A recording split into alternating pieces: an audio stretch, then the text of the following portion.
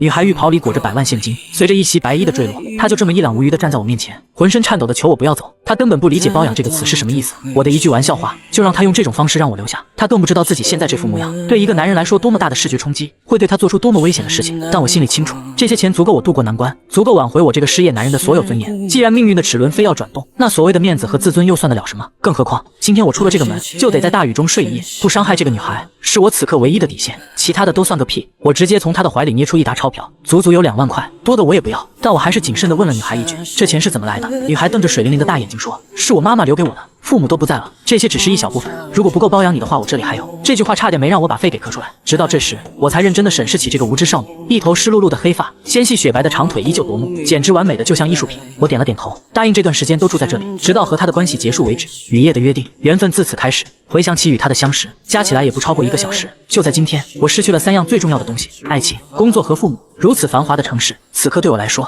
却像是一个地狱。我特别想体会小说里的重生烂梗，让我赶紧重获新生，但现实毕竟很骨感。我买了几瓶便宜的小麦果汁，坐在垃圾桶旁边，准备喝饱了就找个地方结束生命。直到这个时候，我身上还穿着笔挺的西装，只是领口被我粗暴地解开，像是一个穷凶极恶的暴徒。我想任何一个人也不会靠近这么一坨粑粑。可就在我愣神的时候，面前突然出现一个塑料袋，里面放着几包方便面。我抬起头，看见一只如藕结般的嫩手，一个少女就这么痴痴地看着我，眼神干净的像冰川下的雪水。我忍不住问她这是干嘛。少女盯着我足足几秒钟，才发出蚊子般细小的声音：“饿肚子，会难受。”她的声音虽然怯懦，却好像给了我一眼万年的勇气。我下意识接过泡面，拿出手机看了眼时间，已经是半夜12点。我让她抓紧回家，这么晚不安全。听完这句话，少女本来明亮的眼眸似乎暗淡了几分，转过身，那小小的背影居然还显得有一丝落寞。直到她走远，我才发现方便面是袋装的，还特么加靓装。本来郁闷的我居然扑哧一下笑了出来。或许这个孩子不知道我连住所都没有吧，可女孩的带给我的温暖却很扎实，居然让我站起来，缓缓朝着她离开的方向跟了过去。还没走2步，就看见2个男人将一把白色雨伞夹在中间，还伴随着拉扯的动作。这一幕看上去有些诡异，走近才发现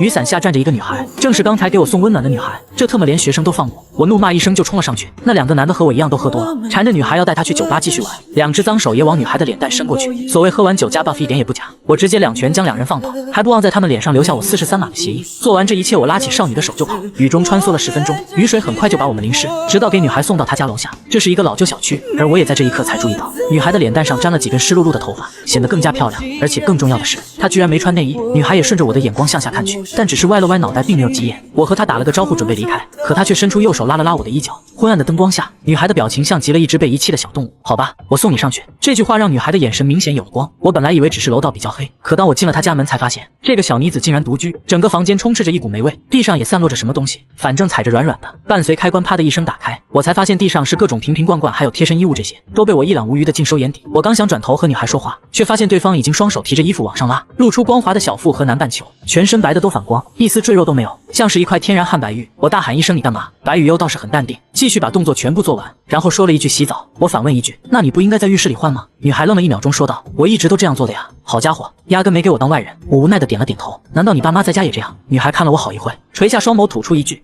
我没有父母。”这一瞬间，我只觉得我是个畜生，但又不是故意的，这种感觉就很烦。憋了半天，硬是说出一句抱歉。为什么要道歉？女孩微微歪着头问，无知中还伴随着一丝诧异。我没有接话，让女孩赶紧去洗澡。可白雨优的回答差点没让我原地去世。你为什么不脱衣服？我嘴角都在颤抖，因为我是男人，而且洗澡只能一个人洗。我发现眼前这个人女孩多少有点不正常，更准确的来说像是一张白纸，用没有常识来形容她都太客气了。很快，浴室里传来花洒的声音，听着诱人的水花声，我翘起2郎腿摸了摸口袋，却发现快乐草已经湿透，打火机也不翼而飞。更特么气人的是，手机也丢了。很快浴室门打开，伴随不断冒出的白色水雾，白雨优拿着衣服走了出来。靠，又是一览无余。我赶紧转过头摆了摆手，先把衣服穿好再出来。女孩闻言看了眼手里湿漉漉的衣服，伸出手就要把它穿上。停！我瞬间制止了她，你要换的衣服在哪？白雨优指了指阳台的方向，我才注意到那里挂了不少衣服，但很快就被雷得体无完肤，因为衣架上清一色的校服，准确来说是制服，别说睡衣，哪怕宽松点的短袖都看不见。我伸手摸了一件百褶裙子，发现还没有晾干，实在没有办法，我只能扯下一条浴巾递给女孩，这是勉强能代替睡衣的唯一选择。白雨优呆萌地接过去，然后把自己下半身给围了起来。我几乎是跳起来咆哮道：“上面也要！”折腾了一会，总算是让这丫头护住了身体，可这样一来，把她的身材勾勒得更加完美，伴随一阵一阵清香。靠，是心动的感觉。好不容易平复了躁动的心情，转头就看见女孩在晾衣服。好家伙，那滴下来的水跟瀑布有的一拼，也难怪这上面没几件干的。我只能把自己当成一个白痴问了一个问题：你晾衣服不拧干的吗？还有，你一个人生活多久了？白雨悠支支吾吾说了一句：不知道哎，反正好久好久了。我能看出来，就这么简单的问题，他真的在很认真的思考，感觉我问的是奥数题。清楚了心里巨大的阴影面积之后，我走过去把衣服全都取了下来，然后通通拧干，最终还是把目光落在了女孩身上，语重心长地对她说：小妹妹，你需要学一下生活常识，想要一个人好好生活，这样可是不行的。可白雨悠没有任何回应，只是抿着嘴唇看着我。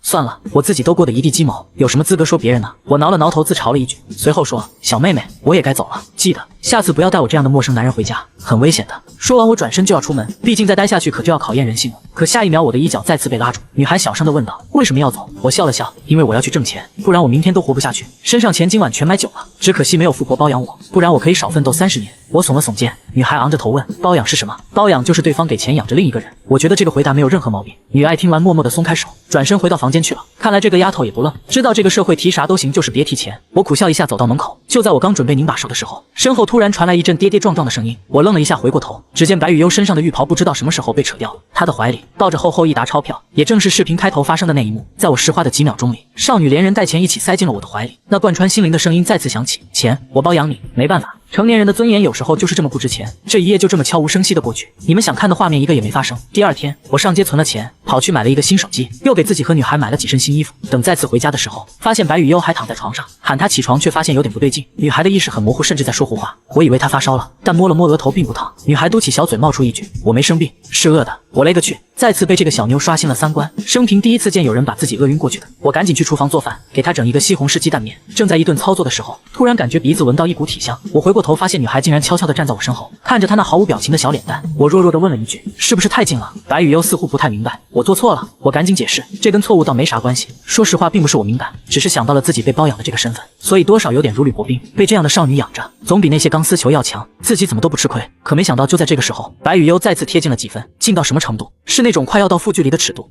我只能任由白雨悠这样贴着自己，因为她此刻的注意力一直在灶台这边。锅里还在冒着热气，煎蛋后的油脂在热水的作用下充分乳化，使汤逐渐变得浓白。叶霜加入丝瓜后，又放了点盐和味精。如果加点肉进去的话，堪称绝杀。可惜加不得，因为叶霜的手头里没有肉，只能依靠盐和味精调点味道。一般来说，像广府这边的省份煮汤是不会加味精的，一旦加进去，就会被阿妈拿汤勺敲脑袋瓜，然后骂一句：时髦你啊，食味精致癌啊，然后把自己偷偷买的味精扔了。但实际上，正常使用味精并不致癌，只是当初国外鸡精为了打入国内市场传出来的谣言罢了。而且现在随便买瓶鸡精，配料表第一位甚至都是味精。只能说，这种数十年前的商战在信息不发达的年代起到了相当显著的作用。比起味精，真正可怕的东西一直是人心。回想起自己之前的遭遇，叶霜在心中默默叹了口气。弄好饭菜后，叶霜全部摆在了桌面上，而白雨悠坐在椅子上，看着他为自己做的2菜1汤，不由得捏着筷子，显得有点不知所措。怎么了？刚刚不是很饿吗？叶霜见白雨悠没有动筷子的模样，便出声询问。我不能吃。白雨悠说。叶霜愣了一下，随后打趣般的笑道：怎么，是害怕我在里面下毒吗？白雨悠摇了摇头，却说：谁跟我吃饭都会倒霉，我不能先吃。叶霜脸庞的笑容渐渐凝固，随后用很认真的口吻询问：谁这么跟你说的？白雨悠脸蛋依旧没有什么表情，只是小声的回答：班里的同学。然后他又补了一句：大家都这么说。叶霜沉默了几秒后，他捏了捏发疼的眉心，随后拉起一张椅子坐在了白雨悠的身旁。他们都是胡说八道的，现在讲科学，像你这样漂亮的女孩子只会给人带来好运。好运？对，吃饭。叶霜夹起一块青瓜放到了少女的碗里，不信的话，时间会告诉你答案的。白雨悠夹起碗里的青瓜，足足看了一会后，才转过头看向自己身旁的男人。要多久？或许只需要1秒，我的好运已经开始了，也说不定。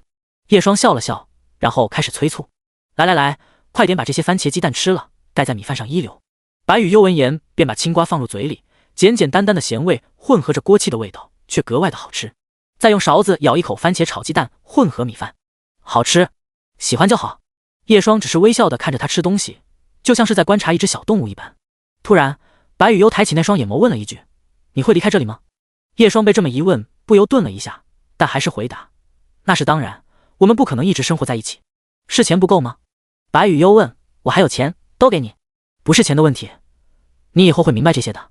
叶霜说完，便注意到白雨悠的脑袋低了下去，明明还是那副表情，但他却莫名感觉到了少女失落的情绪，就连那双原本毫无波澜的眼眸都暗淡了些许。你想跟我一直在一起？叶霜问。白雨悠没有说话，只是轻轻点头。为什么？我们认识的时间连1天都没有。我不知道。白雨悠小声说。见到对方无法表达自己的真实想法，叶双下意识地伸出手放在了对方的脑袋上，他用温柔的语气缓缓说：不用太忧虑未来，当你经历过一些事情后，所见的风景也会和从前不一样。白雨悠低着脑袋，发丝垂落在餐桌上，柔顺的宛如绸缎。正好这2天是周末，你应该不用上学吧？要不然下午一起出去逛逛。叶双看白雨悠心情不太好的模样，顿时笑着说：逛？去买点日常穿的衣服，我看你似乎只有校服的样子。叶双看少女来了几分兴趣，继续说。白雨悠点点头，心情总算是好了不少。午饭结束，看着那干干净净的盘子和汤碗，叶双发现自己小看了一件事。白雨悠的饭量非常大，3大碗米饭下肚面不改色，甚至还有点意犹未尽，直到叶双把自己的半碗饭交了出来。你买那么大包的泡面，一顿吃几包？似是想起什么，叶双忽然问。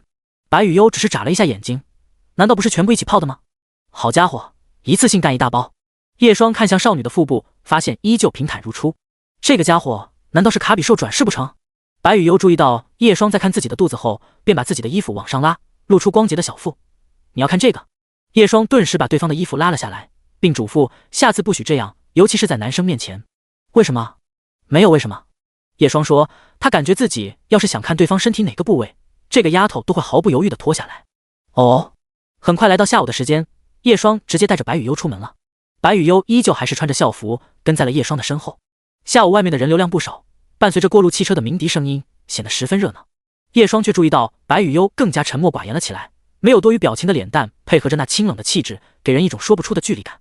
但叶双却知道白雨悠并非是高冷，只是纯粹的不适应人多的场景，甚至因为要努力让自己镇定，那微微皱起的眉头就像是在生气一样。不过依旧有不少路人把视线投了过来，毕竟白雨悠的颜值再搭配那独特的气质，的确格外吸睛，最起码在叶双认识的女孩子里面都属于天花板的级别，没有之一。不舒服的话就抓着我的衣服吧。叶双说。白雨悠闻言，伸出纤细葱白一样的手指，微微捏住了叶双的衣角，仿佛有种特殊的魔力。他此刻的情绪平稳了不少，但身体却挨得更近了。同时这一幕也吸引了更多人的目光，但叶双却没有放在心上，领着少女朝着附近的服装店走去。第6章真相。像这种老旧小区附近的服装店，价格都是比较平价的，各种款式清一色的摆放在架子上，没有必要去大商场买衣服。叶双清楚，那些衣服无非就是20元进货，标上1000元打1折当噱头卖，还不如这种实惠点的小店性价比高。这件裙子怎么样？叶双拿起衣架上的一件纯白连衣裙问。这种简约一点的款式应该很适合白雨悠，不过想起自己曾经因为审美眼光而被前女友无数次否定的回忆，他还是出声询问白雨悠的意见。你喜欢什么风格的？白雨悠倒是一直在看着叶双手里的白裙子，点着头。你选的好看。好孩子。叶双顿时有点感动，自己的审美目光肯定不差，还是有人懂他的呀。雪白长裙黑长直五口美少女，完全就是顶配。这个时候，一直在外面跟一个阿姨嗑瓜子唠嗑的店长大妈，在注意到叶双和白雨悠后，便快步走了过来。随便看看，都是新款式，尺码齐全。不过下一秒，大妈却像是发现了什么，目光一直停留在白雨悠的身上。不过后者并没有察觉到她那怪异的视线，那双安静的美眸看着自己面前的衣服。很快，大妈的视线落在叶双的身上，压低着嗓子问：你是这小姑娘什么人？叶双被这么突如其来的疑问，也是稍微愣了一下。她先是看了一眼白雨悠，随后稍微往外走了几步。怎么了？是有什么事情吗？你还没回答我呢，小伙子。大妈却看着叶双，语气还有点像是审问犯人。我不是他什么人，真要算的话，算是照顾他的人吧。看着大妈似乎认识白雨悠的样子，叶双也实在是说不出被包养的话，只是随便的编了一个借口。你知道他的事情吗？叶双问。你这小伙应该是社区那边来的人吧？难道没了解那小姑娘发生的事情就过来吗？大妈继续说。叶双愣了愣，不过还是顺着对方的话题，没有很仔细了解。你说说呗。嗨，那姑娘也是个可怜人，因为精神不正常，所以被他妈一直关在阁楼里养了8年。大妈刚说到一半，嘴巴便闭上了。叶双刚想让对方说下去，却注意到身后贴过来一阵柔软与温度。只见白雨悠出现在了叶双的身后，只是微微歪着脑袋。怎么样，有选到喜欢的吗？叶双也不知道白雨悠有没有听到刚刚他们的对话，立刻转移话题询问。白雨悠手里却拿着刚刚叶双选的白色连衣裙，这裙子面料不错，穿着会很舒服的。这个时候，大妈也是开口说道：要试试吗？这里有更衣室。试试吧。叶双这个时候也指着不远处的更衣室说。白雨悠看着那黑色隔间，只是问为什么要去那里。话音落下，就在这个时候，一旁大妈给叶双使了个我就说妈的眼神。可叶双却十分有耐心地说，我不是说了吗，换衣服是不能给别人看到的，所以你要去那里换衣服。白雨悠听懂了，轻轻点头，便拿着衣服去换衣服了。对吧？那孩子精神不太正常。大妈看到白雨悠去换衣服后，继续跟叶双交谈。听他妈妈说，这姑娘还有暴力倾向，半夜会拿菜刀乱砍人，很可怕的。为了怕她不小心伤害到别人，他妈就把这姑娘关起来了。叶双却问，那她母亲呢？不知道，听说是受不了精神病女儿的折磨，就跟着别的男人跑了。大妈只是微微耸肩，这件事都过2年了，附近不少人都知道。2年前跑了，曾经又被关了8年。叶双微微张了张嘴，那8岁开始就被关起来了。既然是社区派你过来的，那你照顾这个姑娘还是要留点心，别睡觉的时候被不小心砍死了。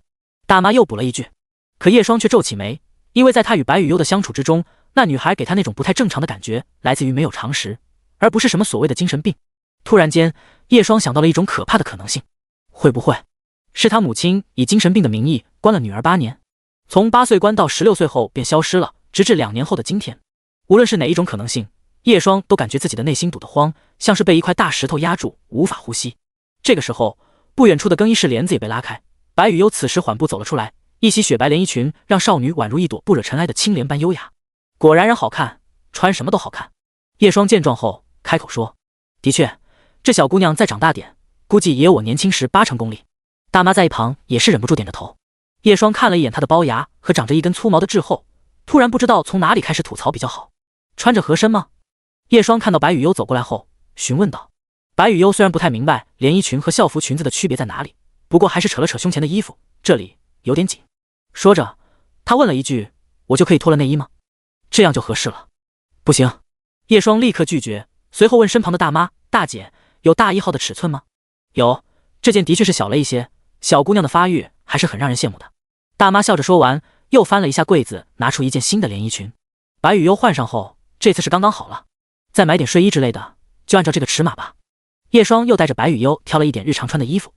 正如叶双所想的那样，白雨悠给他的感觉完全不像是精神病，只是什么都不懂而已。不过叶双也发现白雨悠连一台手机都没有，缺乏了一项很重要的信息获取渠道。难道一直是拿着现金生活着吗？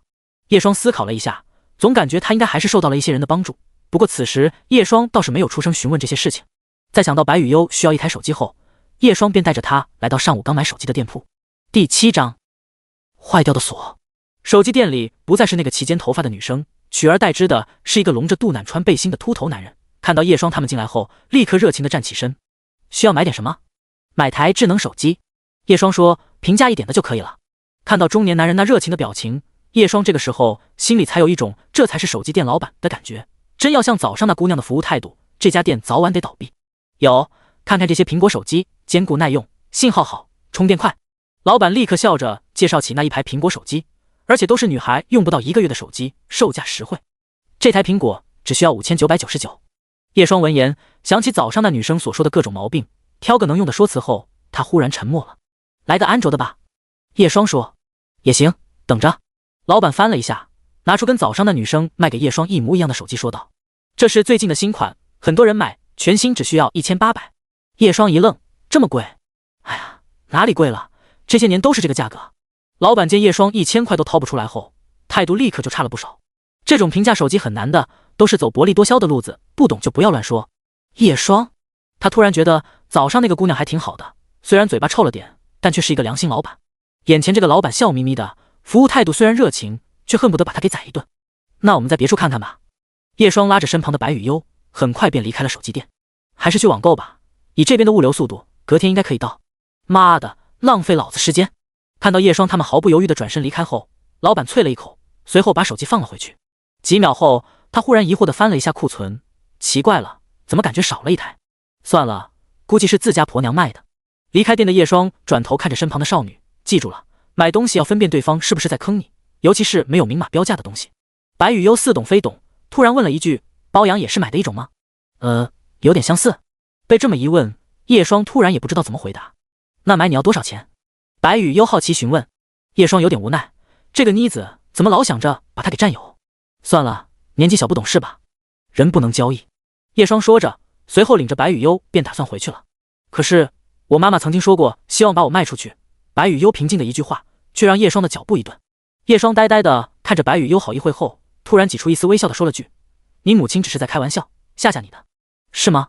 白雨悠像是回想着什么，思绪不知道飘到了何处。晚上有什么想吃的东西？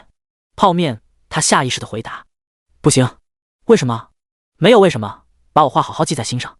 叶双说道，毕竟泡面这玩意偶尔吃吃可以，一直吃的话营养摄取可是会跟不上的。白雨悠虽然不太明白，但想到叶双所做的美味，还是乖巧地点着头。忽然间，他的视线无意中被一旁路过的母女所吸引，年轻母亲牵着女儿的小手逛着街，两个人都笑得很开心。这种感情一辈子都不会输给时间，此刻对白雨悠来说却无比陌生。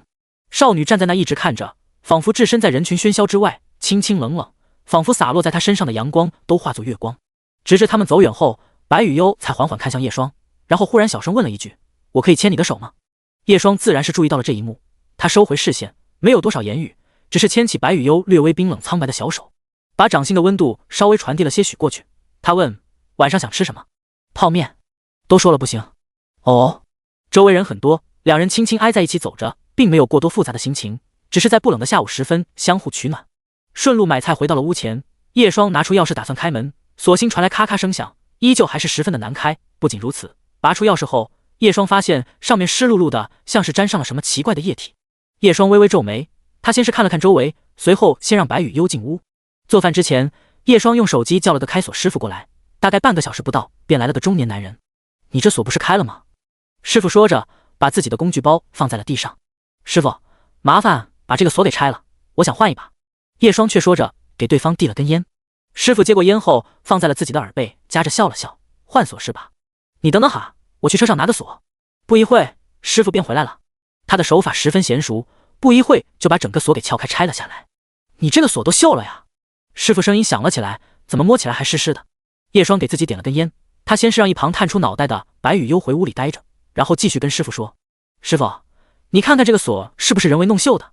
锁芯看着还挺新的，不过锁生锈了。”师傅给叶双看了一眼，锁芯是铜的，所以没事，但整个锁下半部分全部锈蚀了，而且非常严重。他压低声音：“小兄弟，你是不是得罪了什么邻居给你整的？”应该没有。叶双想着白雨悠那副模样，又淡淡的问：“这么说，这应该是人为弄的？”开锁师傅也没有很肯定，只是说大概率吧，不然这种锁也不会锈得那么严重，应该是有人往里面灌了点东西。别人那几十年的小区，那锁也不会像这样锈得严重。好的，师傅你先帮我把锁换了，锁150，手工费50。可以。在师傅装锁的间隙，叶双也拿起地上那个生锈的锁。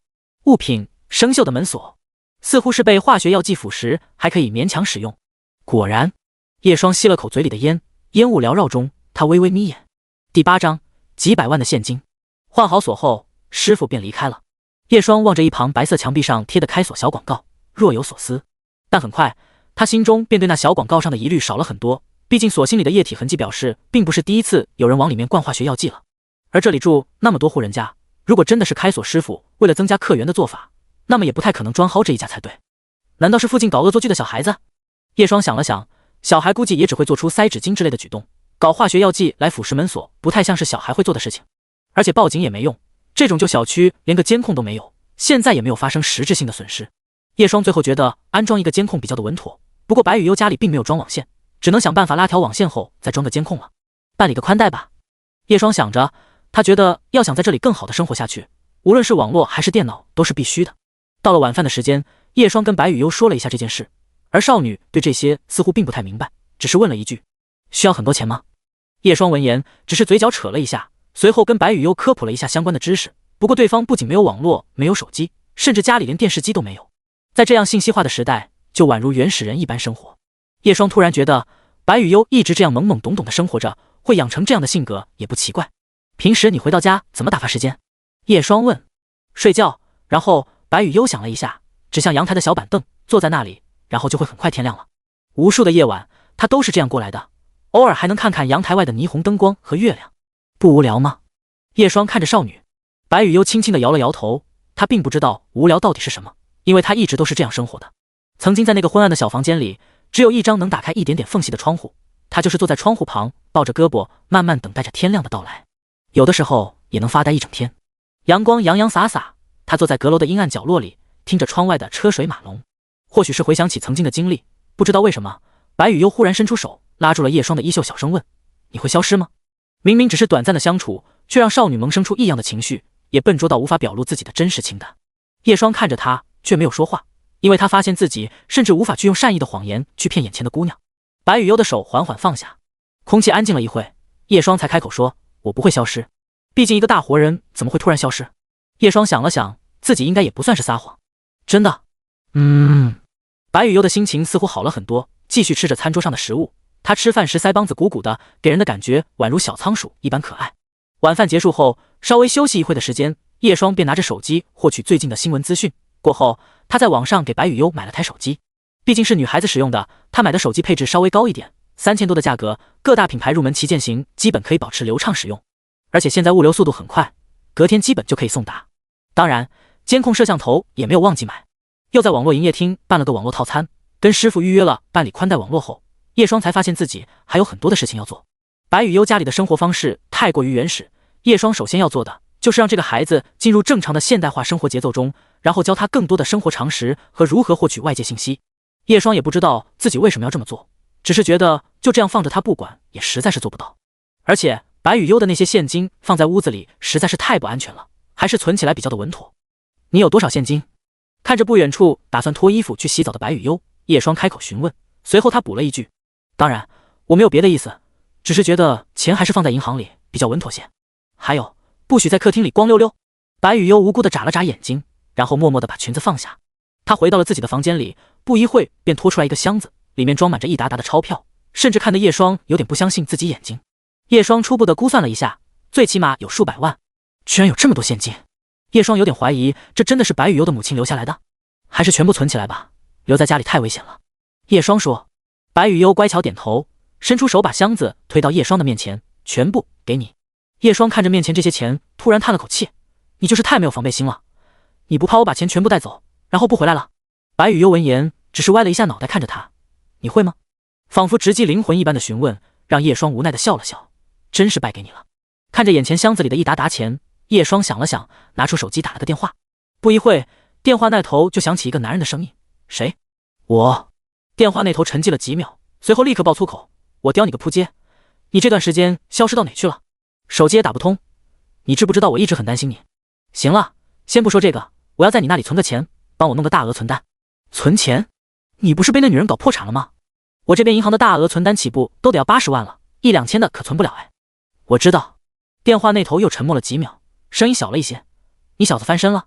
还是被富婆包养了？”“没翻身，也没必要翻身了，我也是帮别人存个钱。”叶双听着包养，也只是抽了抽嘴角，随后看了眼那个箱子后说：“大概有个几百万现金的样子，拿都拿不动。”“几百万现金？我操，你小子不会是干犯罪的事情吧？滚，老子一身清白，什么时候犯过罪？给你个地址，明天过来接我去银行。”第9章泡泡。电话那头的男人是叶双的好兄弟陈海，目前在本市的一家大银行当经理，也算是混得有模有样。在处理完这些现金的去向后，陈海也继续询问叶双：“你现在在哪？我去接你。”“我现在寄宿在别人家里，不用担心，晚点我上微信给你发个定位，明天过来接我。”叶双拒绝了对方。“行，明天上午10点。”“好。”挂了电话后，身旁传来淡淡的体香，叶双转头，身旁的长发少女正一动不动地看着自己，而且几乎都要把脸蛋贴过来。“怎么了？你要走了？”白雨悠伸手拉着叶双的衣袖，手掌微微攥紧问。他刚刚听到叶双说什么明天过来接我，还以为叶双要走了。“不是，是要把你这些钱全部存到银行里，这样就会安全很多了。”叶双说着，微微后仰，身体稍微拉开了点2个人的距离。“怎么不去洗澡？想跟你一起。”白雨悠说。少女的声音宛如清灵，被她这么央求，叶双顿时忍不住咳嗽了好一阵子，但联想到自己要是趁着对方不懂事做这些事情，跟出生也没有什么区别，看来还是要多科普一下男女相关的知识了。下次吧。叶双也只能应付一下，然后转移话题般拿出下午买的沐浴露之类的洗浴用品，以后洗澡的时候用这些洗，快去吧。白雨悠听到叶双下次愿意陪自己一起洗澡后，便乖巧地抱着洗浴用品进浴室了。看到白雨悠进浴室后，叶双拿着手机登录上微信，因为手机号不一样，验证身份稍微花了点时间才登录进去。因为并没有继承聊天记录，里面并没有什么消息，叶双也把这个小区的定位发给了陈海。OK， 8点几了，出来吃夜宵了喂。陈海很快发了个滑稽眼神的表情包。刚吃饱，神经。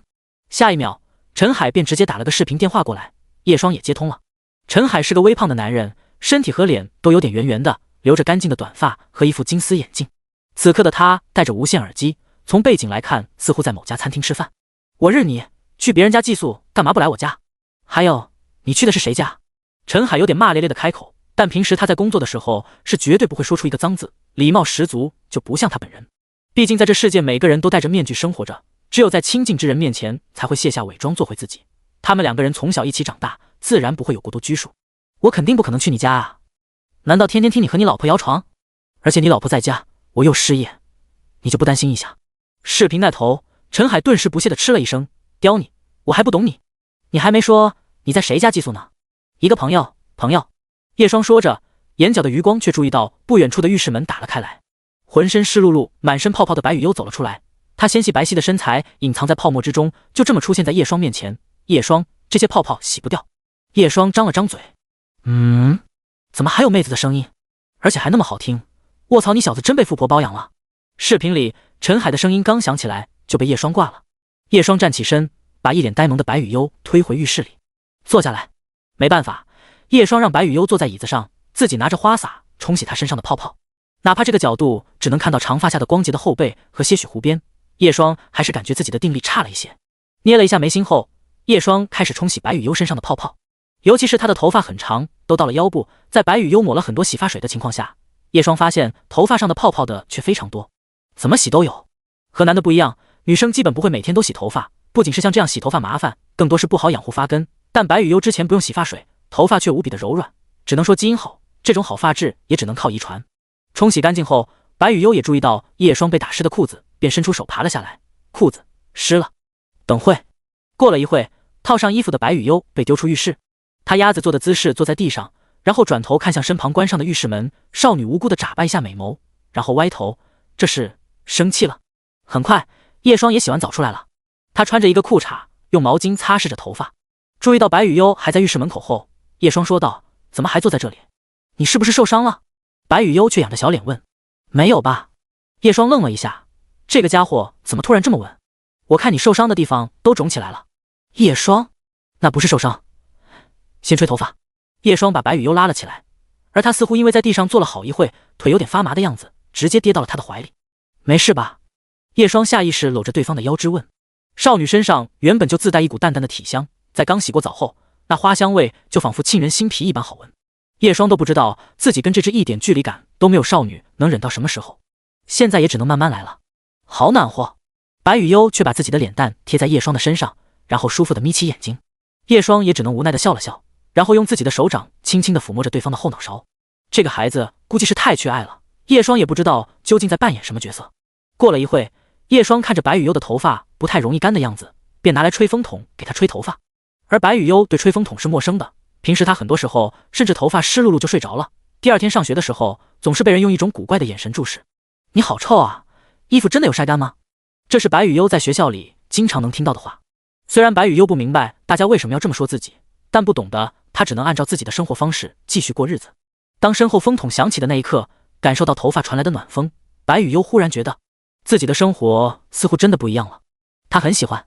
第10章，敢敢担担。夜渐渐的深了，叶双在客厅铺好自己的凉席后，却发现白雨悠一直站在床边，怀里还抱着一个枕头。她也没有说话，只是那双潭水一般静谧的美眸一直跟着叶双的动作微微移动。你想要一起睡？叶双看到这一幕后，仿佛明白了他的心思，开口问。白雨悠轻轻点头。不行，赶紧回房间休息。叶双说。白雨悠听到后，只好抱着枕头回到了自己的房间里。真是个粘人的家伙，叶双心里想着，随后也整理好自己的床铺，直接躺了下来。熄灯后，他躺在床上思考着以后的打算，以及今后自己与白雨悠的相处模式。睡意朦胧之中，叶双渐渐的便睡了过去。叶双是被窗外的鸟啼声慢慢唤醒的，阳光洋洋洒洒落在窗沿，披上了一层淡淡金沙，这种感觉远比闹钟铃声带来的心脏骤停强无数倍。自然醒，太棒了！哈！叶双打了个哈欠，正打算起身的时候，却只感觉肩胛处有些许重量和温度，以及细不可闻的呼吸声。叶双转头，发现一张白皙透着粉红的脸颊近在咫尺，似乎正在熟睡着。她并不在凉席上，而是躺在了一旁的地砖上，少女怀里抱着枕头，似乎因为周围的寒凉微微蜷缩着身体。那柔软的脸蛋则是微微靠在了叶双的肩膀，想要温暖却不敢太过靠近。她抱着枕头，企图感受未曾得到过的拥抱。叶双，或许是过长时间的凝视，就连系统的弹窗都缓缓浮现。人物：白雨悠，天花板级别的漂亮美少女，现在正在熟睡中。你或许可以轻轻地吻醒他。叶双收回视线，缓缓坐起身子，轻微的动作也让白雨悠睁开了双眼。他学着叶双的姿势，慢慢地坐了起来。你怎么躺在我旁边睡着了？看到对方醒来后，叶双开口问。白雨悠半张脸蛋藏在枕头下面，雪白的双腿微微弓起，她只露出双眼，发出小心翼翼的声音：我没跟你一起睡，我睡地板上。你这个就算没睡凉席上，也算睡在我身旁吧？而且，你睡在地板上不怕着凉吗？叶双的音量也提高了一些。白雨悠有点无措地看着叶双，足足过了几秒后才低下头：对不起，对不起。看到对方道歉的模样，叶双的心微微揪了一下，也意识到自己语气重了些。他立刻放软了话语：我是在担心你着凉感冒，就算是要跟我一起睡，也不能睡地板上，懂了吗？还不如就在凉席上跟我睡。夜里的地板全是寒气，不拿些垫子直接睡，很容易落一身毛病。白雨悠抬头，却像是抓到了重点：可以一起睡？叶双，真是败给你了。站起身后，他把白雨悠拉了起来：走吧，先去洗漱。哦，洗漱的时间，叶双还拿梳子帮白雨悠稍微整理一下头发。看到如此之长的发丝，他问了一句：要不要去剪个头发？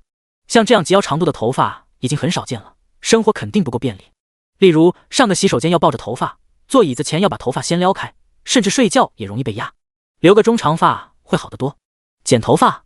白雨悠只是回头看了一眼叶双，读不懂他眼底的情绪。不，当我没说吧。叶双很快打消了念头，毕竟头发是女孩子是命，她不能帮白雨悠做决定。不过像这样柔顺的长发，打理一下发尾就可以了。叶双挽起白雨悠的头发，然后看向发尾，却发现连一点分叉都没有，完美的不可思议。这……叶双回过神来，又缓缓把头发放下。只能说白雨悠的外貌硬件条件完全拉满了，没有一点缺点。好了，我去买个早餐。叶双帮白雨悠梳好头发后，便到楼下买早餐。老旧小区外从来不缺卖早餐的，无论是流动的泡沫香肠粉，还是那种小店铺的包子油条，都很好吃。他选择了一家不少人围着的包子铺。老板，来3个叉烧包，2根油条和2杯豆浆，还有个茶叶蛋。叶双刚说完，店里那道忙碌着的身影便随意的回了一句：等会3个馒头和2杯小米粥和油条是吧？声音有点熟悉，甚至还让叶双稍微愣了一下。他仔细看向包子铺的身影，是个齐肩头发、平刘海的少女，她穿着白色围裙，打扮干脆利落。这不是昨天那个卖手机给自己的女生？是你？叶双微微有些意外。此时对方也注意到了叶双，挑眉问：是你啊，大叔？你刚刚说要什么来着？你不是卖手机的吗？叶双却问：哦，卖手机的是我妹妹，我是姐姐。她说：双胞胎？叶双恍然，随即又反应过来，不对，你刚刚不是认出我了吗？是吗？你听错吧？对方别开视线，琥珀般的眼眸有点飘忽。叶双，绝对是你。麻烦的大叔。好了，包子油条豆浆。这个时候对方也把东西打包好递了过来。叶双总感觉跟这个奇怪的女孩子多说几句会被气死，便不再纠结下去，问多少钱？你看一下价格，我数学不好。女孩指了指身后的价格表，记得扫码支付。说完她便去给其他顾客打包早餐去了。叶双看得一阵无语，突然想着自己要是直接跑路不给钱算了，看这个小鬼还怎么嚣张。虽然心里是这么想着，但叶双还是按照价格给了钱。提着早餐，他回到了房子里。吃早餐先，晚点我们一起去存钱。叶双说着，拿起袋子里的包子咬了口。芝麻白糖味，还挺好吃。不是，我叉烧包呢？叶双又咬了2口，顿时无语了。有这家伙在，包子店不会倒闭吗？吃着包子的时间，很快在一旁的手机也响了起来。叶双看了一眼，是陈海那家伙打来的。喂，我到这个小区了，还提了几个保险箱过来。电话那头，陈海的声音响起。够不够装的？叶双却问了句。装下区区几百万，敢敢担担。对方立刻保证。第11章。陈海放下手机后，叶双看向正安静啃着包子的白雨悠，犹豫着要不要让他回房间里待着。毕竟2个人现在的关系很难说清，再加上陈海这个家伙是个实打实的大喇叭，他真的怕那家伙把这孩子吓到。我朋友等会要上来，你先回房间待一下。叶双考虑了一下，便对白雨悠说道。白雨悠闻言，好看的眼睛灰暗了几分，默默低下头。对不起。为什么要道歉？叶双愣了一下，白雨悠却回答：做错事就要被关起来。叶双微微皱眉：你妈妈是这样说的？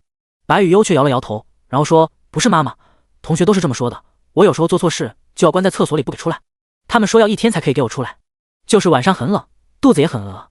少女的叙述时很平静，却让叶双感到一些说不出的压抑，仿佛感受到痛楚的不是他，而是自己。说完，白雨悠站起身，自顾自地朝着房间走去。等下。叶双拉住了他的手腕，并拉到了自己的身旁。他站起身，微微弯腰，让自己与白雨幽能够平视。叶双伸出手掌，轻轻地捧着白雨幽脸蛋，入手的那一刻很冰凉，但叶双还是认真地看着少女。听着，就算是做错事，没有同学有资格把你关起来，而且很多时候你也没有做错事，知道了吗？白雨幽眼眸中倒映着叶双的脸庞，而他似乎还不能很好的分辨对错。是吗？你不信我吗？叶双却问。相信。很好。叶双伸出手抚摸着对方的脑袋，轻柔的模样就像是在呵护一个脆弱的瓷娃娃。这个时候，一旁的房门也传来了敲门声响。来了。叶双站起身走到房门前，而身后的白雨幽用手下意识地触碰了一下自己脸颊上还残留的温度，只是静静地看着他的背影。开门后，陈海顿时骂骂咧咧地提着几个大保险箱子，连个电梯都没有，穿个西装爬楼累死老纸了。行了，存那么大笔钱，说的你没好处一样。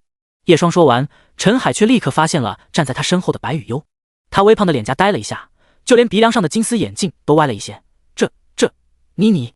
陈海猛地搂着叶双的脖子往外走，然后压低了声音：雕，你真的被包养了？还是那么漂亮的妹子？叶双刚想反驳，却发现陈海说的也没毛病，只能转移话题。他我远房亲戚，你这咋呼呼的，别把他吓到了，这孩子比较内向一些。哦，还好。陈海听到只是亲戚后，顿时松了口气，我还以为没机会了。听陈海这么说，叶双只感觉一股子怪味。什么没机会？你对我有想法？你看我像吗？我看你4条番薯，我靠了你还装傻？你又不是不知道陈庆那丫头一直都对你有想法。陈海顿时瞪眼，现在你失恋了，他可在整天问我呢。打住，先搬钱把正事做了。叶双立刻说。哦。陈海走进屋里，看到安安静静站在角落的白雨幽，他立刻友善礼貌地说了一句：小妹妹，我是叶双的兄弟陈海。白雨幽点点头，视线却回到了叶双的身上。喂，你这亲戚怎么一直用这种眼神在看你？陈海压低着声音，用手肘碰着叶双，不会把你。收声，作业。叶双蹲下身子，把那一沓钱全部整齐地放进那大型保险箱里。陈海虽然还有很多想问的，不过还是跟着一起把那些钱都整理了起来。全部装起来后，陈海说估计也得有个600万，不过他也没有问这些钱怎么来的。你是不是开车来的？叶双问。那肯定啊。提起沉重的箱子，叶双不由感叹一句，我忽然发现，就算是天上砸钱下来，自己也拿不动多少。放屁，真砸钱下来，老子健步如飞。叶双和陈海提着装满钱的箱子，好不容易的才搬到1楼，白雨幽也跟了下来，乖乖在叶双身后。陈海的车就在单元门口前停着，一辆崭新的宝马 X5。把箱子全部搬到后备箱后，陈海便招呼着叶双上车，走，出发。叶双坐进去后，却看到白雨幽迟迟没有上车，只是孤零零站在那望着自己。过来。叶双开口。白雨幽这才上了车，小心翼翼的模样让叶双不由心里暗暗叹气。他实在是无法想象这女孩到底经历过些什么事情。来到了银行，花了不少的时间清点钞票后，陈海站在一旁说：的确是600来万，611 5万，你打算怎么存？600万大额存单，15万拿来用。叶双说：行，我帮你搞定，至于大额现金的证明你不用担心，你的卡本来就有大流水记录。好。叶双原本是打算把钱存进白雨幽卡里的，却发现这家伙连银行卡是什么都不知道，而开心卡的大额存款又很麻烦，最后还是存进了叶双的卡里保管。走出银行，看到自己的卡里余额又再次出现数百万的数额，叶双的心情稍微有点复杂。之前的事情就当个教训，用这几百万重新站起来吧。似乎是明白叶双心思，陈海在一旁轻轻拍了拍他的肩膀。这几百万又不是我的钱，不然我怎么可能存起来？叶双说着，然后点了根烟吸了口。陈海问：接下来你打算怎么做？我想休息一段时间。叶双转身，视线落在了身后的白雨幽身上，还有些事情放不下。那就行，总比失踪强，最重要的是还有站起来的勇气。陈海倒是忍不住感慨，对了，陈庆好像知道你在我这，现在在开车赶过来。靠，你就这么想当我大舅子？叶双手里的烟不自觉一抖，翻了白眼。那不能怪我，我打车回去。叶双说着，拉起身旁的白雨幽就要走。哎，当爸爸也行啊。滚！第12章，陈庆。就在叶双他们打车离开没几秒，一辆粉色的保时捷也开了进来。一个年纪看着25、6岁模样的女人打开车门走了下来。她面容姣好，留着棕色大波浪长发，一袭职场装搭配着黑丝高跟鞋，嘴唇的艳红衬托着皮肤更加瓷白，也让眼睛下的一颗泪痣显得更加的性感成熟。陈海，叶双呢？女人哒哒哒踩着高跟鞋，看到陈海就在路边后，立刻问道：你怎么来的这么快？陈海却愣了一下，还穿高跟鞋开车？违规的哦。你管我？我的叶双呢？陈庆揪住了陈海的衣服，是不是被你藏起来了？陈海顿时满脸苦涩，我不知道啊，你之前不是对叶双爱搭不理的吗？怎么人家一分手，你就跟个花痴一样？死胖子，你说谁花痴呢？我那是在别人谈恋爱时礼貌保持距离，你懂个麻辣香蕉锤锤？那，你的确挺能忍的，不过我也不知道他去哪了，下次帮你问问。那你把他新的手机号给我。我没有。你放屁！陈海有点无奈，他也搞不懂自己妹妹为什么就那么喜欢叶双，而且还是从小就暗恋的那种。叶双那小子不也就比他稍微帅那么一点吗？看着眼前的盖世魔王，陈海心想，兄弟，我只能帮你到这了。叶双此时已经打车带着白雨优回到了小区，或许叫家里比较合适，毕竟叶双已经打算在这里生活相当长一段时间，而能容纳自己的住所称呼为家也不为过。虽然跟白雨优相处的时间不长，但叶双已经完全放不下他的事情，如何教导这个女孩子更好融入社会，独立生活，成为了他如今所想的目标。曾经的大起大落也让叶双如今的心态看开了不少。在人生这一场舞会里，最初教会你舞步的未必能陪你到散场，这一点无论是那家伙对于自己，还是他自己对于白雨优，似乎都没有区别。叶双不知道自己可以陪白雨优多久，两个毫无关系的人因始于缘分，最后被命运的线缠在一起。当绳结解开的那一刻，或许也到他离开的时候，但在落幕之前，叶双想享受这个过程。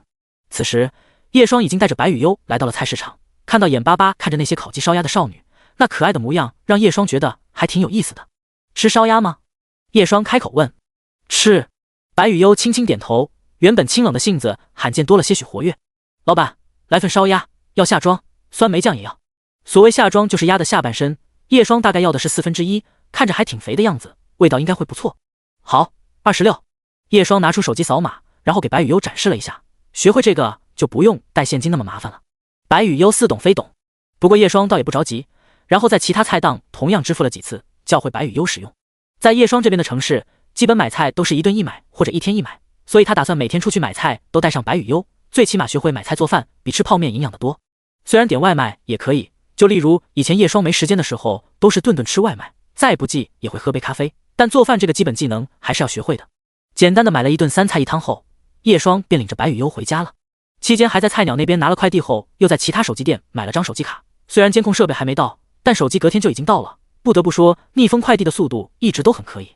先把菜放在一旁的桌子上，叶双让白雨优坐在自己身边，然后插上卡，开始教导他智能手机如何使用。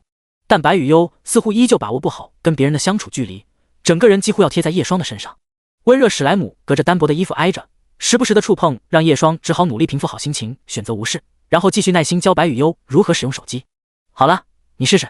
白雨优接过叶双递过来的手机，然后开始把玩了起来。或许这些对他来说比较新奇，一时间有点爱不释手。叶双看到这一幕后，忍不住的笑了笑，但随即身旁却传来了一声咔嚓。他视线扫过去，原来是白雨优不知道什么时候按了个自拍，还把他们都拍了进去。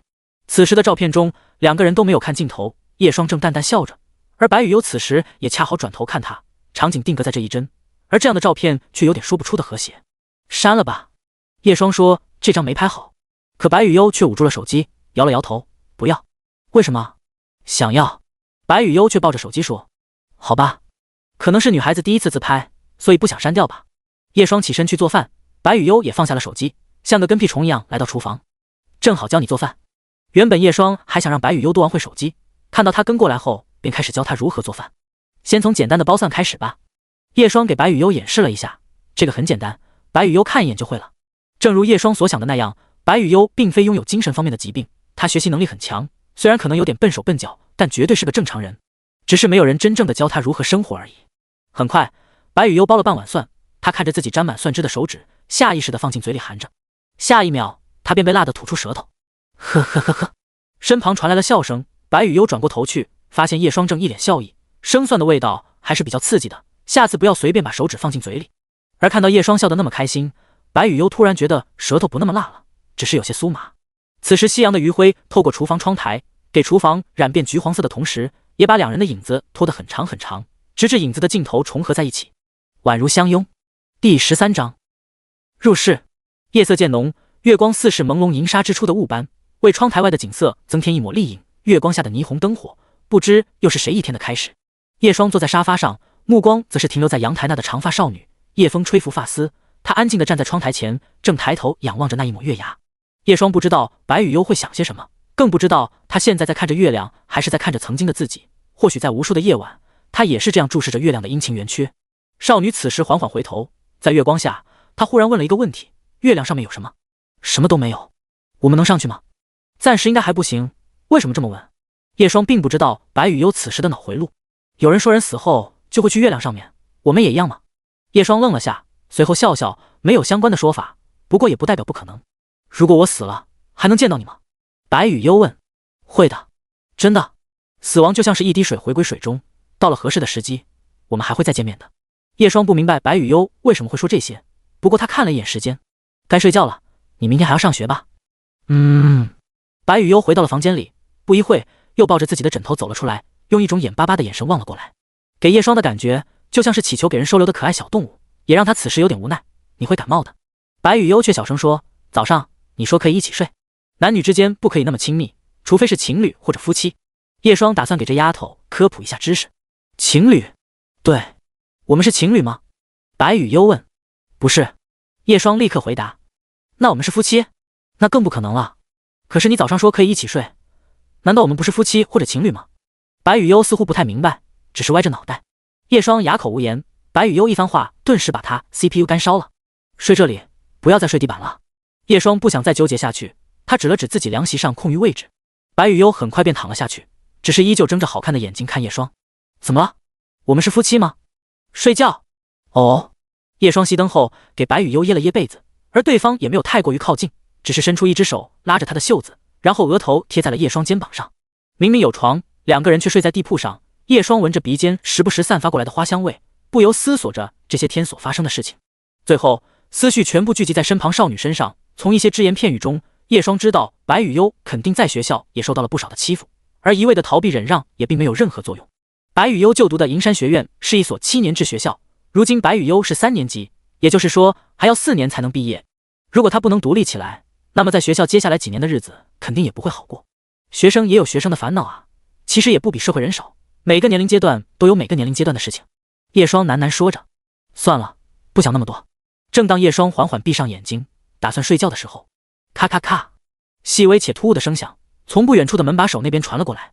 叶霜猛地睁开眼睛，回想起之前门锁被灌化学药剂的事情，他站起身，抓起一旁的手机，朝着大门走去。此时门把传来晃动，叶霜单手打开手机摄像，随后直接把门打开。一个戴着口罩的男人此时站在门外，当门忽然打开的那一刻，在他发现不是自己认识的女孩后，动作一致，随后猛地一推门，想要把叶霜关回去。但男人小看了叶霜的力气，在发现推不动的那一刻，他猛地朝着一旁的楼梯跑去。想跑？叶霜的动作更快，直接就抓住了对方的衣领，然后狠狠地灌倒在地上，发出一声巨响和男人摔倒的惨叫。抓贼！在反手把对方死死摁在地上后，叶霜立刻大声喊了起来。老旧小区的隔音都很差，再加上12点出头也不算特别晚，叶霜这么一嗓子顿时把同一楼层的邻居都给吵醒了。几个业主先是小心翼翼地打开门缝查看外面的情况，当发现叶霜按住了一个男人后，便纷纷走出来帮忙。放开我！看到那么多人出来后，男人顿时慌了，但叶霜的力气和体格远比他强，完全动弹不得。放开我！我操你妈！这个时候又有几个邻居过来帮忙，很快便用数据线把这个男人给绑住了手脚。叶霜注意到这个男人带了工具包，便直接翻开，结果在里面发现了捆绳、摄像机、扳手、套等一系列工具。看到这些东西后，叶霜面色一寒，一个耳光就扇了过去。入室猥亵是吧？我看你是不想活了。叶霜都不敢想，如果白羽幽真的一个人在家，究竟会发生什么，甚至他自己可能都不会知道为什么总是有人折磨自己。又2个耳光下去，打得对面耳朵发嗡。其他邻居看到这个男人所带的工具，此时的表情也是有点愤怒。作为常年在这里生活的邻居，自然也知道这个漂亮独居女孩，虽然完全没有交流，但看到这些自然也是懂得发生了什么。这个时候叶霜把对方的口罩直接拔了下来，看年纪也就是个17、18岁的男生。这不是住在703那小伙吗？有个邻居认出了这个男生的来历。我不是，我不住这里。男生顿时急了，大喊。叶霜又给他一巴掌，死也含家产，收声。他站起身，拿出手机报了个警。与此同时，楼上也响起了脚步声，有一些楼上邻居下来吃瓜的同时，有个40多岁的妇人大喊冲了下来。那是我儿子，你们抓错人了。他很乖的，学习成绩也很好，真的不是犯人。第14章，叶霜的狠。你们干嘛把我儿子绑起来啊？快松开！大妈喊着就要推开站在一旁的叶霜，可叶霜就站在那，压对方2个头的身高仿若一座高塔，淡淡的俯视了一眼那大妈。再废话，我把你一起绑了。你凭什么抓我儿子？大妈也不甘示弱，双手一插，大有要骂街的架势。凭什么？叶双踢了一脚旁边的工具包，他撬我家门，你觉得我有没有资格制服犯人？那不是我儿子的。这个时候，那个被绑着的男生像是找到了救星，开始大喊着：不是我的，我只是路过这里。他不分青红皂白就把我打了一顿，还叫人把我绑起来了。白雨悠此时站在叶双的身后，懵懵懂懂的表情显得有点不知所措。听到没有，各位街坊，都是这个人在诬陷我儿子。我儿子在学校成绩又好，人也乖，怎么可能会做出这样的事情？我看他就是想要诬赖我儿子。钱啊！你们一定要擦亮眼睛！站在一旁吃瓜的邻居们对视了一眼，一时间也不知道谁说的是真话。毕竟他们出来的时候，叶双已经把那男生按在地上了。不过也有同样跟那大妈一个楼层的邻居开口了，那孩子的确是很乖很孝顺，我觉得应该不会做这样的事情，是不是有什么误会？的确，这么年轻还在读书，应该不是坏人吧？也有个女邻居看到跟自己弟弟一个年纪的男生被这样绑着，有点于心不忍地说：要不就算了吧，反正也没有发生什么。面对那些邻居的七嘴八舌，叶双不慌不忙的给自己点了根烟，然后慢悠悠的看向那个刚说话的女邻居：你那么菩萨心肠，就让这个男的用这些工具把你绑起来，拍多点照片给我们欣赏一下。不对，你这个身材应该也没啥好看的，估计盼着别人上门服务吧？你怎么说话的？对方顿时一瞪眼，脸色都不好看了。怎么，入室猥亵未遂你都说算了吧？我觉得你应该很喜欢被别人敲自家门才对吧？叶双轻笑，这个时候那个大妈却忍不住了，一巴掌便打了过来。狗东西，放开我儿子！叶双也没躲，任由这巴掌扇在自己脸上。互殴吗？叶双没有管脸上传来的刺刺痛意，他把烟头扔在一旁的男生身上，顿时传来被烫的叫声。下一秒，叶双扬起手掌，用尽自己全身的力气朝着大妈反手扇了回去。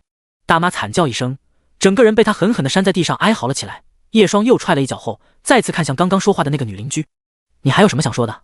或许对方也没有想过叶双会那么狠，脸色一白，赶紧回屋里去了。其他邻居看着这一幕，不由得心想着这户人家还真是个狠角色，一时间想指责叶双打女人的纷纷闭嘴了。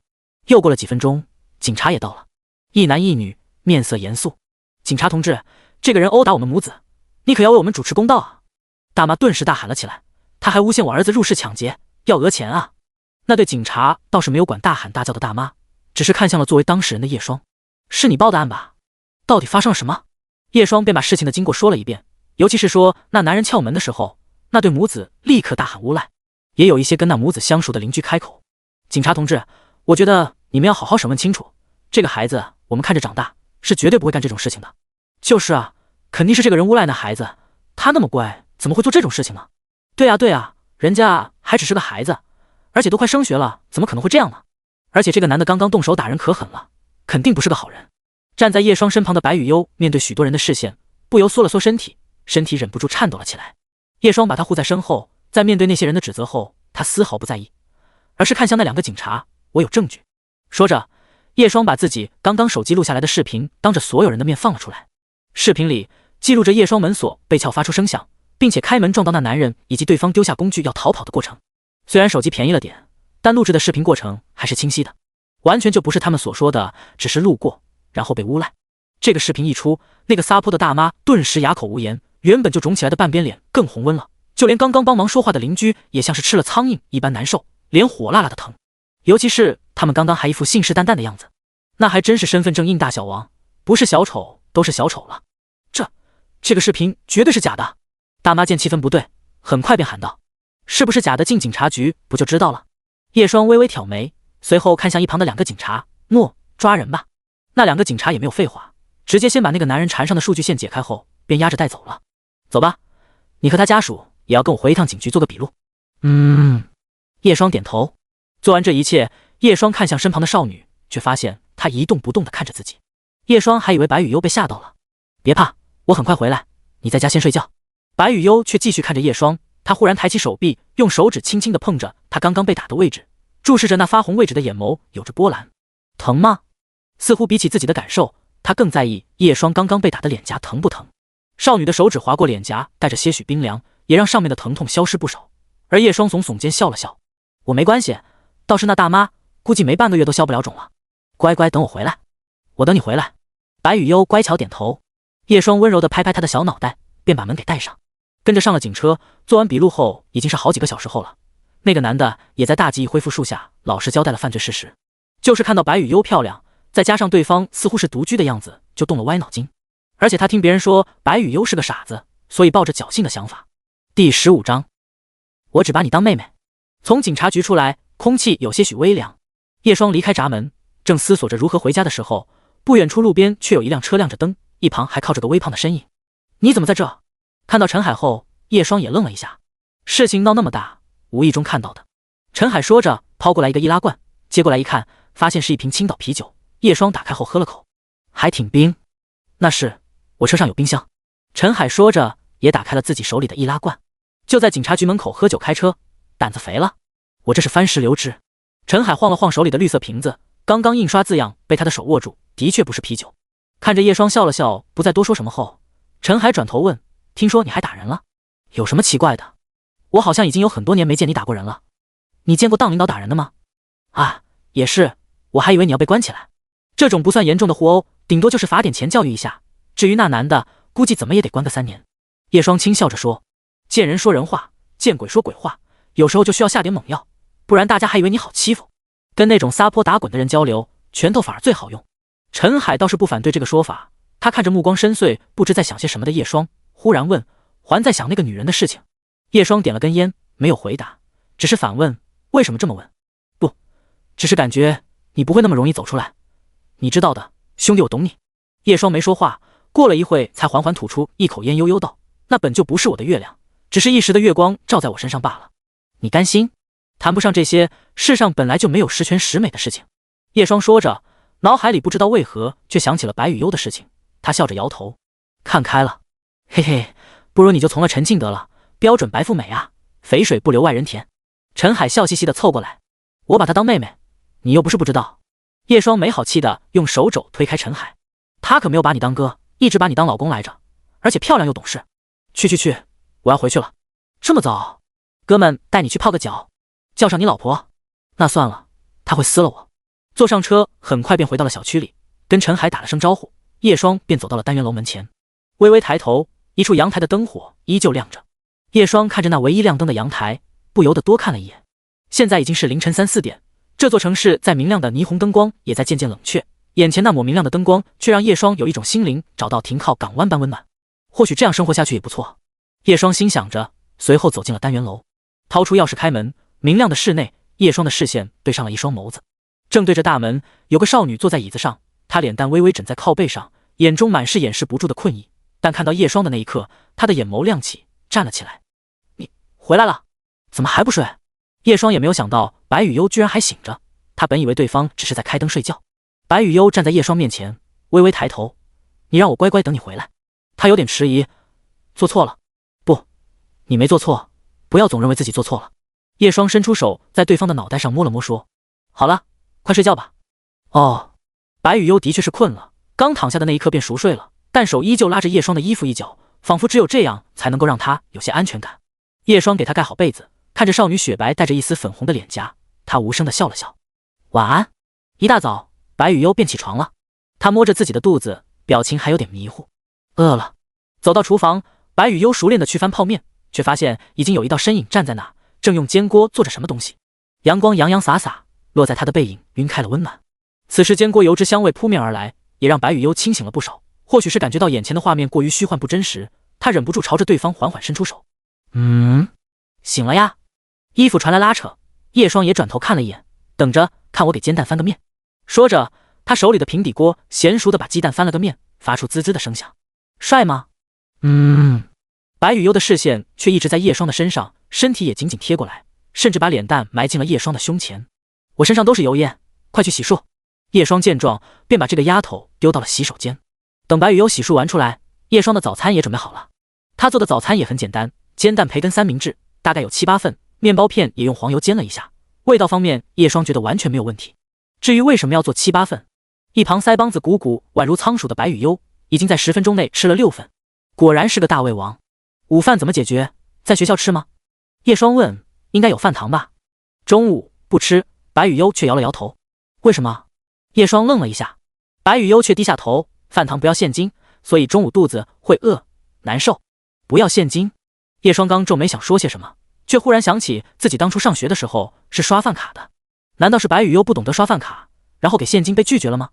是不是没充饭卡？白羽幽点头，他并不知道那些卡是怎么来的，只知道大家都有，也没有人愿意告诉他。久而久之，白羽幽就没有再去饭堂了，午饭的时间都是靠喝水度过。你的大胃口完全就是饿出来的呀！叶双突然叹了口气，一天不吃饭，然后就晚上吃一大顿泡面，胃会弄坏的。看着少女微微病态般苍白的脸蛋，叶双笑着说道：对了，今天我跟你一起去学校。白羽幽眨了眨眼，然后歪着脑袋。哎，第16章，可靠的大人。半个小时后，叶双和白羽幽出现在了学校外面，而叶双的打扮也不太一样，她换了一身比较正式的衣服，还戴了个银色无框眼镜，让整个人的气质文雅了不少。去吧，叶双说。白羽幽虽然不知道叶双想做什么，不过还是轻轻点头，带着自己的挎包朝着学校走去。只不过他没走几步，却又忍不住回头望了望，少女却只能看到叶双正朝着自己微笑。此时已经有不少的学生进出校门，白羽幽犹豫了一下，便转身朝着校门口走去。见白羽幽的身影渐渐消失在学生人群中后，叶双稍微等了几分钟，也朝着白羽幽离开的方向走去。此时的校门口站着几个负责纪检的学生，叶双走过去后，他们纷纷说了一声老师好。早上好。叶双点点头，便走了进去。这副风轻云淡的模样，好像叶双真的是老师一样。不过确实如此，银山学院的老师众多，作为纪检的学生和保安都不可能认识全部老师，更别提每年都有新的老师入职和离职。而且叶双这个斯文打扮，再加上这个时间出现，比老师还像一回事。同学，叶双随便拦了个女学生，露出温和的笑容，问你一件事。女学生愣了一下，或许是看到叶双长得有点帅，顿时语气都有点结巴。老师，有什么事吗？你知道在哪里办饭卡吗？我第一天入职不太清楚。叶双问道。饭卡呀。那个女学生顿时有点遗憾的样子，然后指了指不远处的建筑，在饭堂1楼的窗口，那里可以充值饭卡和补办饭卡。谢了。叶双眨眨眼，便朝着那个饭堂走去。这个新来的老师好帅啊，不知道教不教我们3年级。看着叶双离开的背影，女学生喃喃说着。傻站在这里发什么蠢。不远处传来懒洋洋的声音。女学生转头发现自己的身后站着一个齐肩头发的漂亮少女，顿时激动地说：小鱼，我刚刚看到一个好帅的老师，好像是刚入职，跟我问饭卡来着，不知道他教哪个年级。安世瑜闻言后顿时露出豆豆眼。多帅。很帅。女学生竖起大拇指。让你多读点书，不然连描述个帅哥都词穷。安世瑜双手插着裙子的口袋里，似乎没有什么兴趣。对了，我作业还没写完，借我抄。什么嘛，让我多读书，可你自己连作业都不写。我年级前3，作业写不写有什么关系？我不管，一顿午饭。欧了。两人并肩走回班级，如果叶双晚走一步的话，绝对能够认出那个齐肩头发的少女正是卖给自己手机和包子的那个女孩。而叶双并不知道自己离开后发生的事情，此刻的他已经来到了饭堂的1楼，稍微扫一眼便找到了充饭卡的位置。一个窗口排着队伍，叶双来到最后面，人不算多，估计没一会就可以轮到自己了。早上好。站在叶双身前的是一个女老师，看到叶双后便礼貌般的打了个招呼。早，陈老师。叶双也应对自如，推推眼镜微笑着说。或许是被叫出姓氏，那个女老师愣了一下，随后面露出尴尬。之前开会的时候见过，我姓白。叶双只是继续说道。此时在他的眼前还有一个淡淡的窗口。人物：陈月，就职银山学院3年级 B 班主任，语文老师，爱放屁。是吗？抱歉白老师，学校的老师有点多。陈月此时表情更尴尬了，对方能叫出自己的名字，可他却不知道对方叫什么。不过这么帅的男老师，自己应该不可能没有印象才对。陈月想了想，忽然觉得自己要不要配一副眼镜。陈老师，我记得你是3年级的语文老师吧？叶双继续跟他聊着天。对，你呢？我教数学的。叶双随口捏了一下后，继续主导话题。陈老师，你知不知3年级有个叫做白羽幽的学生？白羽幽 A 班的吧？陈月此时的表情很显然是知道白羽幽的名字，随后问：我知道，是怎么了吗？他是我远房亲戚的孩子，就好奇陈老师认不认识而已。哦，你也姓白？陈月点了点头。那个叫做白羽幽的学生有点孤僻，而且有些不好的传闻。什么传闻？都是那些学生喜欢乱造谣的，白老师你别在意。陈月似乎是意识到自己说错了话，他尴尬的笑了笑，似乎不太想说下去。没事，我也就了解一下，可以跟我说说吗？叶双靠近了一点，温和的笑着。陈月看着对方的笑容，心脏仿佛漏跳了一拍，顿时有点不好意思的挪开视线。就是说那学生的父亲是杀人犯，母亲给人当小三。随后陈月反应了过来，觉得自己不该说这些东西，立刻解释：白老师你也知道，这个年纪的学生都喜欢弄这些有的没的传闻，教也教不听。也是，越大越难管教。叶双不动声色，只是淡淡的笑了笑。就是啊，我先充的饭卡。很快就轮到了陈月，他朝着叶双露出不好意思的表情，然后弯腰在窗口充饭卡。充好饭卡后，陈月离开了队伍，还不忘跟叶双说：“白老师，那我先回去带早读了。”拜拜。叶双跟对方告别后，便看向饭卡窗口里的女人：“你好，办张饭卡，补办还是新卡？”“新卡，50块卡费，你要充多少钱？”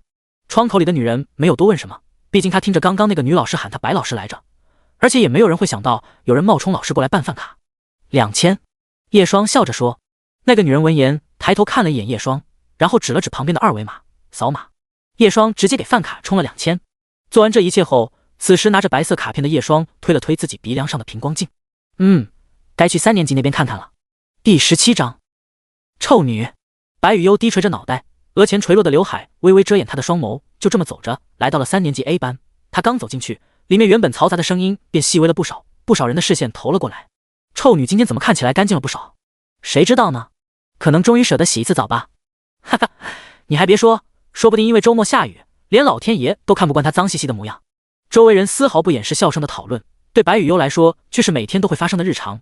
她走到了座位的最后，那里孤零零地摆放着一张桌子，对比其他两摆放在一起的桌子来说是那么惹眼。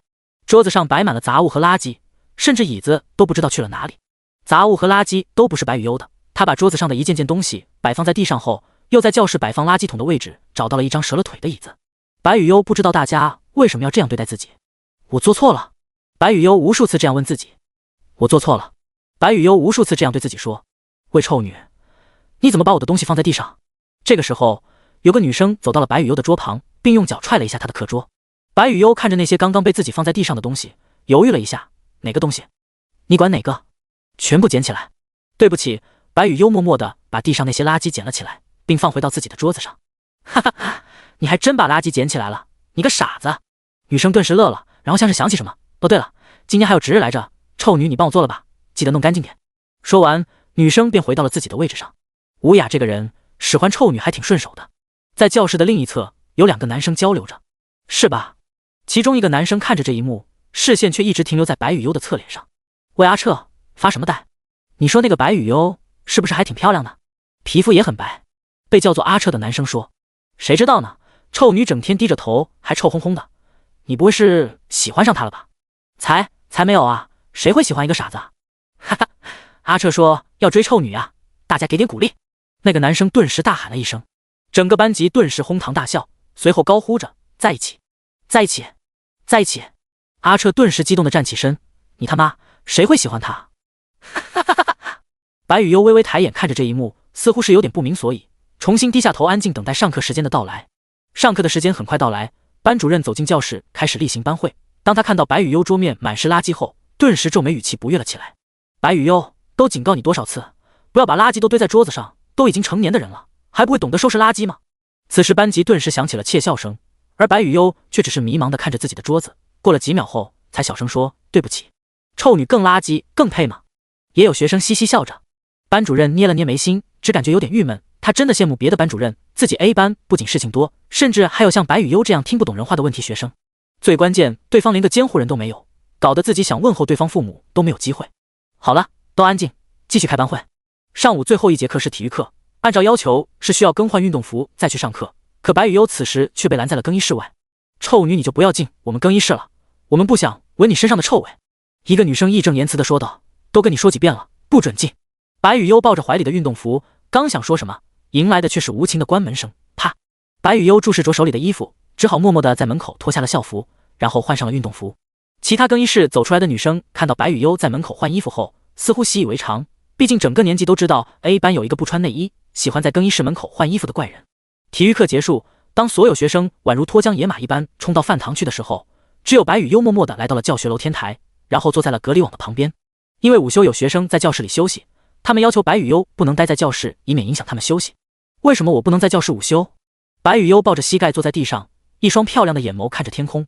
她什么都不懂，但是比起这些，白雨优忍不住摸了摸自己的肚子。体育课过后，饥饿感越发强烈。往常这个时候，白雨优会去饮水机那里喝个饱来应付饥饿，但今天却没有这么去做。或许是想起了今天早上那道给自己准备早餐的身影以及温暖的嗓音。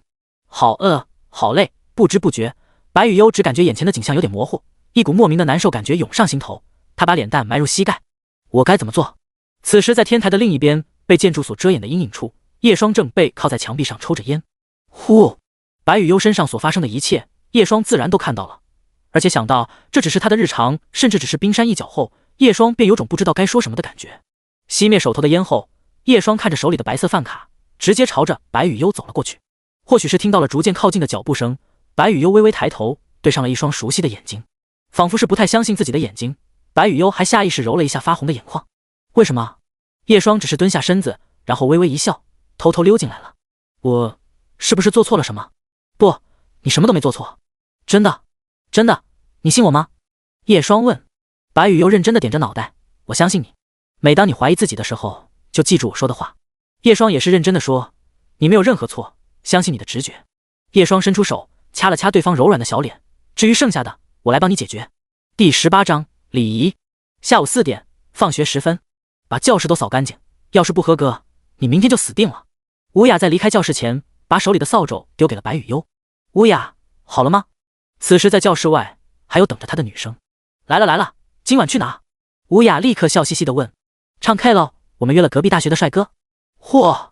吴雅他们离开的声音渐渐地变小，白雨悠看着地上的扫帚，便弯下腰缓缓捡了起来。相信你的直觉。不知道为何，中午叶双的话语却像是印在了他的心底里一般。自己不该做这些。白雨悠想着，他为什么要做这些呢？手微微握紧了扫帚。就在这个时候，一旁却传来了声音：我来帮你吧，早点弄完。白雨悠转头，却发现是个男生，也是同班的同学，但白雨悠并不知道对方的名字。为什么？没有为什么，就是看不惯他们欺负人而已。男生挠着头，却有点不好意思地看了看周围，当确认班里面没有其他学生后，便继续说：真是过分，把这些工作全部丢给你。白雨悠轻轻摇头，怎么傻站着，开始打扫吧，你扫地我拖地。罗彻见眼前一直低着脑袋的白雨悠，便催促了一下，但他才刚说完，却见白雨悠此时抬起头说道：我不能打扫。此时一旁窗台吹来一阵微风，少女的刘海被扫开，露出了那双黑曜石般的静谧眼眸，而隐藏在刘海下的脸蛋过于漂亮，顿时让罗彻的表情失神了一下。这不是我的工作。你……罗彻张了张嘴，她怎么这么漂亮？所以我不需要做这些。白雨悠的声音小了下去，她走到卫生一角，然后缓缓放下扫把，重新拿起自己的挎包后，白雨悠便直接离开了教室。只是离开前，少女的声音宛如微风传入他的耳中。谢谢。罗彻呆呆地望着他远去的背影，随后追了出去。慢着。应该也差不多了吧。叶双站在教学楼门口，恰好见到了白雨悠走了下来。走吧。叶双微微一笑。白雨悠点头，然后伸出手拉住了叶双的衣角。两人走出了校门口。上车。校门口路旁停靠着一辆黑色的摩托车，叶双取下一个头盔递给了白雨悠。白雨悠并不知道摩托车从哪里来的，只是看着这辆黑色的摩托车发着呆，直到叶双示意他戴头盔后，才扣到了自己的脑袋上。眼前一黑，笨蛋，戴反了。叶双敲了一下眼前的小脑袋，重新戴好头盔和护具后，叶双让白雨悠坐上来，然后启动了机车。抱紧我。叶双刚说完，白雨悠整个人便贴在了他的后背，温度和柔软都传递了过来。太紧了。哦。虽然叶双这么说，但白雨悠还是没有松手。叶双也没有在意，直接把摩托车开了出去。周围的景色在飞快倒退着，少女脑袋靠在叶双的后背上，却也注意到不是回家的路。但白雨悠却没有在意，只是安静地闭上了眼睛，因为依靠在叶双的身边，让他感觉到了前所未有的安心。叶双此时专注地看着前方开车，这辆机车是陈海借给他的，价格还挺贵。虽然陈海那家伙说随便糟蹋，但叶双可不想把别人瞒着老婆买的宝贝爱车弄坏。进入了一家商业广场的地下车库后，叶双带着白雨悠来到了商场的3楼。白雨悠第一次来这种地方，看到周围的人流后，他下意识地伸出手要去拉叶双的手掌。人还挺多。叶双注意到了他的不安，便反手牵住了他的小手。走。感受着掌心传来的温暖，白雨悠轻轻点头。在3层的一家理发店门口，叶双停下了脚步，扫了一眼那个招牌。欢迎，是理发吗？还是做造型？进去后，前台有个女性正微笑着询问：你们店长在吗？叶双问。在的，您？我是他朋友。叶双说着，一阵嗲到骨子里的声音从不远处传来：哦哟，小双双，好久不见。叶双顿时被一把抱住，浓烈的香水味扑面而来，顿时让他扯了扯嘴角。一旁的白雨悠也有点呆呆地看着这一幕，只见此时抱住叶双的是一个男人，正穿着紫绿搭配的紧身皮衣裤，他染着一头白发，耳垂挂着钻石吊坠，还抹着黑色的唇膏，一言一行尽显媚态。好了，先别闹。叶双把这个男人给推开，然后跟白雨悠介绍，他叫李富。调皮。男人一根手指挡住了叶霜的嘴，随后朝着白雨优笑笑：“孩子，叫我李姨。”白雨优下意识地喊了一句：“李姨，乖孩子。”李姨顿时发出咯咯咯的笑声，随后围绕着白雨优转来转去，时不时抬起她的胳膊，又上下打量了一下身材。最后，当她伸出手掀起少女的刘海，似乎有点惊喜地说：“哎呀，真漂亮，这脸蛋都给这个刘海破坏了。再大几岁还了得。”李姨说完，回头看了一眼叶霜：“所以这就是你带着孩子来我这的目的？差不多吧，她的头发应该有好几年没剪过了，交给你了，富贵。”“讨厌，叫我李甜甜。”“好的，富贵。”几分钟后，白雨优被带去了洗头发，在洗发床上，她躺在那里望着不远处的叶霜，眨巴着的双眸显得有些无辜。李姨熟练地搓洗着少女的头发，也让不少店员纷纷把视线投了过来。虽然有名人过来找店长做造型，但他们可从来没有见过店长亲自洗发的，开始忍不住好奇叶霜和白雨优到底是店长什么人。发质真好，不过你的头发怎么还有疙瘩呢？李姨说着，仿佛像是摸到了头发里的什么，那是被人用打火机烧的。白雨优表情平静地说着，仿佛在陈述一件无关自己的事情。李姨愣了一下，脸上的笑容缓缓收敛，她扭头看向一旁的叶霜，此时叶霜只是朝着她使了个眼神：“没事，等会姨姨给你弄个漂亮的发型。”第19章，蠢蛋。洗完头发后，白雨优坐在了镜子前，此时李姨则是站在她的身后，用风筒帮身前的少女吹干头发后，她一只手捧着脸，似乎在研究怎么弄。一旁的叶霜则是开口：“富贵，以你的水平都弄不了。”“讨厌鬼，谁说我弄不了？只是这个孩子先天的条件太好了，所以意思就是不用怎么设计造型就已经非常漂亮了。”李姨笑着，一块完美的玉石，每一次雕刻都是在浪费。说着，她用剪刀把白雨优一些被烧焦的头发给清理干净，然后又开始修缮发尾。这个长度、这个品质的头发，真是好久没见过了呢，可以卖个好价钱。想当初我在理发店当学徒的时候，老想拉那些长头发的人进来，就是为了留下他们的头发拿去卖钱。毕竟当时当学徒的时候，薪水也不多，也就那么几百。呵呵，姨姨只是跟你开个玩笑，你这孩子还是留个长发好看。看到李富贵跟个老嫂子似的与白雨优喋喋不休，叶霜也是见怪不怪。他拿了根烟，甚至打火机都还没有掏出来，身前便出来了对方悠悠的声音：“小双双，咱们店禁止抽烟哦。”叶霜嘴角一扯，通过不远处的镜子，他发现白雨优和李姨都看向了自己。好吧，叶霜也只好收了起来。这个时候，李姨也继续说：“差不多你也要戒烟了吧？”“有点难。”叶霜只是笑笑。抽烟的时候还是要考虑一下别人的感受，要知道二手烟的危害性可不小。李姨说着，指了指白雨优：“你舍得这么可爱的女孩子闻你身上的烟味吗？”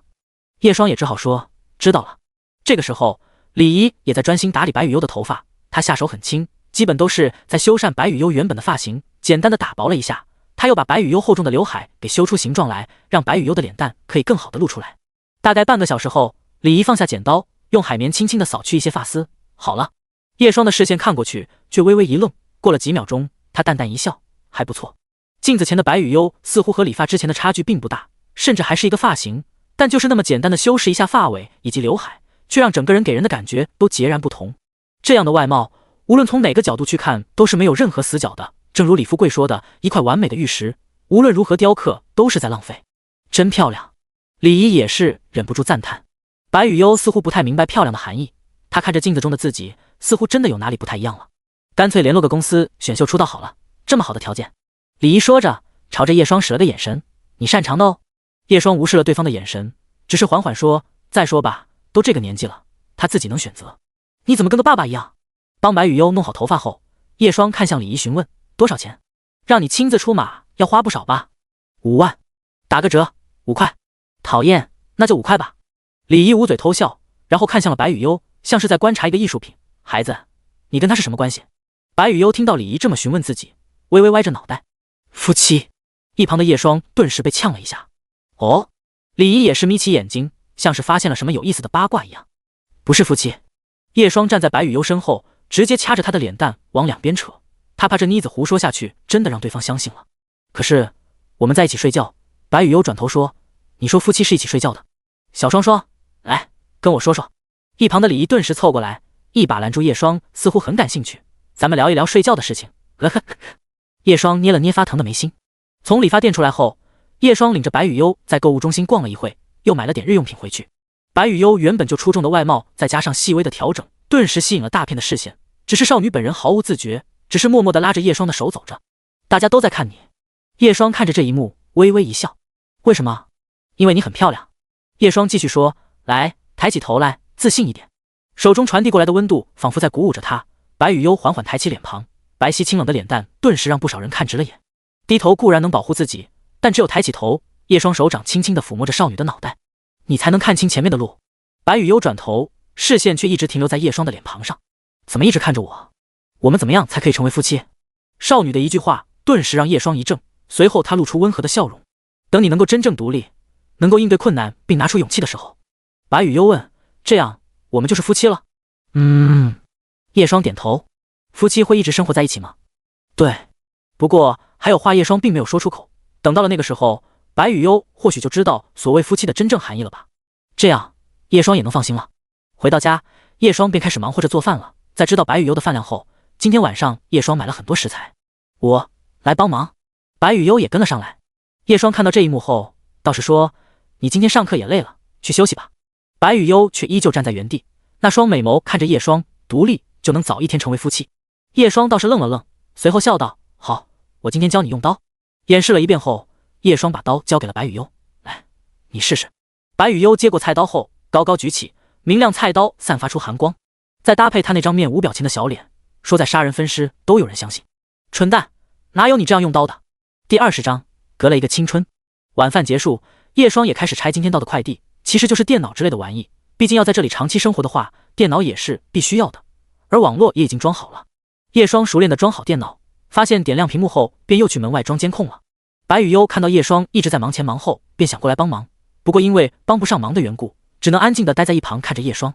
期间有邻居经过这里，看到叶双在这里装监控后，倒是一点也不意外的样子，毕竟才刚发生这样的事情，听说7楼那户人家的儿子还被关着，等过段时间就要公诉，然后坐牢了，这样就差不多了。叶双把监控装在角落处固定好后，又贴上了你已进入监控范围的字样后，他总算是放心了不少。其实监控最大的意义不是录像，而是威慑，所以假监控在网购里也挺热销的。回到了屋子里，叶双关上门后，用手机看了一眼监控录像，在发现功能正常后，便点点头，好了。随后叶双又开始摆弄电脑，期间白雨悠就坐在一旁的小椅子看着叶双。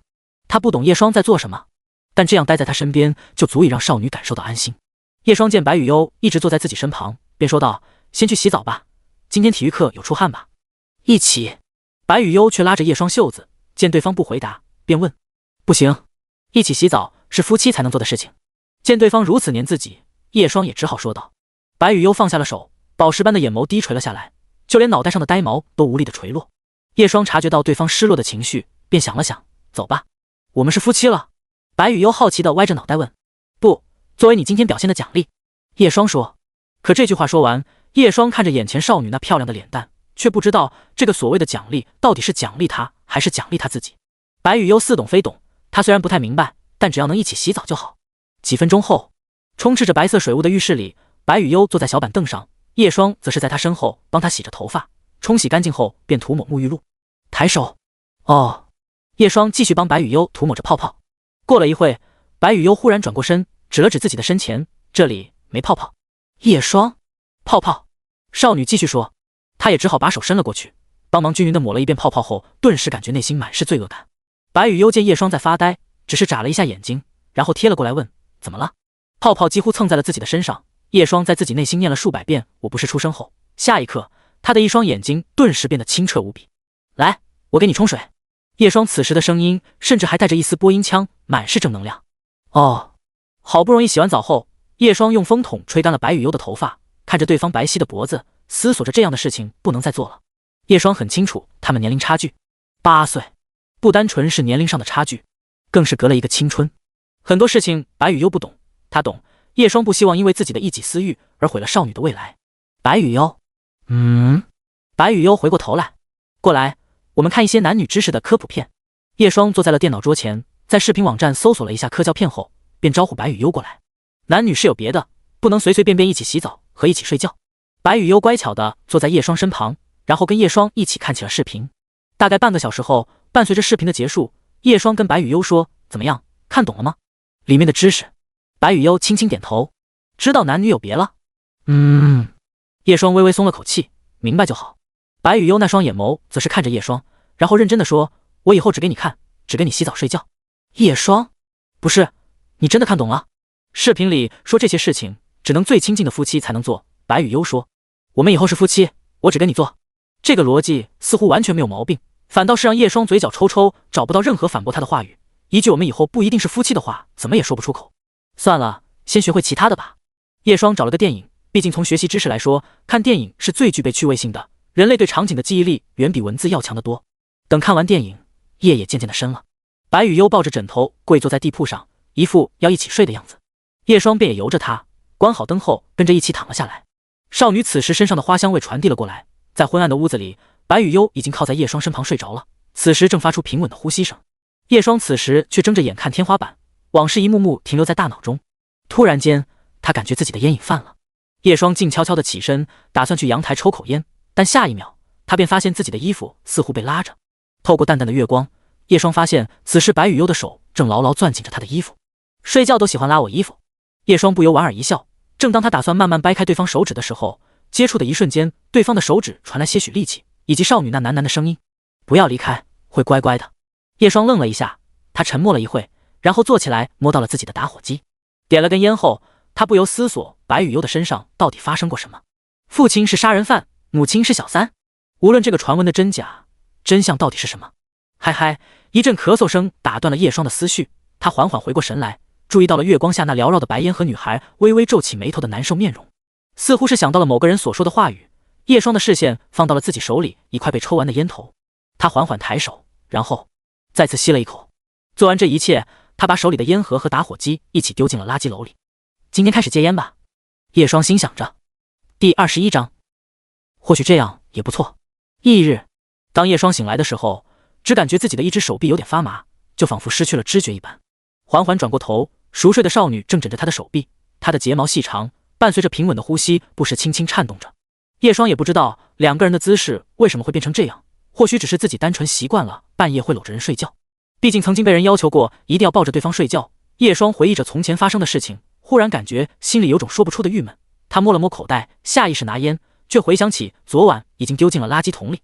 最后一口，烟瘾犯了后，叶霜只感觉全身都有蚂蚁在爬。他伸出手打算去翻垃圾桶，却在少女含糊不清的梦呓中停了下来。缓缓放下手，叶霜自嘲一般的笑了笑，算了，永远都是最后一口，欺骗的到底是别人还是自己呢？把自己发麻的另一只手臂从白雨悠身下缓缓抽出，叶霜洗完漱便直接出门了。清晨的温度有些低，叶霜买好早餐后，似乎是想起了什么，在街角的一家文具店停了下来。想了想，他走了进去。笔记本在哪里？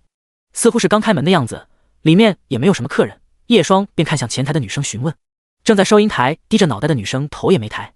第二排最里面。叶霜便来到了第二排最里面，一台二手的笔记本电脑出现在眼前。叶霜，不是笔记本电脑，就是普通的笔记本。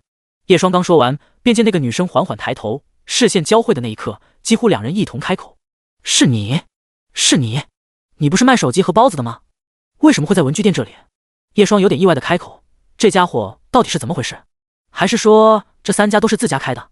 看来是瞒不下去了。齐肩头发的少女缓缓站起身，淡淡的开口：“我是一个练习时长2年半的见习忍者，你所见的那2个，我都是引分身之术制造的假身。”叶霜看到对方一脸认真的表情，脑袋宕机了数秒后，忽然扯了扯嘴角：“你觉得我会相信吗？”“哼，居然没上当吗？”安诗瑜抱着手臂别开视线，露出一副明明那么好骗的表情：“你把心里话都写在脸上了。”这个时候，叶霜也注意到了对方身上穿的银山学院校服，便好奇问：“你也是银山学院的学生？”安诗瑜顿时露出警惕之色：“哦，你是怎么知道的？你跟踪我？”他上下打量了一下叶霜，似乎是在观察。片刻后，他摇了摇头：“我们不合适。你年纪太大了，大叔。谁跟踪你啊？不是你自己穿的校服吗？”安诗瑜的表情一僵，随后叹气：“居然被你发现了。没错，我是奉命潜伏在银山学院的高级忍者。你还记得你的设定啊？还有，你刚刚不是说自己是见习忍者吗？”叶霜吐槽完，不想跟这个家伙纠缠下去，而是继续说道：“我需要一个笔记本。”“诺，5块。”对方掏出一个笔记本：“有没有小一点的？最好可以携带在身上。”叶霜看着2个巴掌大小的笔记本，便问道：“诺。”对方又递过来一个巴掌大小的笔记本，随后叶霜又买了几支笔，才从文具店里出来。看着他离开的背影，安诗瑜一只手撑着小脸，不知道在想些什么。叶霜回到家后，发现白雨悠还在熟睡，她睡得非常沉，圆润笔直的大腿压在被子上，松垮的衣服下，白晃晃的，在清晨阳光下有点刺眼。这辈子真白。叶双收回视线，然后走到阳台，把她的衣服全部收了下来。这个时候，叶双突然注意到了她校服上的开口，物品：银山学院女子校服。干净的衣服充斥着阳光气味，似乎开线了。叶双看到后，便从一旁的抽屉里拿出针线，然后就坐在阳台的小板凳上缝补开线的口子。听闻着窗外的鸟啼声，叶双一针又一针的把校服开线处重新缝好。她也忽然发现自己此时的内心都沉静了下来，这种心情似乎很久没有出现过了。自从毕业后，叶双已经很久没有像这样无忧无虑了，不需要为明天的工作熬夜做准备，也不需要把间隔1分钟的闹钟设置5、6个，手机也无需要24小时待命，不需要追赶时间，也不会被时间所推着走。好像这样也不错。叶双看着手中焕然一新的校服，感受着窗外徐徐吹到脸庞的早间微风，她不由得心想着。此时身后传来了细微的声响，叶双回过头去，白雨悠已经起床了，她睡眼惺忪的缓缓坐起，似乎还没有回过神来。起床了？叶双走了过去，然后说：“今天给你买了5个包子，赶紧去洗漱吃早餐吧。”白雨悠说着，叶双还拿出自己刚刚缝补好的校服说道：“莫。”此时的白雨悠还是有点迷糊，看到叶双手里的衣服后，便把自己的睡衣给脱了下来。细枝挂硕果，这一幕顿时看得叶双又一阵头疼。穿好衣服，白雨悠只是歪着脑袋，在叶双的眼神压迫下，便慢吞吞的把衣服给套了上去。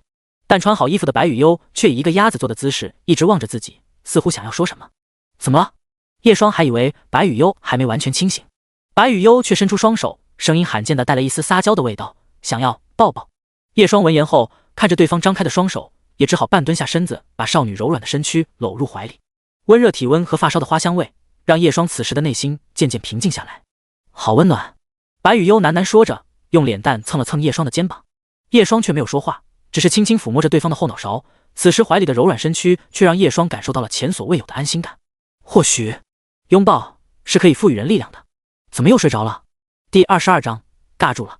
喂，阿彻，怎么一大早魂不守舍的，喜欢上隔壁班的妹子了？罗彻今天早早的便来教室了，他坐在自己的位置上，目光则是时不时停留在教室的角落位置。面对同学的调侃，他顿时瞪眼大喊着说道：“放屁！”此时他大脑里全是昨天白雨悠刘海下的漂亮脸蛋，以至于罗彻昨晚回去后一直想着这件事，甚至差点失眠。臭女，白雨悠居然这么漂亮，我是不是第一个发现的？罗彻此时心里想着，却有一种宛如中了彩票一般的惊喜感。而且他昨天还跟自己道谢了，那就代表他在对方心里应该印象不差。如果我能多帮助对方，说不定我能挖掘到这个潜力股。罗彻想着，或许是过于兴奋，导致他此时的腿都抖个不停。那么漂亮的女孩子，不过她是臭女，自己要是真的跟她在一起，会不会也被其他同学议论？就在他发愣的时候，一阵淡淡的花香味自旁边穿过，一个身影缓缓地走到教室角落处，然后坐了下来。那是臭女，这是怎么回事？此时班级里已经有半数的学生，当看到那坐在角落处的白雨悠后，顿时纷纷一副呆愣的模样，就像是发现了什么不可思议的东西一般。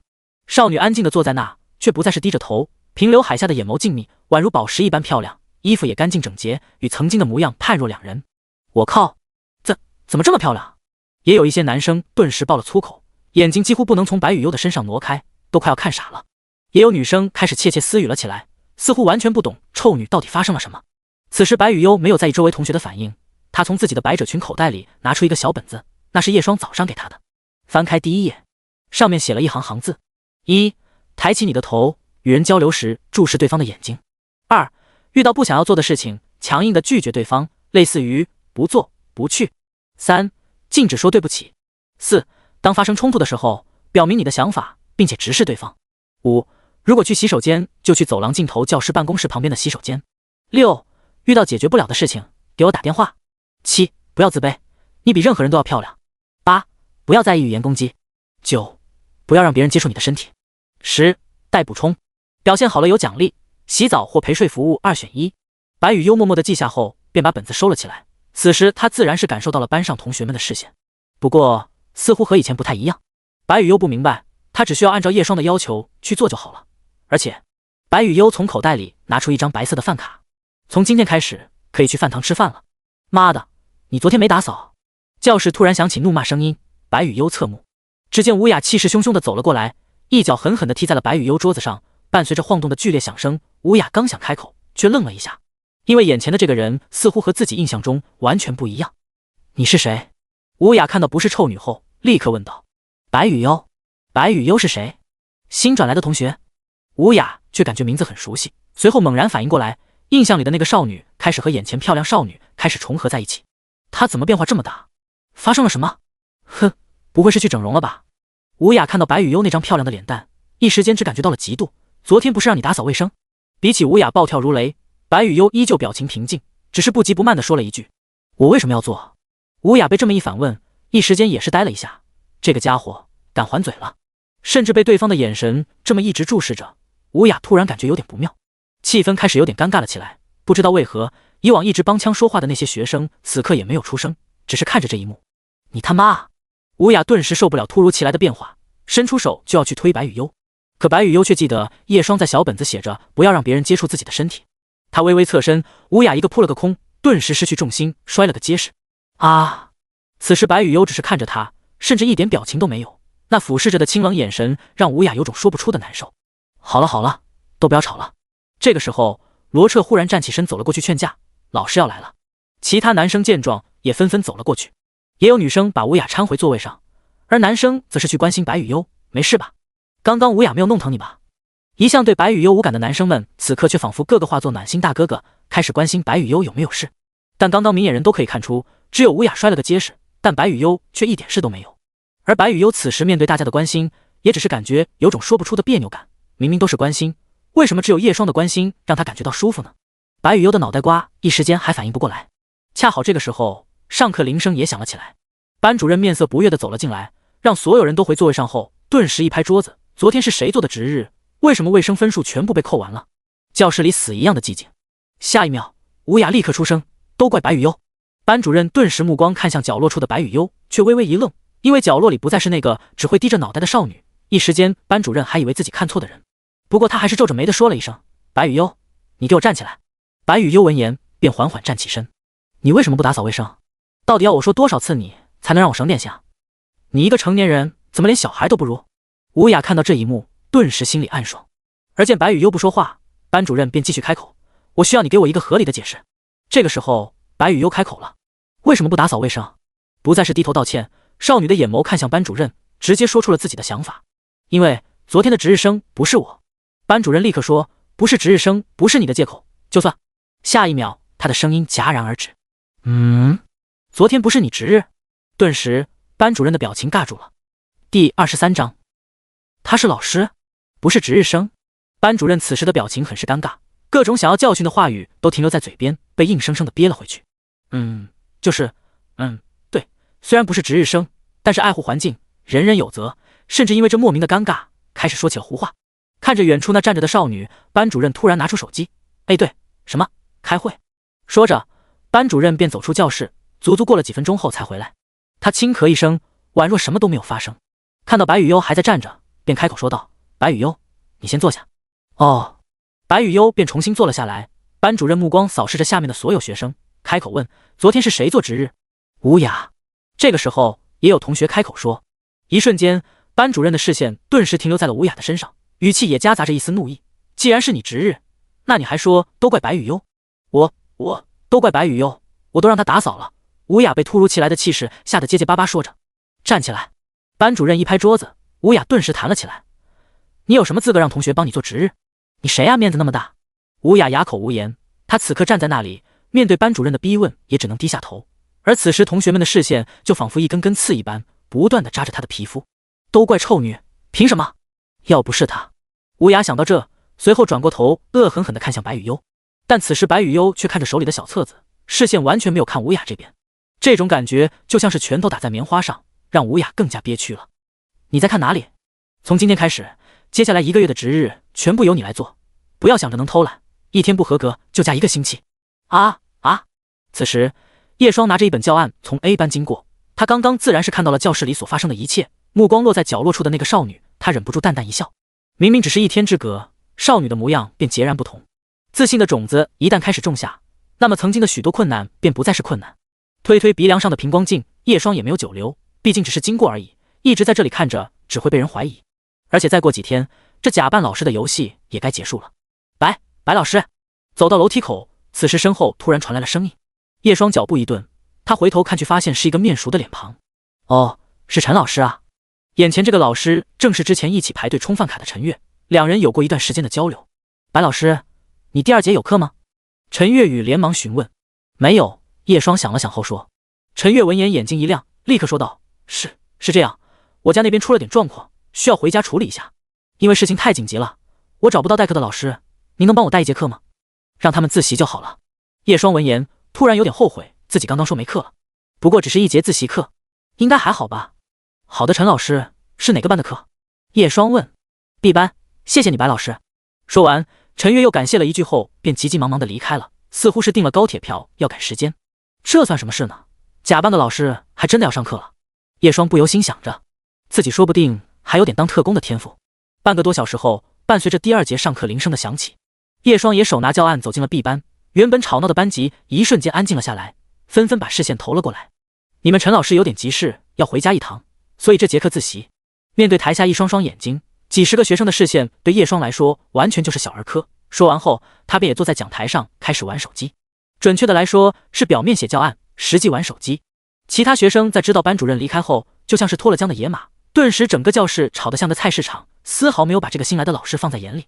毕竟就过来带1节自习课，无所谓。叶双看到这一幕后，有些无语了起来。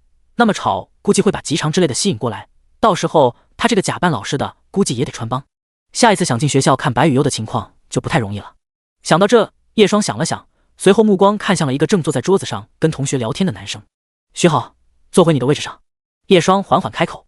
教室安静了一瞬，似乎是没有人想到一个陌生面孔的老师居然会认得班级里的学生。但那个叫做徐好的男生只是不屑地笑了笑，然后自认为很帅的做了个上扬嘴角的表情。他本来就是班级里的顽固分子，还以为自己在老师里也出名，所以对于叶双喊出自己的名字，他一点也不奇怪。但下一秒，叶双的一句话就让他脸色惨变。不回自己的位置上，我就好好跟你奶奶说说你在学校里的优异表现了。叶双继续不咸不淡地说着。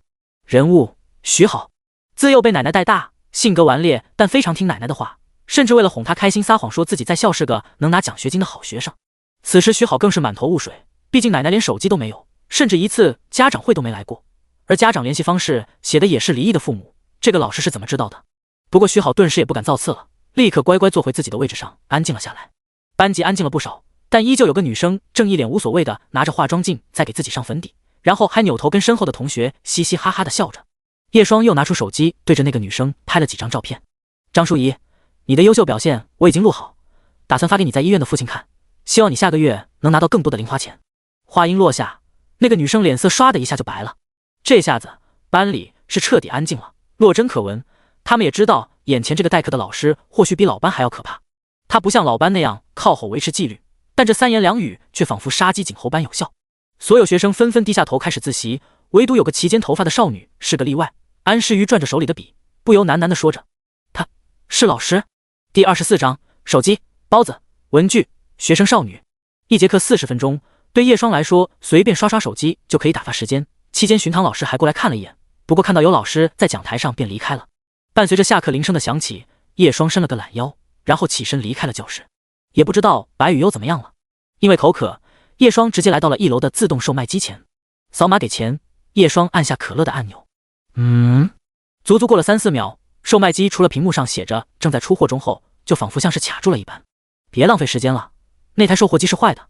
身后传来了声音，叶双回头后却发现是一个熟悉的面孔。手机、包子、文具、学生少女，称号还挺多。看到安诗瑜出现在自己的身后，叶双看到他倒是不意外，毕竟刚刚在 B 班他就见到了安诗瑜。对于这个有过几面之缘的少女，叶双只是装作没看到而已。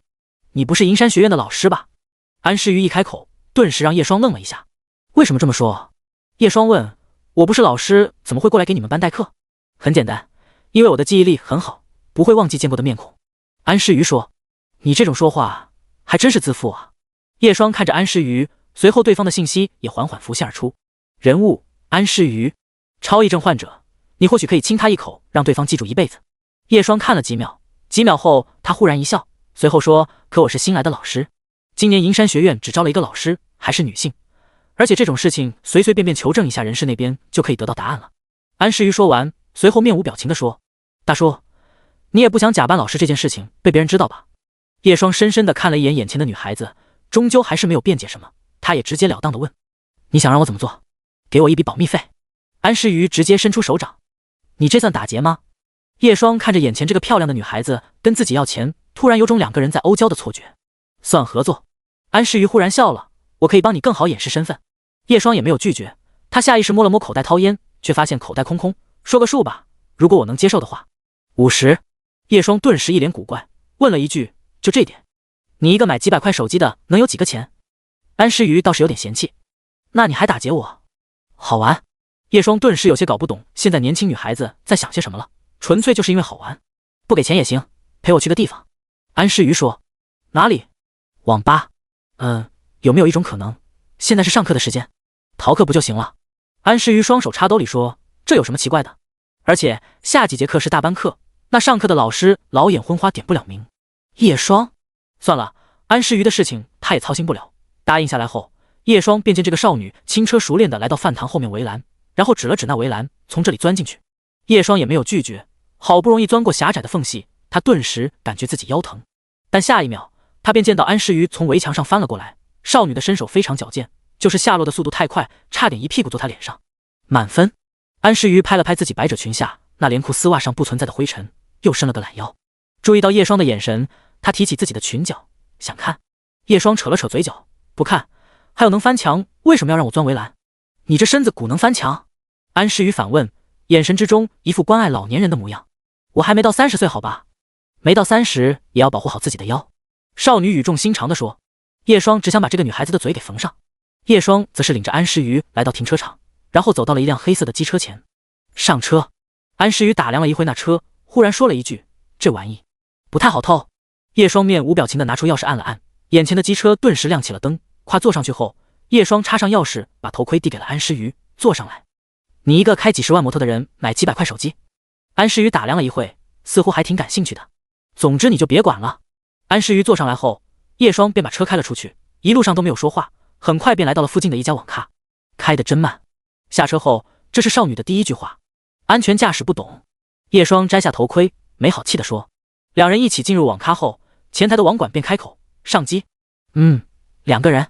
身份证充多少？现在充100送100。2个人充30就行。叶双也没打算在这里玩多久，他看了一眼安诗瑜，发现对方正打量着周围的环境，似乎没有关心两个人的对话，就像是第一次来这里一样。身份证。看到安诗瑜迟迟不拿出身份证，叶双用手肘碰了一下他。上网要身份证？不然呢？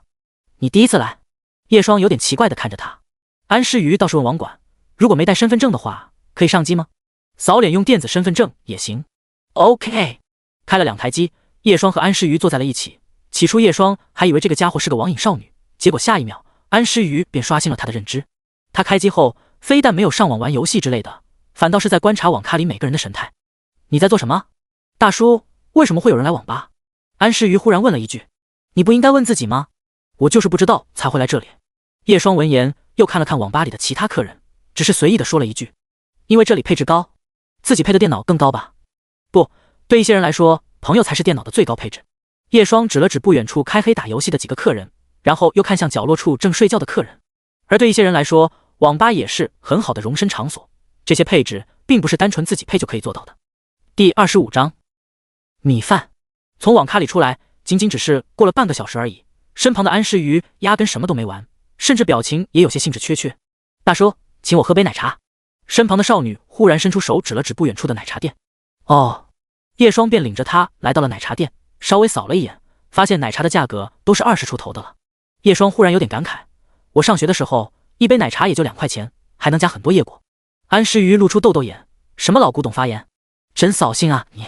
怀念以前的事情有什么好的？这个嘛。叶双想了想，最终也没有什么答案，或许只是因为遗憾吧。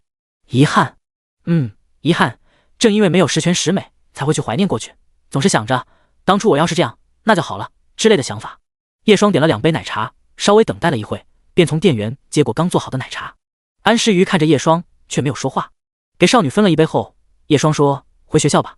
不回。安诗瑜喝着手里的奶茶，感觉还挺好喝，味道不错。为什么？大叔你还挺有趣的，我想跟你多待一会。安诗瑜说。叶双总感觉被麻烦缠上了，你为什么要假扮老师？安诗瑜忽然问。叶双并不想透露这个，万一告诉这个小丫头，最后牵扯到白雨悠就麻烦了。反正不是干坏事。哦。安诗瑜伸了个懒腰，回去了。刚刚不是说要多待一会，现在不想了。大叔，你难道不知道女孩子是很善变的吗？安诗雨转头微微笑着说，这稍微变得有点快啊。叶双也搞不懂这个女孩子的性子，不过既然回学校的话，她是完全没有意见的。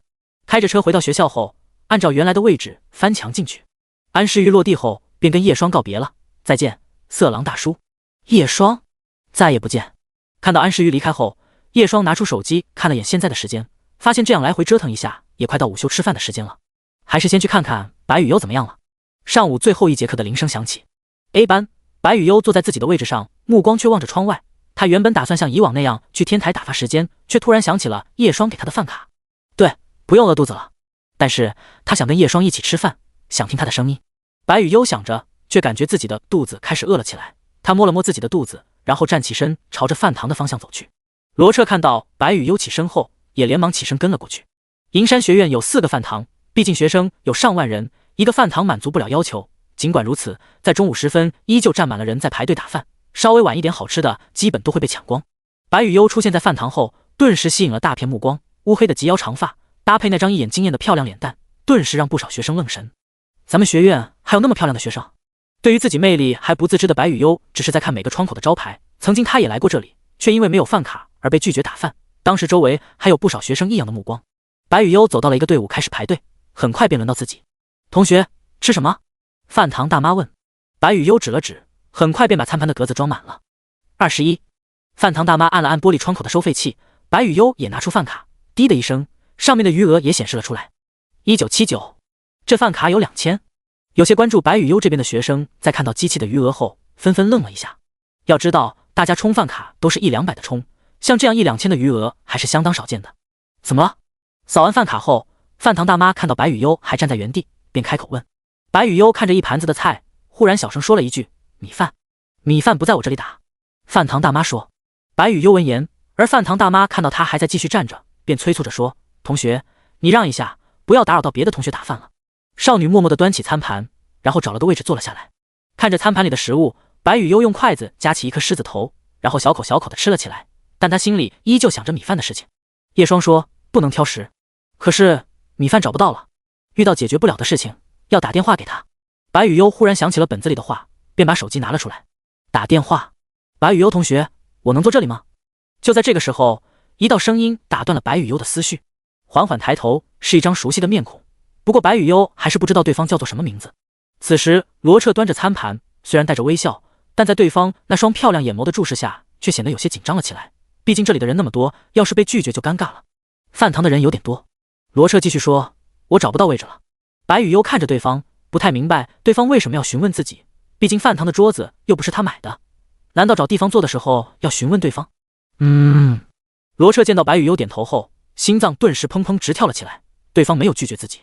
果然，罗彻立刻在白雨优的对面坐了下来，然后开口找话题。白雨优同学，你昨天是剪头发了吗？很漂亮，今天大家都在讨论你换造型的事情。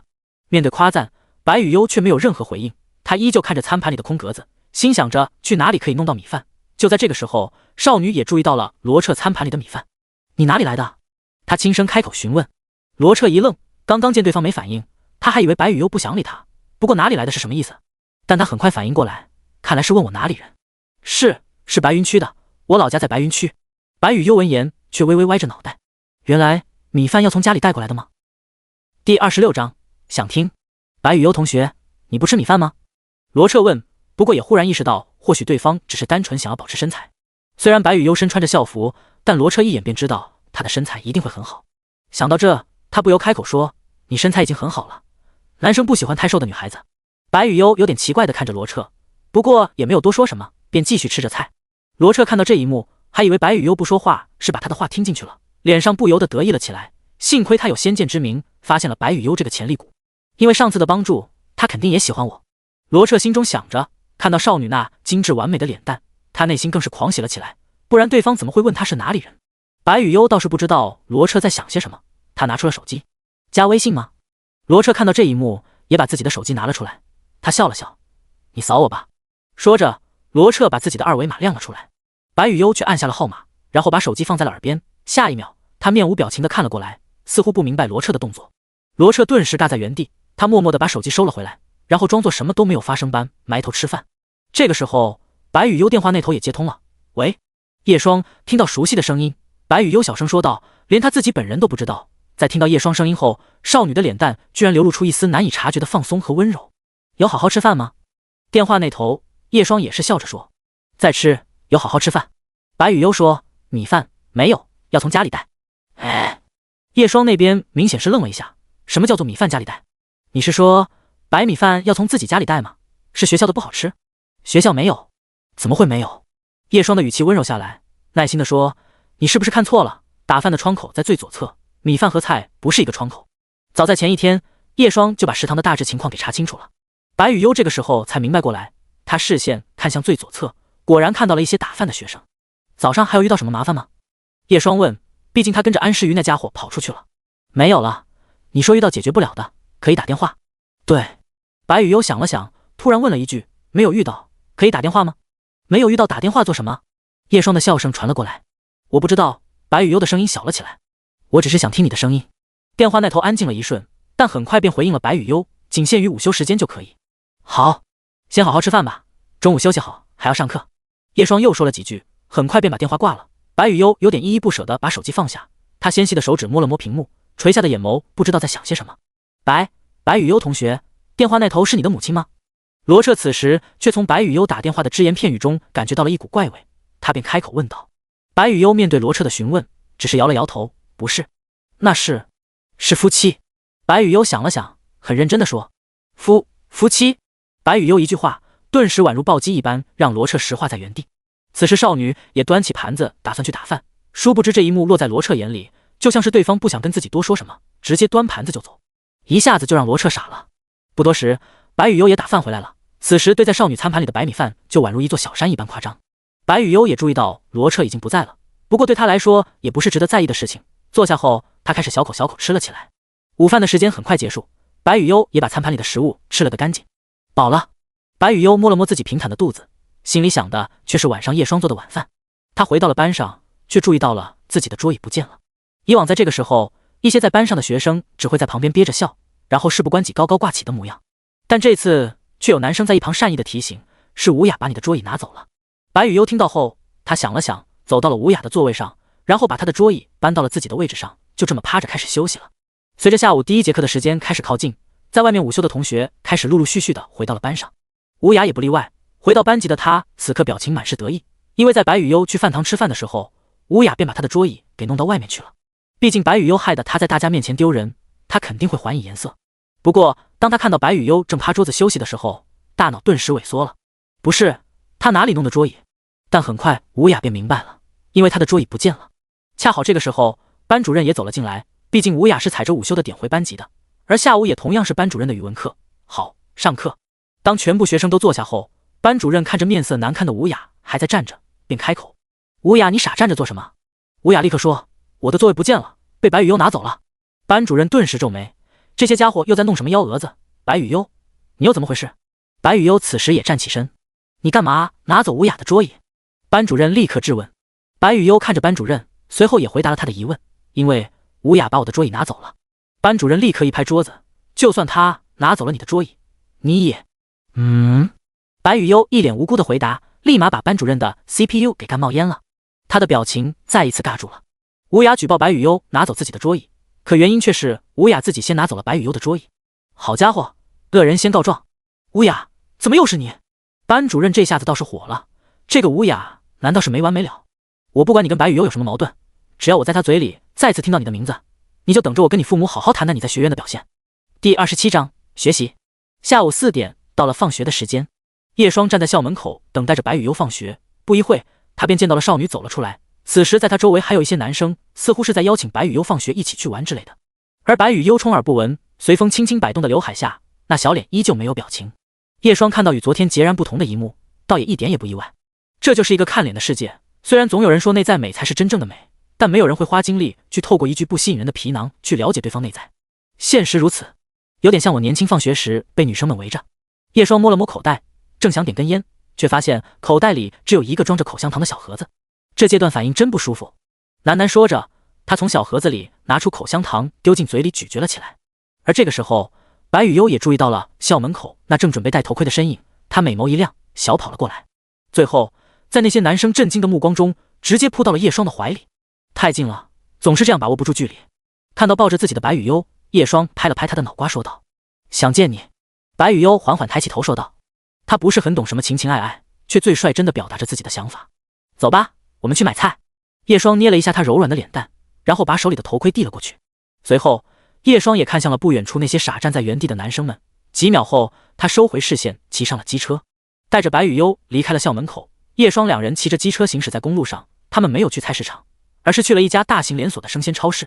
在地下停车场放好摩托后，他们来到电梯口。叶双没有在意一旁同样乘坐电梯那些人的怪异目光，而是给白雨悠讲解了一下什么叫做升降电梯，以及如何学会看自己想要去的楼层。白雨悠学习能力很强，叶双只需要讲解一遍，他便明白了。而对于生活常识的欠缺，叶双便打算多带白雨悠去见识更多东西。别说白雨悠，其实现在还有很多年轻人不会如何乘坐高铁和飞机，他们也并非是学不会，只是单纯的没有经历过。毫无经历的白雨悠就像是一张白纸，如果小区附近的传闻是真实的，那么少女在被关在阁楼的那么多年里，缺乏常识的她根本就无法去学会这些东西。最起码三观要先培养好。自己这样算不算监护人？叶双转头看了一眼正拉着自己手掌跟着走的白雨悠，不由得心想着。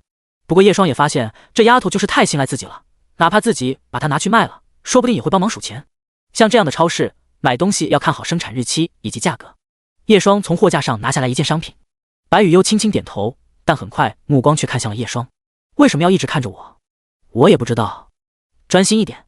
叶双敲了一下对方的脑壳，随后叶双又把白雨悠领到了食材区开始讲解。你看这块猪肉。叶双从保鲜柜里拿出一块猪肉，然后给白雨悠看时间，什么时候的。白雨悠看到上面的日期后开口说，今天的。虽然上面印的是今天的，但肉类食材比较特殊。叶双说道，像这样的生鲜超市，如果当天猪肉没有卖出去的话，他们会把这种包装撕开，然后闻一下猪肉有没有变质，如果没有闻到臭味，就会包装一个新的日期，这样就可以达到欺骗客人的目的了。白雨悠听着忽然问了一句，欺骗客人是不好的？对，但是很多人为了利益会出卖自己的良心。叶双微微一笑，当然我举的也只是例子，只是告诉你有可能会这样，所以像这样的生鲜超市尽量还是少买肉类。叶双记得自己好几次在家附近的大润买食材，撕开当天日期的冷鲜猪肉，结果扑面而来一股子臭味，买块猪肉都跟个赌石一样，他实在是很没有好感。当然如果的主打新鲜的大型连锁其实也是可以信任的。白雨悠点头表示自己明白了。就在这个时候，少女突然注意到了一旁路过的情侣，两人挽着手臂，似乎很亲密的模样。白雨悠又看了一眼自己牵着叶双的手，她便把手松开，然后有模有样的挽住了叶双的胳膊，整个人贴了过来。怎么了？手臂被柔软包裹，叶双顿时愣了一下。他们是这样。顺着白雨悠的视线，叶双也注意到了那对情侣。那是情侣或者夫妻才能做的。叶双说，我们以后是夫妻，因为你说夫妻可以一直在一起生活。白雨悠说。叶双他想了想，该怎么给白雨悠解释所谓夫妻呢？算了，对他来说应该还不能很好理解，等以后遇到喜欢的男孩子估计就明白了。叶双想了想，便任由白雨悠这样抱着自己的胳膊，就是这柔软度稍微有点要人命。买了点生活用品和食材，叶双便带着白雨悠来到收银台。您好，一共79元。收银员小姐说。叶双看向身旁的白雨悠，给钱吧。收银员的表情顿时奇怪了起来，你一个大人怎么让一个学生给钱？这个时候白雨悠也用手指生疏的按了按手机，好不容易才把付款二维码弄了出来。付款成功。学会了吗？以后都由你付钱吧。叶双说道，毕竟现金都存起来了，这丫头必须要好好学会使用移动支付才行。卧槽，吃软饭的呀。一旁的收银员闻言表情顿时怪异了起来，但他自然不会表露出什么，只是一直看着叶双和白雨悠这对奇怪的组合。提起买好的东西，叶双和白雨悠走到了电梯口。就在这个时候，他们又碰到了刚刚的那对情侣。恰好那对情侣互相啄了一口，然后相视一笑。白雨悠看到这一幕后，便把脑袋转向了叶双这边。第28章，陈海有约，今晚想不想喝汤？看到白雨悠对那情侣们的行为一副跃跃欲试的模样，叶双立刻转移话题。汤？对，想喝什么汤？看到这小吃货的注意力被食物吸引后，叶双微微一笑。白雨悠想了一会，垂下眼眸，我没喝过。没喝过？白雨悠像是想到了什么，我喝过泡面的汤，咸咸的，辣辣的。那不算。叶双温柔地说，既然是这样，包个玉米萝卜排骨汤吧，咱们省得省汤。省汤？对。省汤是什么？在家附近的菜市场又买了点新鲜的排骨后，叶双跟白雨优一回家便钻进了厨房。白雨优，切点姜给我。叶双稍微清洗了一下排骨，然后拿出买来的汤包。好，白雨优已经学会切菜了，最起码不会再做出高高举起刀剁下的举动，毕竟这样的姿势他有多少只手都不够用的。叶双把排骨放进冷水里，然后丢了几片白雨优切的姜后，开火焯水。切得很好。叶双教会白雨优的同时，也不吝啬自己的夸奖。白雨优虽然没有什么表情，但从他那微微摇晃的呆毛可以看出，受到叶双夸奖后，心情变得很好。咱们省的人怎么能不会煲汤呢？叶双看向身旁的白雨优，笑着说：“好好记住这个，以后就可以煲给自己喝了。”白雨优却忽然抬眼，微微歪着脑袋：“煲给自己？叶双，你不一起喝吗？”叶双愣了一下，他也没有想到白雨优会那么敏感，便说道：“我也喝，意思是想喝你煲的。”哦。白雨优看着逐渐开始冒泡的锅，点了点脑袋。煲排骨汤的第一步要把排骨焯水。叶双解释，焯水的目的是为了去除杂质和血沫，所以需要冷水下锅。白雨优问：“为什么要冷水？”热水的话，排骨一下锅里面的血沫和脂肪之类的便凝固锁在肉里了，排不出来，所以要冷水慢慢加热，让它释放出来。叶双讲得很详细，就是为了让白雨优学会后能够好好照顾自己。接下来的步骤就很简单了，撇去浮沫，然后再加入胡萝卜和玉米，算是家庭版的玉米萝卜排骨汤。加点盐，煮得差不多上下后，叶双加了点盐。对了，盐记得一定要出锅前加，因为过早加盐会让排骨肉质变紧，味道不容易出来的同时，口感也会差不少。白雨优点点头，味道可以了。叶双用碗装了一些，然后给白雨优尝味道，试一下。白雨优看着碗里清澈的排骨汤，便喝了一小口，好喝。白雨优雪白的脸蛋上浮现出淡淡的红晕，甜丝丝的排骨汤让他感觉全身都暖和了起来，对吧？叶双笑。这个时候，白雨优却把碗递了过来，还留了一口。叶双，你也喝，很好喝。叶双看着白雨优手里的碗，只好说不行。为什么？因为自己喝过的碗不能随便给别人喝。叶双说。白雨优不明白，不过听到他这么说后，还是点了点头。叶双又炒了2个小菜，然后让白雨优学会如何煎鸡蛋。当他煎出一团黑色的不明物体后，叶双便意识到这个丫头或许没有什么厨艺天分。吃完饭已经是晚上7点了，白雨优这次没有缠着叶双一起洗澡，因为叶双跟他说过，洗澡和一起睡觉只能2选1。白雨优考虑了一会，最终认为一起睡觉更好，因为洗澡只能洗一会，但是睡觉可以跟叶双待更长的时间。看到白雨优去洗澡后，叶双刚拿出手机打算随便浏览一会新闻，却发现陈海发了几条新消息过来。陈海，有空咩，出来喝茶。叶双看到这个消息后，便直接给陈海打了个电话。不一会，电话那头便接通了。喂，怎么突然说喝茶？叶双问。不知道为何，陈海的声音顿时有些不自然了起来，过了几秒后才说，没事就聚聚，有空吗？叶双倒是没有听出陈海声音里的不正常，便直接答应下来。可以，我也才刚吃完晚饭，在哪聚？吃过饭了？那算了吧，吃了饭好好休息一下。陈海却突然改口。叶双嗅到了一丝奇怪的味道。你怎么了？奇奇怪怪的。没，我把地址给你。行。挂了电话后，叶双又看了一眼浴室那边，想了想后，就隔着浴室门说道：白雨优，我出门跟朋友聚聚，洗完澡你就乖乖待在家呀。下一秒，浴室门便打开，只见白雨优果果的走了出来。出门？蠢蛋，不许这样光溜溜的跑出来。叶双立刻把白雨优推了回去。大概1分钟左右的时间，穿着衣服都还是湿漉漉的白雨优再次出现。叶双，他有点后悔了，早知道等白雨优洗完澡再说了。你那么着急做什么？叶双拿出一条大浴巾给白雨优擦着头发上的水珠，然后又说把手抬起来。白雨优乖巧的举起双手，叶双便把她那打湿透着肉色的衣服给脱了下来，然后拿那条浴巾把少女给包了起来。我不想跟你分开。白雨优小声说。叶双突然意识到，眼前这个女孩子似乎是有点过于黏自己了，哪怕相处的时间并不长。不过想到白雨优身上的遭遇，原本毫无依靠的她会黏自己也不奇怪。叶双想了想，反正陈海也见过白雨优，干脆一起带过去也不是不行，到时候给白雨优准备点瓜子啥的，让她乖巧的在一旁坐着就好了。那我带你一起去吧。好，别突然这样抱过来，浴巾都掉了。按照跟陈海约定的地方，叶双骑着机车带白雨优来到了目的地，其实也就是陈海家的一套公寓。来到了20多层的位置后，叶双按响了一户人家的门铃。陈海。不一会，房门打开了，可出现的却不是陈海，而是一个身材高挑的波浪头发漂亮女人。叶双，陈庆。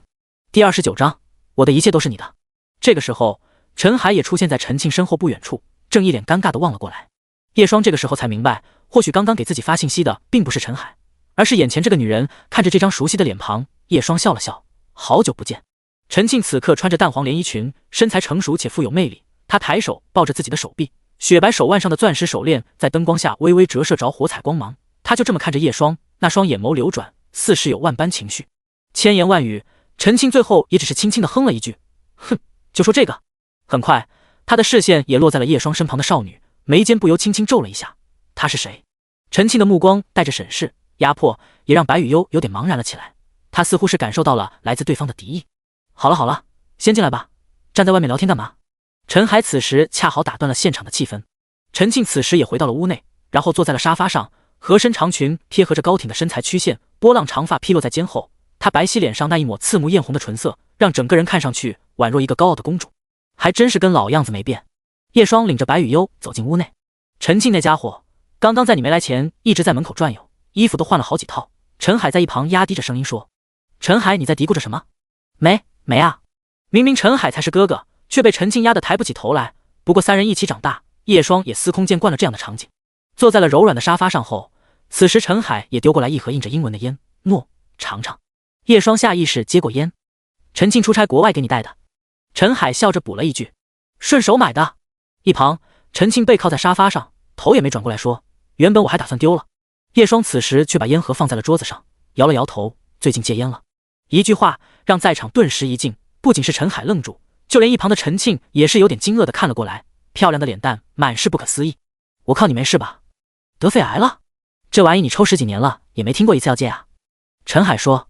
陈庆也是看向叶双，似乎是感觉到了一些陌生。“迟早也要戒。”叶双说着，从口袋里拿了颗糖丢进嘴里。陈庆仔细打量着叶双，忽然说了一句：“你现在的状态比我想象中的要好很多，我还以为你因为那个女人会一蹶不振。”“对啊，这家伙玩失踪的时候，我还以为去当流浪汉了。”陈海也在一旁笑着：“差不多吧。”叶双想了想当时的状态，似乎也差不多。他下意识看了一眼白雨幽，此时少女在他身旁安静坐着。“你这亲戚家的孩子似乎听不懂我们说什么。”陈海这个时候也打趣着问：“她是你堂妹？”叶双正要回答，一旁的白雨幽轻声开口：“我们是夫妻。”陈庆和陈海同时一呆，甚至陈庆的手机都掉落在地上，也没有任何反应，气氛死一般的寂静。下一秒，只见陈庆一改刚刚高傲冷淡的模样，直接扑过来，一把抓住了叶双胸前的衣服，他情绪也开始激动了起来。“叶双，为什么你从来不考虑我？你居然对这样的孩子出手，我难道不够漂亮吗？我比他们到底差在了哪里？”很快，陈庆的眼眶开始流转水光，告诉我明明从小就喜欢你。为什么？陈庆跟叶双从小一起长大，从有记忆开始，他每时每刻都爱慕着叶双，但他也很克制。在叶双遇到那个女人后，陈庆便把自己的喜欢全部埋藏在心底里，甚至为了躲避自己的感情而选择出国深造。如今叶双分手了，陈庆心底里气愤那女人的同时，也有一丝庆幸，因为那代表他也有机会了。可今天晚上，叶双突然带了一个女孩子出现，并且那女孩还表示两个人是夫妻，这一幕几乎让他情绪崩溃，再也无法用冷漠和高傲伪装自己。明明是我先来的，他们之间的距离明明如此近，却终究无法打破那最后一丝屏障。叶双看着眼前激动的陈庆，突然转头对一旁的陈海说：“海，你能不能带白雨幽先在房间里待一会？”陈海愣了一下，也意识到叶双或许是有什么话想跟陈庆单独说。“白雨幽，你跟我朋友在房间里待一会，我有一些话要跟他说。”叶双也跟白雨幽说道。白雨幽闻言乖巧的点了点头。公寓是复式的，陈海带着白雨幽上楼后，叶双的视线回到了陈庆的身上。此时陈庆只是眼眶通红，似乎是有些不甘地瞪着自己。“你要听我解释吗？”叶双说。陈庆没有回答，但其实以他的性子，哪怕叶双欺骗他也会相信。“我们不是你想象的那种关系。”叶双一开口，顿时感觉自己的这句话有点像渣男。陈庆只是盯着叶双，声音带了一丝不易察觉的哭腔，继续说。随后叶双便把事情的经过从头至尾全部复述了一遍。当陈庆听到那个女孩或许曾经被关在阁楼里8年，导致几乎没有自理能力后，他的脸蛋上浮现出一丝错愕。“你没骗我？”陈庆皱眉。“有什么好骗的？”叶双说。“要是换个女孩子，或许在这个时候就会开口说你是真他妈牛逼，织女都没你能编。但陈庆不一样，他是曾经那个叶双跟他说流星出现就能实现愿望，然后真的傻乎乎每天晚上熬夜等流星出现的女孩。你们真的不是那种关系？真的没有结婚？”“没有，他才刚成年好不好？”叶双的视线缓缓下移。“还有，你要在我身上做多久？”陈庆装作没听到，反倒是往前挪了挪屁股，贴的叶双更近了一些。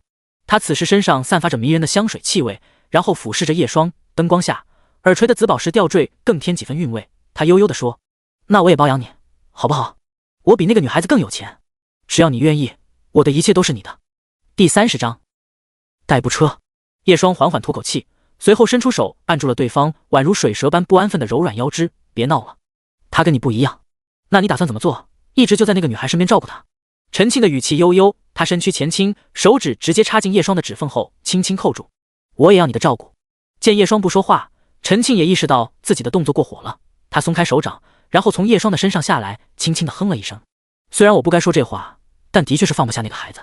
叶双说，那你接下来打算做什么？而且当时发生了那么大的事情，为什么不找我们？我在迷茫。叶双摇头，我原本以为自己能够做到很多事，但现实告诉我，你只是一个普通人。我真的不知道该如何在这座城市生活下去，没有目标，浑浑噩噩地过着每一天，每一天就像是在重复前一天的行为。曾经我认为工作就是生活的全部，所以在失去工作后，就像是失去了全部。他笑，不过这几天却让我找到了不一样的感觉。原来人并非一定要努力工作才叫做生活，我被成功束缚太久了，其实像那样平平淡淡过日子，其实也挺不错的。曾经睡个饱觉都是奢侈，现在能天天自然醒，我觉得这样生活很好。在那个女孩子正在成长起来之前，我没有其他的打算。陈庆沉默了一会，突然说，我第一次见有人把吃软饭说得那么清新脱俗，对吧？我也很意外。叶双笑。陈庆叹了口气，他拍了拍饱满的粮袋，随后嗔怪般的扫了一眼叶双。不过他也清楚，叶双虽然表面风轻云淡，但他也需要时间疗伤。你不会喜欢上那小姑娘吧？陈庆耸了耸鼻子，似乎很有危机感的询问。你觉得呢？陈庆一只手撑着脸，棕黑色的发丝下，他的脸庞有种说不出的魅力，他红艳的唇角勾了个绝美弧度。我这么漂亮你都看不上，谁知道你会不会真的老牛吃嫩草？我很老吗？谁知道呢，毕竟下周就是你的生日了。陈庆说。生日？叶双愣了一下，随后下意识拿出手机看了一眼，发现的确是快到生日了，连自己生日都不记得，却把那女人的生日记得那么清楚。陈庆嘀咕，都过去了。叶双也不由感慨，自己真的要27了，怎么一眨眼就要奔3了？明天我还有合作，要去一趟国外。陈庆从一旁的桌子上拿出一个小盒子，这就是生日礼物了，提前给你的，因为生日那天我回不来。叶双接过盒子，发现还挺轻的，他好像很久没有从陈庆的手里得到过生日礼物了。自从跟那个人谈恋爱后，陈庆就一直有意无意地躲着自己。里面是什么？拆开不就知道了。叶双便直接拆开，发现里面躺着一枚车钥匙。我只给了首付，你记得每个月供8000。陈庆说，是不是太过分了？开玩笑的，我听说你借了陈海那家伙的宝贝机车，要是磕磕碰碰了，他不得心疼死。陈庆微微笑着，好了，只是一台普通的丰田代步车，你就拿去用吧。叶双看着手里的丰田车钥匙，却说，哪有人过生日送车的？这样下去，难不成你明年送套房？陈庆闻言，脸蛋浮现出的红晕，可以啊，不仅是房子，我自己和公司也可以送给你。叶双扯了扯嘴角，送车还是过了点，我不能要。哎呀，一台破车你都要唧唧歪歪，你什么时候变成这个样子了？陈庆顿时瞪着叶双，那就当是你借的，一台代步车都磨磨唧唧，我这不是怕你把陈海那胖子的车搞坏了？这才像你。叶双看到无比暴躁的陈庆，只觉得熟悉的感觉回来了，毕竟那脸红红害羞的模样实在是太违和了。哼，不过你什么时候会担心陈海的车了？谁管他？阿 T。 此时楼上正跟白雨悠坐着的陈海突然打了个喷嚏，他揉了揉自己的鼻子，妈的，楼下那俩不会说老指坏话吧？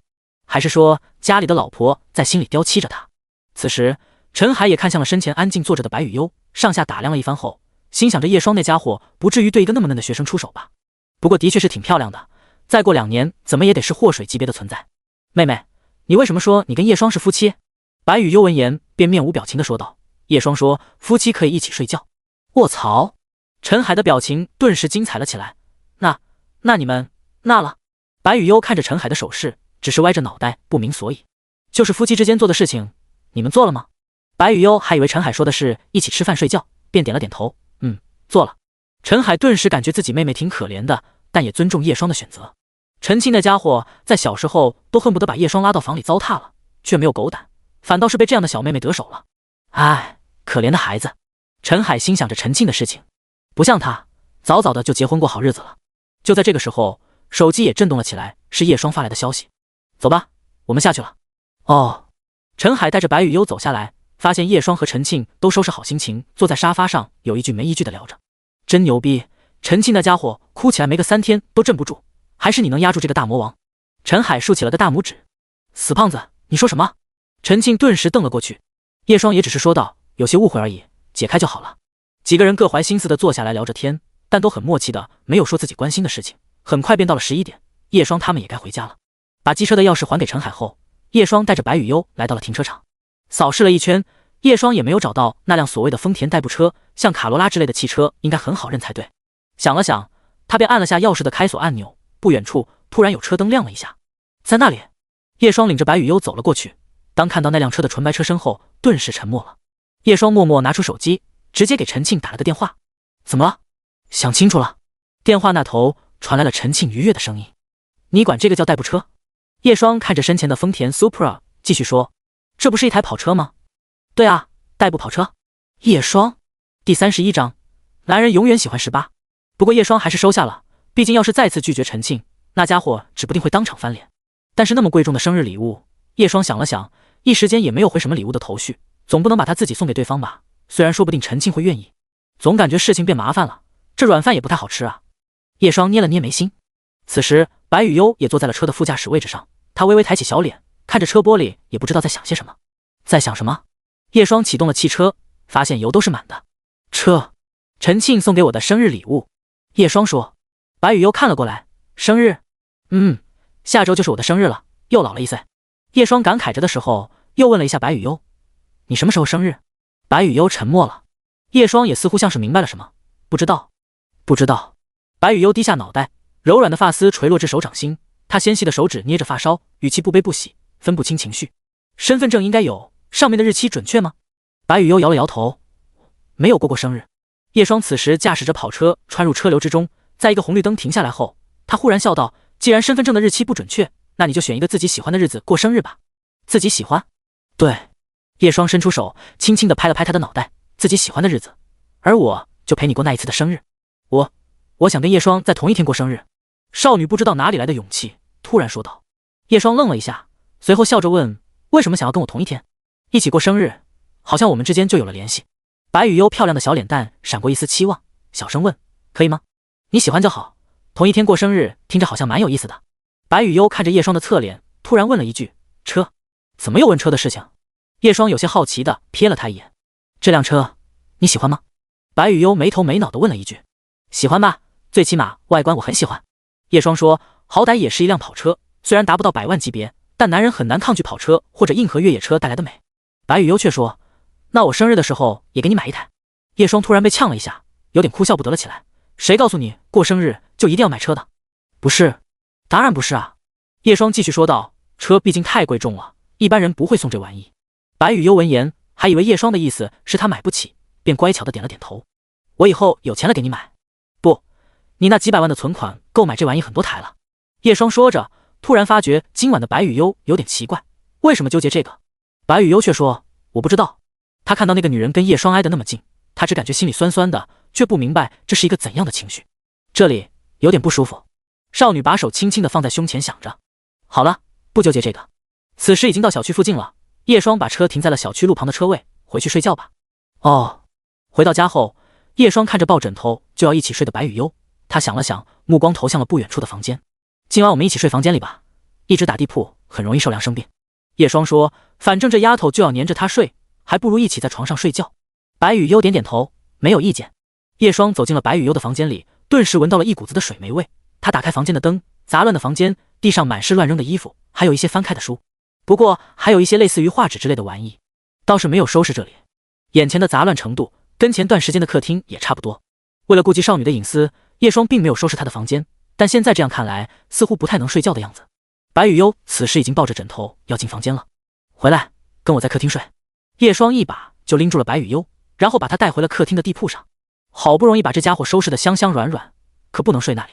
不过现在已经很晚了，只能明天再收拾他的房间。白雨优此时以鸭子坐的姿势坐在地铺上，他歪着小脑袋，似乎不明白叶双怎么一会要进房间，一会又要在外面。好了，躺下来吧。叶双熄灯后刚一躺下，便注意到白雨优抱了过来，然后紧紧地贴在他的身上，隔着单薄的衣服，叶双几乎能够感受到少女肌肤温度。而叶双也一副很习惯的模样，他微微侧身与白雨优面对面，然后稍微拉起一点被子盖在了他的肩膀位置。晚安。晚安。叶双闭上眼睛，呼吸逐渐平稳。白雨优却在这个时候缓缓睁开双眸。此时昏暗的客厅之中，只有那被窗户切开的月光零碎地落在他们的被褥上。白雨幽却突然想起今天下午那对情侣的事情，那是什么感觉？他们好像很高兴的样子。白雨幽不明白，但那个似乎是夫妻之间才会做的事情。不过，那样做真的会开心吗？看着叶双那近在咫尺的脸庞，白雨幽忍不住靠近了些许，然后微微抬起下巴，开始有模有样的学了起来。叮！突然响起的手机提示音，瞬间搅碎了安静的氛围。叶双也慢慢睁开眼睛，看了一眼埋着脑袋没有动弹的白雨幽，他也没有在意，只是把一旁的手机拿了过来，然后调成了静音。点开了通知消息后，叶双发现是陈海那家伙发过来的。陈海，睡了吗兄弟？哎，既然你都跟那小姑娘做过了，我也就不撮合你跟陈庆的事情了。不过你也真是那么嫩都能下手，虽然说男人永远喜欢18，但大家都是嘴上说说，你是真的做了。叶双看着信息，片刻后他一脸诧异，咩？这是哪个环节出了问题？第32章，黄毛同学。翌日，叶双开着车把白雨幽送到了学校门口，然后叮嘱了一句，在学校遇到问题打电话给我。白雨幽点着脑袋，却依旧坐在副驾驶位置上没有下车。怎么了？白雨幽此时伸出手捏着他的袖子，声音细软，还没上课，想跟你多待一会。少女的温声细语瞬间敲动了叶双的心。好吧。叶双挂上停车档，目光落在了车窗外那些陆陆续续进入学校的学生，恍惚间他突然有一种自己也在上学的错觉。此时身旁的白雨幽忽然凑近了些，然后脸蛋贴在了他的肩膀上，若有若无的发间香味也传递了过来。还真是个粘人的家伙。叶双用手指撩开对方额前的发丝，笑着开口问，怎么了？不想上学？白雨幽毫不犹豫的点头，没事，再过几年就毕业了，以后就算想回来也没有机会。叶双说，对了，如果可以的话，不如考虑在学校交个朋友。白雨幽歪着脑袋，朋友？朋友，人毕竟是群居性动物，有时候遇到困难还是需要朋友帮助的。白雨幽虽然不是很明白，但还是说，只要是叶双说的，我就去做，又不是什么主人的任务，如果不喜欢的话，就不用勉强自己。叶双说，哦。很快，白雨幽也要下车了，不过他还是一副依依不舍的模样，下车后没走几步就回头看。他一个人应该没问题吧？叶双喃喃说着，他的视线落在了远处那道身影 ，JK 制服百褶裙，穿着连裤黑丝袜，踩着小皮鞋，再搭配那及腰长的长发和漂亮脸蛋，无论走到哪都是焦点。不会被什么黄毛同学用花言巧语骗跑了吧？叶双摸了摸下巴，想了想，还是不太放心。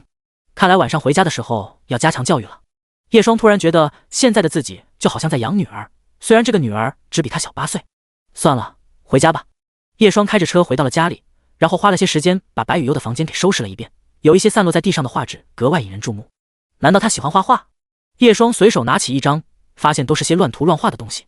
一想到画画，叶双的脑海里便不自觉想起某个身影。叶双，对不起，我还是放不下他。对方的那句话就仿佛在他的心脏扎下了一根刺，哪怕把刺给拔出去，留下的创口也不会自我痊愈。算了，有什么好想的？叶双缓缓放下画纸，然后继续收拾白雨幽的房间。折腾完已经快中午12点了，叶双坐在了电脑桌前，突然开始发起呆，好像自己突然没有事情做了。这就是吃软饭的生活吗？开车接送一下白雨幽上下学，偶尔做顿饭搞搞卫生，那可真是有点爽啊。不过叶双也没有完全闲着，他拿出手机给陈海发了个信息，有没有一种轻松赚钱多时间自由的工作？过了一会，陈海也回了消息，有啊，吃软饭。叶双，除了这个呢？陈海，梦里啥都有，你这段时间干脆就好好休息算了。如果你真的想的话，其实也可以考虑一下网络相关的自由职业，就好像什么网络博主，我听说有些人摇花手都可以年入千万。叶双嘴角一扯，我不会这个。陈海，其实不难，现在人都有猎奇心理，越猎奇越搞怪，就越多人爱看，不然你以为那些几百万粉丝的博主故意扮丑是为了什么？不就是为了赚钱吗？这年头扮丑赚的钱都比科学家高，流量时代你可以想办法找个网络工作，怎么都比传统行业赚钱和轻松。叶双看到陈海发来的消息后，他想了想，随后又按了按手机回复，算了，我也就随口一提。刁你，老子上班给你敲那么多字回消息，别人还以为我在联络客户呢。我给你存几百万，难道不是大客户？小客户而已。刁！放下手机，叶双打开电脑，在搜索引擎找了一下网络相关的职业有哪些，最后他的视线停留在网络小说家的名字上。写小说？叶双摸了摸自己的下巴，想着自己是汉语言专业，去写小说说不定也可以吧。而且时间自由，想更新就更新，想开摆就开摆。叶双曾经有一段时间还是挺迷恋看小说的，试试。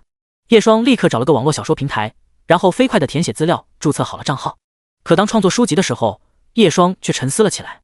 能写什么？脑海里不知不觉浮现出某个少女的脸庞。那天雨夜仿佛就像是两人羁绊的开始。手指不自觉地在键盘上敲动。失业后被宝藏女孩捡回家。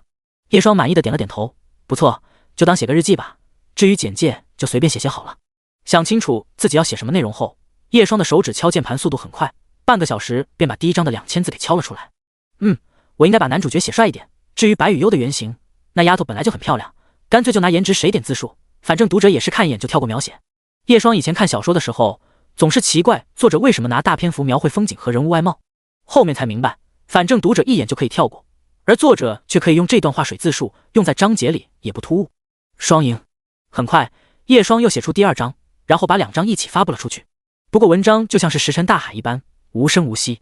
叶双也不在意，点开了一个视频软件，搜了一篇营养学的网课，开始看了起来。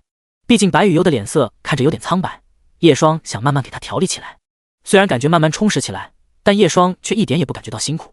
不管怎么说，下午一点的阳光远比凌晨一点的都市夜景要耀眼。第33章习惯。白雨优回到了 A 班，一进教室，他便感受到了来自四面八方的视线，有好奇，有愤怒，有嫉妒，有不善，有爱慕，但白雨优却丝毫没有放在心上。准确的来说，这种视线本就伴随在他的生活中，无论是被人故意伸腿绊倒，还是椅子涂上胶水，还是被球砸等等，事后总会有这样的视线看过来，就像是无声的嘲笑，肆意释放着自己的恶意。与其说不在意，更多的白雨优是已经习惯了，习惯了别人伤害自己，正因为被伤害是日常，所以才不会放在心上。或许就是因为他如同玩偶一般毫无波澜的态度，也让一部分人感到了无趣，导致这类捉弄少了点。但白雨优在这次的目光中似乎感受到了一些不同的地方，却也不知道到底哪里不一样。上课的时间还没到，白雨优掏出了手机。银山学院是允许带手机上学的，甚至从4年级开始，因为4年级往后每一节课都是大课堂，所以那些学生哪怕上课玩手机，老师也管不着。点亮屏幕，是一张熟睡的脸庞照片，叶双的。白雨优昨晚偷偷拍的，在学会用手机后，他便把这张照片设置成了屏保。因为怕叶双不允许，所以白雨优便没有告诉对方，这也算是他的小心思。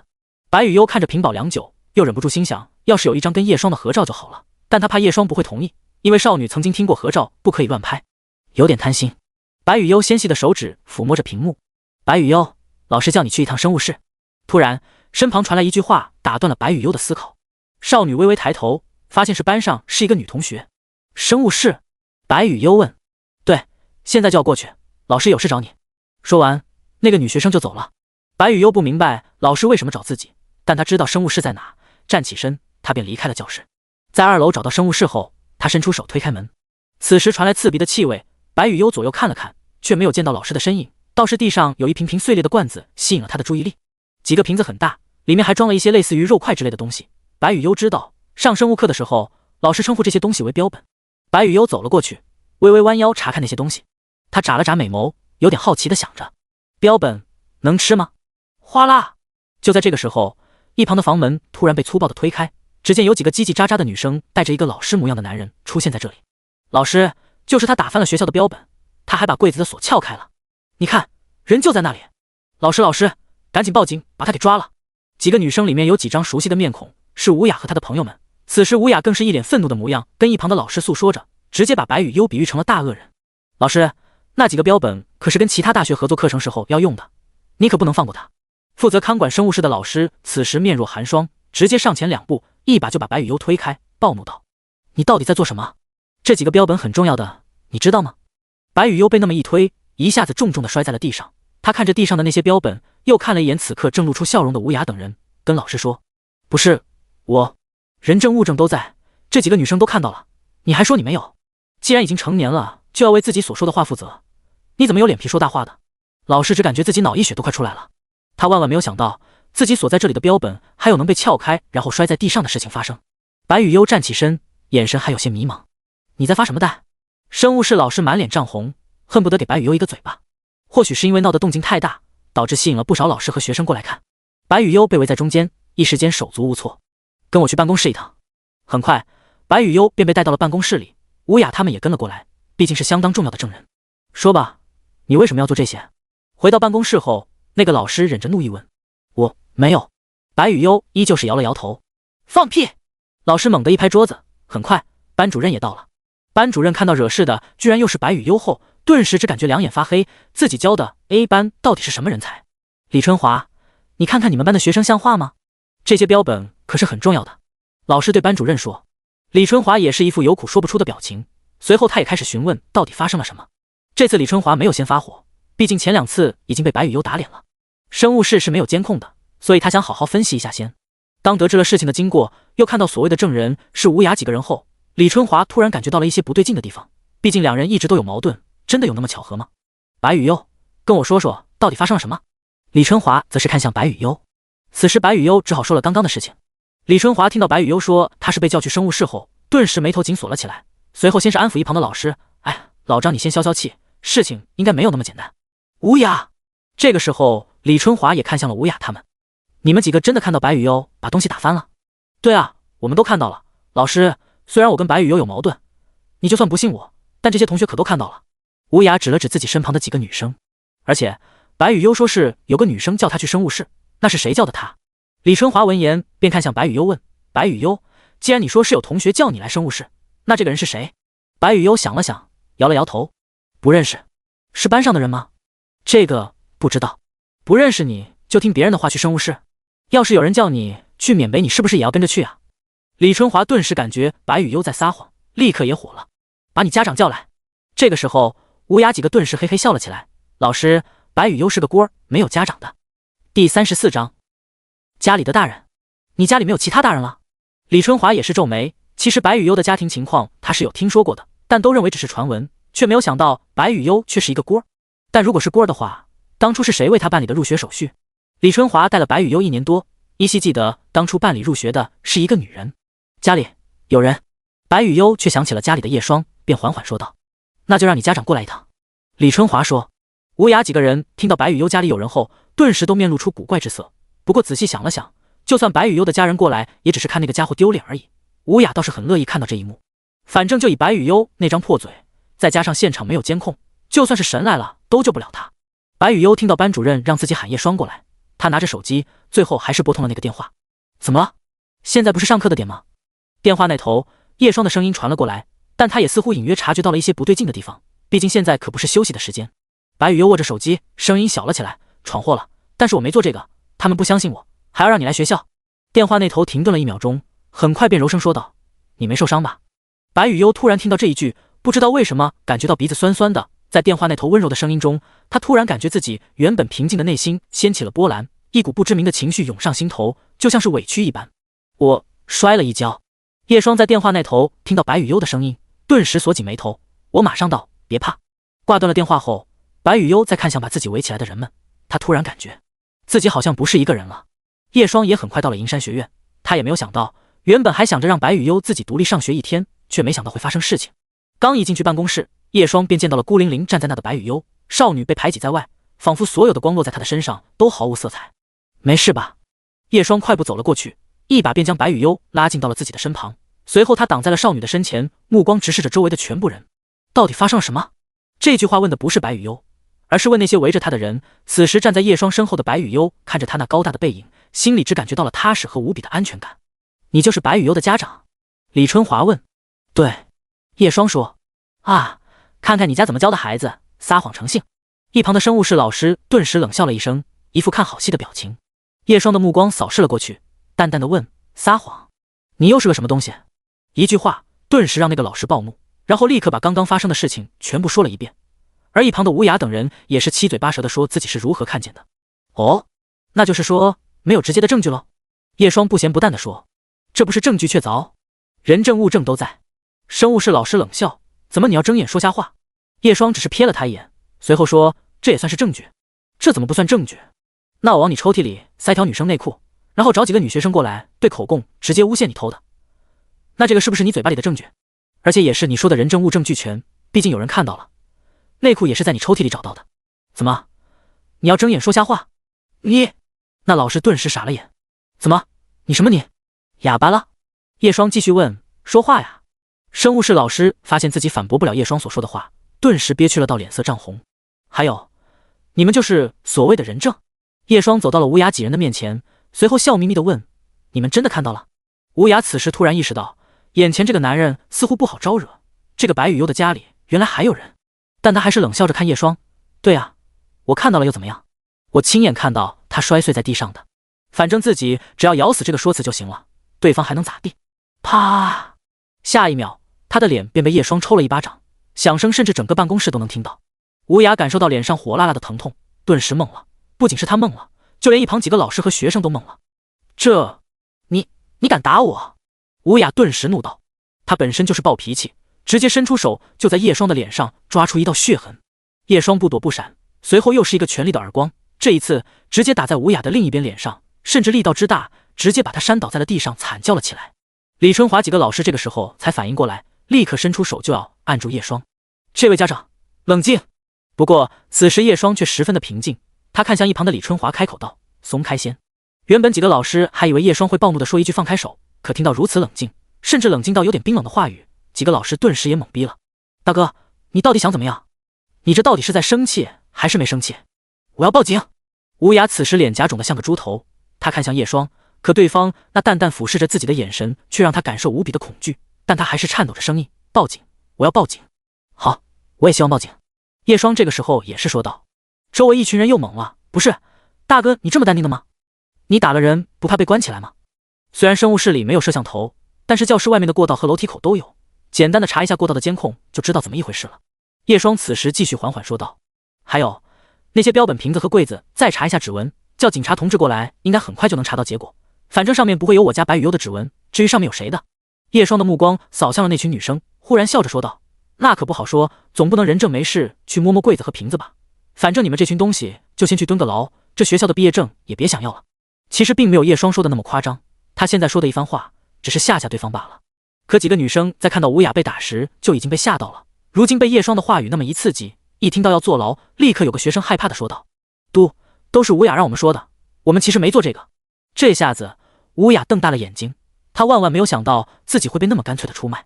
有一就有二，当那个学生开口，其他女生纷纷也是说自己是无辜的，都怪吴雅。这下一旁的几个老师也瞬间明白怎么一回事了，看向那些学生的眼神都愤怒了起来。而此时一直躲在叶双身后的白雨幽，当看到叶双一下子就镇住了场面后，也是有点呆呆了起来。原来这就是家里有大人的威力吗？第35章合理利用拳头。这件事很快就惊动了银山学院的校长，当他赶到现场并了解了真实的情况后，顿时也是火冒三丈。李老师，你们班怎么会有如此恶劣的学生？不过校长还是皱眉看向了李春华。此时李春华心中也是那个懊恼啊，他也没有想到居然这么多学生做了假证，这下子事情可没有那么多收场的了。这位家长，我代表校方跟你道个歉，其实这一切都是误会。校长此时也很明显不想把事情闹大，便立刻对叶双和善的说道。银山学院作为老牌院校，名声可太重要了，再加上现在短视频流量兴起，很容易把事情传播出去，他可不想因为这种事情而耽误了来年的招生指标。随随便便污蔑我家的孩子，今天要是换个人，他得受多大的委屈。叶双淡淡的说道，我希望校方能给我一个满意的答复。能，当然能，要不您先把孩子带回去，我今晚之前一定会给你一个满意的答复。校长立刻保证。叶双闻言也顺着台阶下了，不过他又看向此时倒在地上脸色苍白的吴雅，笑眯眯地说，我不介意陪你继续闹下去，反正我只是一个无业游民，谁动我孩子我就拉你进局子一起蹲一蹲。吴雅闻言如坠冰窖，心中的恐惧更是攀升到极点，他万万没有想到白雨幽家里还有这样可怕的流氓，也不讲什么道理，上来就是一个大嘴巴子。吴雅不敢报警，因为被叶双刚刚吓了一下，只感觉要是报警坐牢的得是他，毕竟一开始就是他故意污蔑对方的。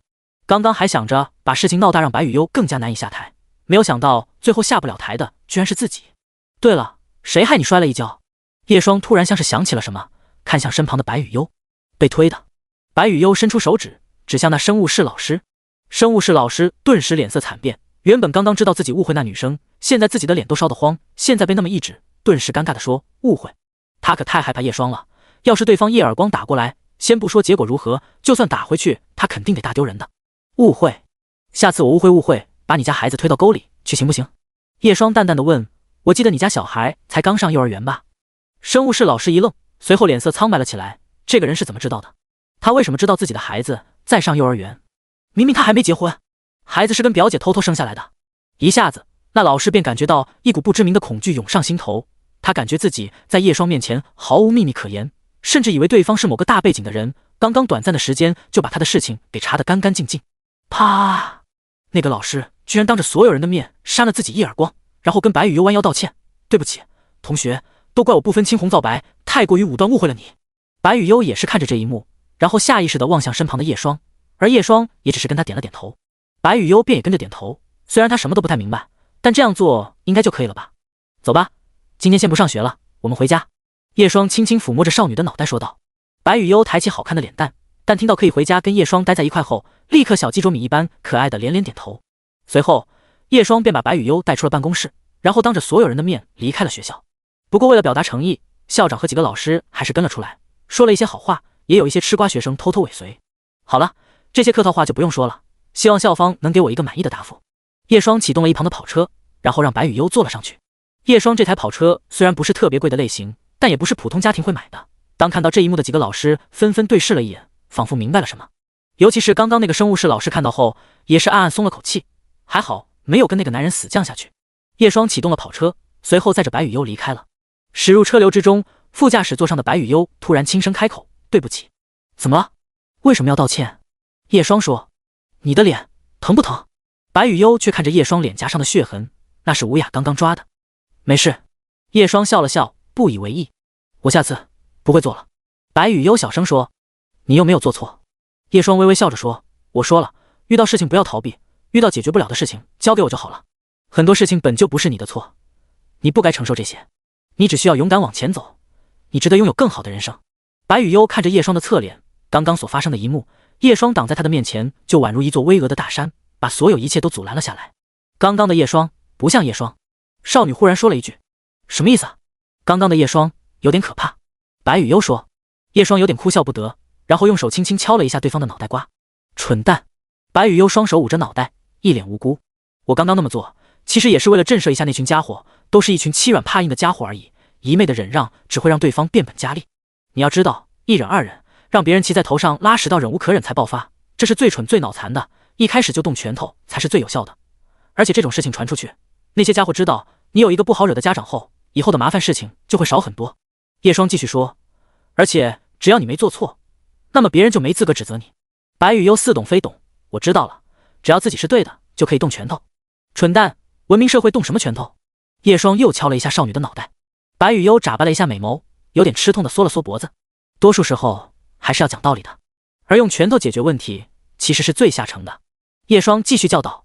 可是叶双知道白雨悠想说什么，他笑了笑，所以要懂得如何使用拳头。拳头虽然是下乘，但是爽啊。第36章家的样子。晚上吴雅的处理结果也出来了，或许是因为这件事太过于恶劣，校长还去查了一下两个人的矛盾。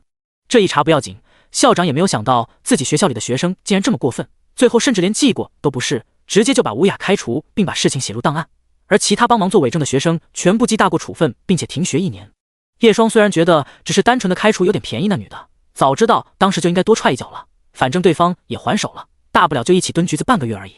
不过这样一闹之后，应该也就没有人过去找白雨悠的麻烦了。再教会她如何独立生活，叶双想着差不多也到要离开的时候。但是离开又能去做什么呢？叶双看着身旁正帮自己切姜蒜的少女，窗外透入的晚霞披落在她身上，就仿佛穿了一件纱衣。或许是察觉到了叶双的视线，白雨悠缓缓抬头，眼眸倒映着一些晚霞的色泽，美的有点不可思议。“小心点，不要切到手了。”叶双温柔地嘱咐了一句。白雨悠轻轻点头，继续开始切了起来。终究还是要离开的，叶双心想着。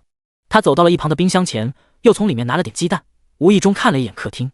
客厅再也不是杂乱不堪的模样，虽然家具老旧，但看着温馨舒适。晚霞卷着微风吹拂那白麻窗帘，伴随着微微摇曳的风铃声音，一切都是那么的舒服。不知不觉好像有点家的样子了，叶双喃喃地说着。好像曾经他就期盼着能见到家里有这一幕才对，到底是什么时候忘记了。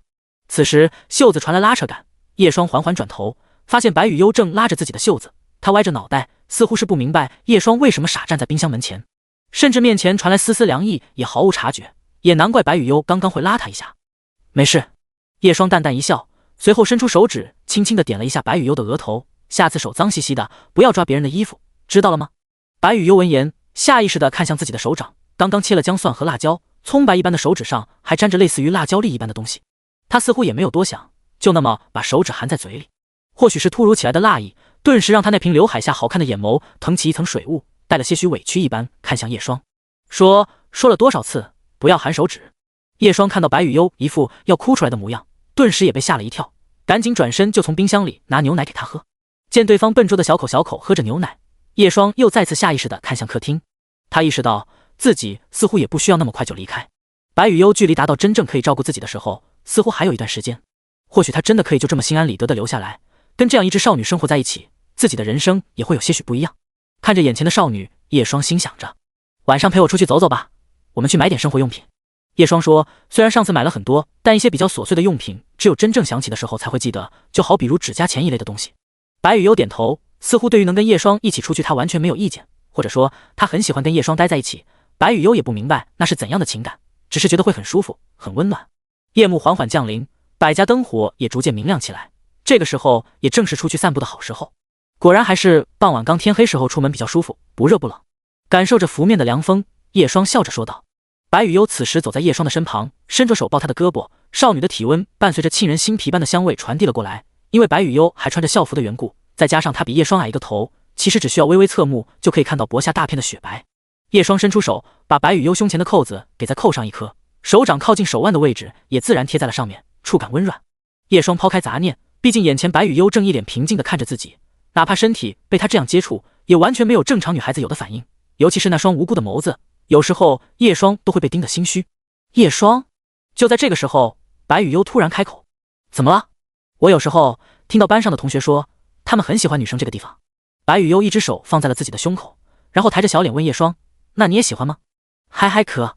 叶双被这么一问，猝不及防地干咳了几声，随后他很认真地说：“男生当然喜欢，当时你千万不能给别人碰，知道了吗？这种事情只能留给喜欢的人。”白雨优认真的点点头，我会留给叶双。怎么变成留给我了？因为我喜欢叶双。白雨优继续说。叶双的脚步缓缓停下，随后看着白雨优问：“你知道什么叫做喜欢吗？”白雨优听到后想了想，又摇摇头。喜欢是一种复杂的情感，你对我的喜欢，其实跟你喜欢吃的那些食物是没区别的。叶双微笑着伸出手捏捏白雨优柔软的脸蛋。当你理解了何为真正的喜欢你，你也就长大了。理解？对。那叶双，你要摸摸这里吗？你真的有把我刚刚说的话听进去吗？叶双此时跟白雨优已经走到了老旧小区附近的夜市，这里的小吃很多，空气中弥漫着油烟味道。不是刚吃饱饭？叶双注意到白雨优的眼神直勾勾地看着一小摊上的烤鱿鱼，便笑着说：“饿了，饿得有点快吧？”叶双虽然嘴上这么说，但还是拉着白雨优走到了那个烤鱿鱼的摊位前。老板，来根大鱿鱼。好嘞。戴着头巾的老板应了一声，只是声音有点熟悉。叶双看了一眼老板的模样后，却是愣住了。怎么又是你？看到卖烤鱿鱼的老板居然是安诗瑜后，叶双也有点懵圈。你到底有几个身份？是你啊，大叔。安诗瑜熟练地翻动着铁板上的鱿鱼，看在老顾客的份上，这鱿鱼15一根，现在买套餐划算，2根鱿鱼你给我35就行了。第37章，小猫，是不是哪里不太对劲？叶双嘴角一扯，2根不应该是30吗？你这个算是哪门子的套餐？还加价的？大叔，你这样说就不对了。俗话说，生客宰一半，熟人大满贯。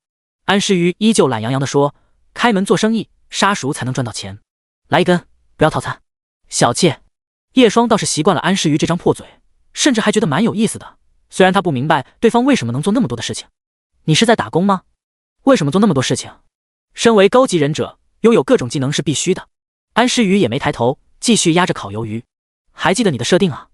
这个时候，安诗瑜也注意到了叶双身旁的白雨优，准确来说，他的目光落在了白雨优挽着叶双的手臂上。哦，是你。安诗瑜看着白雨优，你们认识？叶双忽然记得2个人都是银山学院，而且都是3年级，一个 A 班一个 B 班，认识应该也正常。不认识。安诗瑜说完，白雨优也是摇了摇头。叶双，那你摇个鬼啊！不一会，烤鱿鱼也弄好了，这边扫码。给了。叶双刚放下手机，便注意到安诗瑜又递过来一串鱿鱼，给我只要1根，这根算我送你的。安诗瑜说。叶双有点意外，这么好，不怕亏本吗？这玩意进货价可能就几块钱而已。安诗瑜此时伸了个懒腰，又补了一句，反正也不是我的摊，无所谓。叶双，不是你的摊？什么意思啊？不然呢？安诗瑜顿时露出痘痘眼，指了指卖鱿鱼摊位的名字，徐胖子烤鱿鱼。你看我哪里跟胖子搭边？安诗瑜的身段很纤细，跟胖子半毛钱都搭不上边。那你为什么在这里烤鱿鱼啊？喂，好玩呀，老板好像拉肚子去了。安诗瑜一脸淡定地说，不过你放心，我烤的肯定更好吃。叶双突然想起他之前卖手机和卖包子的事情，顿时有点不可思议地看着他。那之前那些……安诗瑜的双眼弯成月牙，你猜？好了，再见。也没有管叶双做什么反应，少女摆了摆手，很快便挤入人流中，消失不见了。叶双看了一眼手里的鱿鱼，又看了一眼身旁像只仓鼠精小口小口啃着鱿鱼的白羽优，这家伙……不过叶双还是默默地给那个卖烤鱿鱼的二维码又扫了钱，然后带着白羽优继续逛了起来。几乎是吃了一路，叶双才发现白羽优的饭量比自己想象的要大得多，明明已经吃过饭了，但还是把小吃摊的东西都吃了一遍。尤其是他把一整个烤猪蹄吃下去后，叶双都怀疑白羽优的肚子是不是真的有一个4次元空间，到底是怎么吃下去的？叶双看着白羽优那依旧平坦的肚子，都有点不相信自己的眼睛。而白羽优看到这一幕，便把自己的衣服往上拉，露出了平坦的小腹和肚脐。蠢蛋，不允许把衣服提起来！叶双伸出手，在他的脑袋上轻轻地敲了个手刀。买齐生活用品后，时间也快来到9点，差不多也该要回去洗澡休息了。回到小区单元楼下，叶双刚拿出钥匙打算开门，却发现白羽优突然朝着一个方向走了过去。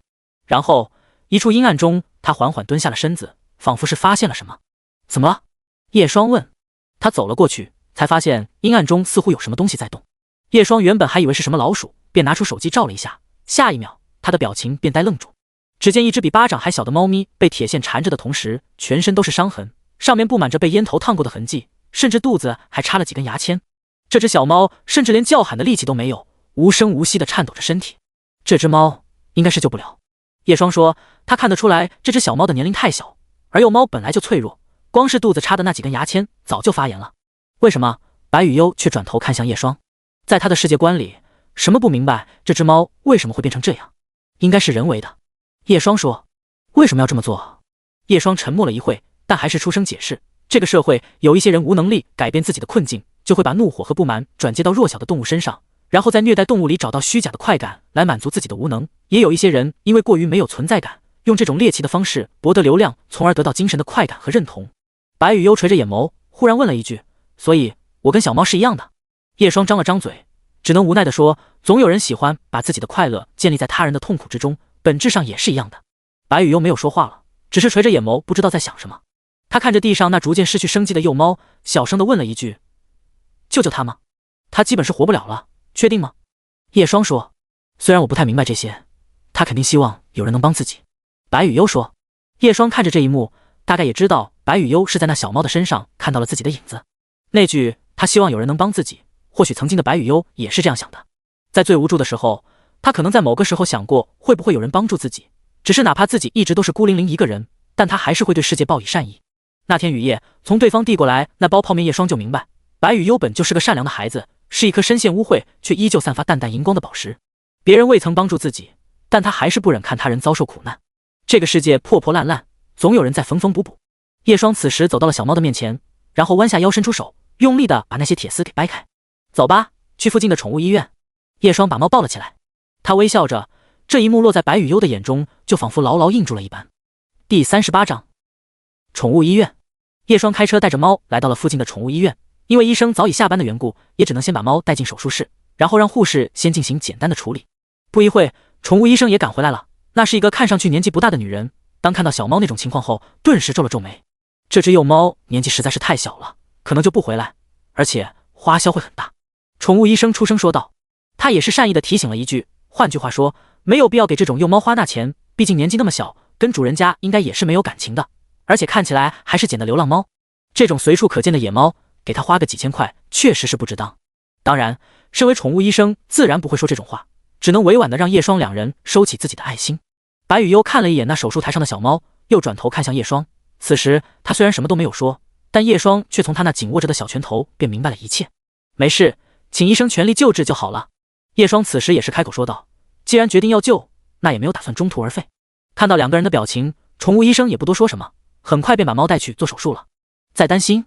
叶双看到身旁白羽优一直看着那手术室的门，便伸出手抚摸着他的脑袋问。少女没有说话，只是轻轻的点了点头。就算是那小猫没有挺过来，我们也是尽力了，顺其自然就好。叶双则是说道，这个世界本就遗憾太多，凡事不可能都十全十美，如果那小猫真的挺不过去，也没有办法。如果真的死了，那么叶双也可以给白羽优讲讲关于死亡的事情。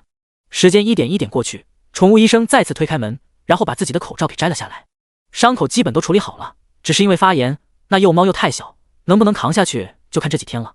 小猫的肚子里还有一大堆的塑料和垃圾，看来平时连东西都没得吃。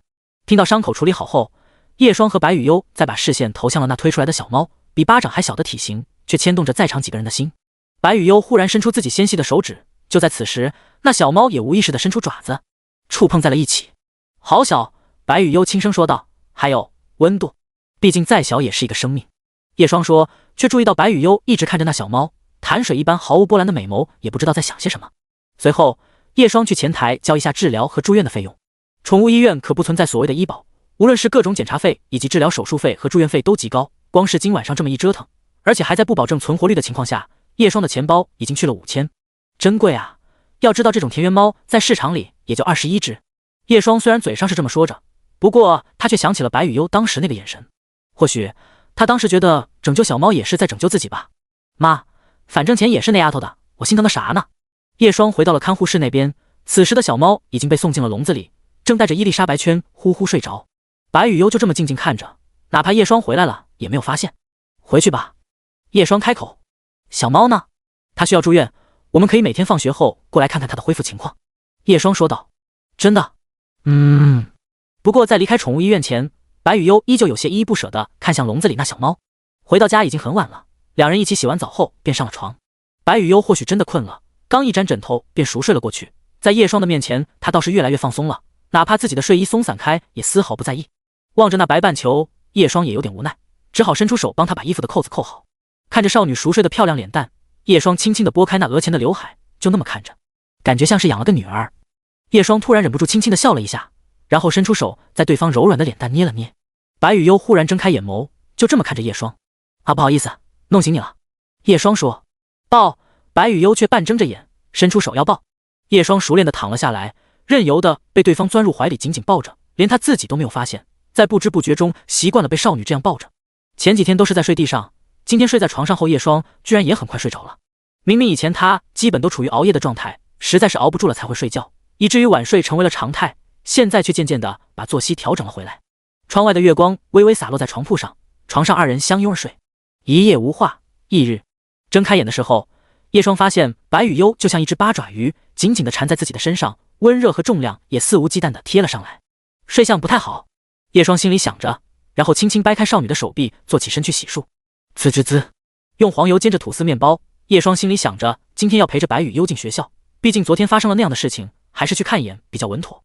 又煎了蛋后，叶双热了一下牛奶，一切动作行云流水，毕竟他也是这样为某个女人准备了7、8年的早餐。很快，白羽幽也起床了，他穿着松松垮垮的睡衣，双眼还闭着，也不在意自己露出的雪白锁骨，就这么贴过来要抱抱。当抱上来那一刻，叶双注意到白羽幽就像是完全放松下来一样，还无意识地用脸蛋蹭了蹭。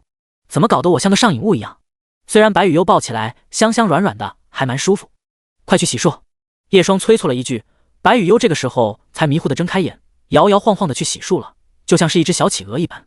吃完了早餐后，叶双也给自己换了一身衣服，依旧还是那套潜入学院的教师装扮。他打算今天上午都在银山学院待着，等下午没事做了再回来。第39章豪门千金。叶双开车带白羽幽来到学校，甚至还是光明正大的开进了学校的地下车库，毕竟是自动识别的升降门，而开车过来上班的老师很多，保安也不会管开车进学校的到底是谁。好了，我们就在这里分开吧，就算碰到了也不要跟我打招呼，知道了吗？楼梯口，叶双嘱咐。白羽幽看着叶双那斯文的打扮，也是乖巧的轻轻点头。叶双让白羽幽走在前面，自己则是在后面跟着一起上了楼梯。走出负1楼的停车场，便是教学楼的1楼，距离校门口并不算远。去吧。哦。看着白羽幽渐渐走入学生的人流中，叶双摸了摸口袋，随后掏出一颗糖丢进嘴里。白老师早。这个时候，叶双发现身旁传来打招呼的声音，他侧目看去，是 B 班的班主任陈月。陈老师，事情处理好了？叶双微微一笑。陈月也是感激地说，对，多谢你那天给我带班上的课，我还想感谢你来着，只是我在教师群里搜不到你的名字，你微信叫什么？我微信中木马被冻结了，要1个月才能解开。叶双随口捏了一句。陈月恍然，难怪在群里找不到白老师你现在是要去班上吗？还没，我也是刚停好车而已，打算晚点再去班上。叶双笑了笑，毕竟我可不是班主任。哎，语文老师真惨，不仅要当班主任，还要面对各种大大小小的事情。陈月有点无奈地说道，发通知还得一个个去联络家长，一天大部分时间都拿去浪费在琐事上，根本就没有时间去专心教学。那的确。叶双笑了笑，而且班主任工资就比普通老师多400块，干的活多1倍都不止，真不想当班主任，感觉整天生气都容易老几岁。陈月看叶双这个数学老师赞同，也是大吐苦水。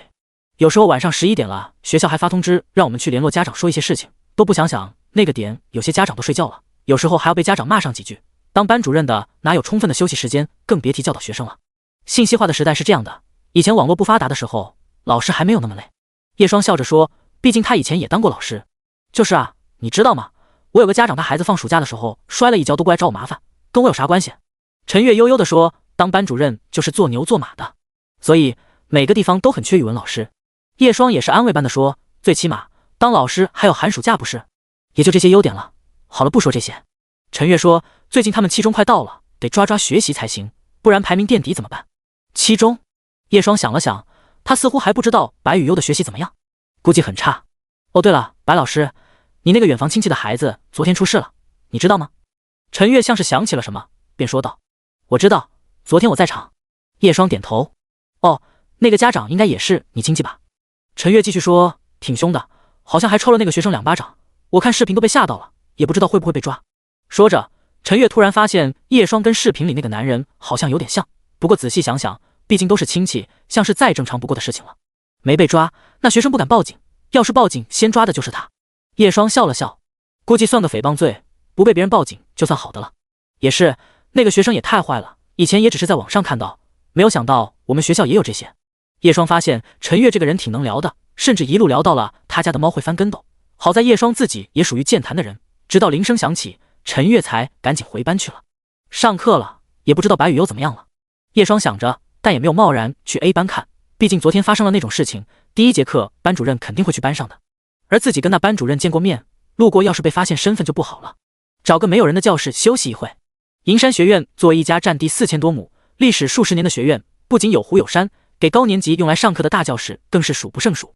平时有一些大教室是会空着的，所以叶双打算去那里坐会。班主任李春华走进了3年级 A 班，正如叶双所想的那样，第1节课虽然不是他的，但根据学校的安排，第1节课全部变成班会课，就是为了加强品德意识的教育。李春华因为昨天的事情已经被校长谈话，而且这节班会还不是调课，而是完全多了1节课。脑壳疼，平白无故多了工作量，李春华的心情很不好。一进入教室后，他立刻就用教尺拍了一下讲台，都上课了，吵什么吵？我在楼梯口都能听到你们的声音，整个3年级就你们最吵。昨天的事情你们也知道了，你们还真是我教过最差的班。看到班上的学生渐渐的安静下来后，李春华平复好自己的心情，然后说，吴雅已经被退学了，班上还有几个被记了处分，希望你们剩下的人能够引以为戒。学生就是学生，你们的本职是学习知识，别整天搞那些有的没的，真以为自己有多厉害。听到吴雅退学后，其他学生纷纷面面相觑，然后小声议论了起来。我靠，我还以为吴雅只是停课，没有想到直接退学了。你还不知道吗？我这边有小道消息，听说臭女家里有个很厉害的家长，开跑车来学校的，知道吴雅欺负臭女后，上去就给她2个大嘴巴子，警察来了都不敢带走她。没有吧？我怎么听说没有报警？不过我听臭女其实是豪门流落在外的千金，吴雅这下子是踢到铁板了。也有可能，没看到臭女最近越来越漂亮了吗？身上也不臭了，钱这玩意还真养人。嘘，老班好像生气了，别说了。第40章文字。下课后，白雨优坐在了自己的位置上，此时周围尽是同学们的视线和议论纷纷的声音。先不说他在班级里原本情况，现在吴雅的退学反倒是让白雨优更加显眼了起来。白雨优站起身，打算去一趟洗手间，可回来的时候，他却有意无意地看向门外，似乎是感受到了什么，就仿佛有人在跟踪自己一般。那股奇怪的视线也从未离开过自己的身体，但白雨优却没有发现是谁。这种奇怪的感觉持续到了午休的时间，白雨优没有去饭堂，而是直接朝着天台走去。他走路的速度很快，甚至还感觉到了身后也传来脚步声。但白雨优步入至拐角处后，很快便消失不见。哒哒哒，这个时候脚步声也更重了起来，似乎是发现怕自己跟丢白雨优一般。呀！一声惊呼。此时白雨优却站在拐角处，很快便与那个跟踪自己的人碰在一起。那是个身材丰满的同龄女孩子，留着不短的棕色头发，此刻正一脸尴尬和窘迫，红晕染遍了对方的脸蛋。对不起，白雨优同学。女孩子磕磕巴巴地说着，一副晕乎乎的表情。白雨优看着眼前这张谈不上陌生的面孔，也知道他是班上的同学，只是不知道对方的名字。白雨优总是记不得人名，但要是谁的名字最清晰，叶双，他肯定会毫不犹豫地说出这个名字。别生气，我没有恶意，我就是想跟你说个话。对方哭丧着小脸，属于一眼就能看出胆子特别小的存在。白雨悠轻轻点头，我觉得你很厉害，那个吴雅真的很讨厌，我也经常被她欺负。女孩说，还好你家人把真相调查清楚了，我胆子很小，遇到这种事情都不敢反抗，所以我很羡慕你有反抗的勇气。空气安静了一瞬，我就想跟你交个朋友。女孩看到白雨悠不说话，继续磕磕巴巴地说着，但注意对方那平静带着些许清冷的眼神后，吓得立刻转身就跑。对不起，打扰了。白雨悠看着对方飞快逃离的背影，几秒后，他歪着脑袋，为什么要跑？朋友。白雨悠突然想起叶双要让他交一个朋友来着，不过等下午放学前，白雨悠也没有能跟刚刚那个女孩子说上话，甚至对方一见到白雨悠就吓得一溜烟跑掉了。有女生跟你交朋友？车上，白雨悠刚一上来就把这件事跟叶双说了。白雨悠点头。他为什么要跑？叶双问。白雨悠也是不明白，他从来就没有朋友，也不知道那个女生为什么要逃跑。叶双看着白雨悠那张可爱小脸，突然像是明白了什么，他问了一句，白雨悠，你会笑吗？少女闻言，身体就这么开始抖动了起来，过了一会后，她还是摇头。你在抖什么？可能是你这个表情吓到了那个女生吧。叶双摸了摸下巴，随后伸出手指放在了白雨悠的嘴角两边，然后微微往上移。还是不怎么行。白雨悠面无表情地提着嘴角，看上去还是怪怪的。这么漂亮的脸蛋，不会笑多可惜。叶双思索着，而且白雨悠的表达能力也不行，如果只是单纯的不爱笑，就像那安诗雨一样，其实也不会给人一种生人勿近的感觉。但白雨悠身上的那种清冷的气质，完全就是多年独处没跟人交流养成的。这样的话，恐怕不太好交朋友，再加上你也不爱说话。叶双如此想着，突然像是记起了什么。对了，我给你的本子带着吗？叶双所指的本子，就是之前给白雨悠写着几条要求的笔记本，是在安诗雨那边买的。白雨悠闻言，他转身从一旁的挎包拿出笔记本，给。对，就是这个。叶双微笑着接过本子，随后又跟白雨悠拿了一支笔，来，我教你。说完，叶双飞快地在笔记本上写下文字，我也想跟你交朋友。白雨悠接过叶双递过来的本子，又看了看，仿佛在问这样就可以了。叶双其实也知道白雨悠有个习惯，就是一直看着对方然后不说话，也不是白雨悠故意不说话，只是长时间不与别人交流，养成了自己忘记开口的毛病。现在一时间也改不了。叶双想着，还不如用笔记本提前写下来。如何？我也知道你不习惯说话，甚至不喜欢说话，如果一时间张不开嘴，还不如提前把一些日常要用的写在本子里。叶双说着，白雨悠低下头看着摆在自己雪白大腿上的笔记本，他拿起笔在上面写了写，我饿了。对，就是类似于这样。叶双笑道，但他又看了一眼笔记本上方依旧没有表情的少女，他想了想，笔记本拿过来，要加点东西。叶双拿着白雨悠的笔记本又写了写，我在你房间里看到过画稿，虽然不知道你的画技如何，但如果你无法表达自己的情感，不如就拿笔画出来。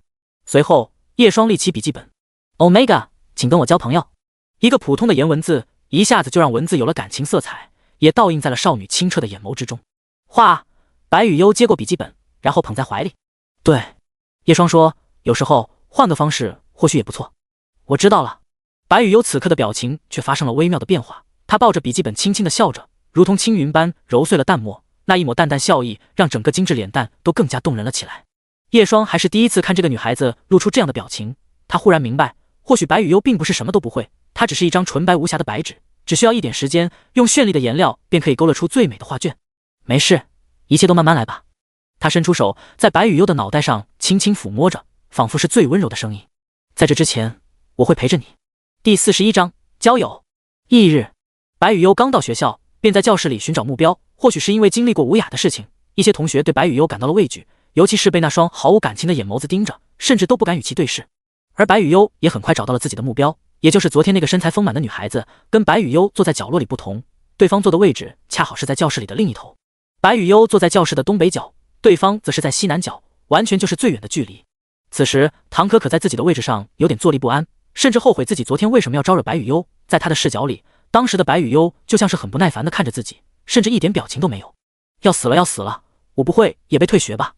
不会吧，明明我什么事情都没有做过。唐可可抱头哀嚎着，看得一旁的同桌一愣一愣的。这个时候，白雨悠缓缓起身，朝着唐可可的位置走去。咦？唐可可立刻也站起身，就要躲洗手间里。这一幕在昨天也发生过，以至于整个上午白雨悠都不能碰到唐可可，甚至是因为频繁跑洗手间的缘故，唐可可还在班里获得一个名为厕所战神的称呼。不过这件事在下午却发生了转机。今天又到了分座位的日子，这次座位就不是我来安排了，每个人抽签决定座位顺序。李春华拿着一个大箱子放在了讲台上说道。很快，大家抽完签，并且把自己的课桌搬到了新的位置。此时，在教室里的西北角，面无表情的白羽优正和瑟瑟发抖的唐可可坐在了一起。喂，为什么会这样？要死了，要死了！唐可可只感觉大脑晕乎乎的，没有想到天意如此。这个时候，白羽优也转头看向他。咦？唐可可吓得抖了一下，甚至因为身材过于丰满，猛地晃了一下巨物。白羽优察觉到唐可可情绪不太对的模样，便重新低下头看书了。白羽优以前没有同桌，所以一开始也不知道该如何相处。唐可可见到白羽优不再看自己，心中也是松了口气，但一想到接下来1年都要跟白羽优坐在一起，顿时感觉前途黑暗。时间一点一点过去，就在这个时候，唐可可的表情开始微妙了起来，甚至闪过一丝痛楚。来 M 了。唐可可虽然身材发育得很好，但体质却很差，尤其是来亲戚后会疼得恨不得原地打滚。腹部传来一阵又一阵的绞痛，唐可可去摸抽屉里的姨妈巾，却只摸到一包空袋子，忘记买新的了。唐可可直接捂着肚子趴在桌子上，脸色惨白。就在这个时候，唐可可注意到自己眼前出现一只白皙的手臂，而在她的手里还有一条姨妈巾。白羽优同学，唐可可呆呆地看向自己身旁，发现白羽优正安静地看着自己，她也没有说话，却仿佛什么都告诉了自己。唐可可接过后，立刻举起手：“老师，我肚子痛，要去上洗手间。”“去吧。”李春华头也没转的继续在黑板写着字。唐可可如释重负。等唐可可回来后，已经是下课的时间了。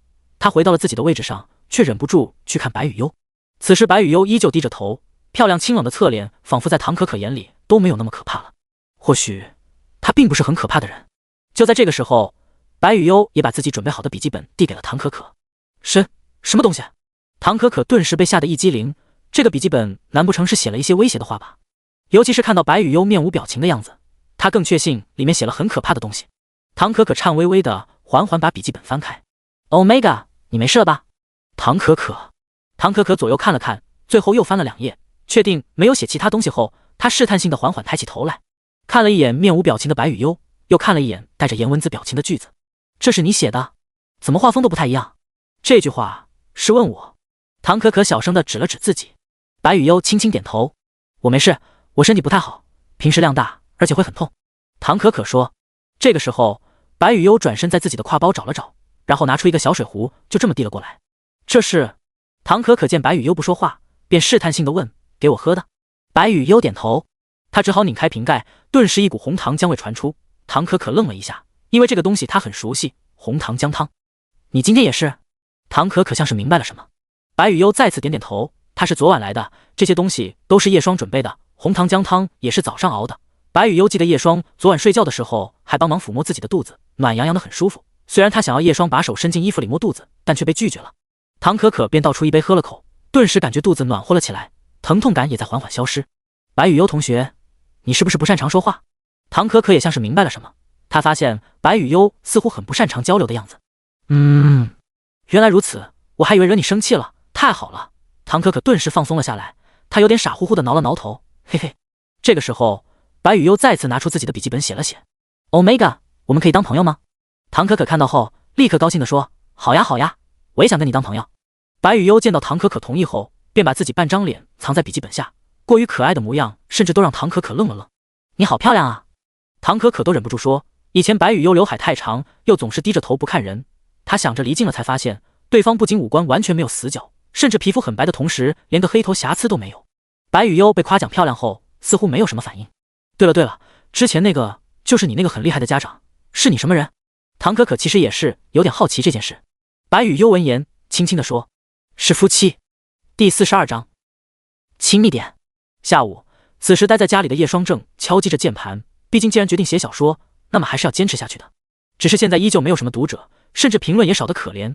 叶双想了想，或许也有可能是因为自己没有写作天赋，但还是耐心地更新完今天的内容。白羽优差不多也该放学了。叶双看了看时间，拿起车钥匙就打算去校门口接他放学。到校门口后，稍微等待了一会，便发现了那道熟悉的身影缓步走了出来，身旁还跟着一个有说有笑的女同学。啊！当看到那个女生的身材后，哪怕是叶双都愣了一下，是不是过分了点？这个书包真大。白羽优此时也注意到了在门口等待的叶双，他快步小跑了过来，然后不顾任何人的视线，就这么扑进叶双的怀里。以后在校门口不许这样。软绵绵的身体入怀，叶双下意识地搂着对方的腰肢，随后小声说道：“白雨悠没有说话，叶双也知道对方压根就没有听进去。你好。叶双轻轻拍着白雨悠后脑勺的同时，视线则是看向了他身后的女生。你好，我是白雨悠同学的朋友唐可可。唐可可小脸还有点婴儿肥，笑起来倒是很可爱的样子。不过唐可可对叶双也满是好奇，刚刚在学校还一副安安静静模样的白雨悠，在见到这个男人后竟然会这样直接跑过去抱住对方。而且白雨悠还说两个人是夫妻，虽然成年了，但离法定结婚年龄还有好几年吧。我是白雨悠的。叶双想了想，总不可能说自己是被白雨悠包养的吧，虽然事实如此，但对白雨悠的风评也不太好。我是他远房亲戚的哥哥，暂时还在这孩子家借住。叶双最后还是捏了一个身份出来说道。原来如此。唐可可恍然，不过随后又像是想到了什么。白雨悠同学不会是喜欢这个哥哥吧？此时的唐可可把视线落在白雨悠的身上，发现他正抱着叶双用自己的脸蛋轻轻蹭着，这无论怎么看都不正常吧。虽然这个哥哥看起来的确是很帅，唐可可也只能装作没看到，然后对叶双说，哥哥你是接白雨悠同学回家的吗？对，不过既然你们是朋友，不如一起结伴回家也挺好。叶双笑了笑，随后叶双又问了一下眼前这个小姑娘家里的大致位置，发现离自己这边住的确实不远，甚至还很顺路。一起。白雨悠也是转头看向了唐可可。对，以后不如你们一起上下学。叶双也是笑着说道，可以吗，唐同学？唐可可看到叶双露出温和笑容请求自己，顿时脸蛋一红，结结巴巴了起来。好啊。其实唐可可也很希望有人跟自己上下学，尤其是她对白雨悠十分有好感，如果可以一起上下学肯定会很开心。白雨悠似乎也明白自己要是跟唐可可一起上下学，那么以后叶双就不会接送她了。少女的眼眸似乎闪过一丝挣扎。没事，上下学也就那么点时间，跟朋友多多交流不更好？叶双也看懂了白雨悠的心思，其实她自己也有考虑，那就是白雨悠太过于黏自己了，这种依赖虽然谈不上很坏，但是长此以往对她个人的独立肯定不好。上学聊点八卦，放学一起去找甜品店之类的逛逛，才是她这个年纪的女孩子该去做的。白雨悠听到叶双这么说后，便也点头同意了。随后叶双也看向唐可可，很快便有淡淡的窗口浮现。人物唐可可，胆子有点小的女孩子，爱哭鬼，渴望改变自己却拿不出勇气，身材非常好，你或许可以跟她深入交流一下。身材何止好，峰峦如炬，波涛如怒。叶双心想着，不过她自然不会对比自己小那么多的女孩子有什么想法，但或许是因为过长时间的看信息，导致不知道情况的唐可可脸蛋越来越红了起来，甚至脑袋都仿佛有水蒸气要冒出来。白雨悠也注意到叶双一直在注视唐可可，她看了看对方，又低下头看了看自己的胸前。几秒后，她开口问，叶双，喜欢大的？叶双愣了一下，什么鬼？那就从今天开始吧，我先开车回去买菜做饭。叶双轻轻地拍了一下白雨悠小脑袋，然后跟唐可可说，唐同学，不如今天就来我家吃晚饭吧，好不好？不，您太客气了。唐可可连忙摆手，似乎很害羞的样子。还有，叫我唐可可就行了，可可也行。那就叫可可吧，我家白雨悠一直没有什么朋友，今天能交到朋友，我很高兴。叶双继续笑着说，就当是满足我的小愿望，可以吗？唐可可听到叶双这么说，哪里还会不同意？她拿出自己的手机，然后跟家里人说了下这件事，很快便得到了允许，只是要求8点前回家而已。现在才4点多刚放学，你们去逛一逛玩玩吧，我先去买菜了。叶双说，好的，那就打扰了。叶双开车离开后，唐可可看着那远去的白色跑车，不由好奇地询问白雨悠，白雨悠同学，你那个哥哥是不是很有钱呀？白雨悠闻言，他也不知道有钱是什么概念，只是轻轻摇头表示自己不知道。唐可可还以为白雨悠在说没有钱，不过他也不在意，因为他也想要放学跟朋友一起去逛街，做点女孩子喜欢做的事情。不过这个时候，白雨悠却忽然拉住了唐可可的袖子。怎么了？可可？唐可可眨巴了一下眼睛，似乎不知道白雨悠想说些什么。为什么叶双要叫你可可？唐可可愣了愣，随后解释了一下，毕竟我的名字是3个字嘛，叫可可显得没那么陌生，也亲密点。对了，白雨悠同学，我以后叫你雨悠，你叫我可可，好不好？白雨悠却想着叶双一直叫自己全名，她也想被叫做雨悠，想要跟叶双更亲密。第43章，年轻的女孩子都能吃。天色渐渐昏暗下去，唐可可和白雨悠也一同朝着家里出发。他们一个下午都在到处逛，中途还去吃了雪糕。或许是因为唐可可属于闲不住的类型，一口气带着白雨悠玩了很多地方。虽然白雨悠一路上很少说话，但她其实心情很好，因为唐可可给她感受到了不一样的感觉。女孩子之间的娱乐方式是她从未体验过的。你家住在这里吗？唐可可指着面前的单元楼问。白雨悠轻轻点头。这个小区好像有点旧了，听一些大人说好像这一片都要拆迁。唐可可嘟囔着，随后反应了过来，这么说雨悠你要当拆迁户了？白雨悠歪着脑袋，似乎不太明白。没事没事，以后再讲给你听。你家在几楼？唐可可跟白雨悠接触的这一天，大概也发现了对方似乎有很多东西都不懂，甚至连自己的感情都不容易表达。此时白雨悠带着唐可可很快便来到了家门口，房门虚掩着，甚至都不用拿钥匙开门。打扰了。唐可可进来后，一眼便看到了在厨房忙碌的背影，恰好对方也转过身来，露出微笑。欢迎欢迎，洗个手坐下来吃饭吧，饭菜基本都做好了。哇！唐可可看到餐桌上的6道菜后，忍不住惊叹：哥哥你还会做饭啊？会做一点。叶双把汤放在了桌子上，然后给两人都盛好汤。坐下来后，唐可可吃了口爆炒花甲，顿时眼睛一亮，好吃，一点腥味都没有。都是活的花甲，怎么会有腥味？我焯了一遍水后再去一半可炒的。叶双在一旁微笑着说：好吃就多吃点。嘿嘿，那我就不客气了。很快，唐可可直接吃了3大碗米饭，白雨悠则是吃了4碗，看得一旁叶双一愣一愣的，现在的年轻女孩子都那么能吃吗？嘿嘿，我饭量比较大。唐可可脸红红，似乎有点不好意思。她妈妈也整天说自己把米饭的营养都吃到胸上了。不过唐可可也注意到白雨悠的饭量似乎也很厉害。有了唐可可的加入，今天的晚饭似乎热闹了不少。叶双看着他们吃饭的模样，也是忍不住淡淡笑着。每道菜都很好吃啊。唐可可的父母都不会做饭，尤其是家里母亲最擅长的是一锅炖，就是无论什么食材丢锅里煮熟就行了。看到叶双做饭那么好吃后，顿时开始羡慕白雨悠了起来。但唐可可不知道，在1周前，少女还过着顿顿吃泡面的生活。吃完饭后，叶双开始收拾碗筷，结果唐可可立刻站起身就要动手抢。我来洗就好。不用，你是客人。哎呀，哥哥你做饭已经很辛苦了，我真的会不好意思的。唐可可用力拍了拍胸口，抖得有点夸张。最后叶双还是拗不过唐可可，只好把洗碗的工作交给了她。白雨悠也过去帮忙了。叶双看着两人在厨房说说笑笑的，便也放心下来，最起码初步了解来看，唐可可是个还不错的朋友，希望两个人的友谊可以久一点，最好是可以一辈子的那种。但一辈子纯粹的友谊谈何容易，经历过人生的几个阶段后，能够走到一起且不掺杂其他东西的友谊实属是不容易。洗完碗后，3个坐下来又聊了一会天。叶双也得知了唐可可父母都很忙，很多时候都是自己一个人在家应付晚饭，不如以后来我们这里吃晚饭吧。叶双提议。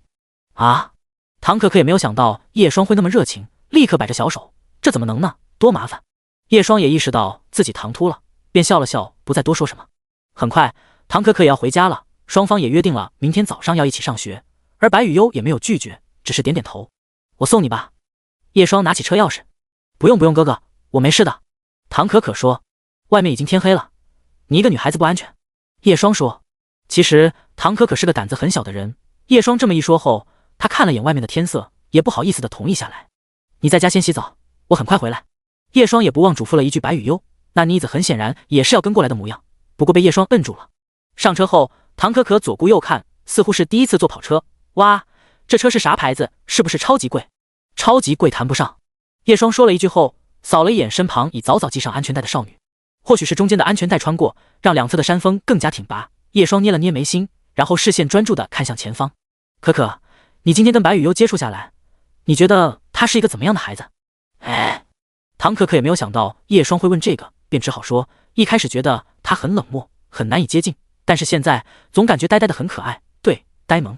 叶双笑了笑，随后说，那孩子因为一些特殊的原因，几乎是没有什么常识，希望你跟他做朋友的时候能够多点耐心。哎呀，哪里有哥哥你说的那么夸张，我觉得他是个很好的人，总是愿意把我的话听完，相处起来习惯后也很舒服了。唐可可说完，也是低下脑袋把玩着自己的手指。我胆子小，总喜欢一惊一乍的，也很啰嗦，真要说起来，还要感谢白雨悠愿意跟我做朋友呢。叶双便不再多说什么了。很快目的地也到了。哥哥再见。注意安全。知道了。看着那走进小区的背影，叶双缓缓升起车窗。真是个互补的性子，白雨悠可一点也不胆小。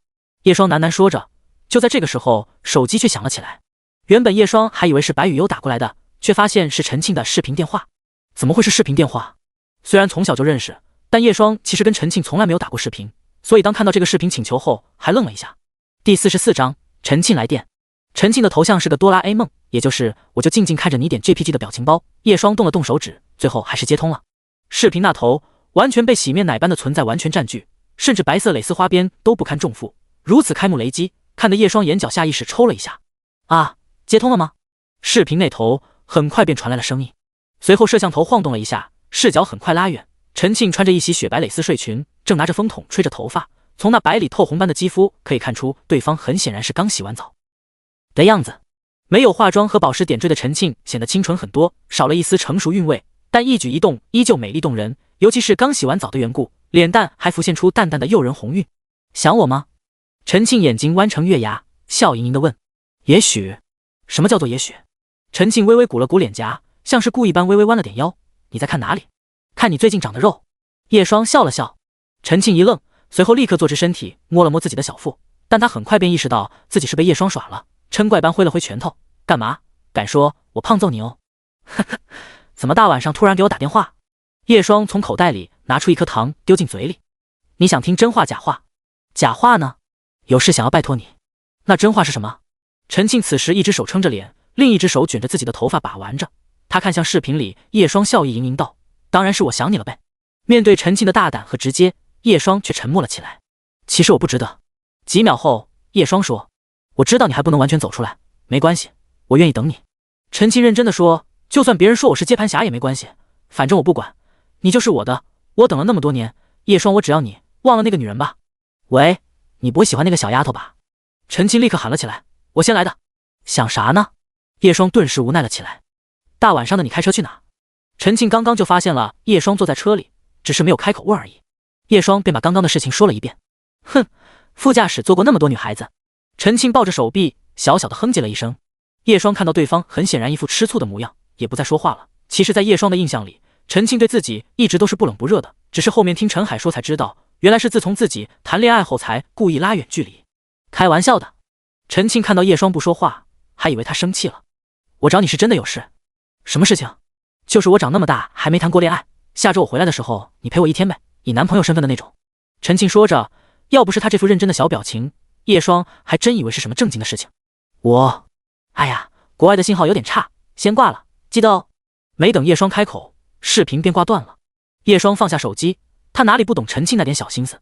昏暗的车内，叶双思索着两人之间的关系，随后他又再次拿出手机给陈海打了个电话。咋了？陈海很快便接通了电话。你又蹲局子了？滚！叶双差点被气笑了。陈庆的事情你怎么知道的？叶双倒是愣了一下，陈胖子是怎么知道这件事的？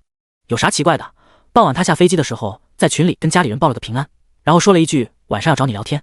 陈海也大概猜到叶双想问什么。兄弟，其实你真没必要纠结这个。你想想，陈庆那家伙哪里配不上你？美女总裁，要钱有钱，有颜值有颜值，而且25、6的年纪一直单恋你，没谈过恋爱。当然他脾气是臭了点，性格也傲，但在你面前就跟个小绵羊似的，你有咩不满意的？不是不满意。叶双终究还是说道，我配不上，门不当户不对，我刁你老伟又不是乡亲，你爸跟我家老爷子是战友，他整天挂念着你，之前你谈恋爱的时候他还可惜你跟陈庆有缘无分。哎呀，大不了以后你不用叫我大舅子，咱们平辈。叶双哭笑不得，我在意的又不是这个。好了，该说和不该说的我都说了，你认真考虑一下吧。陈海说完便挂了。这兄妹怎么都一个样，挂个电话那么快？叶双放下手机，他也抛开了大脑里杂七杂八的事情，顺其自然吧。开车回到了家里，叶双刚打开房门，便看到白雨优坐在椅子上看着自己，头发湿漉漉的，甚至打湿了衣服。他坐着的姿势似乎一直在看门口，像是等待主人归家的小狗狗一般。当看到叶双回来后，他原本灰暗的美眸瞬间明亮了几分。叶双，你一直在这里等我？叶双好奇问。等你，洗完澡后就在等你。白雨优轻声说道。蠢蛋，下次洗完澡先把头发吹干。叶双伸出手敲了一下少女的额头，然后拿起摆在桌子上的风筒说，你先把衣服换了，头发都把睡衣弄湿了。白雨优闻言便把自己的睡衣给褪了下来，就这么光溜溜去阳台拿衣服。回来。叶双给白雨优拿了一套新的睡衣，让对方好好穿上后，并说道，不是说过了吗？不能随便脱衣服给别人看。白雨优感受着睡衣的柔软，便抬头看着叶双说，叶双不是随便的人，也不是别人。叶双没有想到白雨优会说这样的话，他的内心柔软了些许，但还是伸出手捏了一下对方的脸蛋。我也不可以，知道了吗？可是一起洗澡和一起睡2选1，如果是一起洗澡的话，白雨优问，不也一样看得到吗？叶双哑口无言，他发现自己有时候也会被白雨优对的说不出话来。只是败给你了，那你记住，不能给别人看，也不能这样去阳台，知道了吗？叶双认真的嘱咐道。哦。第45章，我也是女朋友。早，哥哥。唐可可早上便到了，毕竟约好了跟白雨优一起上学，比起此时满是活力的唐可可，这个时候白雨优也才刚起床，穿着松松垮垮的睡衣在洗漱。早，不介意的话，一起用早饭吧。看着眼前的少女，叶双面带微笑着的问。毕竟是白雨优的第一个朋友，叶双心想着可要对她好一点。我吃过了。是吗？唐可可刚想点头，肚子却咕噜噜的叫了起来，她的脸蛋顿时红了起来，声音也开始结结巴巴。吃了一个水煮蛋。一个水煮蛋哪里够？叶双走到了一旁的餐桌上，他拉开椅子，好了，快坐下吧。你吃一个水煮蛋是维持不了一早上的脑力消耗的。看到叶双亲自为自己拉开椅子，唐可可也不好意思拒绝，乖巧的道谢后便坐下了。叶双准备的早饭很丰盛，唐可可原本只想吃一个三明治就算了，结果因为味道很好，硬生生被勾起馋虫吃了不少。如果不介意的话，可以后早饭可以跟我们一起吃。叶双看到唐可可一副因为吃太多而露出罪恶感的模样，也是笑着说，这个不太好。没关系，也就多一双筷子而已。叶双看向了一旁的白雨优，对吧，白雨优？白雨优却没有说话，只是静静地看着叶双。叶双看到少女那模样，还以为她不愿意。怎么了？白雨优没有说话，只是垂下眼眸，继续吃着早餐。唐可可倒像是明白了什么，忽然笑嘻嘻地对叶双说，哥哥，其实雨优是想要你称呼她亲密一点。亲密？对。叶双很快便明白过来，看着埋头吃早餐的白雨优，便说了一句，是这样吗？雨优。白雨优这个时候才缓缓抬起小脸，然后心虚般移开视线，不着痕迹地点着小脑袋。偶尔也有属于孩子的一面啊。叶双在心中感慨着，但也觉得这样不错，毕竟有更多的感情总比像个木偶要好得多，也距离他心中的目标更进一步。吃完早餐后，叶双还在白雨优的挎包里塞了一个保温盒，里面装了一些三明治，毕竟他清楚白雨优的饭量很大，说不定还没到中午就肚子饿了。如果嫌冷的话，可以去饭堂的角落加热，那里有微波炉。叶双说，哥哥你还知道这个？一旁的可可好奇。叶双总不能说自己假扮过老师，便只好说上次进学校的时候无意中发现的，而这个进学校便是因为吴雅的事情了，反正也无法求证。哦，原来是这样。准备妥当后，叶双站在门口，望着结伴两人的白雨优和唐可可嘱咐道，路上要小心，遇到什么麻烦一定要联络我们。知道，哥哥再见。唐可可说。不过就在两人准备下楼梯的时候，白雨优却突然转身，然后当着唐可可的面扑到了叶双的怀里。怎么了？叶双被白雨优突然的举动弄得不知所措，下意识地挽住了他的腰肢，感受着对方肆无忌惮的温度和触感。补充，叶双，能量。白雨优用脸蛋蹭了蹭叶双的脖子，小声说道。叶双能量是什么鬼？虽然被怀里少女弄得脖子有点发痒，不过叶双抚摸着对方后脑勺的同时，还是有点不好意思地看向唐可可。站在一旁的可可倒是满脸好奇，雨优真的是很黏你耶，在学校时完全不一样，让你见笑话了。不，我反倒是很羡慕了，毕竟我是独生子女。唐可可笑着说，有一个那么帅的哥哥，每天抱抱，这种事情想了想就好。这个时候，白雨优看了过来，一双眼眸读不出情绪。他突然给唐可可递过来自己的笔记本。Omega， 不给你抱。哎，我也没说要抱抱呀。唐可可有点无辜，不过对于白雨优这股子像是吃醋的模样，他倒是感觉到十分的新鲜。好了，再抱就要迟到了，出发吧。叶双说完，白雨优才有点依依不舍地放开双手，甚至在跟唐可可一起下楼的时候，明明10几个台阶还回了3、4次头。那么哥哥，我们出发了。注意安全。直至听不到楼梯有声音后，叶双才把房门缓缓关上。路上，雨优，你在想什么？看到身旁的少女一直安安静静的不说话，唐可可好奇地问着。生日？你生日快到了吗？白雨优轻轻摇头，她不知道该如何解释，便拿出自己的笔记本写了写，然后递给了唐可可。星号 Omega， 叶双的生日要到了，不知道送什么礼物好，纠结中。唐可可才明白过来，原来是叶双的生日快到了。不过她也是说，送生日礼物这种事情讲究一个礼轻情意重，我想像哥哥那样温柔的人，你送什么他都开心的。虽然唐可可是这么说，但白雨优还是不清楚究竟该送什么。那你问问你哥哥的朋友准备送什么不就好了？唐可可提议。Omega， 他朋友送了车，那你也送个车。哎，唐可可像是被吓到了，送车？是真车吗？可以载人的那种？白雨优点头，并且表示昨晚送他回去的那辆跑车就是朋友送的。哪有人送车的呀？女孩子送的吗？唐可可顿时八卦地问，是不是女人送的？白雨优点头，那估计是你哥女朋友送的，这就不奇怪了。唐可可婴儿肥的脸蛋上一副分析大师的表情，然后用一个7字形手势放在自己的下巴处。女朋友？白雨优似乎不知道女朋友是什么。女朋友就是以后要当夫妻的人，也不太对，就是很有可能要结婚成为夫妻的人。见白雨优啥也不懂，唐可可便解释。白雨优的脚步一顿，那我也是女朋友。少女缓缓说道。哎，第46章啊！叶双更新完今天的小说后，发现多了1、2个评论，还好并不是什么差评，他对自己写的小说没有什么信心，但看到评论区的好评，心情顿时也好了不少。良言一句暖三冬，恶语伤人6月寒。哪怕只是一句无关紧要的好评，都可以温暖作者一整天。出去看看那小东西。叶双关闭了电脑，然后带上手机和车钥匙，打算去一趟宠物医院。那家宠物医院在城中村里，这一片的人流量很大，只有少数人是本地的，大部分都是外来务工，然后在这里租房。或许努力一辈子都很难在市区买上一套房子，前半辈子赚的钱注定也是要给下半辈子医院的。咣当！就在叶双开着车穿过人流的时候，右侧方突然出现了一辆3轮车，在一阵颠簸中，似乎是与车身发生了碰撞。叶双愣了一下，随后微微皱眉下车。开3轮的是一个头发花白的老婆婆，大约80上下，脸上的皱纹就像是刀刻一般。她此时佝偻着背，两只皱巴巴的手掌无措地握在一起。看到下车而来的叶双，她此时窘迫地讪笑着，就像是讨好一般。哇，碰你车了！叶双扫了一眼车，发现有一道长长的划痕。老人家，你家人呢？叶双开口问。老婆婆闻言咧开干巴的嘴，我儿子住院了。她从口袋里摸了摸，最后拿出一个白色塑料袋，里面装着零散的钞票，从里面点出全部的红色钱币后，声音有点沙哑，真不好意思啊，你这车那么漂亮。看着老人布满老茧的手指上所捏着的300块，叶双则是摇了摇头，不用了，老人家你收回去吧，下次注意点。不，好了，别说了。叶双把钱推了回去，然后说道，没事，小划痕我自己修就好了，老人家你回去吧，注意安全。老婆婆搓了搓手，只能感激地说，谢谢你，娃你真是好心人。没事。叶双看了一眼一旁3轮车上堆满的泡沫箱子，又看到老人费劲地爬上去蹬起3轮离开，不由心中暗暗叹气，谁不是在努力活着呢？80岁还出来蹬3轮挣钱，怎么现在网络上还有所谓成功人士说你穷，没涨工资就是因为不够努力呢？这世间最悲哀的并非是所谓的身不由己，而是在被限制的眼界中，无论怎么努力，终究有一层屏障是无法突破的，最后也只是改善了自己目前的困境罢了。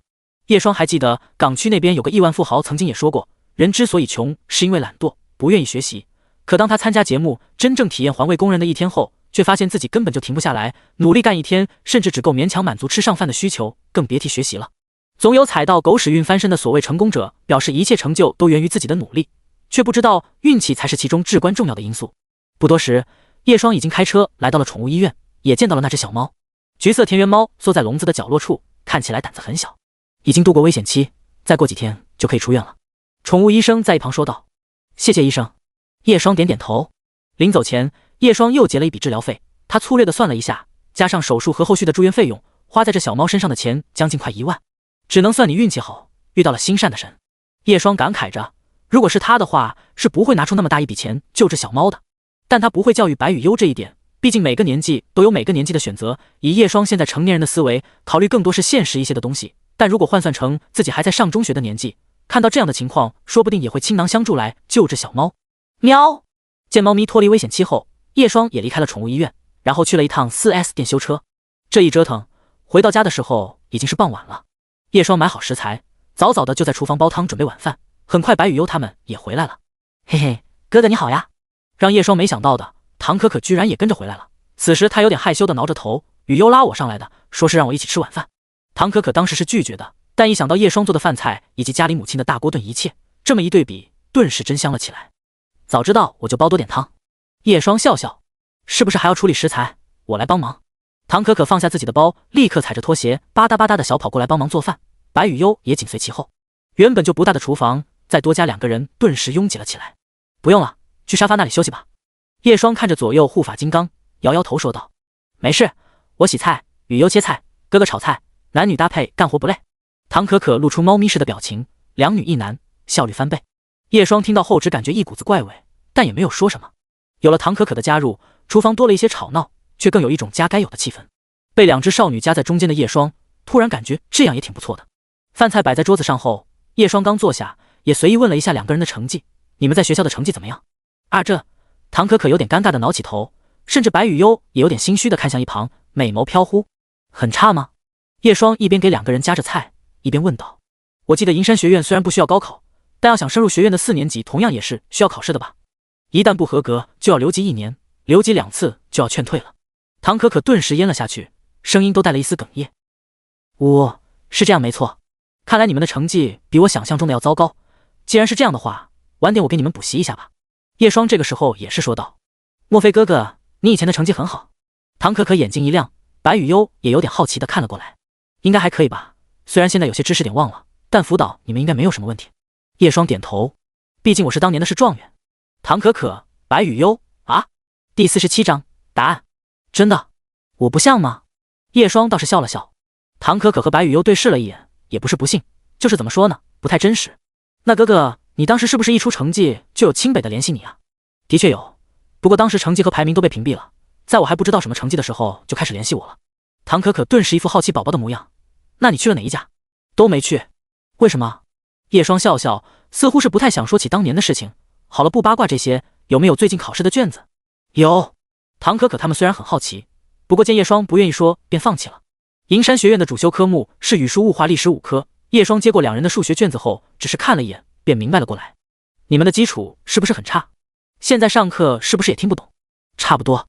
随后，叶双又看了看两人其他科目的卷子，发现白雨悠的成绩比自己想象的要好一些，甚至物理和化学都能拿到接近满分，语文则是最糟糕的科目，作文格子甚至都写不满。唐可可就比较平均了，平均的差，除了语文外，无一例外全部不合格，真是一对卧龙凤雏。吃完饭后，叶双开始给两人补习功课，因为两个人的基础差，叶双就把题目拆分成知识点，几乎是毫无门槛的从最基础教起。哇哦，哥哥你讲的我听得懂，认真听。哦。这个时候，白雨悠缓缓抬头，突然注意到唐可可和叶双靠得比较近，不知道为什么，他突然感觉到内心有点难受，就像是有什么重要的东西要丢失了一样。白雨悠伸出手抚摸着自己的胸口，似乎是不明白那是怎样的情感。怎么了，雨悠？一道声音传来，打破了少女的思绪。叶双此时看了过来，她拍了拍自己的身旁，你靠近一点，不要开小差。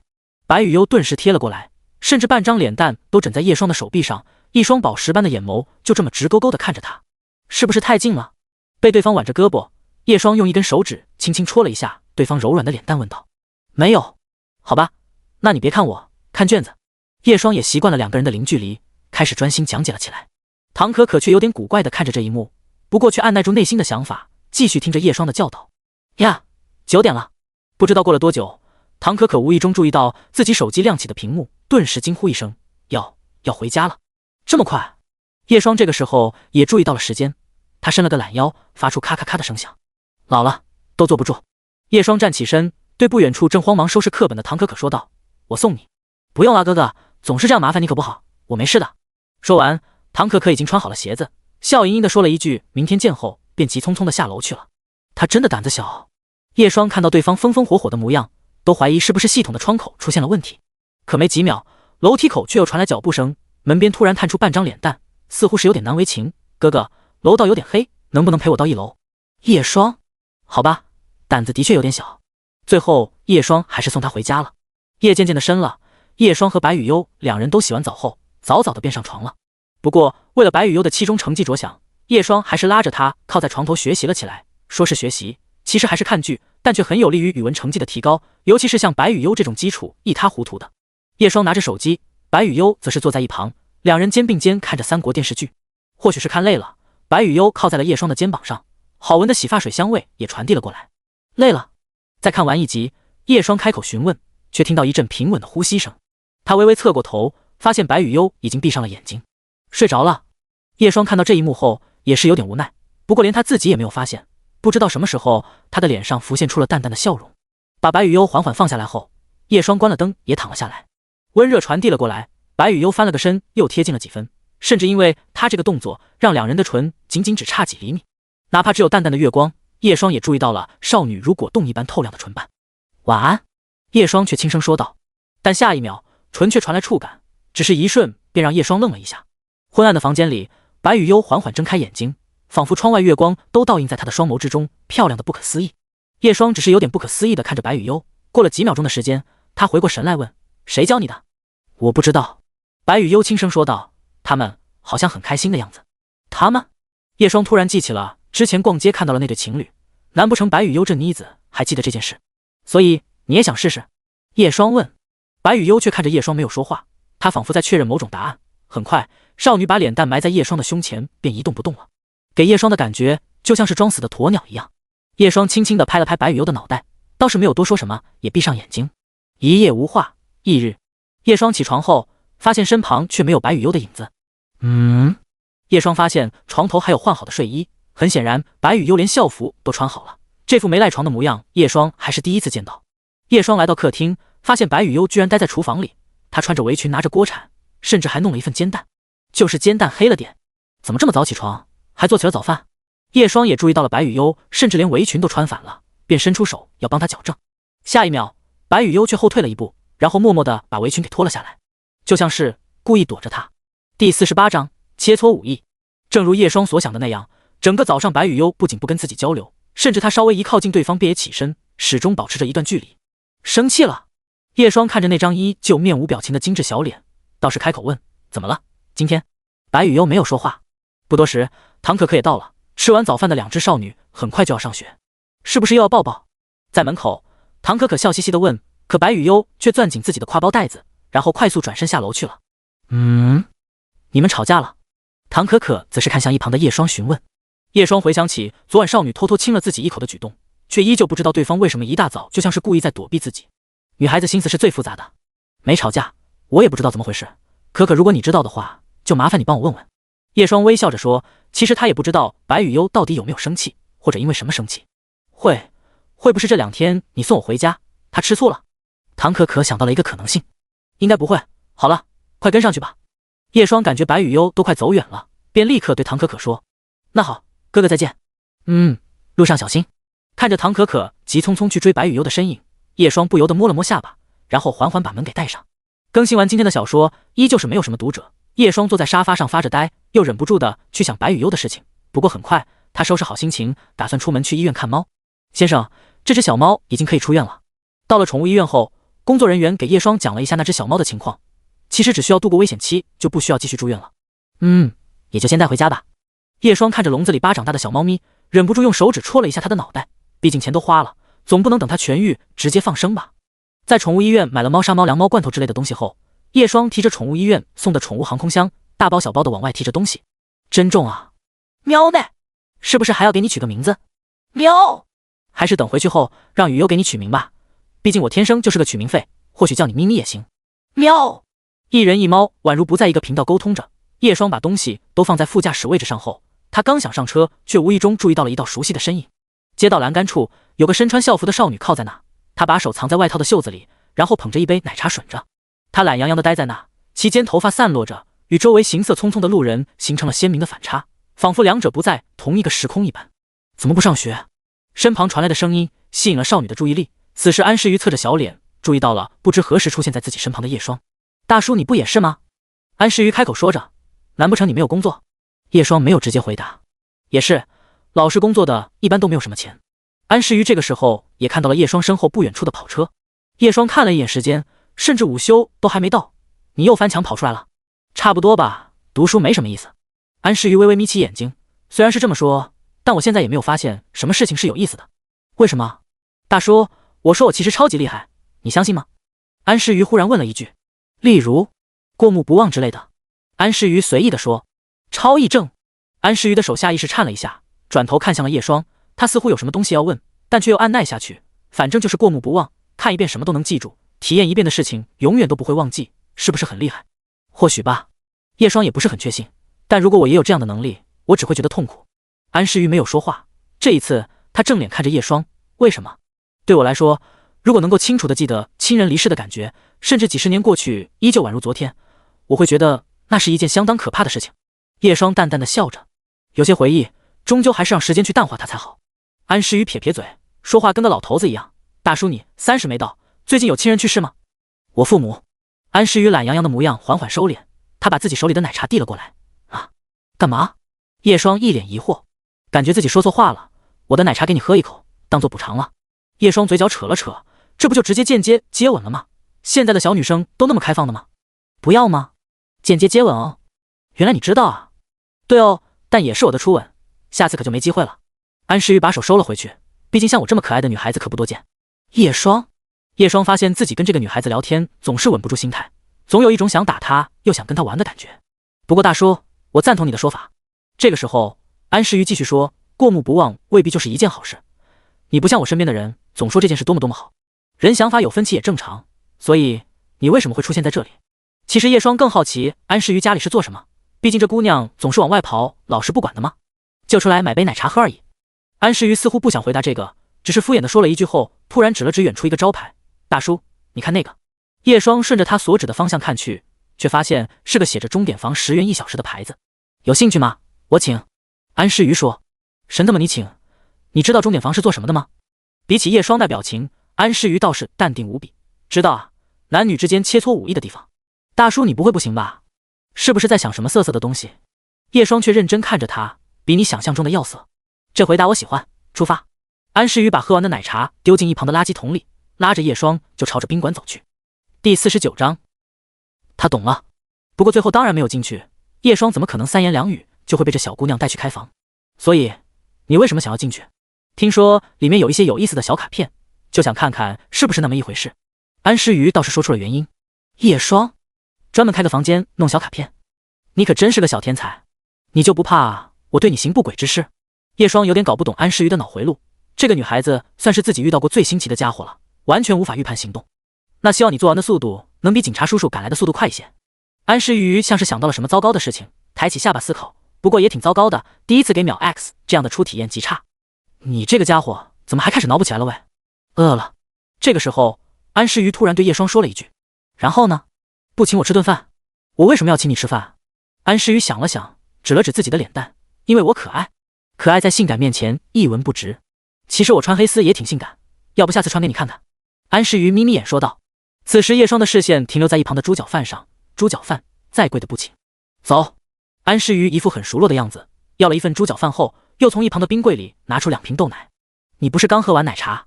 我吃东西不喝点饮料咽不下去。安诗瑜坐在了叶双的身旁，又往里面挤了挤后，便把自己穿着过膝长袜的纤细大腿放在了叶双的腿上压着。你在做什么？这样吃饭舒服。安诗瑜平静地说道。可是你这样……叶双在发现自己斗嘴不是安诗瑜的对手后，便不再出声。他伸出自己的手，用指甲在对方裙子下的大腿轻轻挠了一下。下一秒，叶双肉眼可见地发现安诗瑜的身体颤抖了一下，就像是触碰到了电流一般。他默默地放下大腿，眼神读不出情绪，悠悠地说了一句：“你赢了，色狼大叔。你最没有资格说我这个。”叶双吐槽。安诗瑜吃饭倒是很斯文，小口小口地吃着，但速度却一点也不慢，甚至不知不觉中，他身旁的豆奶都快被喝完了。一碗猪脚饭下肚后，叶双看着身旁坐着的女孩子，也随意地问了一件关心的问题：“你说，如果有一个女生很黏着你，突然一天像是变了一个人，开始躲着你，是什么原因？出轨了？没有其他答案了。你说的又不详细，我哪知道？”安诗瑜露出一双豆豆眼，似乎还带了一些嫌弃。叶双便把详细经过说了一遍，就是筛选了一部分内容。原来是这样。安诗瑜恍然。你知道？不知道。安诗瑜回答得十分干脆。叶双为什么突然很想把他按在自己大腿上打屁股？你问问本人不就好了？可能他有些事情想不明白。安诗瑜说，给点耐心就好了。好吧。叶双也觉得大概是这样。两人从猪脚饭店走了出来，安诗瑜似乎还有其他想去的地方，跟叶双摆摆手就离开了，还顺带加了他的联络方式。至于原因，根据某只少女的说法，就是叶双一看就很闲，有空一起玩。叶双也坐上车，带着副驾驶的小猫咪回家了。银山学院。雨优，你今天发了一天呆了，在想些什么？唐可可今天也注意到了白雨优的不对劲，便询问。当然，唐可可也是任务在身，就是想要知道白雨优到底是被什么东西困扰。白雨优依旧低着头看书，对于唐可可的询问充耳不闻，准确的来说是完全没听到。雨优，唐可可伸出手摇晃了一下白雨优的手臂，对方也缓缓抬眸，他就像是刚发现唐可可跟自己搭话一般，微微歪着脑袋。我就知道你刚刚走神了。唐可可早就发现白雨优心不在焉的了，便笑着问，是不是在想哥哥的事情？白雨优闻言轻轻点头。你们吵架了？没。那你今天为什么不理哥哥，直接就走了？唐可可好奇地问，说来听听吗？我们不是朋友吗？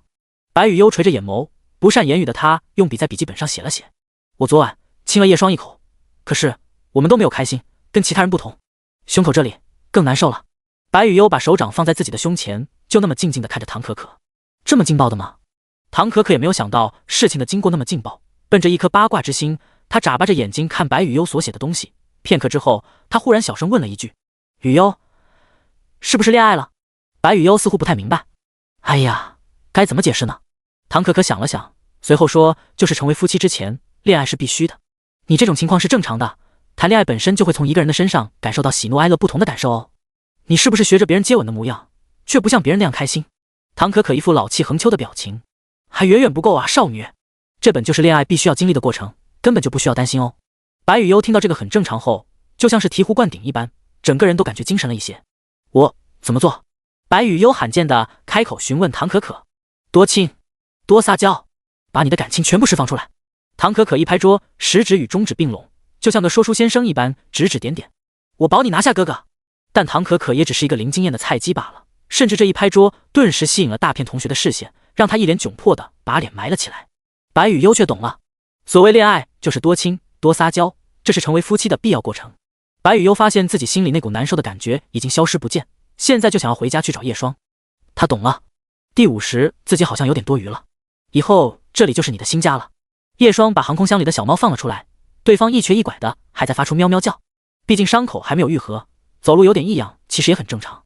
这猫没有之前那么怕人了，它摇摇晃晃，最后走到了叶霜的脚边躺下，还把肚皮露了出来。叶霜还以为对方要给自己摸，一伸手顿时被轻轻咬了口。小妾，要不是看这猫做过手术，叶霜非摁着它撸一遍肚皮。这个家虽然不大，但是总比在外面流浪要好吧。叶霜说着，却像是想到了什么，似乎是好笑一般摇了摇头。对呀，总比在外面流浪好。这样看来，自己似乎跟这猫处境差不多。叶霜又把猫砂盆和猫窝之类的弄好。这只小猫的品种是中华田园猫，也就是咱们国家的土猫，通体橘色，是一只长毛小橘。在碗里倒了点猫粮后，这小猫闻到味道，顿时一瘸一拐的冲过来，然后开始炫了起来。灵活的瘸子，不过你这个饭量，估计以后不会有多瘦了。10只橘猫9只胖，还有一只赛大象。叶霜总感觉家里迟早会多出一只煤气罐罐。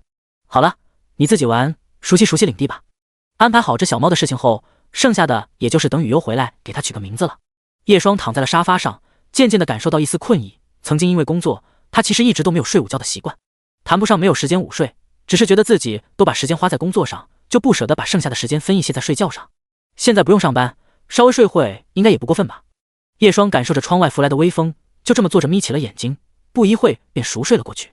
喵内，而在一旁的小橘猫似乎也走累了，它仰着小脑袋左右看了看，最后走到了叶霜的脚边，然后贴着他的拖鞋也蜷缩着身体睡着了。屋子安静了下来，一人一猫沉入梦乡，唯有些许风吹动窗帘的细微声响。末将闲事挂心头，便是人间好时节。放学了，雨优，我们走吧。伴随着银山学院的下课铃声，唐可可伸了个懒腰，双手合十俏皮的对身旁白雨优说：对了，雨优，我今天可以继续去你家吃饭吗？唐可可也觉得自己有点小贪心，但是对比自己家和叶霜家的饭菜，她越来越觉得自家妈妈做的味同嚼蜡，正所谓没有对比就没有伤害。白雨优当然不会拒绝这点小要求，毕竟到时候3个人一起进厨房帮忙，叶霜应该也是会很欢迎的。这个，忽然白雨优注意到自己的抽屉里多出一样东西，她伸出手摸了摸，一张通体雪白的信封出现在了手中，只见上面写着白雨优同学亲戚几个字。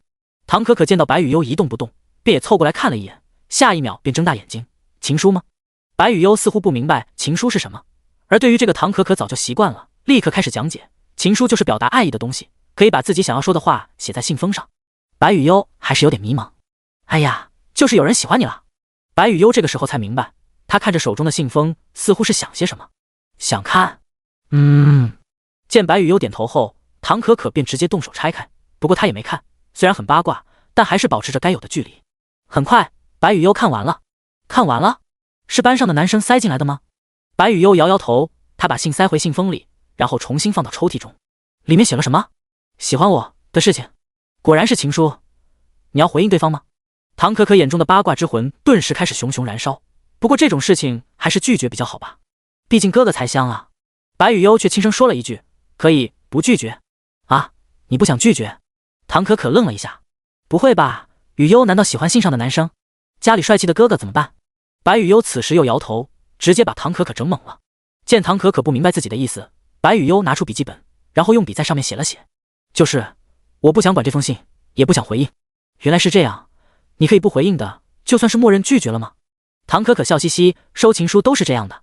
白雨优见唐可可一副过来人的表情，可可经常收。那是当然。唐可可真没撒谎，她虽然没有恋爱经验，但是情书是经常收到的，不过基本都是冲着她那对大宝贝来的。信里基本的表达都是我很喜欢你那丰满的身材一类的，至于其他的也不会夸了，都是大猪蹄子，可惜没让我见到哥哥那样的。唐可可说着，发现下课铃已经响好一会了，她便说道：走吧雨优，今天下午就不逛街了吧，早点回去就可以让哥哥给我们开小灶了，毕竟期中考试就要到了，唐可可还是有点紧张感的。白雨悠也想早点回去见叶霜，便也点头同意了。大概下午5点左右，白雨悠和唐可可已经回到了家中，自然也注意到了在沙发上熟睡着的叶霜。她背靠在沙发上，些许刘海散在额前，乌黑的双眉下，眼睛紧闭着，五官棱角分明。啊，哥哥在睡觉。唐可可压低着声音对身旁的白雨悠说道。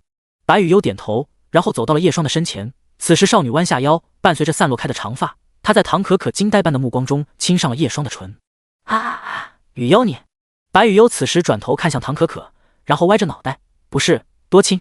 不是啊，这个要讲究一点气氛。唐可可拼命用手比划着，不过她突然想到，好像现在的气氛也挺不错的。就是自己好像稍微有点多余了。或许是唐可可和白雨悠的动静很大，此时叶霜也缓缓醒了过来，一睁开眼便对上了一双美眸。第52，卖猪肉。抱歉，睡过去了。叶霜并没有感觉到白雨悠刚刚的举动，她刚露出歉意，想说自己睡过头了，下一秒，白雨悠却伸出双手，就这么抱住了她，温热与柔软入怀。叶霜看着怀里紧紧抱着自己的少女，不由得愣了一下，这是恢复了？明明大早上还躲着自己。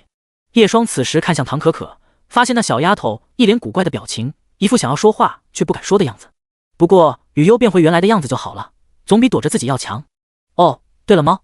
叶霜左右看了看，最后只好跟怀里的白雨悠说：“雨悠，你松开一下，猫不见了。”白雨悠这个时候才抬起脸蛋松手，而此时叶霜也起身满屋子找猫，最后3个人一起找，最后在厨房的垃圾桶里听到声音。你真是个人才，不，猫才。叶霜捏着小猫的后脖子肉提了起来，此时这小猫的脑袋上还挂着一片果皮，看着十分滑稽。白雨悠也注意到了这小猫，看来是从宠物医院出院了。哇，有点可爱。唐可可也是一脸好奇的模样。你愿意收养这小猫吗？虽然知道答案，但叶霜还是询问了白雨悠的意见。在看到对方点头后，她笑着说道：“既然如此，给这家伙取个名字吧。”白雨悠开始思考了起来，叫1万也不错。哥哥，为什么叫1万？因为这小东西在宠物医院1周花了1万，有点猛啊。这个时候，白雨悠突然开口，叫叶霜。叶霜？是不是哪里不对？雨悠为什么要叫叶霜啊？一旁唐可可好奇的询问。白雨悠说：“叶霜，好听。我知道了，因为雨悠喜欢哥哥，所以也喜欢哥哥的名字。”唐可可一副皇家翻译官的嘴脸对叶霜说道。叶霜也只是笑了笑，并没有放在心上。最后名字确认了下来，从今天开始，这只长毛小橘猫有了自己的名字。1万，以纪念那些年越来越苗条的钱包。虽然说了自己出来买菜就好，但白雨悠和唐可可还是跟了出来。叶霜带着2女来到了菜市场，时间还早，最起码做晚饭的时间也是够的。喝汤吗？喝。唐可可举起手。雨悠呢？喝。唐可可举起白雨悠的手。叶霜忍不住笑了笑，白雨悠也是小声的说了一句喝。菜市场的人不少，白雨悠不习惯人多的场合，下意识的靠近了几分叶霜，而注意到了这一幕的叶霜却伸出手，轻轻的挽住了少女的小手，感受到掌心的温暖，白雨悠就像是放松下来一般。来到肉摊，叶霜刚想挑一块排骨，却注意到卖猪肉的人有点眼熟。叶霜，大叔，不买猪肉就别挡着我，麻利点。安诗瑜拿着砍骨刀说。安诗瑜同学。唐可可这个时候似乎认出了对方，一脸诧异的表情。你认识？叶霜问。安诗瑜是 B 班的，成绩常年前3，而且听说经常逃课，老师都拿他没办法。唐可可说。哦，大兄妹，你是 A 班的。安诗瑜开口说。大兄妹，你怎么又开始卖猪肉了？叶霜一脸诧异，这家伙怎么回事？不过他也注意到一旁的肉摊老板，开口询问：“这是你家姑娘？”不是啊，他说自己是要做社会实践作业的学生，塞给我几千块，要帮我卖一回猪肉。一旁的老板乐呵呵的说道：“有钱拿，还有人帮自己干活。”肉摊老板乐意的很，而且除了排骨以外，其他基本都不需要怎么操作，给钱，然后当一回老板。你还挺有钱。叶霜古怪的看着安诗瑜，明明2个人早上还一起吃猪脚饭来着，你这还给钱当怨种？叶霜大概是明白这家伙怎么会卖各种东西了。钱嘛，数字而已，生不带来，死不带去。安诗瑜还是那副懒洋洋的样子，中午跟你吃猪脚饭的时候，看那老板切猪脚，感觉还蛮有意思的。买个猪脚给我多多。叶霜刚想说些什么，却发现白雨悠的视线落在自己的身上，不仅是他，唐可可也是一脸惊讶。2个人中午一起吃饭。说来话长，你先给我一块排骨吧，不打扰你玩了。叶霜说道。哦。安诗瑜也没问那块排骨，随便拿了一块后，抄起一旁的斩骨刀，哐哐几下就剁好了，丝毫看不出生疏。这个家伙以后不会觉得多个人会有意思吧？安诗雨把排骨装到袋子后抛了过来。莫，多少钱？不用钱，算是你请我吃猪脚饭的感恩回馈。安诗雨随意地说。叶双闻言，下意识看向肉摊老板，此时肉摊老板还是笑眯眯的。超能力啊！毕竟给了老板几千块，安诗雨要是给别人几根排骨，这个老板肯定是没有意见的。谢了。叶双有点摸清安诗雨的性子了，他也没有硬要给钱，提起排骨就带着白雨优和唐可可去买其他菜了。安诗雨看着叶双几人离开的背影，微微侧着脑袋，也不知道在想些什么。老板，给我来块五花。这个时候，一旁有客人说：“不好意思，今天肉摊打烊了。”客人啊，肉摊老板啊，东北指向箭头。另一边，身旁唐可可好奇开口：“哥哥，你跟那个安诗雨是怎么认识的？听说他可是非常难相处的。”说来话长，只能说偶尔能碰面，一来二去就认识了。叶双也没有详细讲，或许他上辈子认识安诗雨，不然也不会走哪碰啊。说着，叶双看向白雨优笑：“上次买那个鱿鱼也看到了，对吧？”白雨优也记得安诗雨，便点头。买完菜出来，外面早已被夕阳染遍一片橘色。叶双看着身旁的两个女孩子，不由回想起曾经一年年独自去买菜的自己。你自己去不就好了？不会这一点小事都要我陪你吧？还是你一个大男人提不动？算了，我点外卖，你自己搞定吧。脑海里昔日清晰刺耳的声音不知道为何开始模糊了起来，此时耳畔却传来女孩子嬉笑声：“哥哥，给我们拿吧，是不是很重？”给我。叶双看着朝自己伸出手的两只少女，他不禁摇头，淡淡一笑，反倒是感觉自己的肩膀更宽松了，就像是放下了心中的担子。走吧，今晚做顿大餐。哦耶！三人踏着余晖，朝着家中的方向走去。第53章，老公救我。又到了周末，今天是个好天气，而且还是周末。叶双甩了甩手里要晾晒的衣服，一一挂起后，视线却注意到了水桶里的其他衣物。他弯腰拿了起来，发现是一条纯白色的内裤。物品：纯白内裤。刚脱水的内裤还散发出洗衣粉的香味，可用。明明提醒那丫头要自己洗内衣来着，居然和其他衣服混在一起在洗衣机里洗了，破了一个洞。叶双也注意到了内裤上的小洞，大概手指可以穿过去的程度。仔细想想，雨优似乎也不会给自己买内衣吧？虽然这条内裤纯白色，但依旧洗得干白。正好，这个周末带雨优去买内衣吧。就在这个时候，叶双感觉到自己的袖子被拉扯了一下，他转头发现白雨优就站在身旁，小脸面无表情地看着自己。怎么了？叶双刚开口便怔住了，因为他刚刚拿着对方的内裤一直站在那发呆，给人的感觉就像是变态一样。叶双默默地把他内裤挂好，然后故作淡定地继续开口：“怎么这样看着我？”他打算糊弄过去。叶双，你喜欢我的内裤？扑克嗨嗨！叶双顿时被呛了一下，然后老老实实地道歉了。刚刚发了一会呆，抱歉。白雨优却轻轻摇头，然后提起自己的睡裙问：“那你还要看吗？”给，不用了。叶双感觉自己被白雨优误会了，不过这腿裤头确实很白，刺眼的冷白色。想到这，他更加有罪恶感了。为了转移话题，叶双也只好问：“雨优，今天我陪你去买内衣吧。”好。白雨优答应了。叶双忽然想到了什么，问：“要不要叫上可可？”白雨优闻言却立刻摇头，因为这个周末他想跟叶双单独在一起，如果可可在的话，那么叶双对他的关注就会变少了。好。叶双也只是随口一问而已。给1万喂了点猫粮和消炎药后，叶双便带着少女出门了。这个小区有些年头了，谈不上高端小区，所以车位的月租很便宜。叶双把车停在了靠近单元楼门口的位置，几乎一下楼就可以坐上车。启动车后，叶双见白雨优已经坐在副驾驶位置上，刚想挂档时，却注意到手机震动了起来。叶双瞥了一眼，发现是陈庆发过来的。陈庆，本小姐回来了，快来机场接我。叶双愣了一下，随后回复：叶双，你不是在国外？陈庆，当然是抽空跑回来的，晚上就要坐飞机回去了。虽然你生日当天我回不来，但我可以提前给你庆祝，开心吗？叶双，你快下飞机了。陈庆，当然，快点来金湾机场。叶双此时看着手里的信息，又看向身旁副驾驶位置上的少女，他沉默了一会，默默地看向自己身后。这是一辆2门2座的跑车，换句话说，如果要去接陈庆的话，这车肯定是没有位置了。要不就放下白雨优，然后去接陈庆，毕竟这里是家门口，让他直接上楼就好了。或者不去接陈庆，继续带白雨优逛街，可陈庆专门跑回来，甚至只能回来那么半天的时间，就为了见自己一面。雨优，这个时候，叶双望向了身旁的白雨优，后者只是轻轻歪着脑袋。叶双却又摇头，没事了。白雨优似乎看出了叶双纠结的表情，便询问：叶双，你不舒服？没有，一个成熟的大人是不会被一点小事轻易为难的。叶双忽然一笑，随后挂上档，把车开了出去。所以，你突然跑过来，就是为了找我借车？半个小时后，陈海从一个别墅小区里开车出来，下车后一脸古怪的模样。你没让我去接他。叶双也解释，你不是有车吗？这丰田牛魔王多帅，我想买一台宝马 Z4，我老婆都不愿意。2座车。叶双示意了一下自己身旁的白雨优。陈海叹了口气，你要是带着这孩子去接陈庆，那丫头会炸的。他继续说，要不然就让他在我家待着吧，正好我老婆今天包饺子。叶双看向白雨优，似乎在询问意见，此时白雨优却伸出手捏着叶双的衣角，虽然什么都没说，还低着头，却像是个害怕被抛弃的小动物。算了，叶双说，行吧，不过我下午还要用车见客户，这台旧车借你可以吧？陈海拍了拍自己身旁挂着3叉标的车子，能坐多点人的就行。叶双也知道陈海家里好几台车，不然也不会跑过来借车了。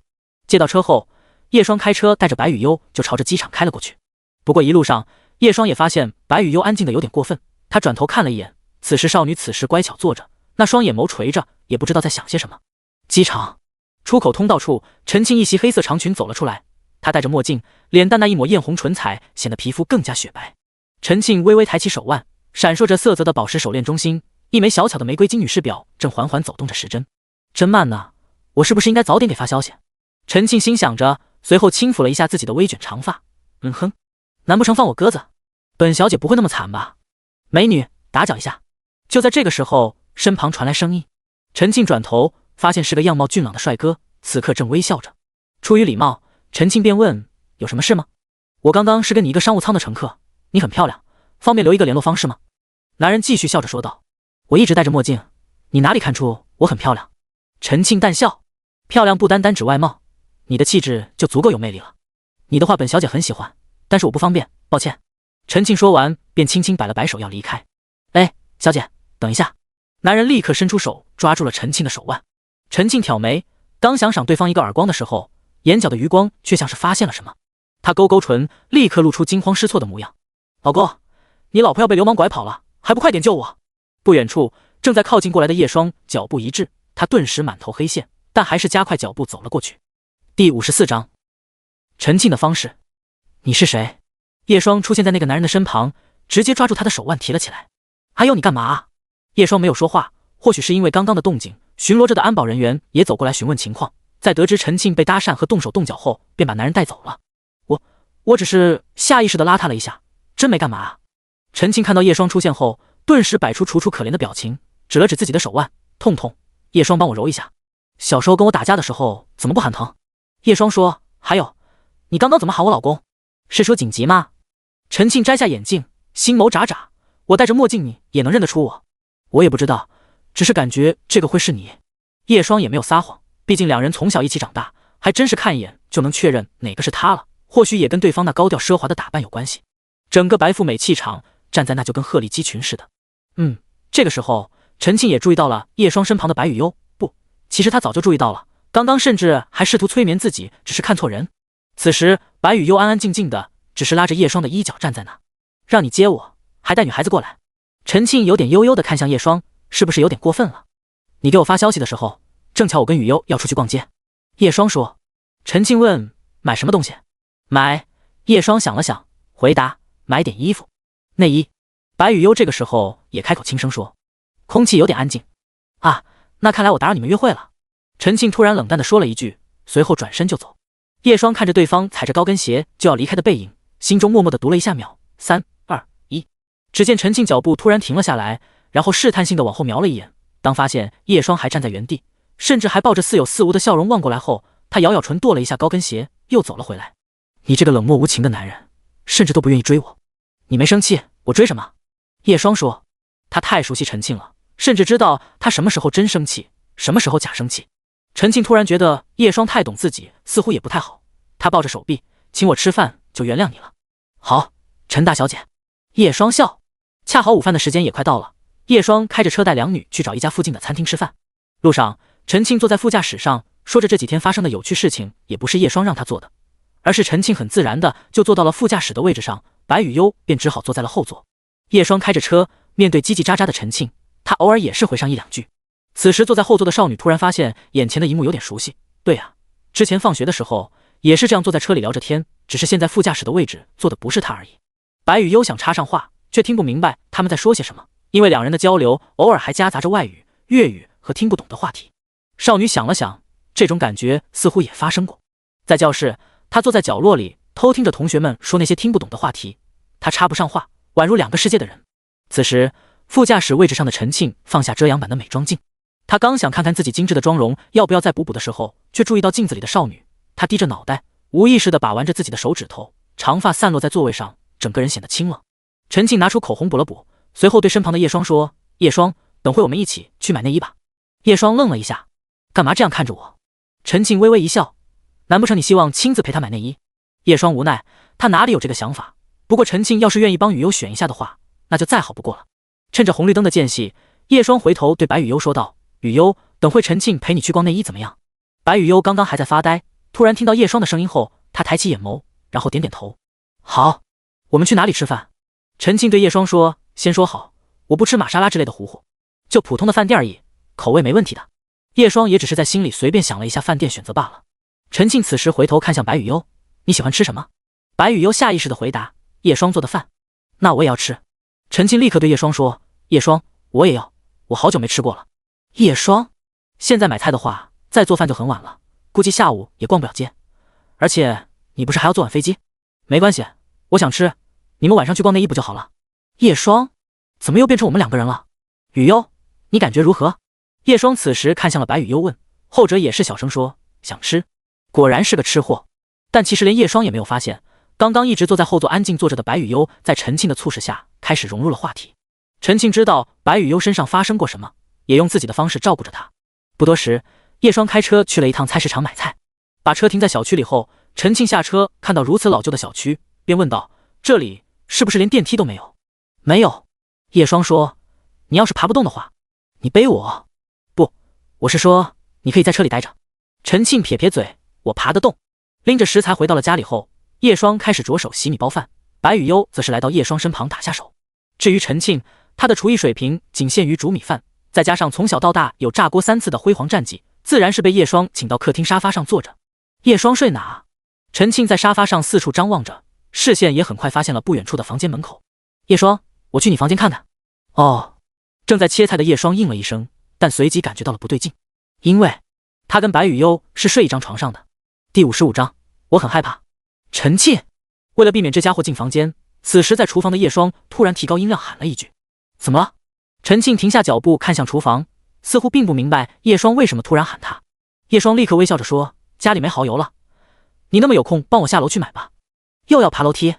你从阳台跳下去也行，而且不辛苦。”“哼。”陈庆轻轻地哼唧一声，重新穿上自己的高跟鞋就出门了。伴随着咔嚓的关门声响，此时还在厨房帮忙打下手的白雨优像是看到了什么，拉了拉叶霜的袖子：“叶霜，蚝油多买1瓶也没事。”叶霜头也没抬地说：“哦。”陈庆因为不认识路，所以也没有那么快回来。待敲门的时候，叶霜其实也把饭菜弄得七七八八了，除了还在小火煲着的汤水外，基本就不需要进厨房了。“喏，蚝油。”陈庆把手里买的蚝油递了过来。不过他也注意到桌子上的几道菜，有点疑惑的用手指轻轻点下巴：“你不是都炒完了？”“对。”“那为什么还要我买蚝油？看你坐着挺无聊的。”叶霜笑：“好啊，你。”陈庆突然一把抱着叶霜的手臂，然后把人拉了过来，他露出似笑非笑的表情：“我大老远坐飞机跑回来，连休息都没有，你就这样招待我？说吧，你想怎么死？”手臂被充满弹性的史莱姆挤压着，叶霜嘴角一扯：“下次我帮你买蚝油。本小姐又不做饭，下次我再给你做一顿。”叶霜说：“行，你说的。”陈庆松开手，心情一下子大好了起来。正好我家老头子也很久没见过你了，下次就回我家做饭吧。叶霜愣了一下：“去你家？不然呢？”“好吧。”叶霜好像也没有办法拒绝，再加上也有很长一段时间没看望二老，便也同意了。但他却不知道陈庆抱着的小心思，其实陈庆是想要趁此机会把两个人的结婚事情给敲定了，有自家父母帮忙说肯定没问题。至于为什么说不是先谈恋爱，老头子肯定会说都那么熟悉的一家人了，先结婚再恋爱肯定没有问题。想到这，陈庆那张漂亮的脸蛋也不由露出笑容。这家伙在那傻乐什么？叶霜有点奇怪地看了一眼陈庆，随后也起身去厨房把汤端了出来。吃饭先喝汤，饭前1碗，饭后1碗，睡觉前再1碗，阿妈见了都高兴。虽然火候不够，但味道应该还可以。叶霜也没有时间炖老火汤，不然陈庆要是提前说这事，他肯定早就买好材料煮汤了。只要是你煮的就行。陈庆用勺子小口小口喝着汤，伴随着他俯身的动作，细长的宝石耳坠都在轻轻摇晃着，映衬着那雪白侧脸更加漂亮。叶双看着他喝汤的模样，也不由多看了一会。他们之间真的有可能吗？叶双也有在想这个问题，但上次的打击伤他太深，也让叶双对感情事情更加慎重了起来。曾经在恋爱关系中，叶双一直都是被打压的一方，虽然谈不上 pro， 但的确可以说没多少自尊，患得患失，甚至不像自己。陈庆毫无疑问是一个挑不出毛病的女朋友，但她不是。现在的自己也不过只是个无业游民罢了。算了，顺其自然吧。叶双喝着汤，心里微微想着。三个人很快便解决了饭菜，除了汤没喝完外，几乎有一半都进了白雨优的肚子里，就连陈庆都有点奇怪，看白雨优，你这么能吃，比一般人能吃一点。叶双也是看着白雨优微笑着，被两个人的视线看着，白雨优一脸无辜，就连嘴角残留的酱汁都没有擦去。擦擦嘴，叶双在餐桌上的纸巾盒里抽了几张，然后把少女嘴角那红烧酱汁给擦去，动作温柔。或许是过于熟练的行为，以至于叶双做完这件事之后都没有什么不妥。陈庆看到这一幕，面容古怪，但终究没有多说什么，只是默默的又喝了一碗汤。我来洗碗。陈庆说。不用了，你又没洗过碗。叶双拒绝了陈庆，因为他知道陈庆从小物质条件丰裕，家里的阿姨都有2个，做饭洗碗从来都没有干过。陈庆立刻反驳，我可以的，叶双你跟我一起洗，让白雨优休息一下。好吧。叶双也只好让白雨优去沙发那里休息一会，后者乖巧点头，就走到沙发那边坐下，然后跟一万对视了起来。喵内，一万伸出毛茸茸爪子，仿佛在说我还没吃饭呢。喵。白雨优歪着头。厨房，叶双把饭菜的残渣全部装进袋子里，然后把盘子全部放进水槽，打算先过一遍水。站在一旁的陈庆看着满是油渍的碗筷，犹犹豫豫的伸手。不用你动手，在一旁陪着我就行。叶双微笑。陈庆问，不如买个洗碗机？没必要浪费那个钱，要是洗碗机可以帮我收拾桌面之类的，还差不多。叶双说。陈庆沉默了几秒，又问了一句，你打算在这里待多久？叶双倒是没有想到陈庆会再次问这个，他说，等雨优能够独立生活，到那个时候我就……不知道为何，叶双突然发现自己开始说不出口离开2字，明明他早就一开始做好了打算。这样吧，叶双，我请个阿姨过来，请一辈子照顾她都没有问题，你跟我回公司。陈庆继续说，至于住的地方，我还有2套别墅，你要是不敢跟我住，住另外一套都可以。叶双闻言，深深地看了一眼陈庆，陈庆，你越来越不像你了，你也不像你自己。陈庆握紧拳头，他此刻百般情绪，却又无法表达自己想要说的话。良久，他才轻声说，叶双，我喜欢你，喜欢你15年了，以前我没有机会，你一直对那个女人死心塌地的，但是现在，我还能有机会吗？此时的陈庆完全没有在公司里的强势冷漠，在叶双的面前就像是撕碎了自己的骄傲。我真的很害怕，我害怕你就算忘记了那个女人，你也不属于我。第56章，甜品，我暂时可能还不想谈恋爱。叶双认真的说。我知道，我当然知道。陈庆忽然微笑了起来，你还没走出来，所以我愿意等你，只是我这样等下去是会有结果的，对吗？叶双没有正面回答陈庆，而是继续洗着水槽里的碗。陈海那家伙跟我说过，他希望我们2个可以在一起，因为我们从小一起长大，关系又好。我跟他说，不是陈庆你配不上我，而是我配不上你。陈庆立刻说，我不需要这个，哪怕你一无所有。叶双笑了，其实我说这句话的真正意思并没有告诉陈海，所谓的配不上并不只是物质层面上的，我为了他付出了那么多年，最后被这样抛弃，说实话不甘心是肯定有的，我在那里失去了太多，放弃了太多，像我这样的人灵魂早已千疮百孔了。叶双脸上的笑容闪过一丝苦涩，你的爱太过于耀眼了，这样的你让我怎么配得上呢？厨房寂静了几秒，下一秒叶双只感觉脖子传来一股力量，陈庆居然一把就拉住了他的衣领子，俏脸无比的接近。我听不懂，这些我根本就听不懂，我才不管这些配不配得上。陈庆大声地说道，你快忘了那女的，就算是接盘，那个人也得是本小姐。叶双顿时哭笑不得，这个陈庆还是老样子那么霸道，不过这个才是他。或许是意识到自己着急了点，陈庆此时也渐渐冷静下来，甚至被叶双看得脸庞有点发红。他松开手，抱着手臂轻轻哼了一声，你现在这叫什么？对，分手 emo 期，我不跟你吵。他似乎也不打算继续刺激叶双了。快把碗洗了，本小姐给你庆祝生日。怎么庆祝？我一开始想给你买蛋糕的。陈庆又继续说，不过不知道你地址，所以还是放弃了。要不然我们去甜品店吃，我知道一家还不错的，就当是给你过生日。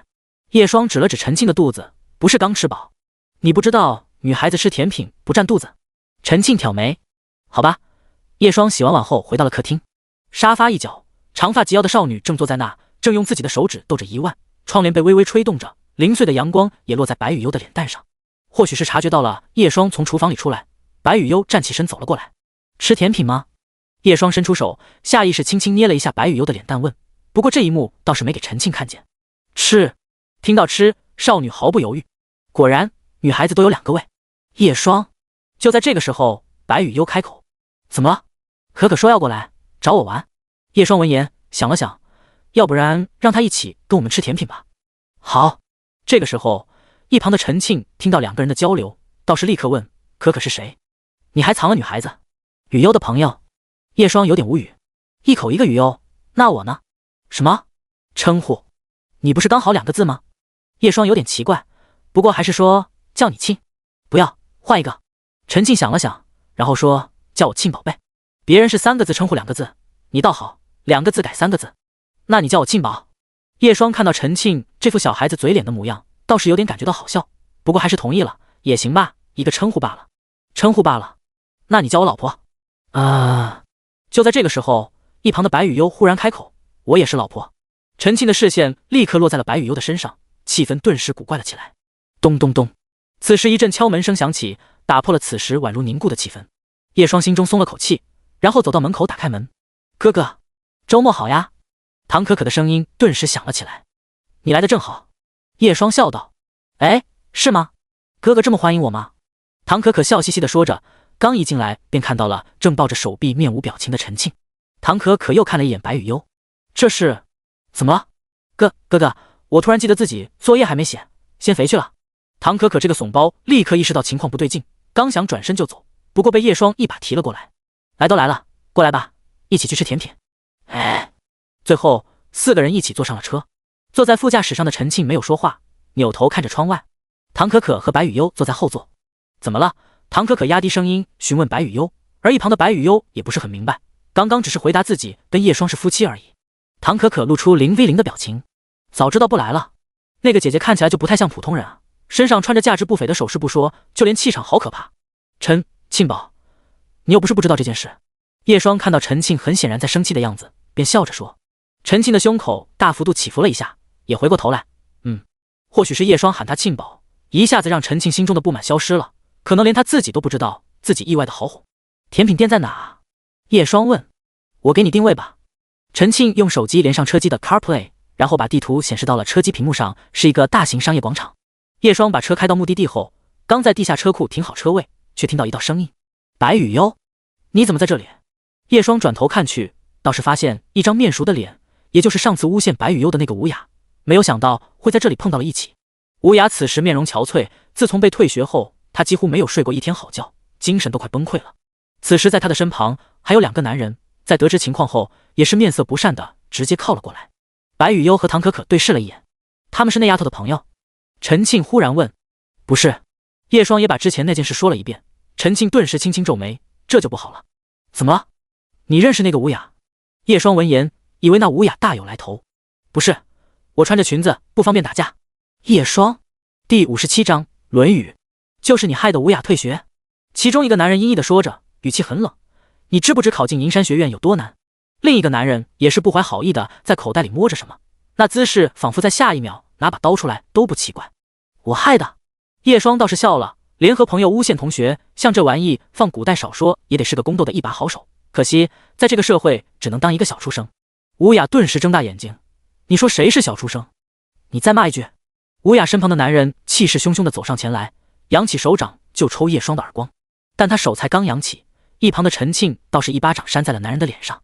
这一巴掌让男人懵了一下，但还没等他回过神来，叶双紧接着一脚踹在对方肚皮上，一套组合技流水行云，直接把对方踢翻在地上。真弱。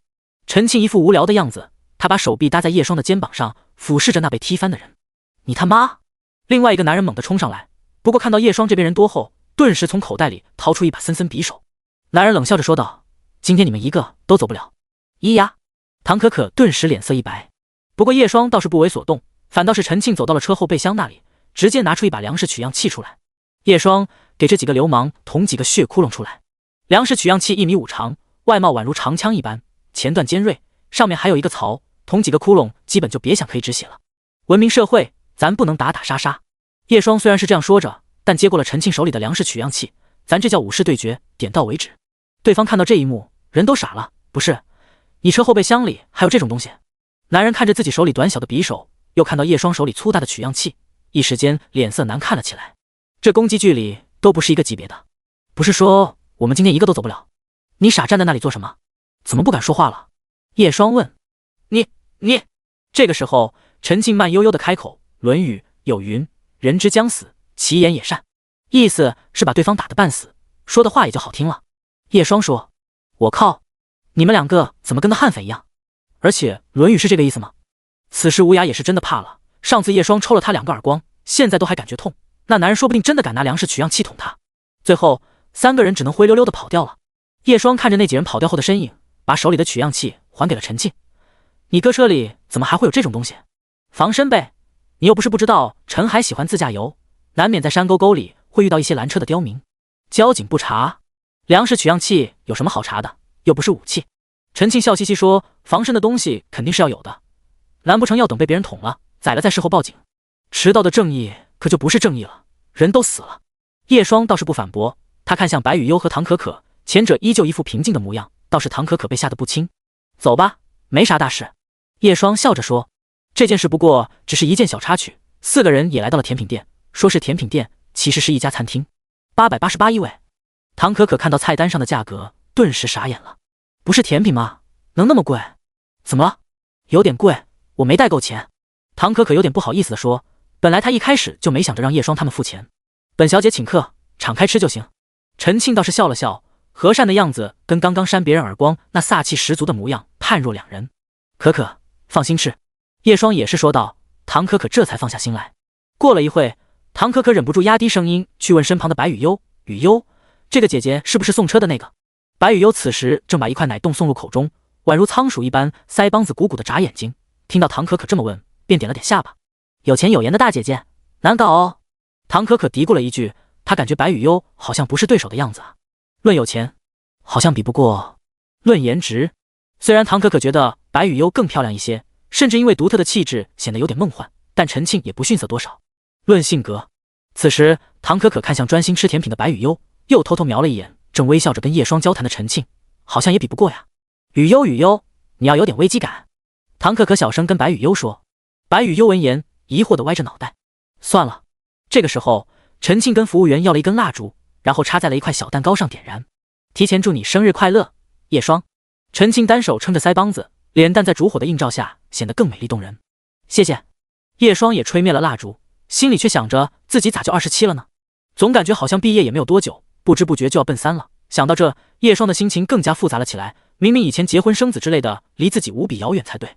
吃完甜品后，稍微在商业广场逛了逛，差不多陈庆也要回去了。我送你吧。不用了。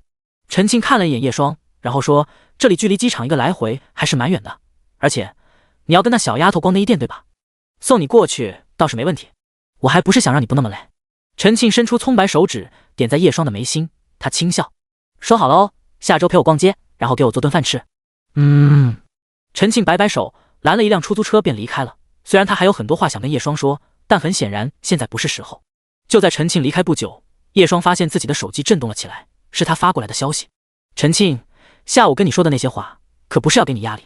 陈庆，别以为本小姐愁嫁，追我的人可多了。陈庆，哼点 GPG。 叶双看到后也是回了个表情包。走吧。他转头对身旁的白雨悠和唐可可说。第58章水族馆。周日清晨，叶双更新完了今天的小说。最近读者多了不少，也多了不少负面评论，但总归有人看就很开心了。每次看到章结尾那跳动的催更人数，叶双便感觉心情好了不少。至于负面的评价，他也没有细看，反正也是免费小说，大家都是平等的。今天天气不错。叶双关上电脑，走到了阳台处。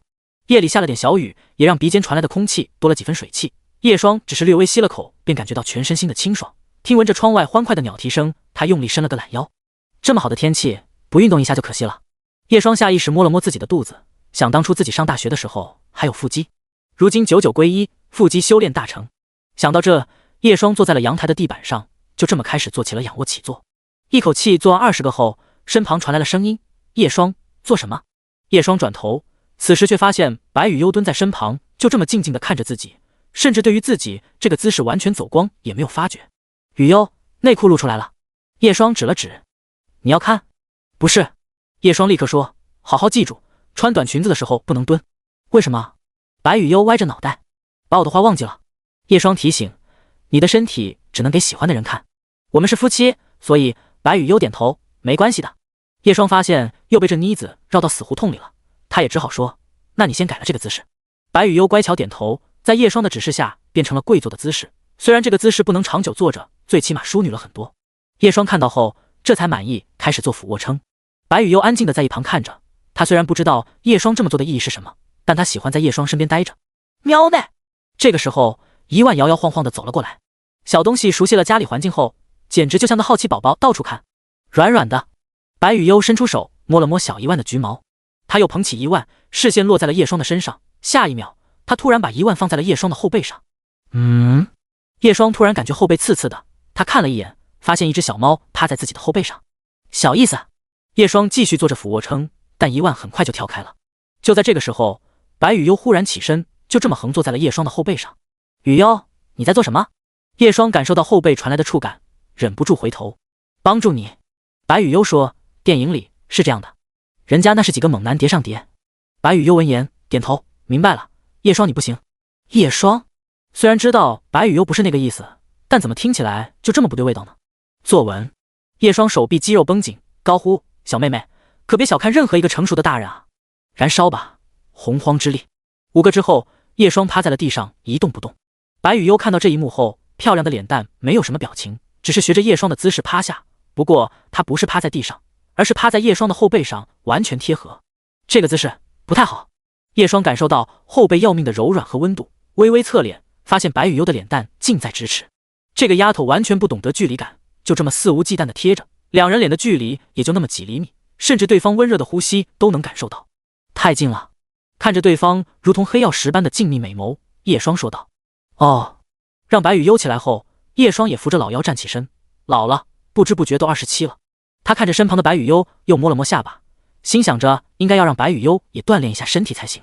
不过叶双捏了捏白雨悠没有表情的小脸蛋，又掐了掐她手臂上的软肉，不胖啊，就像个精致的人偶一样，也找不到什么瑕疵。平时上体育课的时候，你们一般做什么？叶双问。跑步。还有呢？羽毛球。叶双听到羽毛球后，顿时笑了起来。今天那么好的天气，我们出去打羽毛球吧。不会。白雨悠却说，你刚刚不是说羽毛球？叶双愣了一下。白雨悠说，没人和我一组，一个人打不了。叶双，没事，从今天开始你有我。叶双笑，而且以后可可也会陪你一起玩的，今天就教你羽毛球吧。白雨悠点头。就在这个时候，放置在阳台的手机却响了起来。叶双拿起手机，却发现是陈海打来的电话。喂，起床了？都几点了？叶双有点无语，他看了一眼时间，都9点了。客户送了我2张水族馆的票，你要不要？陈海在电话那头继续说道。本来想着让你跟陈青一起去的，但他现在人在国外，你就带那个女孩去吧。叶双听到陈海这么说，又看了一眼白雨悠后对电话说，我去你家拿票。电子票，我把截图发给你。行。挂了电话后，陈海很快便把电子票发过来了，其实也就是2维码截图而已，入场的时候给工作人员扫一下就行。雨悠，今天就先不打羽毛球了，去水族馆怎么样？水族馆？有很多海洋动物，还有表演看的那种。叶双笑。陈海给的票。叶双，我想跟你一起。少女垂下眼眸，不想跟别人。叶双反应了过来，伸出手在他的脑袋上轻轻敲了一下，说道，不是让你跟陈海去，是跟我去。白雨悠这才抬起小脸，虽然还是没有表情，但叶双莫名的感觉到他的心情顿时好了起来。这么依赖我，以后真的能走吗？叶双在心里喃喃想着，但一想到两人的年龄差距后，他便不再纠结下去。这孩子以后也会明白，他们不过只是暂时相交的2条线，终究是会朝着不同的方向延伸而渐行渐远。先换衣服吧。哦。第59章蜗牛。白雨悠换上了简单的白色连衣裙，没有首饰也没有化妆，完美的颜值便足以覆盖这些。走吧。叶双也是一副休闲装的打扮，毕竟这是一座没有打扮焦虑的城市，有时候随意一点就行。如果选择活在他人的目光中，注定劳累，成为一个扮演者。来到了1楼，叶双刚坐上车，却发现白雨悠站在车门旁一动不动，就像是在看什么东西。怎么了？叶双重新下车，绕到车的另一头才发现白雨悠在看什么，那是一只正在缓慢爬行的蜗牛，此刻正粘在车窗上，在布满水珠的车窗上留下了一道属于它的痕迹。蜗牛。白雨悠专注地看着。把它弄下来吧。白雨悠闻言，伸出手把蜗牛从车窗上摘了下来，他走到了车后方的草地上，把它放在了一片滴着露珠的树叶上。叶双看到白羽幽蹲在那看蜗牛的样子，只感觉有趣。只是现在还下着零星小雨，他便撑着伞站在白羽幽的身后，默默地守护着他。叶双，蜗牛要去哪里？少女突然的问题倒是让叶双愣了一下，但还是笑着说：“我也不知道，可能是在寻找食物吧。找到食物后呢？找朋友。那他会找到吗？”叶双想了想，便回答：“会的。虽然他的行动很慢很慢，但只要前行，总会遇到在等着他的蜗牛。我也很慢很慢。叶双，你也会等我吗？”白羽幽突然转头的询问，那张脸蛋让叶双稍微失神了几秒。他想了想后笑道：“我当然会等你了。那我会努力爬过来的。”叶双伸出手，轻轻地敲了一下他的脑瓜。蠢蛋，想那么多做什么？上车。哦。不过在上车前，少女却忍不住回头望了一眼那还在爬行的蜗牛。在那树叶的另一端，此时却突然爬出另一只蜗牛，它们互相缓慢接近，最后靠在了一起。此时坐在车里的叶双正看向车后视镜里的白羽幽，他宛如自语一般轻声说：“下雨天过后就见不到蜗牛了。”雨刮器缓缓滑动，车玻璃后，叶双那张沉思的脸庞逐渐清晰。水族馆。羽幽，你有来过水族馆吗？停好车后，叶双问。得到的答案自然是摇头。那你知道水族馆是做什么的吗？叶双笑着问。白羽幽却说：“我不知道，但是我只想跟你在一起。”说完，少女伸出手拉住了叶双的手掌。你要学会把视线朝着更多的地方看，因为这个世界远比你自己想象的要大。叶双说：“以后你要独自面对的风景会更多。”虽然是这么说，但叶双还是把少女柔软的手掌握在手心之中。白羽幽闻言，突然问了一句：“叶双，不一起吗？”叶双愕然，也意识到自己的失言。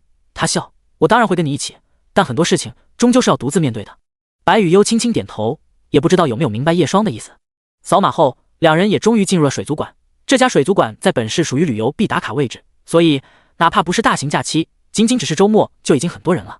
或许是因为周围的人比较多，叶双原本拉着白羽幽的手变换成了挽住他的腰肢，用自己高大的身体在拥挤人流之中挤出一道可以容纳两人的空间。少女趴在他的怀里，面对周围的嘈杂，充耳不闻，只能听到叶双那细不可听的呼吸和强有力的心跳声。真多人，还好这里开始分流了。叶双搂着白羽幽挤出人流，他低头对上了好看的眼眸：“没事吧？”见白羽幽直勾勾地看着自己，叶双伸出手戳在他的鼻尖上，然后侧身：“来看这个。”白羽幽顺着叶双的方向看去，顿时呆住了。眼前是一处玻璃隧道，完全由玻璃打造。水族馆的灯光打在蓝色清澈的海水之中，鱼群游动，水草摇曳，这是一片海洋的世界，也是鱼儿们谱写的乐曲。跟我来。看到白羽幽被吸引住的目光，叶双笑着拉起他的手，带着少女走到了玻璃前。白羽幽从未来过水族馆，他下意识地伸出手掌放在玻璃上，立刻便有几条鱼游了过来，站在这里就仿佛置身于海洋。咔嚓，叶双拿出手机把这一幕给拍了下来。白羽幽这个时候也注意到了叶双在拿手机拍自己，要不要自拍一张？叶双见他的目光看过来，便笑着问。白羽幽点头：“用你的手机吧，你的贵不少，像素也高。”叶双说。此时白羽幽也把自己的手机递了过来，打开屏幕，屏保是一张合照，那是白羽幽上次无意中拍的照片。叶双和他都没有看镜头，却又刚好容纳在相框之中。你喜欢这张照片？叶双看着屏保上的照片，忍不住摸了摸下巴，都没看镜头不好看，删了吧。喜欢，白羽幽说，但喜欢原因白羽幽并没有说，因为上面有叶双。好吧。虽然叶双并不明白，他拿起白羽幽的手机，然后给两个人拍了一张。画面定格的那一刻，叶双按了按屏幕，却发现白羽幽在定格的瞬间，居然又转头看向了自己。不过这张照片还蛮好看，虽然画面跟自己想象的差了一些，但却意外的感觉还不错的样子。把手机还给白羽幽，少女接过后，目光落在那照片上，很快便把它设置成了新的屏保。下次可以跟可可来这里，屏保换成你们两个的自拍会更好。叶双说。不好。白羽幽立刻说。他把手机抱在怀里，就像是珍宝一般，又重复了一遍，不要。叶双见白羽幽难得的反驳，倒是笑了笑，不再放在心上。走吧，还有很多动物你没见过。叶双说，这个水族馆还有海豚表演。海豚？对，海豚是什么？第60章，温暖。两人又去看了海豚表演，对于完全未接触过的事物，白羽幽看得很专注。不过叶双倒也不是第一次来这里了，此时的他更多的去看白羽幽的反应，就像是在对方遗失的那些时间中用力薅下几根长毛。海豚表演结束，叶双又带白羽幽逛了纪念品店，并买了一个大号海豚玩偶。见白羽幽面无表情抱着怀里的海豚玩偶，叶双倒是觉得有点别样的可爱。那是什么？白羽幽指了指不远处纪念品店旁的长方形建筑，准确的来说，是一个拍大头贴的盒子空间，只是少女还不懂得大头贴是什么。叶双的眼中倒是闪烁一丝异样之色，她转头问白雨悠：“拍照的地方，你想试试吗？”拍照？白雨悠歪着头，似乎不是很明白。手机不是也可以拍照吗？拍照。叶双拉着白雨悠走到了大头贴屋前，指了指上面滚动的屏幕，这里拍的照片可以立刻出片，是实体的，还可以选择相框。你看，这是水族馆联名相框，边框里的海豚是不是很可爱？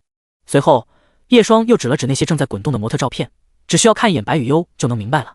但在下一秒，叶双的笑容凝固了，因为他在上面看到了熟悉的合照，一个是他自己，另外一个叶双。白雨悠注意到了叶双那戛然而止的语气，视线转到了那模特照片上，顿时也发现了一张熟悉的面孔。叶双就在其中，只是照片里的她多了一份朝气，也显得年轻不少。而在叶双身旁，还有一个表情平淡的女孩子，她长得并没有特别漂亮，清秀的脸蛋上有一丝傲气，两人保持着不远不近的距离，却格外的和谐。叶双在里面，白雨悠喃喃说道。他转头看向叶双，却发现对方露出罕见的表情，那一丝颓然和失落，与那雨夜便利店门口瘫坐的他别无二致。怎么能未经本人允许拿照片来当宣传呢？要不是嫌麻烦，非得告了他。叶双喃喃自语地说着，他缓缓吐了口气，伸出手去口袋里摸烟，却只掏出来一盒糖果。叶双的眉皱得更深了，他倒出4、5颗糖，全部送到了嘴里，用力咬了起来，企图平复自己的心情。嘴里的糖好似是苦的，各种混乱的情绪从四面八方涌了过来，叶双顿时感觉头开始疼了起来。其实他一直都有头疼的老毛病，却没有想到在这一刻会犯了起来。那种感觉就像是有人拿了把锥子狠狠刺入大脑中，然后用力搅动，大脑的强烈疼痛甚至让胃都开始痉挛了起来。叶双只感觉一阵阵恶心感不断从喉咙涌出。叶双，就在这个时候，叶双感觉到身体传来温热，他缓缓抬眸，此时白雨悠抱住了他，正仰着小脸看自己。怎么，叶双，你在难过？白雨悠不明白到底发生了什么，但还是用力抱紧了叶双，企图分点能量给他。不知为何，叶双感觉到胃痛渐渐的消失了，就连脑袋那钻心的疼痛都在减轻，对方那一点点体温仿佛能消融一切的温暖之物。雨悠，我可以抱抱你吗？回过神来，叶双忽然问。叶双也反手搂住了白雨悠，然后用力抱紧。白雨悠不明白叶双怎么了，只好学着他当时哄自己睡觉时的模样，笨拙地伸出手抚摸着对方的后脑勺。叶双渐渐地感觉到内心平静了下来，他松开白雨悠，发现对方正关切地看着自己。此时周围的人纷纷投来异样的目光，但叶双倒是不怎么在意，再次看向那个滚动着示范图片的屏幕，内心的波动似乎没有那么大了。她是我前女友，以前我们也来过这个水族馆拍大头照。看着那照片，叶双自嘲般的笑了笑，他本以为自己放下了，却没有想到会如此脆弱不堪。前女友，一个我爱了很多年的女人，为了她，我付出了很多。叶双说着，看向身旁的少女。但你知道吗？我在那段恋爱之中并没有尊严，我自以为能够融化对方的心，却没有想到自己只不过一厢情愿，所谓付出最后也只是感动了自己。不对等的恋爱是没有结果的。其实到了最后，我发现我对他并非完全是爱意，只是不甘心罢了。叶双笑。白雨悠安静地听着这一切，他不懂这些，但他知道叶双在难过。叶双难过，他就难过。不用担心我，其实我只需要一点时间而已。叶双此时伸出手，轻轻地抚摸白雨悠的脑袋，柔声说道。我本以为自己无处可去，但现在我有了想要做的事情。此时嘴里的糖又开始甜了起来，让叶双全身暖和起来的不是玻璃窗外的阳光，而是少女刚刚身上的温度。要不要拍一张大头照？指了指旁边的机器，叶双笑着问。白雨悠点头，两人一起走到了格子间里，面对眼前的大头贴机器，很快便摆好了姿势，5连拍。只是白雨悠依旧改不了不看镜头的毛病。叶双突然在想，自己要是脑袋上长个摄像头，说不定他就会看镜头了。谢邀，27岁，脑袋还没长摄像头正常吗？走出格子间，很快大头照便从出口打印好，叶双裁剪了一下后递给白雨悠。这就是大头照，实体的照片是不是截然不同？白雨悠看着掌心小巧的大头照，又抬起美眸看向叶双，想留下，这份本来就是给你的。叶双说着，又按了按一旁的自动售卖机，花了10块钱买了2个大头贴相册。把照片放进去后，白雨悠看着那一张张大头照，视若珍宝一般捧着。好玩吧？回去吧。可白雨悠依旧站在了大头照机器旁。你还要拍？叶双愣了一下。白雨悠点头。好吧。之后照了个爽。第61章熟练。周一，雨悠，今天期中考试你昨天有好好复习吗？上学路上，唐可可看着身旁的白雨悠，忍不住询问了起来。她昨天基本都在复习功课，只为了在这次的期中考试能够拿一个好成绩。虽然唐可可的基础很弱，但多亏了叶双的辅导，现在信心大增。这个时候，白雨悠也缓缓回过神来，递过来自己的笔记本。Omega， 今天有考试。唐可可，他有点古怪的看了白雨悠一眼，这个家伙不会昨天一整天都没有复习功课吧？昨天干嘛去了？唐可可好奇。白雨悠见唐可可这么问，便在自己的挎包里摸索了一会，最后拿出一本大头贴相册。哇，昨天是跟哥哥去水族馆了吗？唐可可翻着相册，一边感叹着，一边继续翻页。当翻了7、8页后，他顿时意识到了不对劲。咦，怎么这么多？你们到底拍了多少张啊？唐可可记得水族馆里大头照是30块5张，这一本下来少说都有50张了。雨悠，虽然你拍的很多，但是大头贴不是这样拍的哦。唐可可说。白雨悠歪头，是吧？你一定不懂。唐可可过来人的口吻，大头贴可是要很亲密的，你要学会在抓拍了一瞬间去亲哥哥，这样出来的照片才够甜蜜。唐可可一副狗头军师的模样，大手一挥，只要你听我的，区区一只哥哥必拿下。听懂鼓掌。白雨悠见状，小脸面无表情的鼓起了掌。阿 T。 此时正在打扫屋子的叶双打了个喷嚏，他揉了揉鼻子，又再次忍不住打了个喷嚏。谁在背后念叨我？叶双把地板擦洗干净后，看到焕然一新的屋子，这才满意的点头。他走到厨房，开始在水槽里冲洗抹布。在叶双身侧的冰箱上，由大头照制作的冰箱贴正粘在上面，足足有3、4张，都是他跟白雨悠的合照，不过姿势很少，甚至都没有多少表情变化。但昨晚白雨悠却摆弄了半天，甚至为了这冰箱贴时不时往厨房里跑。搞好卫生的叶双从冰箱里拿出一瓶快乐水，喝了一口后，视线也落在了那些冰箱贴的上面。他忍不住淡淡一笑，摇着头走出厨房。刚坐在沙发上，一万这家伙便凑了过来。他爬上沙发，然后撑着4肢看叶双，喵内，你也想喝？叶双把快乐水的罐子放在一万的脑袋上，对方顿时开始喵喵叫，然后抱着脑袋倒在地上。冰脑阔。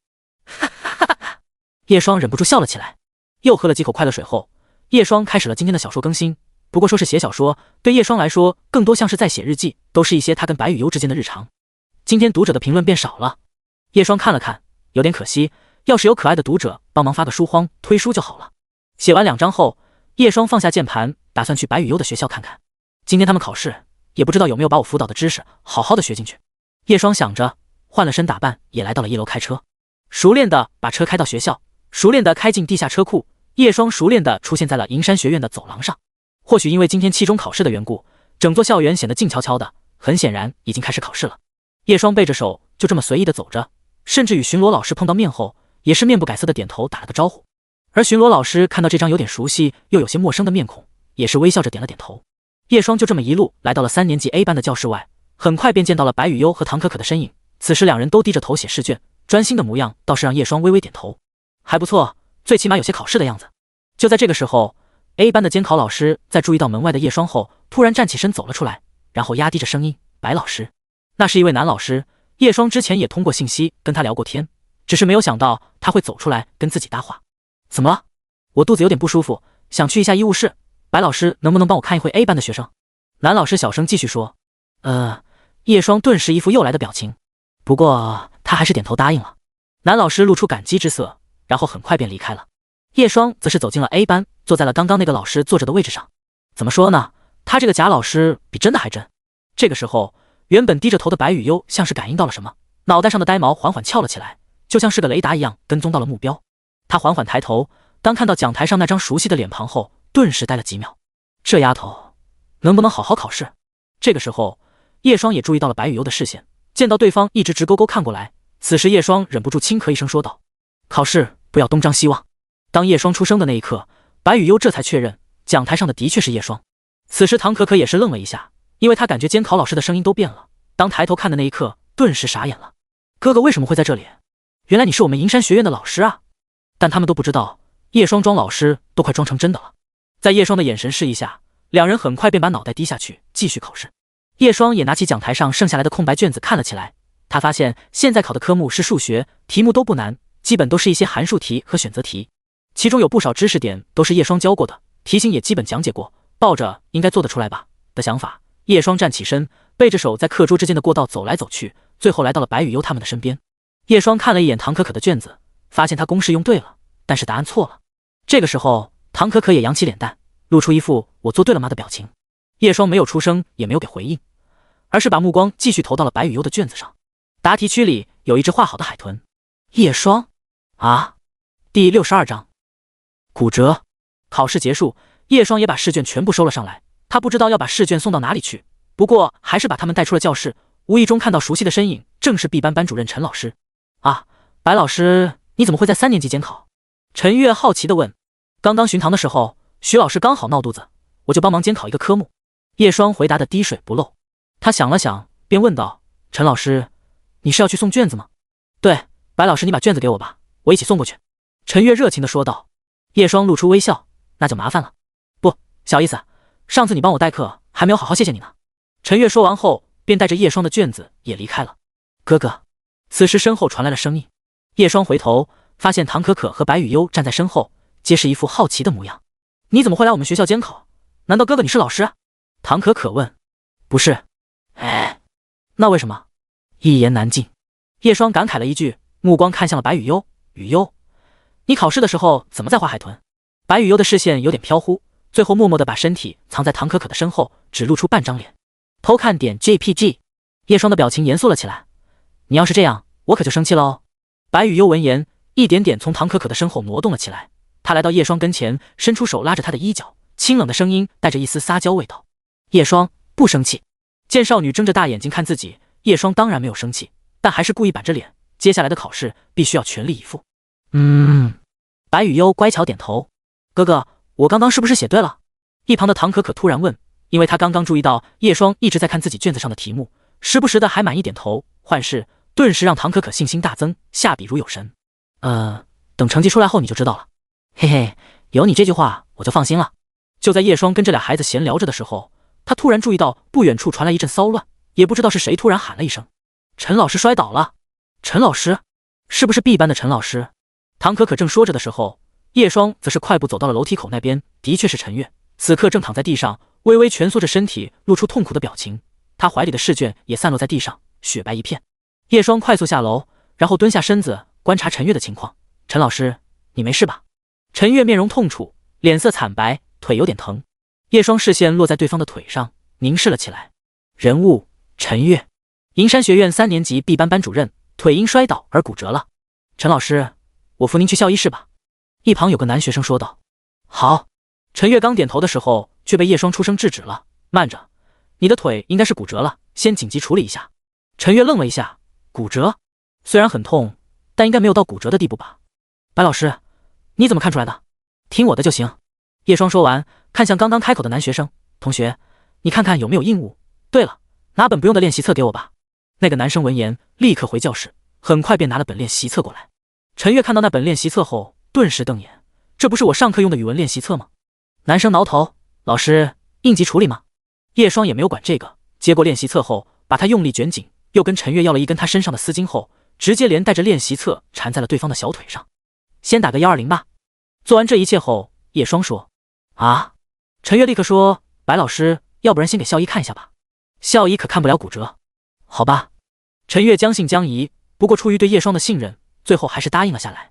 很快120的车到了，陈月也被担走了，陪同的是后面赶来的校医。几个医护初步判断应该是骨折，不过需要到医院拍片详细检查才行。但最起码叶双的处理是一点毛病都没有的，如果刚刚被学生扶到医务室，反而容易因为动作过大出问题。你是怎么知道他骨折的？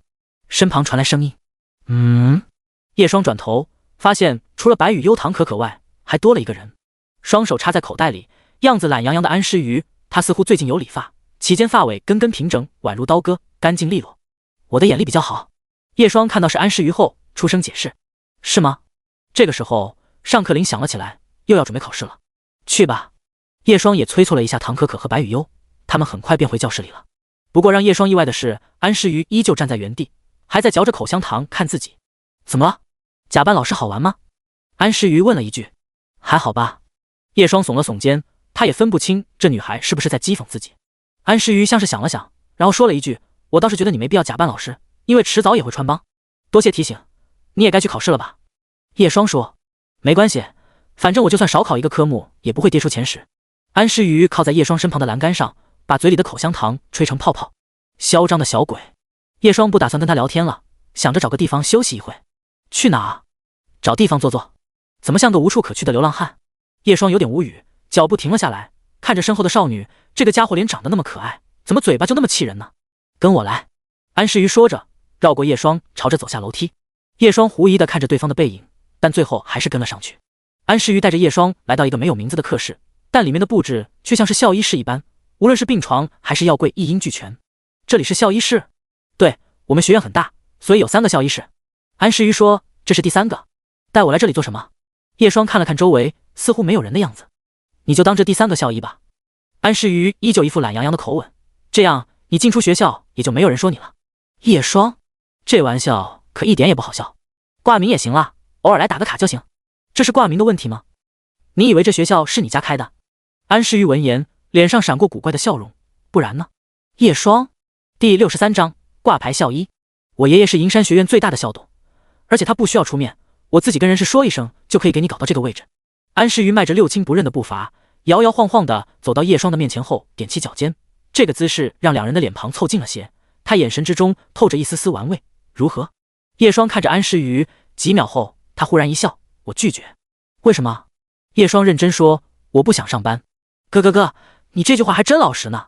安诗瑜笑得更开心了，这第3校医室本就是空闲的，你甚至可以当个挂职校医，只是给你一个合理进出校园的身份，以及这间校医室的支配权而已。而且你的工作就是给学生测测体温，给点感冒药罢了。叶双看着眼前的女孩问了一句，那么代价是什么？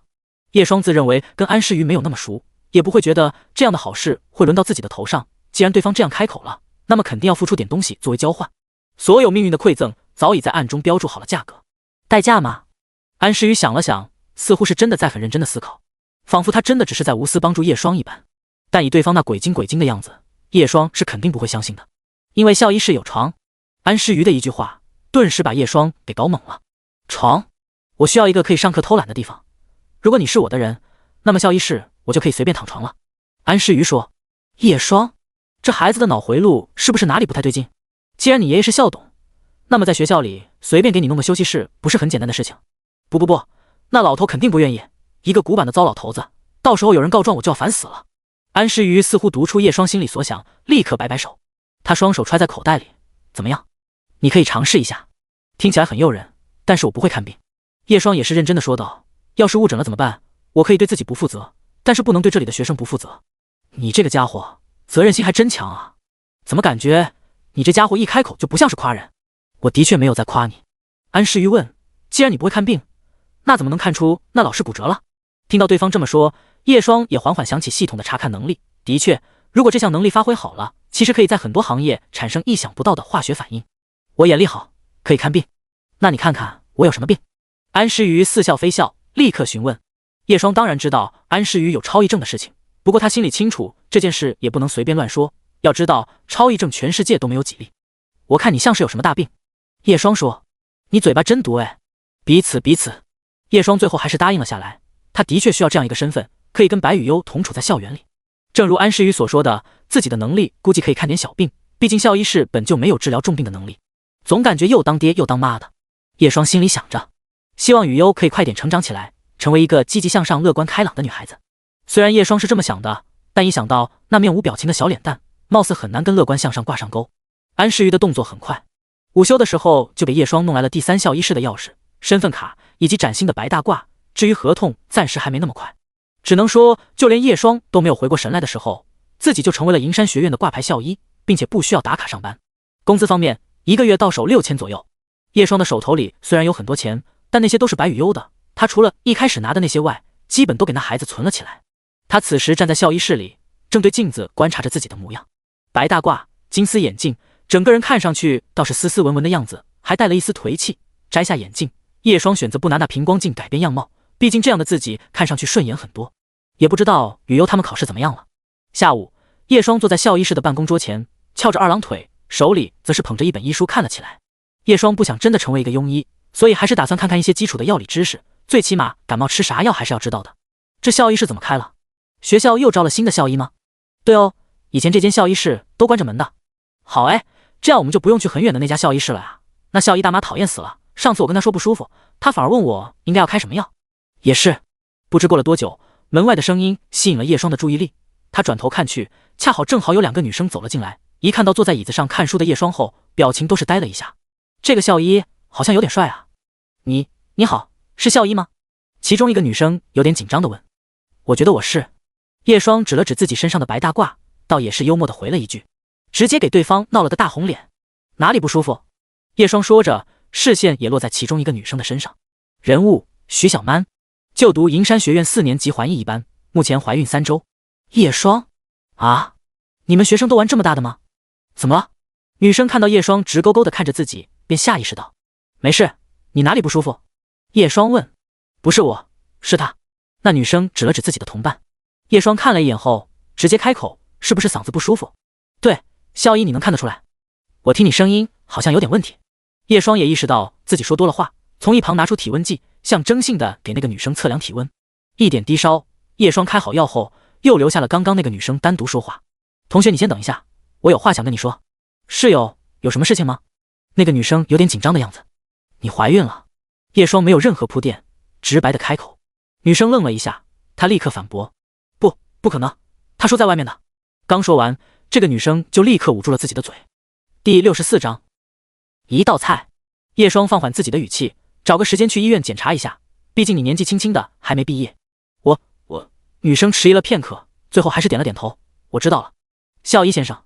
他再次开口。这件事如果是真的，可以帮我保密吗？女生在知道这件事的时候，显得有点手足无措，她甚至有点害怕其后果了起来，甚至她害怕叶双开口说：同学，你也不想被家里人知道这件事吧？然后被威胁。但跟女生想的不一样，叶双只是温和一笑。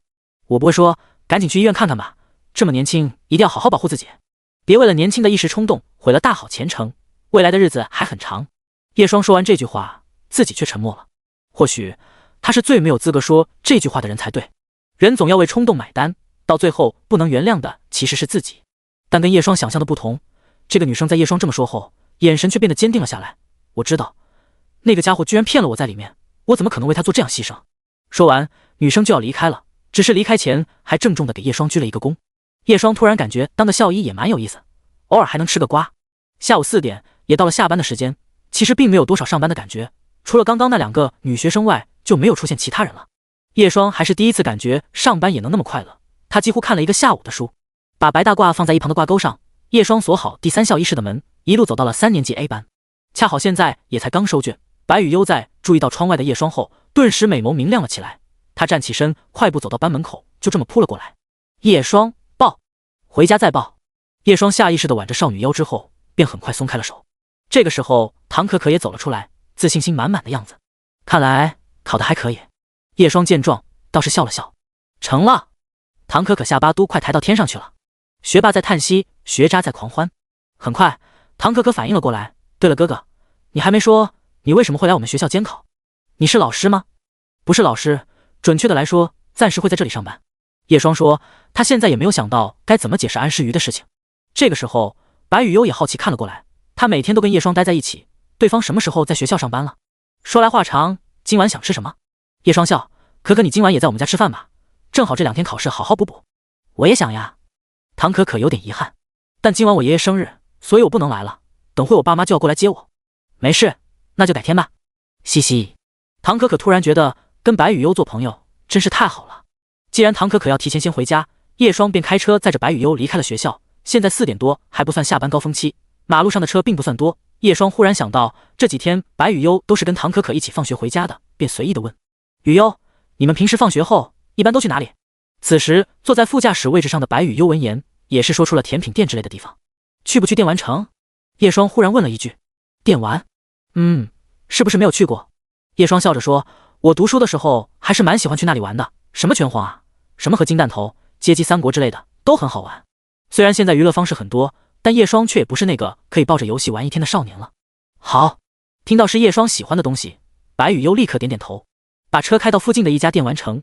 叶双他们下车后，只感觉迎面吹来一阵舒服的风，那风吹起了身旁少女的发丝。白雨悠轻轻地用手把鬓发挽到耳后，暖洋洋洋洒洒下，那白皙侧脸倒是让叶双失神了片刻。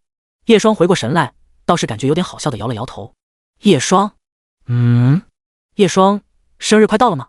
白雨悠问。对，就是这周。叶双说完补了一句，是我们的生日。白雨悠不知道自己的真实生日，所以想要跟叶双过同一天的生日。对这个少女来说，两人之间就像是多了一份联系，以及不是巧合的巧合。想要什么礼物？叶双笑。或许问本人还不如准备一个惊喜礼物，但叶双也并不知道弄什么做礼物更适合这个女孩。什么都可以吗？如果可以的话，我想要叶双跟我结婚。叶双有点愕然，但很快反应了过来。你还没到年龄，怎么突然说这个？谁教你的？他问。可可，他是恋爱大师。白雨悠很快便把唐可可给卖了，当然是无意识的。啊！唐可可上面时候还干起了狗头军师的勾当，看来要好好敲打一下才行了。叶双干咳一声，这个时候白雨悠也看了过来。叶双，你要什么？生日礼物我都给你。白雨悠不懂这些，但只要是叶双想要的，他都愿意给。生日礼物啊？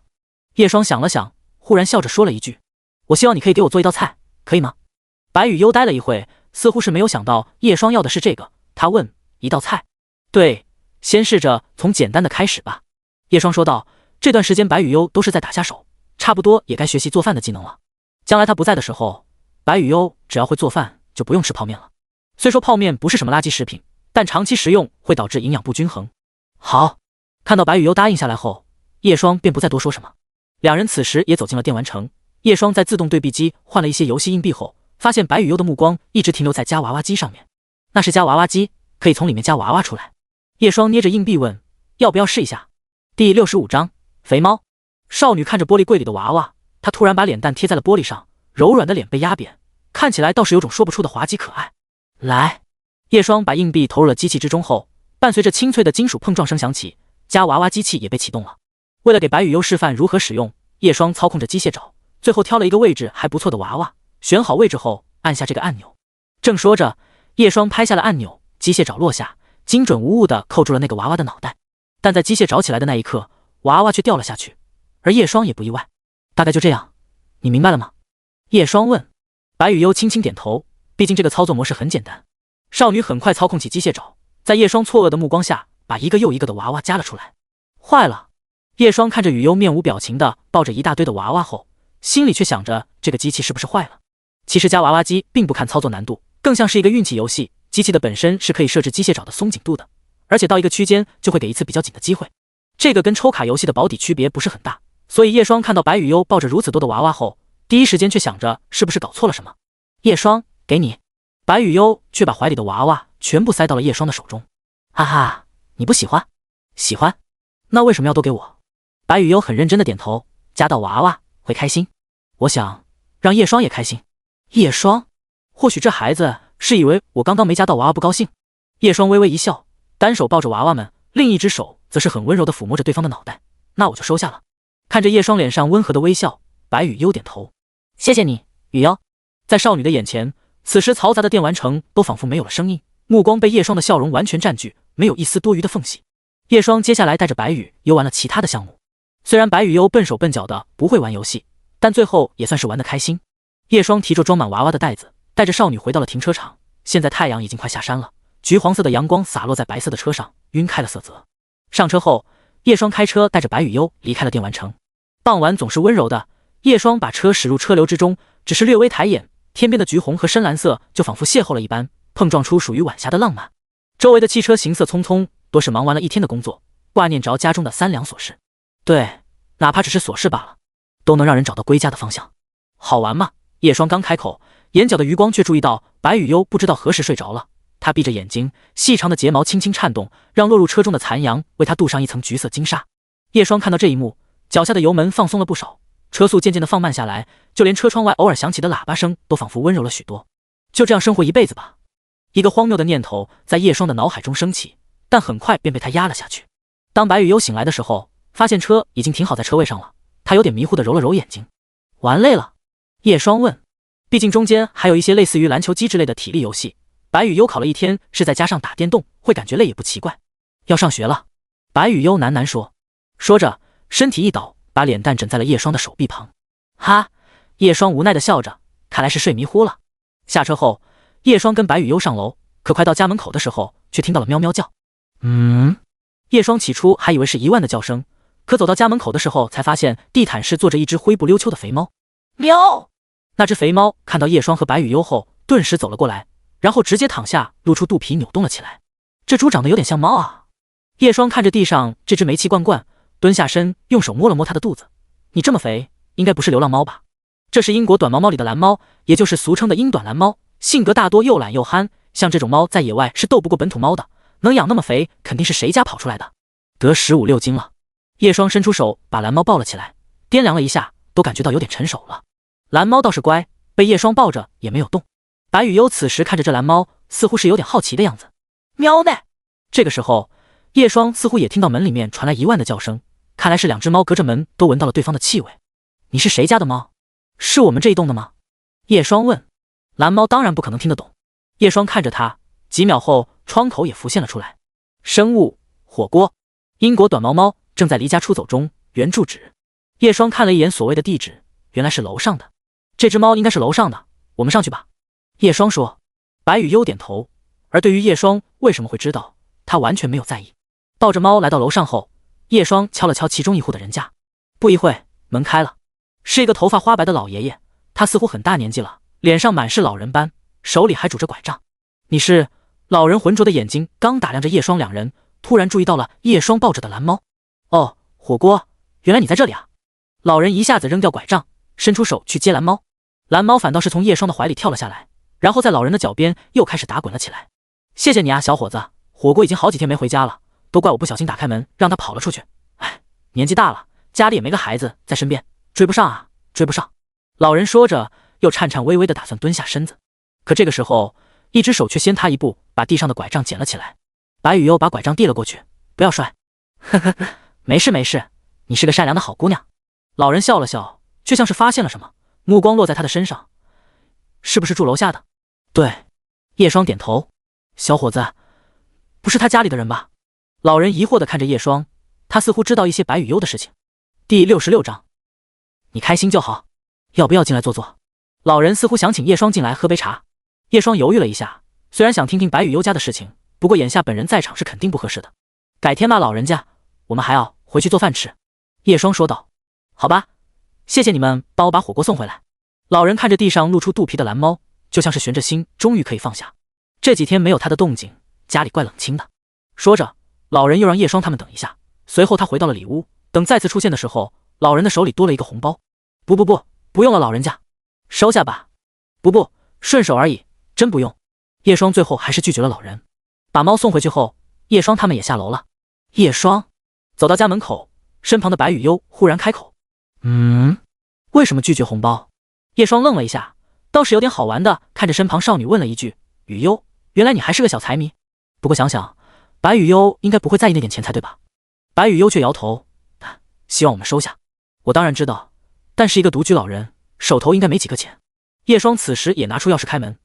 你要知道，并不是每个老人都有所养，也不是每个老人都有退休金的。哪怕再繁华的城市，也会有老人去翻垃圾桶捡罐子和纸皮。虽然有一小部分老人是闲得无聊，但更多的是真的没钱，他们没有收入来源，有时候花2、3块买几颗青菜就是一顿饭。如果那个老人有钱也就罢了，万一经济上有些窘迫，收下那红包反而不好。白羽幽闻言却小声说，可那猫很胖。我知道，那猫的确养得很好。叶双笑了笑，但你可能不知道，很多经济拮据的老人一样把自己的孙子孙女养得白白胖胖的，因为老人总是把最好的东西留给孩子。白羽幽似懂非懂，爷爷之类的老人对他来说是个很遥远的存在。喵呢！这个时候，叶双打开门，也发现了竖着尾巴的10000。别闻了，人家已经不在这了。见到10000在地毯那里闻来闻去，叶双把他提回了屋内。洗了个手后，叶双从冰箱里拿出食材，开始准备今天的晚饭。而白羽幽也快步走了过来，站在他身旁帮忙打下手。白羽幽切菜已经很熟练了，而且叶双教他的握刀手势也不会切到手指。拧开手龙头，伴随着哗啦啦响着的水声，白羽幽清洗好配菜，无意中回头，他忽然注意到了两人的影子。虽然此时两人站着还有点距离，但被夕阳拖长的影子却仿佛要挨在一起一般。白羽幽见状后，便往左边挪动了一点。当看到影子相依后，他才继续满意的低头继续忙活了起来。吃完饭后洗完澡，已经快9点了。叶双和白羽幽早早上床，开始看今天的电影。电影是培养白羽幽语言能力和理解能力的好方式，睡前一部电影基本成了两人的日常。虽然叶双喜欢看类似于《星际穿越》之类的科幻电影，但觉得这样的电影对白羽幽来说还是有点困难的，所以今天选择了一部比较日常幽默的电影。看到一半的时候，电影里忽然有一个画面，那就是男女互相亲热并开始剥洋葱，一层又一层的剥下来。叶霜，他默默地看了一眼标题，发现是未删减版。国外的电影尺度还是比较大的，尤其是叶霜找电影基本喜欢去资源网站。当看到那个画面后，他默默地跳了一下。叶霜，那是在做什么？白雨优开口问。看电影要积极提问不懂的地方，这是叶霜当初教白雨优，可如今却让他有点犯了难。就是那个什么。叶霜突然犹豫着要不要给白雨优辅导生理方面的知识，可他又担心这孩子会越来越好奇。他们在武士决斗，我们不看。叶霜最后认真地说道。哦。白雨优从来不怀疑叶霜所说的，点点头便继续看了。那对情侣在决斗完后，女生坐在了男生面前看手机，而男生从她的身后搂着对方的腰，无比的亲密。白雨优看到这一幕后，突然慢吞吞地坐起身，然后爬到了叶霜的怀里。怎么了？这个。白雨优指了指电影里的画面，他甚至有模有样地学了起来，直接坐在了叶霜的身前，整个后背就这么贴在了叶霜的身前。如此近的距离，叶霜都能闻到对方的发香以及大片雪白。叶霜收起目光，干咳一声，这个姿势不太好。为什么？因为这是情侣做的。白雨优闻言便点点头，对，我们还是夫妻，更厉害，更厉害。叶霜有点哭笑不得，倒是由着他了。就在这个时候，电影继续播着，只见抱着女生的男主角突然把手伸进衣服里，抓了一把后贼兮兮的笑了起来。叶霜，白雨优也转过头来，叶霜抓这个会很开心吗？叶霜扶大概会吧。那你抓我的。叶霜完全应付不过来，甚至后悔今天为什么要看这个电影了。他直接伸出手把电影关掉，然后换了个视频网站重新播刚刚的电影。这下子那些剧情总算是被删掉了。叶霜虽然更喜欢看未删减，但是有白雨优在，这妮子对这方面完全就是一窍不通。叶霜光是想象一下就感觉自己的内心满是罪恶感。估计他真做什么，对方也是一脸平静地看着他，甚至还会问这样你开心吗？你喜欢就好之类的话。出声啊。就在这个时候，叶霜却发现手机响了起来，他看了一眼，发现是陈庆打过来的视频电话。或许是因为时差有点不同，陈庆倒是没有顾及到叶霜这边是不是睡觉了。白雨优原本拿着手机看电影的，见屏幕弹窗便下意识地按了一下。第67章，让我康康。不过还好白雨优点是挂断电话，伴随着画面切回电影后，只是短暂的几秒钟时间，陈庆的信息便连续弹了出来。陈庆，你居然挂我！陈庆，你是不是瞒着我在干什么坏事？陈庆，让我康康。陈庆，杰哥摘眼镜点 JPG。叶霜从白雨优的手里拿回手机，也给对方回复了消息，大概就是自己在跟白雨优看电影，刚刚不小心误触了。陈庆倒是也没有在意，又回了几句后就要继续忙工作。他这次出差算是任务繁重。接下来的时间，叶霜陪着白雨优把电影剩下的部分看完，就要熄灯睡觉了。只不过，雨优，叶霜躺在床上，忽然睁开了眼睛，开口：“有没有一种可能，这些娃娃放在这里不太好？”在叶霜的床头，此时层层包围了半圈的娃娃，每个娃娃坐在叶霜脑袋旁，都仿佛把视线看向了他，那么多双眼珠子，总感觉瘆得慌。这样半夜睡觉会做噩梦的吧？白雨优倒是没有觉得哪里不妥，还以为叶霜嫌娃娃不够多，便把自己那头的娃娃又拿了几个过来。给，谢谢，已经满了。最后，叶霜还是接受了这些娃娃。一夜过去，叶霜睁眼后，发现白雨优居然也起床了，床铺上已没有了熟悉的温度。他看一眼时间，现在才5点，以这妮子爱赖床的性子，应该不会那么早起床才对。可此时鼻尖传来的烧焦味道却让叶霜愣了一下，随后猛地清醒过来，朝着厨房走去。这个时候，叶霜才发现白雨优站在厨房，正用锅铲弄着一团黑漆漆的玩意。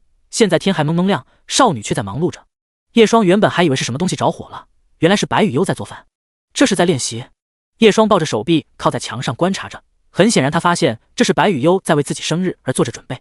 毕竟叶霜想要生日时，白雨优为她做一道菜，但也没有想到白雨优会那么早起床练习，甚至没有通知叶霜。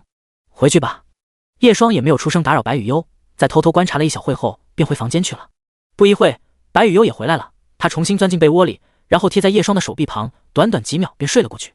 昏暗的房间里，叶霜缓缓睁开眼，听着闹钟几乎细不可闻的滴答声，叶霜此时的目光也随着窗外淡淡的晨光落在少女漂亮的脸蛋上。她缓缓伸出手，似是想要抚摸对方，但却犹豫了几秒后，最后还是把手收了回去。她微微侧起身，把自己下巴放在对方的脑袋上，听闻窗外的鸟啼与少女发香，就这么睡了个回笼觉。7点，叶霜也起床做早饭了。正如她所见到的那样，厨房有使用过的痕迹，但白雨优都清理过了，只是水槽残留的水滴却没有擦干。叶霜莞尔一笑，这个家伙是想要隐瞒自己吗？那么我就装作不知道吧。如此想着，叶霜给白雨优准备了一份丰盛的早餐。过了一会，唐可可也来了，虽然说这样有点厚脸皮，但也是跟着蹭了一顿早饭。哥哥，这个是我妈妈给你准备的礼物。吃完早餐，唐可可还提着一袋东西，嘿嘿，毕竟总是蹭饭，有点不好意思。叶双看了一眼那个袋子，发现是瓶茅台，太贵重的，我不能要。叶双说，而且他从来都不爱喝白酒，最多应酬的时候喝几杯。哥哥，你拿去送人也好呀，不然以后我都不好意思过来吃饭了。唐可可说，好吧，替我谢谢你母亲。唐可可这句话情商很高，叶双听到后微微一笑，倒是收下了。吃完早餐后，白雨悠和唐可可就去上学了，只是出门前，少女又补充了一波叶双能量。叶双不讨厌这个，甚至他觉得拥抱是有力量的，能够让人获得活力，而且抱着怀里软绵绵的少女，叶双总感觉自己一天的心情也会变好。哥哥，走了。好。听不到白雨悠和唐可可的脚步声后，叶双缓缓关上了房门，把碗筷洗干净后，他来到了阳台，深吸了一口气后，叶双感觉全身都舒服了不少。他喜欢早晨的空气和阳光，仿佛一切都开始重新开始。此时叶双的视线看向一楼，那正是白雨悠和唐可可的身影，两人结伴行的模样，倒是让叶双忍不住一笑。好，写完小说就去学校上班吧。叶双伸了个懒腰后，走到了电脑桌前，开始今天的码字。最近看小说的人变多了，甚至还有编辑发来了签约通知。叶双看到后，按照要求一一填写好资料，小说也总算是步上了正规。而他也收到了一些打赏以及好评支持。叶双默默地记住这些愿意支持自己的读者名字后，便关闭了作者后台。你倒是舒服。眼角的余光落在电脑桌的边缘，一万正趴在那呼呼大睡着。叶双伸出手指戳了一下对方的脑袋，可一万也只是睁开一只眼后又继续睡了。或许当个家猫也蛮舒服的。叶双换好衣服走到了门口，也不知道是在对小猫还是对着空气，他忽然道了一声，我上班了。咔嚓，房门缓缓关上。开车来到银山学院后，叶双在第三校医室里换上了自己的白大褂。其实这个大白褂也不是一定要穿的，只是叶双觉得自己第二天上班多少还是要尊重一下。这份工作的确很闲，也不知道是不是今天考试的缘故，叶双做了一个上午后，临近午休才只有一个学生过来。那是一个身材高挑的女孩子，她一瘸一拐的，膝盖处肉眼可见的血痕。原来第三校医室真的开了。那个女孩皱了皱眉，随后目光落在了叶双的身上。你是校医？她开口。对。怎么这么年轻啊？女孩刚说完，立刻注意到叶双的脸色和善了起来，甚至说话都温柔了不少。来孩子，我给你看看。第68章安室一郎。女孩顿时感觉鸡皮疙瘩都出来了，不过还是坐在了叶双面前，伸出腿就要让叶双帮自己包扎。虽然叶双刚刚说话的语气怪怪的，但好歹也是个帅哥，不计较这个。叶双起身在柜子里拿了瓶双氧水，然后说，你这个伤口应该是摔跤了，我先给你消消毒，可能会有点疼。哦。叶双用双氧水给他清洗伤口，双氧水也就是过氧化氢，对一些细菌具有很好的灭杀作用，就是可能会稍微有些刺痛。清理好伤口后，叶双又拿云南白药喷了一下，你的伤口很浅，尽量不要碰水，忌辛辣，一般不会留疤的。谢了。女孩说完的时候，叶双突然从柜子里又拿了一管红霉素软膏，还有这个，最近出血的话涂抹这个，不然很容易得痔疮。对方下意识接过，突然愣了一下，痔疮？他猛地反应过来，你怎么知道我最近出血了？我靠，这个校医那么牛逼，眼睛能诊病。女孩下意识地捂着身体，她感觉自己在叶双面前就像是被扒光了一样。不用太紧张，好歹我也是校医。叶双笑了笑，搪塞了过去。也对，毕竟是个医生，估计是用了什么方法知道的。女孩也不懂医术，便下意识地相信了。送走这个女孩后，叶双继续坐在了自己的位置上，等着午休到来。不过她也没有闲着，依旧读着基础的医学知识学习。时间一晃，午休的时间来临。叶双起身去饭堂吃饭，教师和学生的饭堂是分开的。叶双现在虽然是校医，但在这里跟教师也没有区别。而教师饭堂是免费的，银山学院提供了免费的食宿。叶双打了一份简单的午饭后，便找了个角落的位置坐了下来，周围也陆陆续续的有老师坐下，他们闲聊着学校最近发生的八卦，以及今天那些学生是怎样作弊的。我们班有个让成绩好的学生去洗手间，把作弊答案放进水槽里，然后成绩不好的再去洗手间拿。你这个还好，我们班有个男生戴了一副高科技眼镜，直接就有答案看，你说离不离谱？别说男生了，我们班有个女孩子把答案写在大腿内侧，一直在那撩裙子，把全班男生的视线都吸引过去了。这些家伙要是把动歪脑筋的功夫用在学习上该多好，都不认真学习。几个监考老师在那里说着，叶双就在那安安静静的听。不一会，那些老师也吃饭离开了，而叶双还在拿着手机学习着知识，他不赶时间，所以吃饭慢了一些。就在这个时候，叶双注意到自己的面前坐了一个老人，对方身材瘦小，穿着一身休闲 T 恤，却给人一种奇妙的感觉，就好像在面对一头狼一般。叶双下意识地看了看周围，那些老师走了后，到处都是可以坐的位置，也不知道这个老人为什么要坐在自己的面前。不过他也没有过深的去想，毕竟总会有一些性格古怪的老头子。叶双吃完饭，正打算起身的时候，老人突然开口：“你就是叶双？”听到这个老人喊出自己的名字，叶双愣了一下，随后凝视着对方。人物：安师一郎，退役忍者，银山学院校董之一，最近心脏有一些问题，孙女控。啊，这个信息是什么鬼？而且这个熟悉的姓氏，难不成这个老人就是安师瑜那家伙的爷爷？还有忍者。叶双突然回想起安师瑜所说过的话，你还真是个忍者啊。不过这个名字似乎不是本国人吧？有什么事吗？叶双思索着问。哼，老人却突然冷哼一声，像是有些不善地盯着叶双说：“你这个家伙也就长得帅了一些，小鱼为什么会看上你？”叶双，老人家，您可能是有什么误会。叶双说，而且我并不太清楚你说的小鱼是谁。安师瑜。安师一郎用一种奇怪的语气说。叶双假装反应了过来，不过还是说道：“或许你误会了，我们不是那样的关系。”怎么，小鱼还配不上你？安师一郎立刻怒道。叶双有点无奈，有病兵配得上。叶双也只好说：“果然，你们就是这样的关系。”叶双，老头，没完了是吧？那丫头居然还给你在学校安排了工作，你的背景我早就调查清楚了。你一个前卫鱼公司的老板还会医术？安师一郎眯着眼睛，你接近小鱼到底有什么目的？叶双看着老人，突然想起对方信息里的孙女控，他忽然问了一句：“老人家，你在吃醋？”安师一郎表情一滞，随后涨红着老脸：“你在胡说什么？我怎么会吃你这小鬼的醋？小鱼看上的男人必须要过我的这关，这是安师家的家规。我才不是在担心小鱼那孩子。哼，你一个老头哼个鬼啊！真把自己当做傲娇美少女吗？”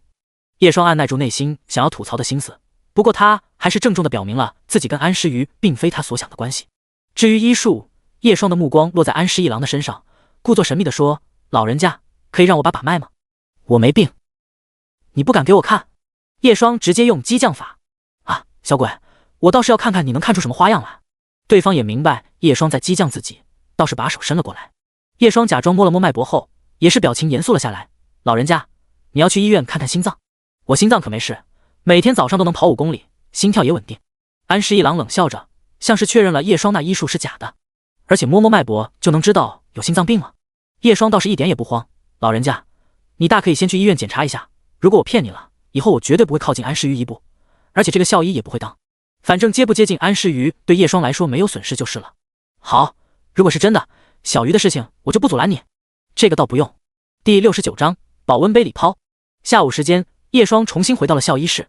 简单的长桌上是身旁百叶窗缝隙中透下的斑驳阳光，光线一路蔓延至桌角冒着热气的茶杯上，淡黄色的茶水漂浮着几颗红色的枸杞，而叶双缓缓端起茶杯，悠哉悠哉地喝了一口。他这个年纪虽说不至于是中年，但还是要好好保养保养身体，毕竟咱老叶家一脉单传，可不能断了根。今天倒是挺安静的。叶双这样想着的时候，干脆起身把校医室给打扫消毒了一遍，并且把各样物品分类整理好，然后按照自己喜欢的位置一一摆放好。这样弄下来，总算是有些打算在这里长时间上班的模样了。完美。弄好校医室后，叶双重新回到了位置上，喝了口茶，趁着现在很清闲，便拿出手机开始浏览起网购软件，多是给家里或者校医室添置点方便日常生活的东西。但看着看着，叶双却没有发现自己在不知不觉中逛到了女装分类，甚至还在摸着下巴。这件牛仔短裤不错，雨优那么漂亮的腿不穿短裤多可惜。这件贝雷帽也不错，搭配个裙子看起来应该会很淑女。暑假也快到了，要不要给那孩子买点泳装呢？叶双渐渐地忘记了自己本来的目的，购物车里慢慢地开始多出各种各样的小裙子和小饰品，甚至还有爽肤水之类的东西。甚至叶双还开始看起了丝袜，毕竟他记得白雨优的丝袜非常少，甚至连裤袜只有一条，而连裤袜就像是裤子一样穿的丝袜，现在天气慢慢变热了，连裤袜的散热远不如丝袜。起初叶双还觉得现在天气越来越热，干嘛还要穿丝袜呢？可后面才知道银山学院对学生制服有着明确要求，夏天装里百褶裙和丝袜是必要的，甚至这条规定听说还是校董指定的，大概的意思是看不见丝袜的人生注定是失败的。校董，叶双突然想起了中午那老头，不会就是他指定吧？这小日子选手多少有点东西，毕竟叶双记得自己上学的时候，包括自己所就读的第一中学以及周围的学校都是蓝白条纹校服才对，只有银山学院特立独行。不过也对，毕竟全国也找不到几所不分高中大学的直升院校了。白丝也不错。叶双浏览了一会后，又买了2条白丝，肉丝也可以，渔网袜也可以尝试一下。旁边传来了声音，叶双倒是赞同的轻轻点头，可以。下一秒他回过神来，转过头对上了一双熟悉的眼眸子。我靠，你怎么走个路都没声音？叶双看到是安诗瑜后，差点手机都丢出去。安诗瑜露出豆豆眼，有没有一种可能，是你太专注了？叶双，他看了一眼手机上的时间，如果自己没有记错的话，现在应该是考试的时间才对。他狐疑地打量了安诗瑜一眼，你又逃了？没有哦，那就是提前交卷了。叶双点头，这孩子估计是个天才。我交白卷了。叶双，安诗瑜说着，倒是微微撩起自己的裙子，指了指肉丝，这款好看吗？可以考虑一下，顶端还有蕾丝花边，买几条也不错。当大叔你想摸的话，也不是不行。谢谢你，不需要。安诗瑜闻言便走到了一旁的病床上，然后就这么直接躺在了上面。大叔，帮忙关个灯。现在是白天。哦，帮我拉个窗帘，我要睡觉了。叶双看了一眼身旁的百叶窗，默默地拉上了。而安诗瑜倒也干脆，真就躺在床上闭上了眼睛。从叶双这边坐着的角度，再加上不远处那病床的床尾对着自己的方向，其实是可以看见安诗瑜的裙底的。叶双也意识到了这一点，思索着等安诗瑜离开后就把床打横过来。不过他此时也站起身，把病床旁的隔离帘子给缓缓拉上，这样等其他人进来也见不到安诗瑜了。现在的女孩子真是令人操心。叶双不由得感叹着，其实她以后是想要一个女儿的，但一想到未来可能有个黄毛给自己摇花手，她就有点头疼了起来。不过鬼火倒是不用担心，本是静魔。叶双回到了自己的座位上继续看书，安静的校医室里只有书本翻动的声音，有几本是叶双在学院图书馆借的，正好拓展一下知识。此时躺在病床上的安诗瑜缓缓睁开眼睛，看到微微透着颜色的帘子后，她像是在想什么，突然嘴角一扬，便继续睡觉了。差不多该下班了，1点钟午休结束，到下午4点放学也就几个小时罢了。因为这座学校没有升学压力，所以并不需要像叶双当初那样天天整个10点晚自习后才能回宿舍休息。这个学校主打的就是佛系，后面的2个小时都是社团活动的时间。雨优差不多也该考完试了。如此想着，叶双站起身打算喊安诗瑜起床，结果喊了2声都没有反应。但校医室是要锁门的，没有办法，他也只好拉开帘子，却发现病床上是空的。什么时候离开的？叶双愣了一下，不过他倒是没有在意，关好门朝着3年级走去。恰好看到学生从教室里出来，叶双很快便发现了白雨优和唐可可的身影。哥哥，考得怎么样？叶双问。嘿嘿，必拿下。唐可可倒是自信十足，反倒是白雨优有点沉沉闷闷。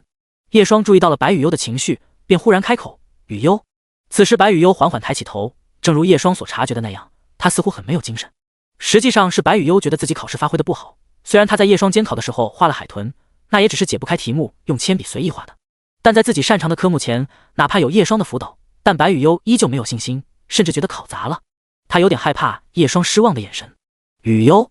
此时叶双的声音再次响起，白雨优的身体不自觉轻轻地颤抖了一下，他抬头却发现一只温暖的手落在了他的脑袋上。叶双温柔地笑着，是不是考累了？走吧，我回去给你煲个汤喝补补。下一秒，白雨优眼眸流转着水雾，直接扑进了叶双的怀里。怎么了？嘿嘿，估计是太想哥哥了。一旁的可可说。是吗？隔天，期中考试的成绩也出来了，白雨优的成绩全面提高，尤其是语文，而短板被弥补，排名也突飞猛进。唐可可后退1名，必拿下。第70章校园怪谈。雨优，你知道我们银山学院4大怪谈吗？下午还没上课前，唐可可突然竖起一根手指，跟白雨优开始八卦了起来。白雨优不明白什么是怪谈，便疑惑地歪着头。怪谈就是一些科学无法解释的超自然现象，几乎每个学校都有，你知道吗？唐可可用一种阴森可怕的语气说。要知道，学校基本都是建立在乱葬岗上面的，是不是很可怕？白雨优对所谓的灵异可怕并没有一个确切的认知，只是下意识地点着头，那张面无表情的精致俏脸完全没有害怕的模样。而此时唐可可也是玩心大起，开始好奇白雨优被吓到是什么样子，便深入描绘了起来。4大怪谈之一，深夜篮球场的鸡叫声。唐可可开始说第一件，你知道吗？据说到了晚上，学校篮球场就会出现一个奇怪的黑影在那里跳舞，不仅如此，他还会一边跳舞一边发出鸡叫声，凡是路过的人听到鸡叫后都会生一场大病，是不是很可怕？白雨优想了想，却没有感觉到可怕，甚至以他的脑袋瓜也想不出一边打篮球一边跳舞还一边鸡叫的人是什么样子的。此时唐可可看到白雨优沉思起来，便继续添油加醋。4大怪谈之2，半夜洗手间的拍门声。据说我们学校到了半夜后千万不要去最后一个厕所隔间，因为那里的门不仅打不开，而且时不时还会有诡异的声音传出来，就类似于拍门的声音，还有学生说自己听见了女人的声音，不断喃喃说自己冷，那一定是死去的冤魂作祟。白雨优听到后倒是眨了眨美眸，因为他经常被人关进洗手间一整晚，而且也是最后一个隔间，并没有听到唐可可所说的声音和拍门声，也没有见到冤魂。不过那时自己肚子真的很饿，因为他没饭卡，本就午饭都吃不到，就这么被关一晚上，到第二天还要上课，只能一直喝水填饱肚子。至于冷，白雨优是知道的，甚至少女有些同情那个女鬼，一直待在那，一定会很冷吧？你不怕？唐可可见白雨优还是没有反应，便怀疑这个家伙是不是完全没有害怕的情感。唐可可不信邪一般说出了第三件事，4大怪谈之3，凭空出现的老师。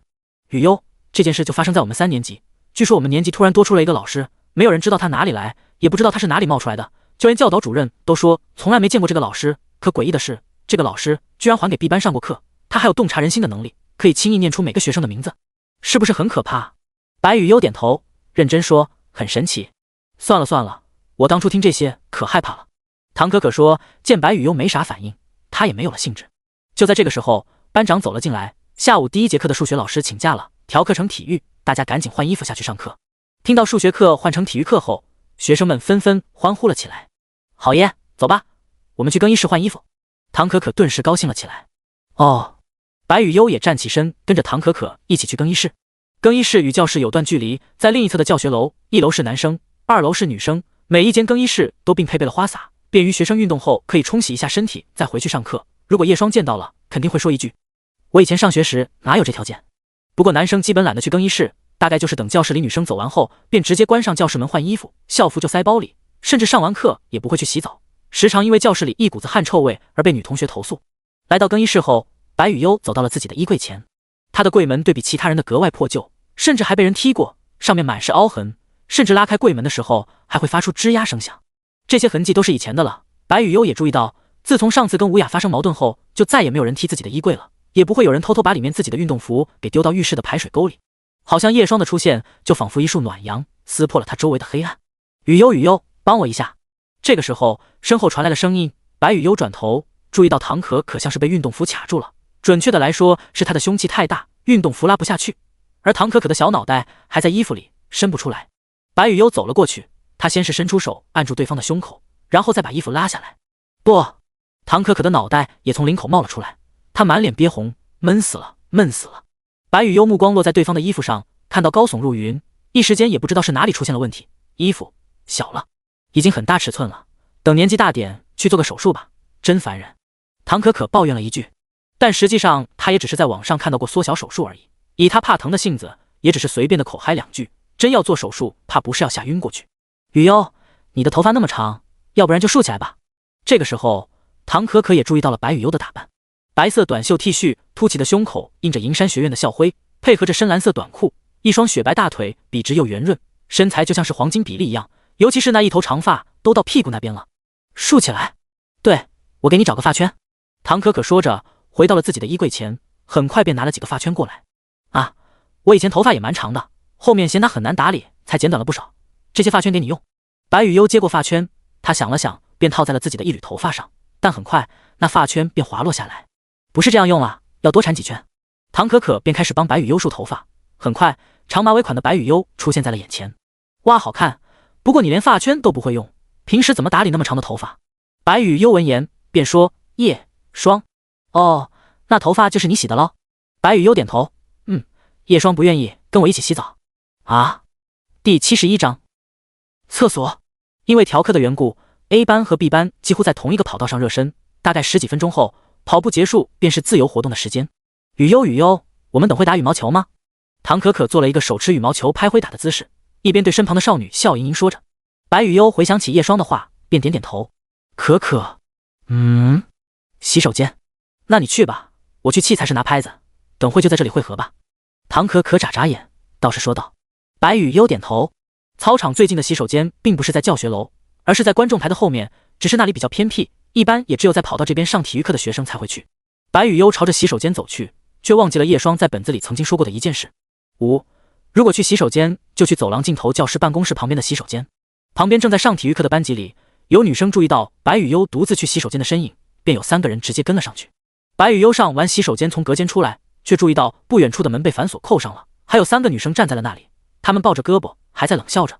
这种表情白雨优很熟悉，但是眼前3个女生她并不认识，甚至对方的校徽都不是3年级的，而是4年级的。4年级跟大学生没有区别，他们之间应该没有交集才对。就是他吧？没错吧？就他，3A 班最漂亮的那个。3个女生说着，走到了白雨优的面前，并把他包围着。长得倒是有点东西，也难怪苏哥会喜欢你。为首的女生淡淡的说道：“把情书交给我。”情书？白雨优仿佛明白了什么，因为在前段时间，他的确是收到了一封放在自己抽屉里的情书，但被他丢掉了。那封写白雨优亲启的确是一个姓苏的男生，只是他对素未谋面的苏姓男生并不认识。丢了。白雨优说：“丢了？怕不是被你骚货藏起来了吧？”苏哲是我的男人，你懂不？女生的表情更冷了几分，语气之中更是讥讽着。白雨优，他不擅长跟陌生人交流，尤其是被这样紧紧逼着，一时间也完全说不出话来。而眼前3人在看到白雨优不说话后，顿时以为他在心虚。此时，白雨优拿出笔记本，正打算写字的时候，那为首的女生直接一耳光甩在他脸上。贱货！脸庞传来熟悉的火辣辣疼痛，就连笔记本也掉落在了地上，被湿润地板浸透。白雨优刚想说对不起，却想起了叶双曾经说的话。啪！他还手了，学着对方的模样甩了那女生一巴掌。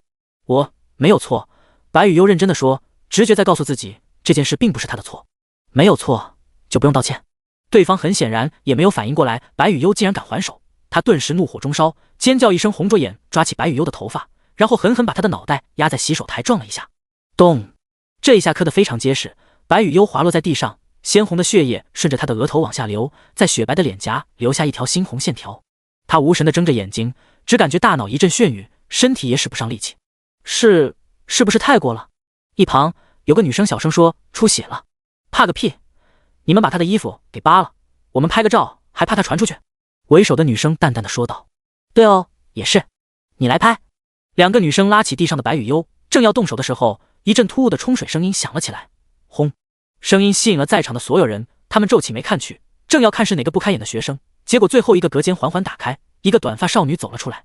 少女先是看了一眼那几个面色不善的女生，随后拧开水龙头洗了洗手，一边洗还一边说着：“这年头上个洗手间都不安宁。”你有意见？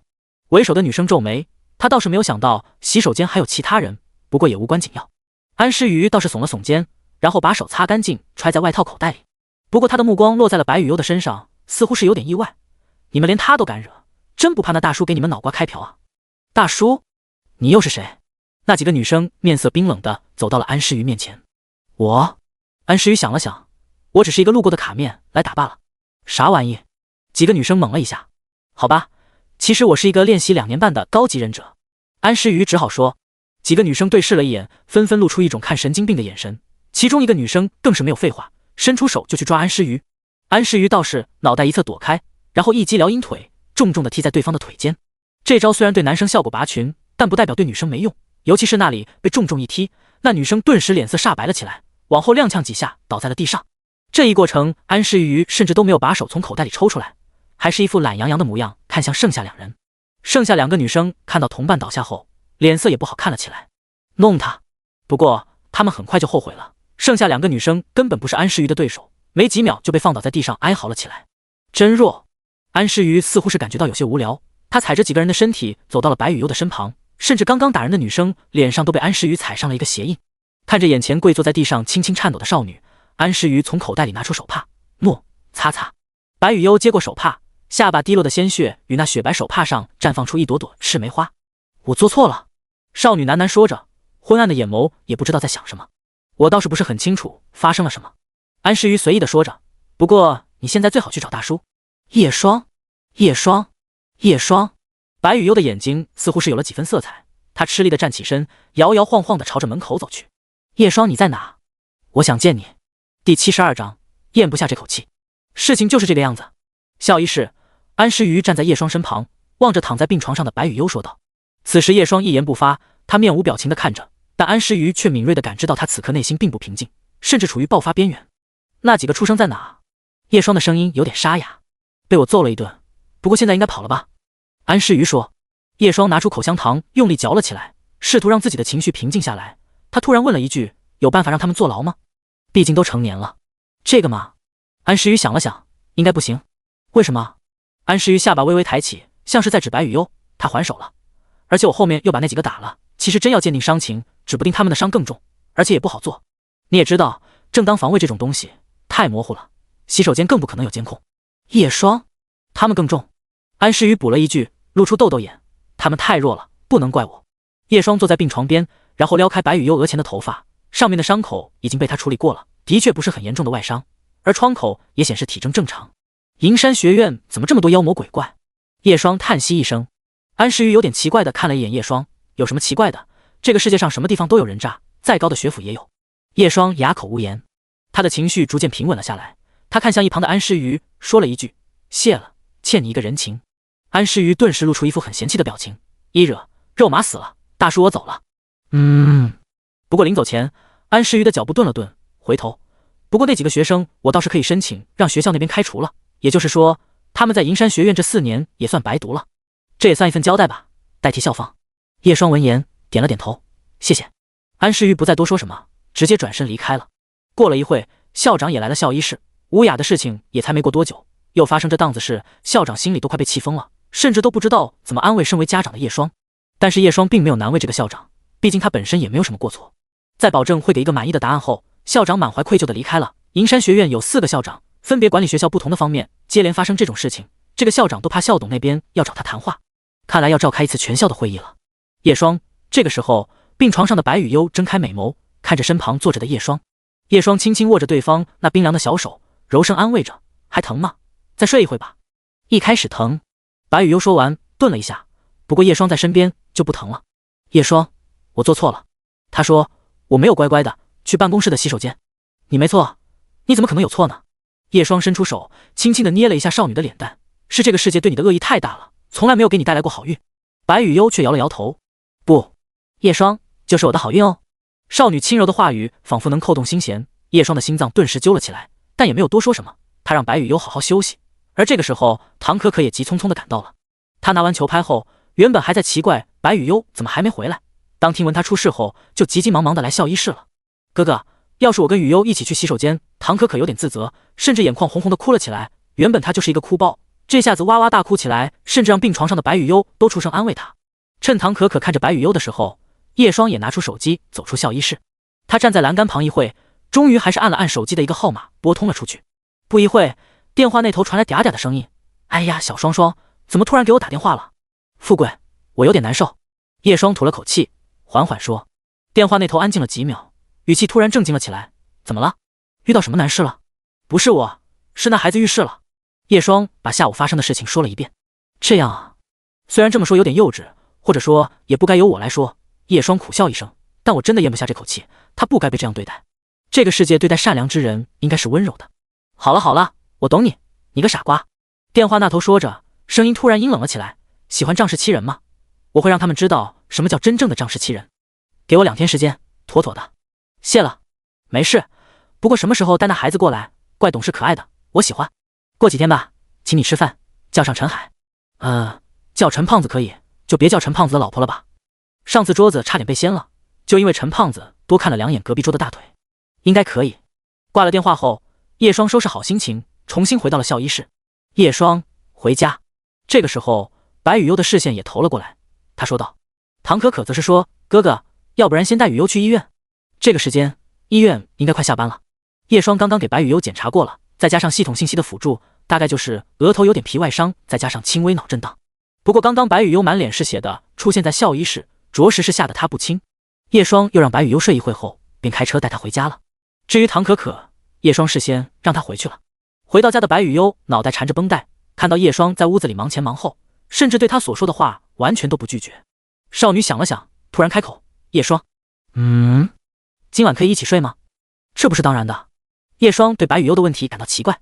白雨幽一双黑曜石般的眼珠子看着叶霜，他想了想，突然伸出手：“叶霜，今晚也可以一起洗澡吗？”“叶霜，好吧。”看着对方的眼神，叶霜发现自己拒绝不了。白雨幽听到叶霜居然答应后，感觉脑袋上的伤口也不疼了。第73章，老婆孩子。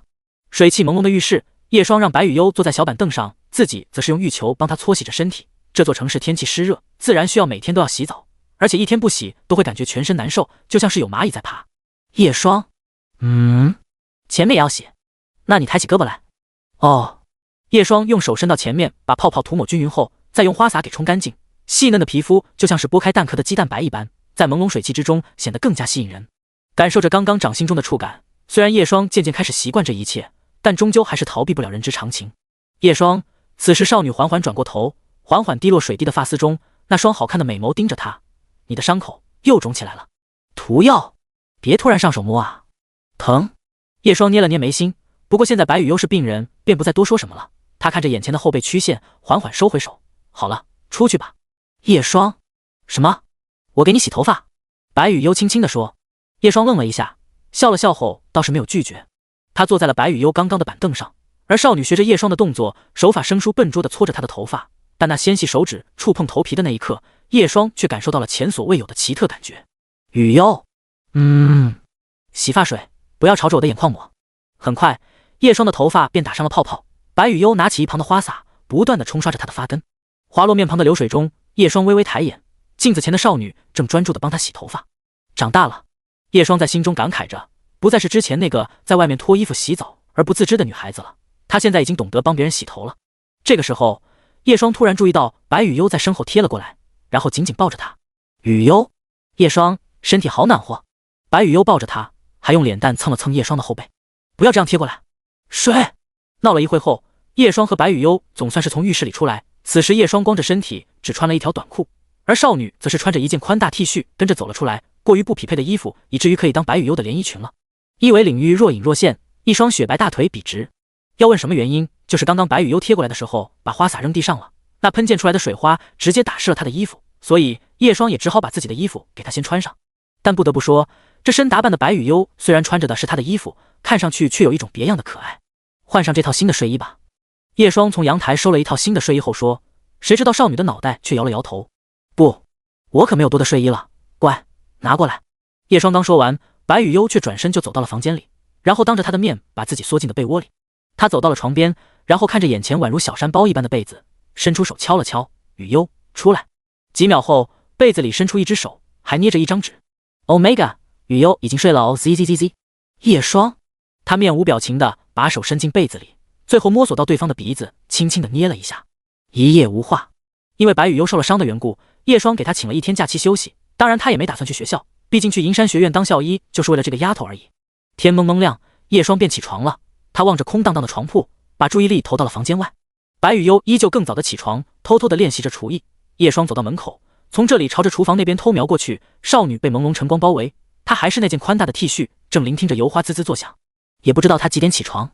叶双如此想着，不过还是回房间再补了一会觉。再次醒来的时候，白羽幽回到了床上，还依靠在叶双的身旁熟睡着。他平稳地呼吸着，在叶双脖子旁吐出温热的气息，一条细白长腿肆无忌惮地压在了他的身上。看着近在咫尺的少女，叶双自然也闻到了对方身上的些许油烟味道，毕竟他穿着自己的衣服还进了厨房，不可能身上完全没有一点味道。还想瞒着我，这是个笨蛋。叶双忍不住笑了笑，估计羽幽自己也没意识到油烟的问题。他起床洗漱后便下楼去买早餐了，简单的油条包子外加豆浆肠粉。因为白羽幽的饭量很大，所以叶双买了不少，光从分量上来看，完全够4-5个人吃的。在经过便利店的时候，叶双突然顿下脚步，然后走了进去。买烟。便利店的老板注意到这个男人一直打量着自己的烟架，便问要什么牌子。叶双却收回目光，淡然地说了一句蓝剑。没有这个牌子。口香糖。哦。老板有点面色古怪，不过还是从一旁的架子上拿了盒口香糖。这家伙不买烟一直看作什么？小伙子，看你就像是抽烟的，怎么不买包？叶双打开口香糖的盒子，倒了2颗在嘴里，最近戒了。嗨，烟又没害，我家老头子都快90了，每天烟酒不忌。老板乐呵呵地说着，是不是被家里的婆娘管的严，偷偷抽2口没事的？叶双也只是笑了笑，拿出手机扫码，不想给家里带去2手烟，仅此而已。好了，老板，给了。收到了。老板继续笑着，看来客人你还挺疼家里的老婆孩子。叶双闻言想了想，大概是这样。回家后，叶双把早餐放在了桌子上，他此时也注意到了白羽幽还没起床，想了想，叶双便打算去一趟楼上，因为他想拜访一下那个养着蓝毛的老人家，对方似乎知道一些白羽幽的事情。而老人的睡眠一般很浅，基本6-7点就起床了，而现在已经9点多了，应该不至于打扰到对方。想到这，叶双重新离开了家门，朝着楼上走去。第74章搬家。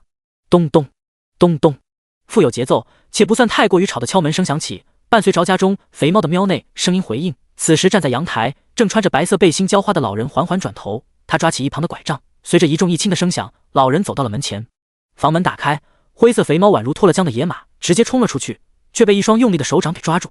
喵！老人家，这猫你得教训一下，一开门就往外冲，又得走丢了。叶双笑着，又掂量了一下手里的煤气罐，成熟，可能是发情了吧。老人看到是叶双后，也是面带慈祥的笑着，那就拆个蛋吧。叶双的话音刚落，刚刚还在他手中肥嘟嘟扭动着身躯的蓝猫顿时安静了下来，他开始紧张地舔起自己的鼻子，一双眼睛瞪得溜圆。老人家，您在忙吗？我这个时间是不是有点打扰？叶双觉得自己一时决定，忘记买袋水果上来了。不忙不忙，进来吧，家里也没有点东西招待。叶双进来后，把蓝猫放在了地上。这间房子十分的老旧，空气中也弥漫着一股奇特的中药味。在老旧的电视旁，还有老人一家里的合照，上面满满当当的，加起来也有7、8口人。那是我儿子和女儿，名牌大学毕业，现在他们都去国外定居了。老人注意到叶双在看那照片，语气之中满是自豪，就连浑浊的眼睛都明亮了几分。您怎么不去？嗨，我这一大把老骨头，去那里不就是给孩子们添乱的？老人布满皱纹的脸挤着笑容，但叶双却在他的眼底察觉到了落寞。哪怕一大把年纪了，身为父母的老人依旧站在孩子的角度去为他们考虑。老人家，实不相瞒，我是想要知道白羽优家的事情。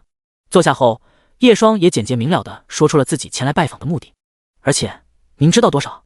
老人听到叶双如此问自己，他似乎陷入了沉思，片刻之后才说：小伙子，看来你也不知道他家的事情。不过既然你想知道，我也可以把我知道的告诉你。那家的主人叫做白老七，其实之前不住楼下这一户的，他们家住在隔壁栋的顶楼，也就是有阁楼的那家。他还有个年纪稍微小点的老婆，两个人做什么工作的我不太清楚，不过他们应该不是做什么正经事。叶双闻言，好奇地问了一句：为什么这么说？老人笑了笑：我之前是这个小区的保安，上次我见他们大半夜回来的晚，就随口问了一句怎么下班那么晚，谁知道白老七直接指着我鼻子就骂，像是做了什么心虚事一样。叶双沉吟了一会，问：那关于那孩子的事情？其实这个就是老头我想说的。老人继续说：白老七跟他婆娘也不知道是谁不行，那白老七家的婆娘肚子一直没大起来，可是有一天他们的身边就出现了一个孩子，年纪估计也就5、6岁的年纪。那白老七说是以前在农村老家生的孩子，之前一直给奶奶带着，现在接过来养。老人突然哼了一声，那孩子长得粉粉嫩嫩的，长得又可爱，而且穿的那衣服哪里像是农村出来的。不过每次有人问白老七的时候，他总是粗着脖子，还嚷嚷着谁再胡说就砍了谁。而且白老七也不厚道，喝完酒就总是打那孩子，经常把那么大点的孩子打到昏迷。不过这件事也是家事，再加上白老七蛮横惯了，一言不合就拿刀出来要砍人，也就没人敢管。一来二去，大家也就习惯了。不过后面又过了几年，白老七好像没有出现过了，但白老七家的婆娘却说，那孩子因为惊吓得了痴症，还会拿刀学父亲乱砍人，就把他关在阁楼里，以免放出来伤人。在后面很多年，白老七家的婆娘突然把房子卖了，还在这个小区重新买了一套，也就是现在住的。不过不知道为什么，白老七家的婆娘也在2年前不见了，就留下那孩子。现在那孩子也长大了，不过的确是得了病，平时喊他也没有反应，说话也不会搭理，浑浑噩噩的。老人有点可惜地说着，再具体一点我就不清楚了。叶双听完这一切，只感觉全身发冷，因为他想到了一个可怕的可能性，但还有一些地方想不明白。老人家，那个白老七家很有钱吗？这倒没有，他平时喜欢赌博，经常找人借钱来着，还喜欢小偷小摸。叶双微微皱眉：小伙子，你跟那孩子是什么关系？我看他好像跟以前不太一样了，是得到了治疗吗？叶双却摇了摇头，他从来就没有病，只是一直被关着，缺乏沟通能力和知识而已。我跟他的关系，目前来说算是我在照顾他吧。听到白羽优其实没有病，那老人家顿时一拍大腿，激动了起来，真是造孽啊！对了，老人家，你知道那个白老七和他老婆的下落吗？这个老人想了想，终究还是摇了摇头。我听有个邻居说，白老七好像是被警察抓了，说是砍死了人，他老婆说是跟别的男人跑了，不过这些都是传言，具体我就不是很清楚了。叶双点点头，随后他又确认了一下，老人家，那个房子的户主是白老七的老婆，对吧？应该是吧。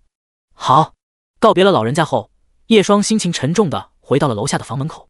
那对男女很有可能并不是白羽优的真正父母，当然这只是叶双心中的猜测，但最起码他所谓的那对父母对白羽优根本就不好。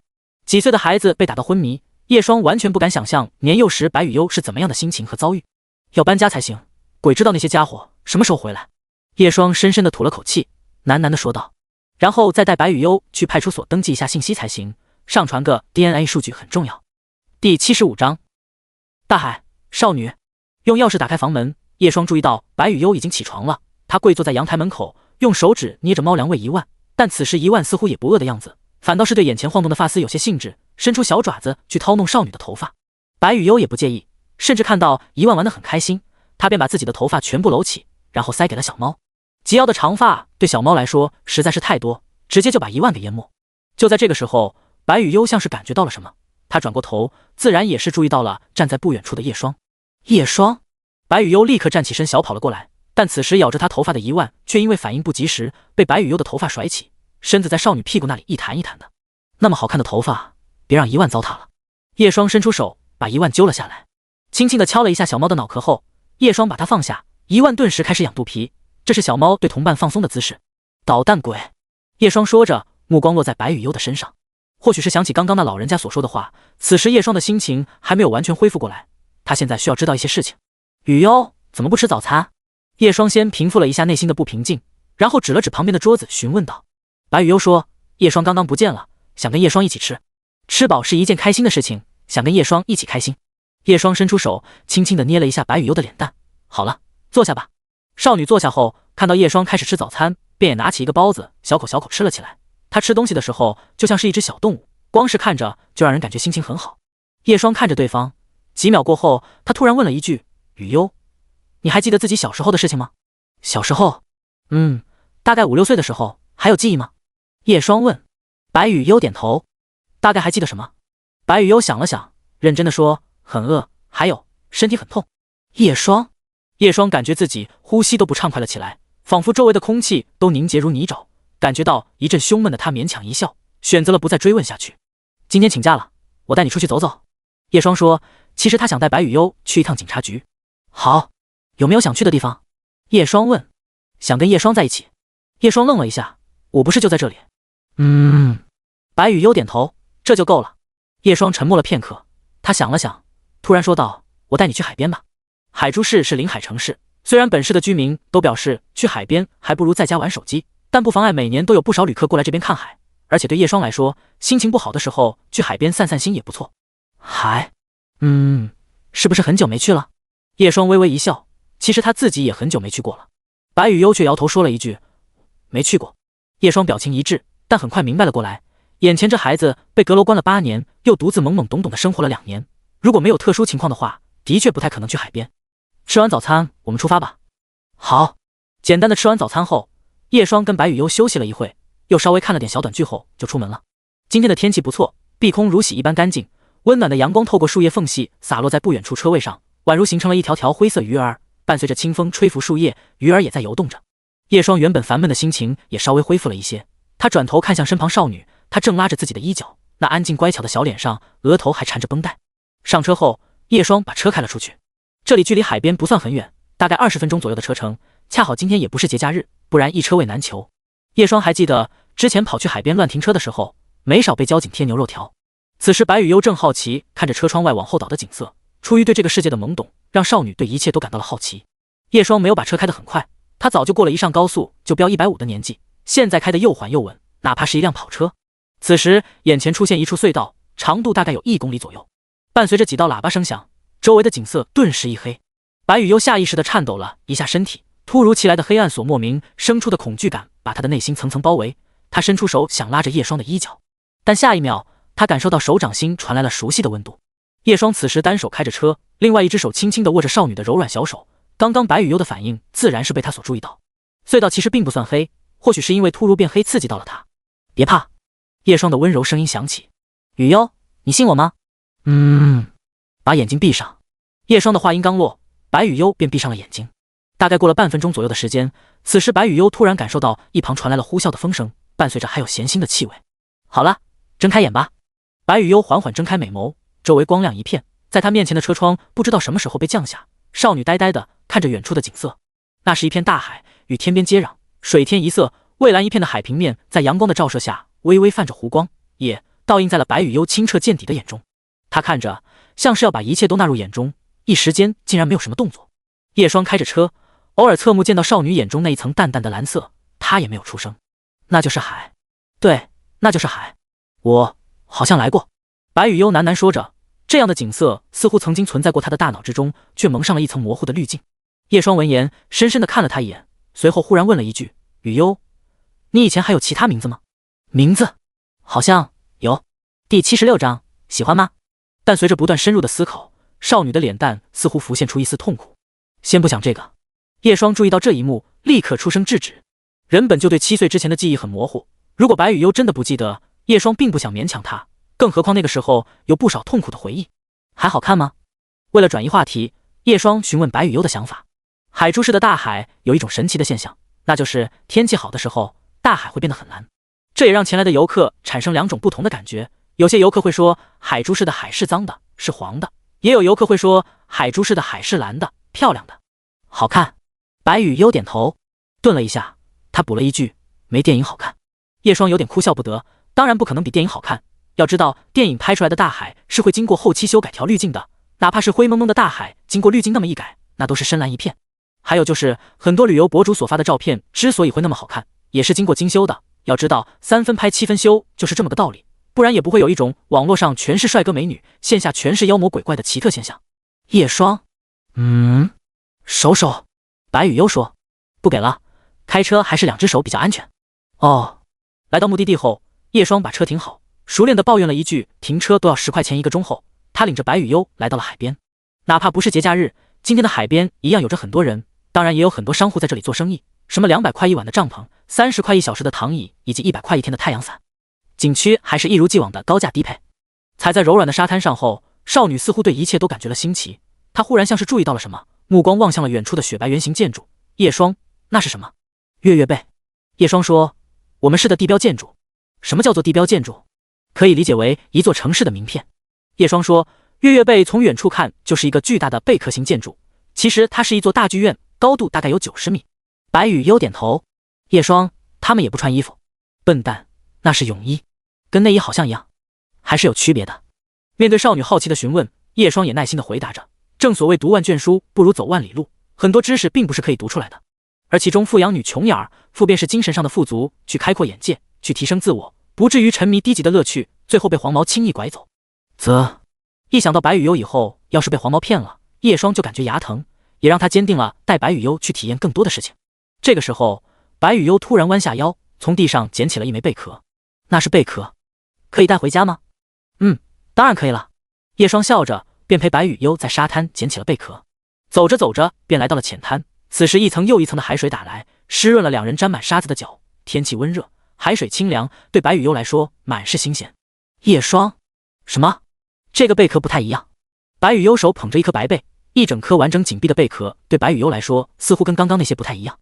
叶双解释，贝壳之前都是活的，而你手里这颗就是。白雨优闻言，他看着手中的白贝，又把它埋回了沙子里。叶双此时站在他身后，看着蹲着身体的少女，他只是轻轻地挽起对方的头发，避免过长的发丝碰到海水。而白雨优做完这一切，又继续捡起贝壳，跟刚刚一样，只要是闭壳的活贝，他都没有捡起来。他也没有要求别人要这么做，也没有要求自己这么做，这完全就是下意识的行为。不知不觉，2人已经捡了不少的贝壳，全部被叶双装在塑料袋里。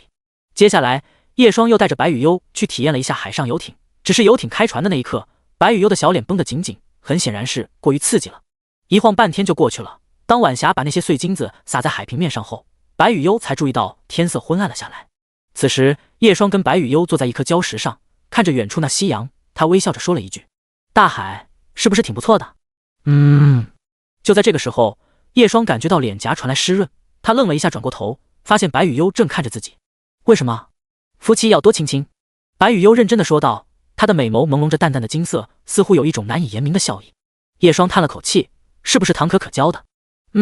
叶双，你也亲亲我。叶双闻言，看着对方那不容拒绝的眼眸，他想了想后，俯下身子，在少女的额头那绷带上浅浅落下一吻。白雨优不懂亲吻的含义，但仅仅只是这样，他便感觉到了开心，因为唐可可说夫妻就是会做这样的事情。回家吧。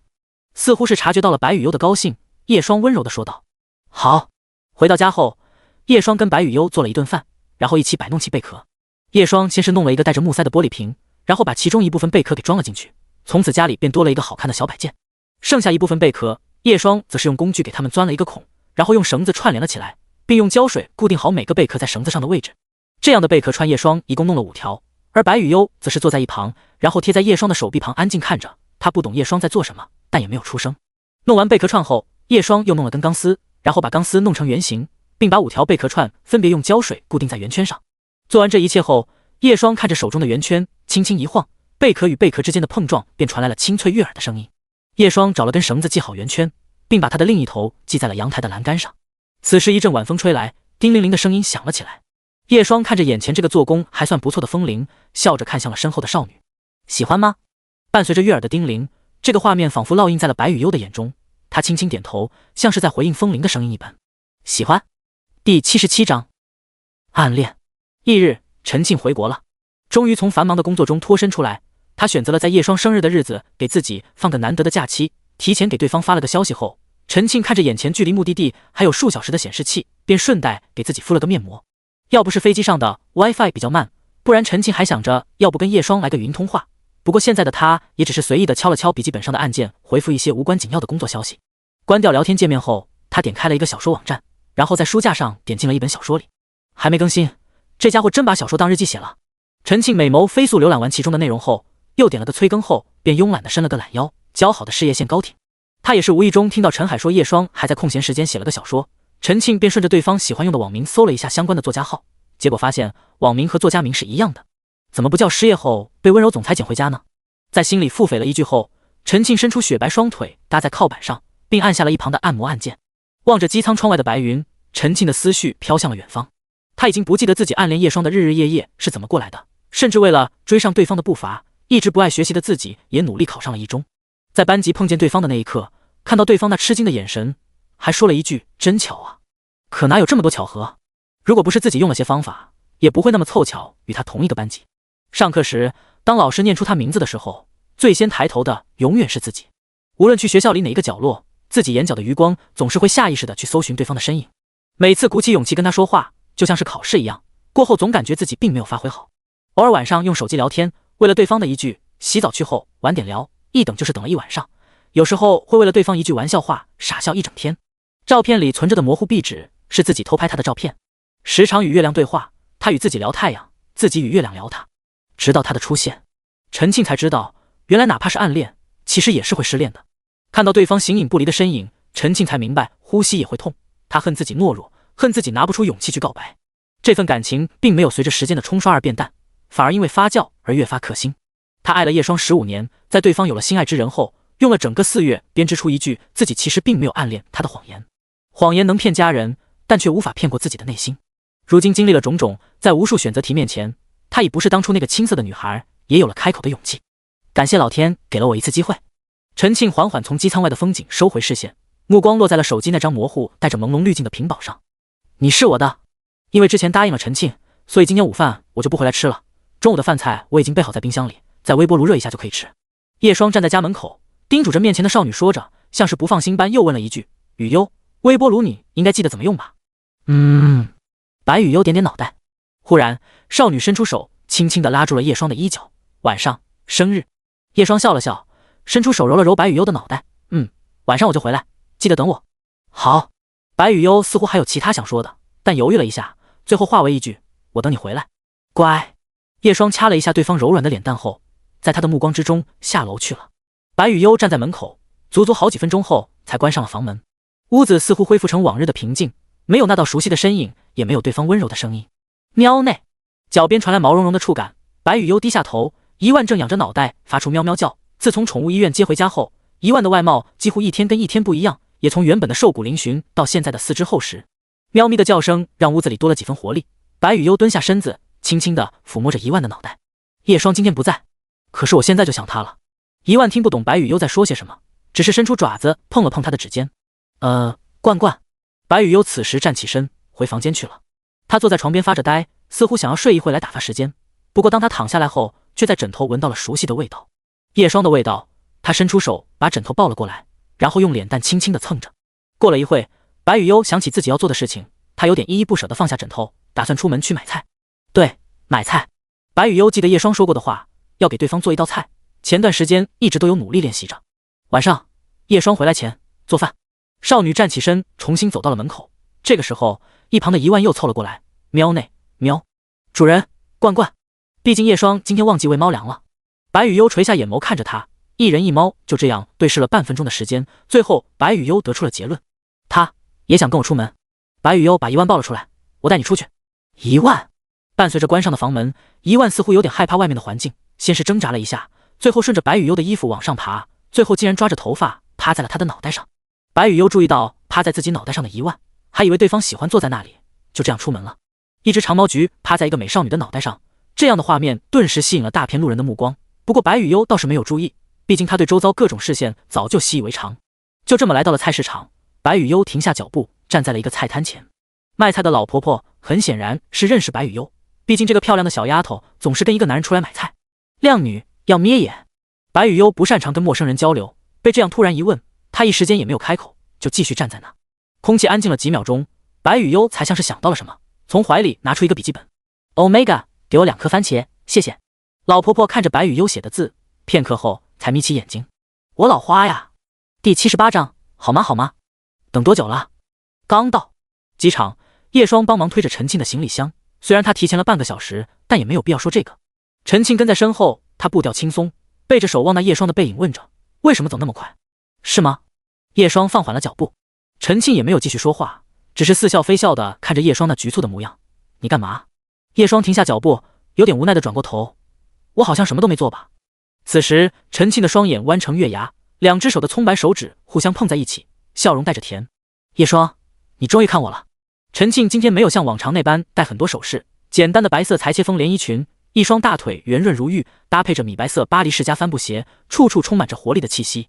看着女孩眼中的笑意，叶双则是问道：说吧，让我陪你1天，打算做什么？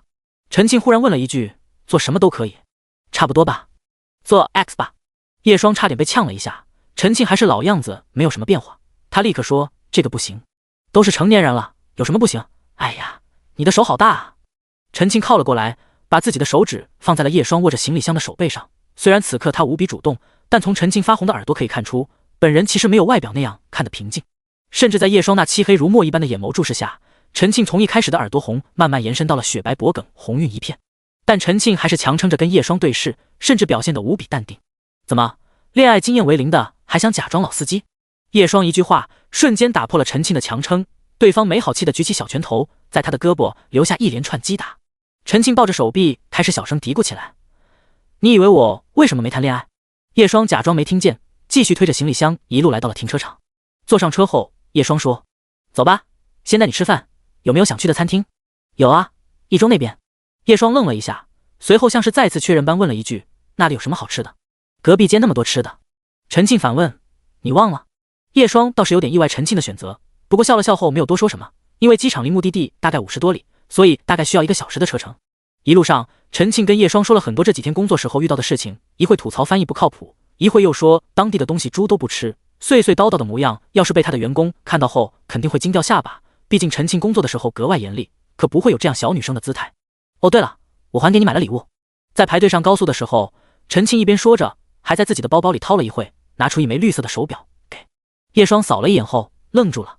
当摸到那熟悉的冰凉后，叶双深深地看了一眼陈庆，这是就是你卖的那枚绿劳，我加了点价买回来了。陈庆说：这可是叔叔在你18岁送的生日礼物吧？我记得呢。叶双，我没有什么东西可以给你。叶双叹了口气，那个女人要的是有能力的你，可以成为工具的你，可以借助你家资源的你。陈庆甜甜一笑，露出雪白的牙齿。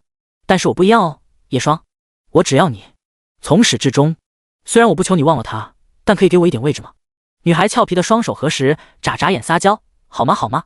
叶双握着手里的表，又看着眼前的车机，一时间复杂的情绪充斥在心头。陈庆似乎看出了叶双此刻的沉默，笑哈哈地拍了拍她的肩膀，干嘛呢你？婆婆妈妈的，以后挣钱了送我一份礼物，不然肉肠也行。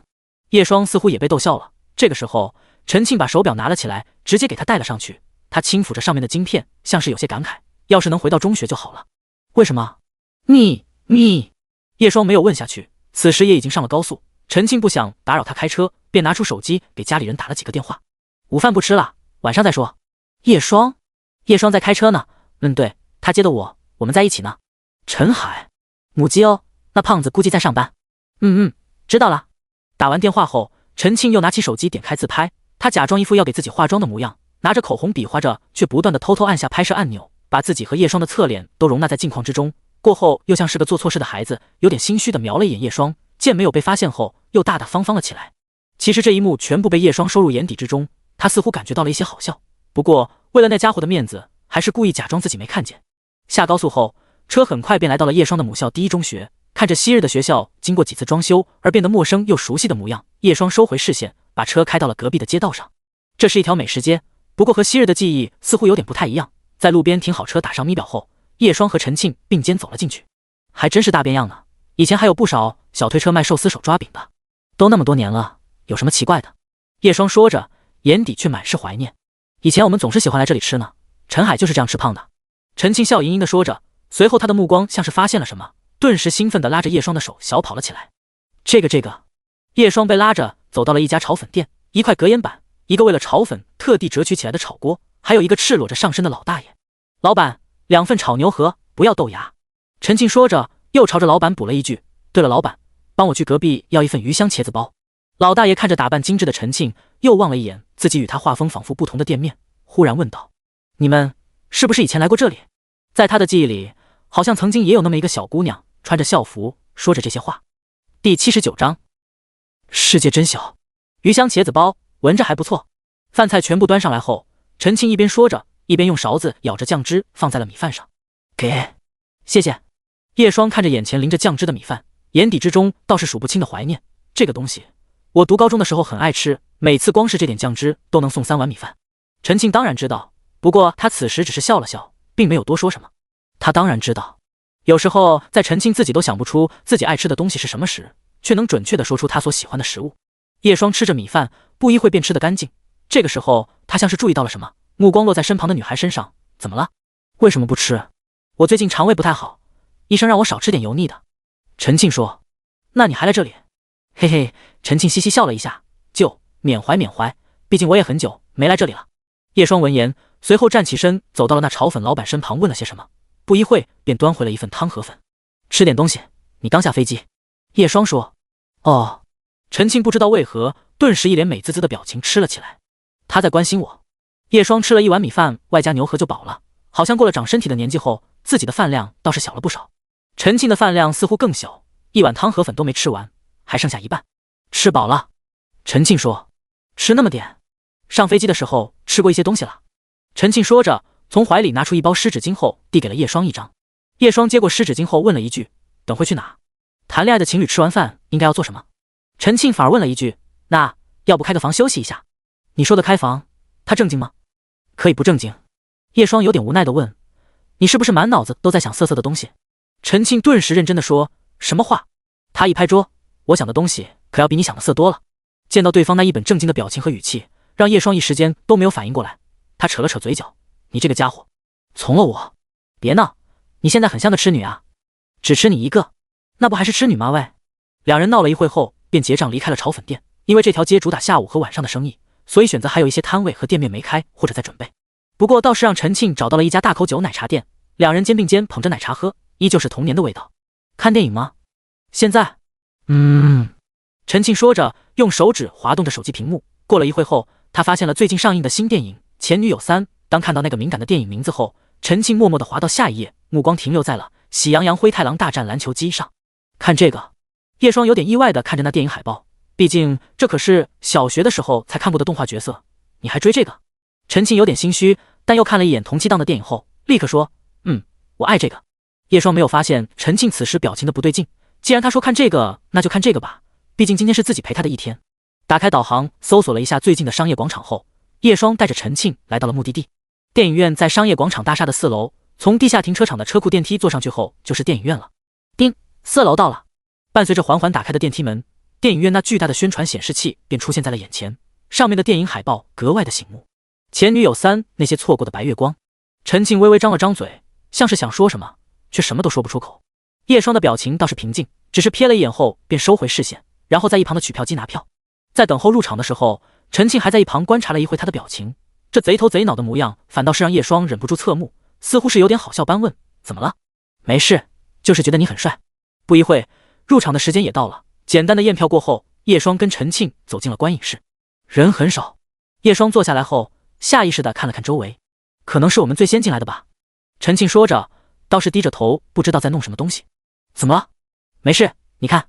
陈庆按下了扶手的按钮，下一刻，那扶手便抬了起来，并折叠到了后面。原本一人坐的位置，在中间扶手被折上去后，便合并在了一起，变成了所谓的情侣座。没有了扶手的间隔，陈庆理所应当的更靠近了一点。叶双没有去管他那小动作，反倒是提醒了一句：“电影快开了。”哦，的确是没有其他人了。电影开了一会后，伴随着喜羊羊和灰太狼的篮球赛，剧情也渐渐的白热化了起来。就在这个时候，一旁的入场通道传来了争吵的声音：“梦瑶，你别闹了！”“什么我别闹？你就不会哄哄我？”听到梦瑶二字，叶双和陈庆齐刷刷的朝着通道那边看去，此刻他们的表情都有些怪异了起来。很快，只见通道那边有一个戴着墨镜的女生出现，她长发飘逸，穿着连白裙子，在那女生的身后还有一个男人，两人一边拉扯，最后那个女生在看到叶双那边有人坐着后，很干脆的小跑了过来，然后坐在了叶双身旁的位置上。男人似乎发现女生要让自己在别人面前丢脸，压抑着不爽走了过来。“你看着办。”“你……”男人压低着声音，“你以为我是他那么惯着你？我再问你一遍，回不回去？”随后他看向叶双那边，刚想开口，但在昏暗的电影院里，男人在一晃而过的荧幕白光中，表情也逐渐变得吃惊了起来。“怎么是你？”墨镜女生注意到男人那表情，也是扭头看向身旁，对上了一双无比熟悉的眼眸。叶双。此刻叶双只是淡淡的扫了他一眼，随后收回视线，宛如无视了对方一般，继续看电影。世界真小。一旁的陈庆倒是说了一句，随后瞪了那女生一眼。第80章前女友。女生缓缓摘下了墨镜，露出了那张叶双无比熟悉的脸蛋。“叶双，好久不见。”赵梦瑶说。叶双没有回答她，只是继续把自己的目光放在电影荧幕上，好似电影里的动画角色都比她更具吸引力。“你干嘛，赵梦瑶？你还嫌伤害的叶双不够吗？”陈庆顿时气场全开，他就像个护肤狂魔一般亮出自己的利爪，冰冷地盯着赵梦瑶。此时被叶双无视的赵梦瑶有点尴尬，再被陈庆这么一说，他的脸色顿时有点不好看了起来。“陈庆，怎么，你跟叶双在一起了？”陈庆立刻哼唧一声说：“不然呢？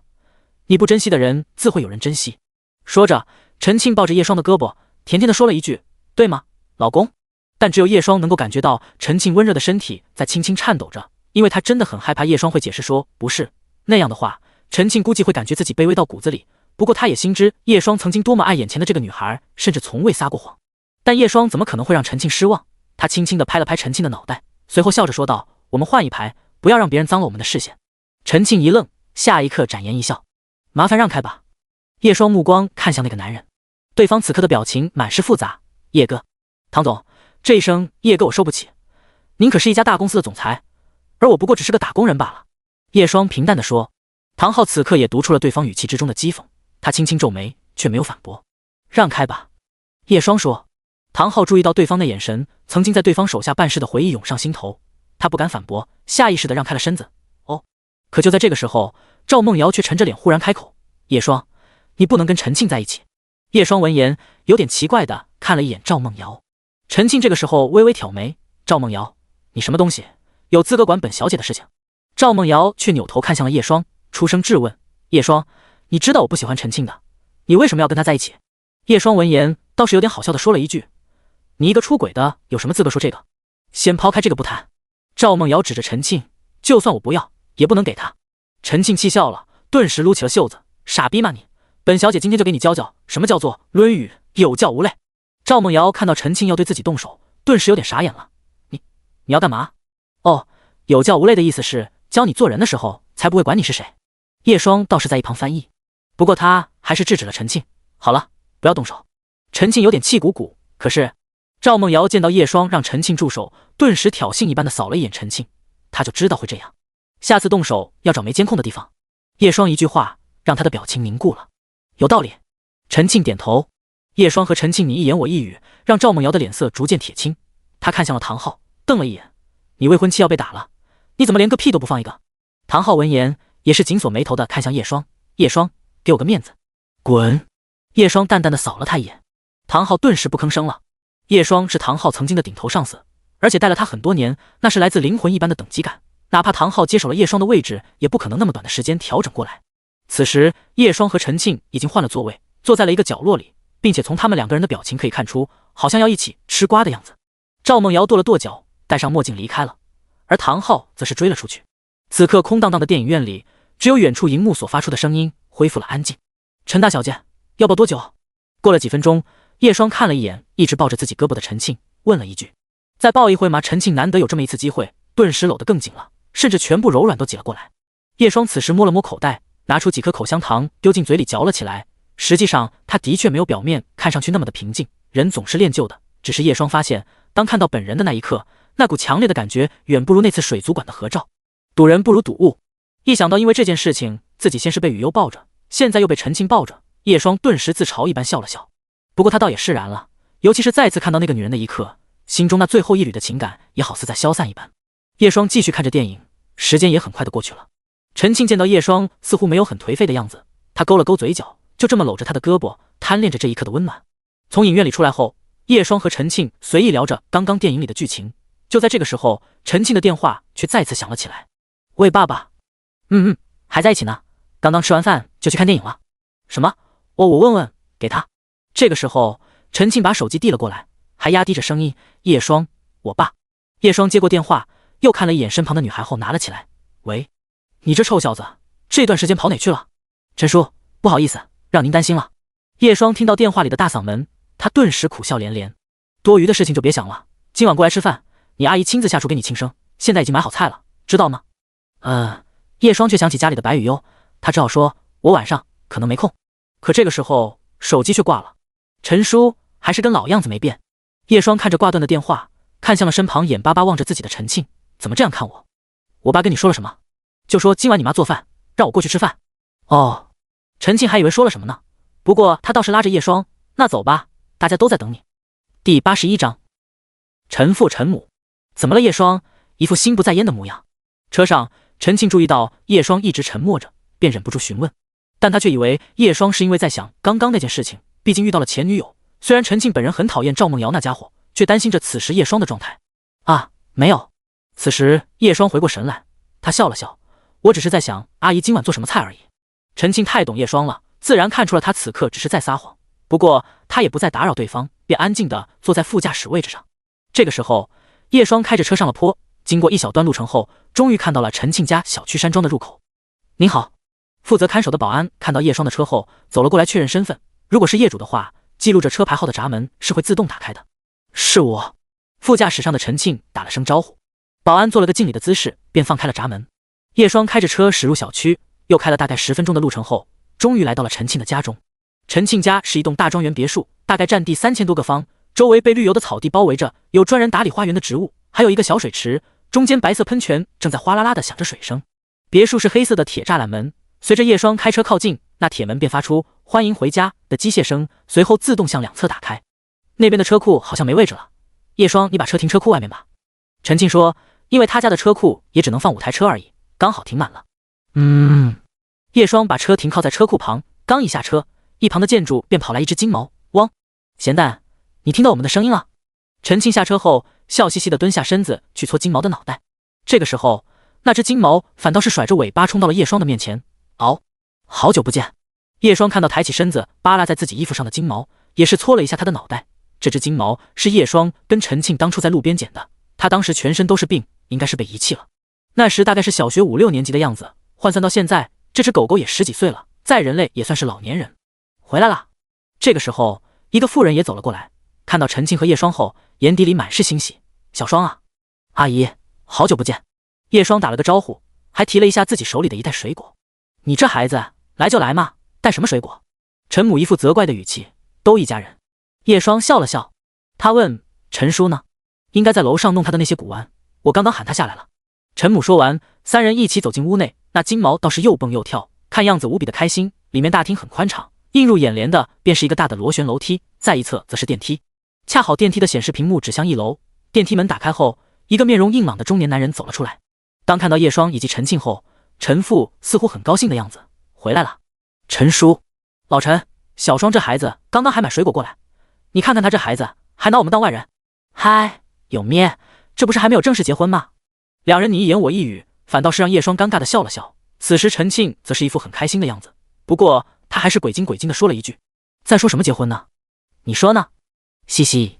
在客厅坐下后，陈父泡好了茶，语重心长的说了一句，小双，我跟老爷认识那么多年，也是一起扛过枪的兄弟，虽然说世事难料，发生了那种事情，不过我也算你半个父亲，以后你就别乱跑了，在这里住下吧，帮亲丫头一起打理好公司的事情。陈叔，叶双认真的感激道：“感谢您对我的照顾，不过我现在还有想做的事情。”陈父好奇：“什么事情？”叶双犹豫了一下，一时间却不知道该如何说白雨悠的事情。自己突然要照顾一个18岁的懵懂少女，这话要是说出去，叶双都不知道陈叔他们怎么看待自己的行为。爹地啊，叶双还年轻，有其他想做的，等过段时间就好了。这个时候，陈庆出声给叶双解围，也是以小双的能力，做什么不可以？陈父倒是赞许的说了一句。叶双是陈父看着长大的，从小就能力突出，品性正直，待人也温柔。原本他还可惜自家女儿有缘无分，不过现在看来，上天还是给了那么一次机会，可以让这对般配的孩子走到一起。这个时候，陈母突然坐在了叶双的另一边，然后伸出手抓住了他的手掌。小双啊，阿姨，你看小庆跟你也26、7的年纪了，我们选个好日子，把婚先定了吧。陈母说，至于剩下，你也不用操心，也让我们两个老得踏实一些。叶双，你们两个本来就是娃娃亲，虽然只是我跟老爷当年在部队说的，不过先订婚的确不错，毕竟也到年纪了。这个时候，陈父也是笑眯眯的喝着茶。叶双跟陈庆有点意外，因为他们两个都不知道这件事。先生，太太，厨师到了。这个时候，有个中年女人走了过来，恭恭敬敬地说：“好。”陈父点着头，跟陈母说：“老婆，你不是要跟厨师一起去弄晚饭？包个靓汤，我刚刚就弄好了，再弄几个小菜吧。”陈母说着，起身走到门口，带着那上门做饭的厨师去厨房了。陈父回过头来，继续跟叶双笑着说：“听到你要过来吃晚饭，你阿姨不知道多开心，还要亲自做几道菜来庆祝你生日。吃完饭，今晚就留下来过夜吧，陪我喝几杯。”叶双闻言，心中暗暗叹了口气，也知道自己是完全拒绝不了了。好的陈叔，可他心里却回想起白雨悠的事情，毕竟今天约好了一起过生日。那个陈叔啊，你……第82章谕旨。白雨悠买菜回来了，他双手抱着袋子，脑袋顶着疑问，掏出钥匙打开门锁。清脆的门锁转动声音响起，白雨悠缓缓打开房门。他第一时间就是垂下眼眸去寻找地上那双熟悉的鞋子，不过没有。很显然，叶双并没有回来。叶双没回家。叶双，白雨悠对着空气仿佛自言自语，然后把袋子里的食材全部放在了桌子上。他走到了阳台，搬来了小板凳，望着栏杆外面。少女就这么注视着阳台外的景色，时间过得很慢，街道上也只有几辆车和几个路人在经过。白雨悠如同宝石一般的眼眸扫着那些景色，好像一切都有叶双的影子，好像一切都不是。小看天色暮看云，行也思君，坐也思君。白雨悠不讨厌等待的感觉，只要叶双出现，他就会感觉到幸福。不过此时他无论朝哪里看，都没有见到那道身影。做饭，少女像是想到了什么，对，只要做饭，叶双就回来了。她转身回到屋内，把袋子里的食材全部倒了出来，然后拿到厨房，开始叮叮当当的弄了起来。经过几天的练习，白雨悠虽然做不到叶双的水平，但最起码已经可以完整的做出一道菜出来。大概过了半个小时，白雨悠端出一盆菜出来，对，食材买多了，所以她弄的分量很多，甚至还是用那种装汤菜的不锈钢盆装的。少女把菜放在桌子上，是一份简单的番茄炒蛋。鸡蛋有点黑，番茄也切得怪怪的，但这是白雨悠这几天最好的作品了。她就这么看着眼前的菜，等啊等。时间一晃，天黑了。黄昏褪去后，朦胧的月光也顺着窗台扫了进来，落在了眼前餐桌上，不大不小，刚好巴掌大。饭菜早已没有了热气，就连番茄炒蛋也有些凝固。那月光落在那黑黄鸡蛋上，显得有些惨白。饿了。少女坐在餐桌旁，还在乖巧的等待着。她没有开灯，昏暗的客厅里，白雨悠的身影显得有些单薄。叶双，白雨悠突然注意到一旁的手机响了，她原本沉寂的眼眸仿佛多了一丝光亮，伸出手拿了过来。唐可可，生日快乐呀！吃蛋糕了吗？白雨悠发现是唐可可的消息后，用手指轻轻点着按钮。白雨悠，还没吃。唐可可，哥哥没买吗？白雨悠，叶双还没回来。唐可可，可能哥哥还有事情要忙吧，没事，他肯定会回来的。放下手机后，客厅重新昏暗了下来，白雨悠继续坐在那，心里继续想着叶双。又过了1个小时，外面开始下雨了，丝丝凉意从窗外传递了过来，有点冷。白雨悠看向阳台那边，伴随着夜幕的降临，每家每户早就亮起了灯火，而那下着的雨又绵又细，就像是被筛子筛过一般。对了，开灯，开灯，叶双就回来了。白雨悠站起身，缓缓把灯打开，伴随着亮起的灯火，房子却显得更加空洞了起来，也更冷了。少女继续回到自己的位置等着，似乎中途怕叶双忘记，她还拿出手机给叶双发了消息，不过却没有任何回应。叶双，我想你了。白雨悠听着窗外的雨声，心里的思念被拉扯着，最后仿佛炸开。又过了一段时间，他的目光落在了那番茄炒蛋上，像是在喃喃自语，我知道了，一定是我没做好，叶双才不回来。白雨悠站起身，又跑到厨房摆弄了起来，冰箱里还剩下一些食材，不过白雨优并不会搭配，最后端出了一盘四不像出来。他把菜放在了番茄炒蛋的旁边，就望着那升起的缕缕白雾发着呆。或许是在想叶双是不是发生了什么事情，白雨优还拿出了手机，犹豫了一下后拨通了电话号码，没人接。少女放下了手机，蜷缩着身子，不知不觉中她睡着了。她梦到叶双回来了，叶双回来了。可再次睁开眼的时候，却没有了对方的身影。少女朝着客厅看去，依旧空荡荡。所以白雨优选择再次闭上眼睛，因为梦里也能见到叶双呢。雨优，雨优，你在做什么？叶双的声音宛如在耳畔。白雨优看着身旁的叶双，开口说：叶双，我在做梦。笨蛋，做什么梦？身旁的叶双伸出手，轻轻地敲了一下白雨优的脑袋。此时他身上湿漉漉的，发丝也垂落在额前。或许是脑袋传来了真实的疼痛，此时白雨优缓缓回过神来，才发现身旁的叶双似乎是真实的。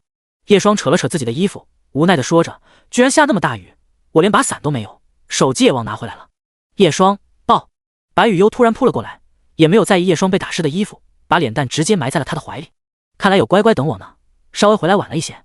叶双下意识地搂着少女腰肢，轻轻地抚摸着对方的后脑勺。随后他看了一眼餐桌上的饭菜，虽然品相差了点，但很显然就是白雨优全心全意做出来的。叶双，去了哪里？这个嘛，你等会就知道了，我先换个衣服。叶双松开手。叶双，等等我。笨蛋，换衣服不要跟过来。换了身干的衣服后，叶双此时也把餐桌上的饭菜打包好，然后带着白雨优开车出门了。叶双，叶双，我刚刚在想你。此时握着方向盘的叶双闻言微微一笑，是吗？有多想？白雨优不懂如何回答，笨拙地说：很想，很想。然后他补了一句：我有乖乖在等你。叶双深深地看了他一眼，我知道。而他也遵守约定了，虽然过程稍微曲折了点，一想到那个时候陈叔的精彩表情，叶双都有点怂了起来。不过好在最后解释清楚了，陈庆那个时候也出声解释了一下，最后陈父也只是抱起手臂，没有那么麻烦，把你说的可怜孩子一起带回来吃饭不就好了？臭小子，我们陈家有你想的那么坏吗？叶双，去哪？叶双笑了笑，也没有说话。再次把车开到陈庆家后，他领着白雨优走进了别墅里。偌大的旋转餐桌上面摆满了20几道菜，周围一圈的人都把目光看了过来。来，这边。陈海和陈庆招呼了一声，陈父陈母也看向了白雨优，随后陈母笑着出声说：雨优是吧？过来吧，坐阿姨这里。白雨优此时躲在叶双的身后，对一切都有些不知所措。这里似乎很温暖，灯光充斥着这个房子每一个角落，是他从未感受过的东西。叶双此时笑了笑，在袋子里掏了掏，拿出白雨优做的菜放在了转盘上。虽然比起那些大菜显得有些格格不入，却没有一个人出声说些什么。白雨优坐了下来，面对着周围一圈人充满善意的目光，他的目光却注意到了窗外，雨好像停了。第83章，做什么梦？数个小时前，陈叔，我可能今晚不能留下来吃饭了。叶双望着眼前的陈父，忽然开口说道。话刚说出口，陈父和陈庆的目光都落在了他的身上，而陈父的表情有点诧异，不过还是耐着性子问：你阿姨汤都煲好了，不留下来吃饭吗？陈庆也有点奇怪，不过他却隐约像是想到了什么，美眸眨了一下。叶双面对眼前自己这个仅次于父母敬重的长辈，深深地吐了口气后，也不再隐瞒事情的经过。他有着自己需要承担的责任以及要守护的承诺，如果按照事情发展下去的话，白雨优估计今晚是等不到自己回家了。信任就像是一面镜子，当破碎的那一刻，就算是修补过后也不是完整的了。我跟一个孩子约定了一起过生日，抱歉，陈叔，改天我一定会登门道歉。叶双站起身，微微弯下腰歉意道，他对不起陈父陈母对自己的好。陈父静静看着眼前的叶双，此时周围的空气仿佛凝固住了一般。听到完全不说话的陈父，叶双也没有站直身子，就那么保持着那样的姿势。他心里清楚，陈父虽然对家里人都是和蔼温和的，但不代表他脾气就真的很好，毕竟陈父是真正意义上的大佬，是许多人巴结都无法与之接触的存在。当叶双说出这句话的时候，周围无形的压力便涌了过来，但他并不后悔，今晚陈家少了他也不会有什么事情，但对白雨优来说可就不是那么简单的一回事了。他记得凌晨5点厨房的灯，记得少女那笨拙为自己准备生日礼物的模样。你这孩子那么优秀，怎么会为情困扰呢？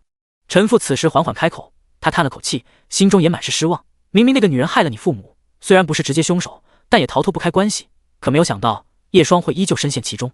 纵使他在看好叶双，这也是致命的缺点。爹，其实不是你想的那样。陈庆这个时候立刻出声给叶双解围，阿叶不是要去陪他前女友。此刻陈庆也是有点着急，此刻尴尬的气氛，甚至连他喜欢私下喊叶双的小名都冒了出来。不是前女友，对，是其他女孩子。陈庆解释。陈父的表情更加精彩了，他轻轻地哼了一声：“你这丫头还给他解围呢。”陈庆心里也有点五味杂陈，不过他还是大致讲了一下叶双之后流落街头，最后因为被一个善良的女孩子帮助的事情。还有这种事？陈父有点意外，心里却揣摩着叶双的心思。如果不是他前女友的话，其实还好说，因为在陈庆的口中，叶双的行为更多的像是在报恩，以及一种奇怪的责任感。但身为男人的陈父并不讨厌这样的叶双，他还以为是叶双放不下前女友。但如果是这样的话，有责任感、信守承诺的他更让陈父欣赏。抱歉，陈叔，下次我一定会登门拜访。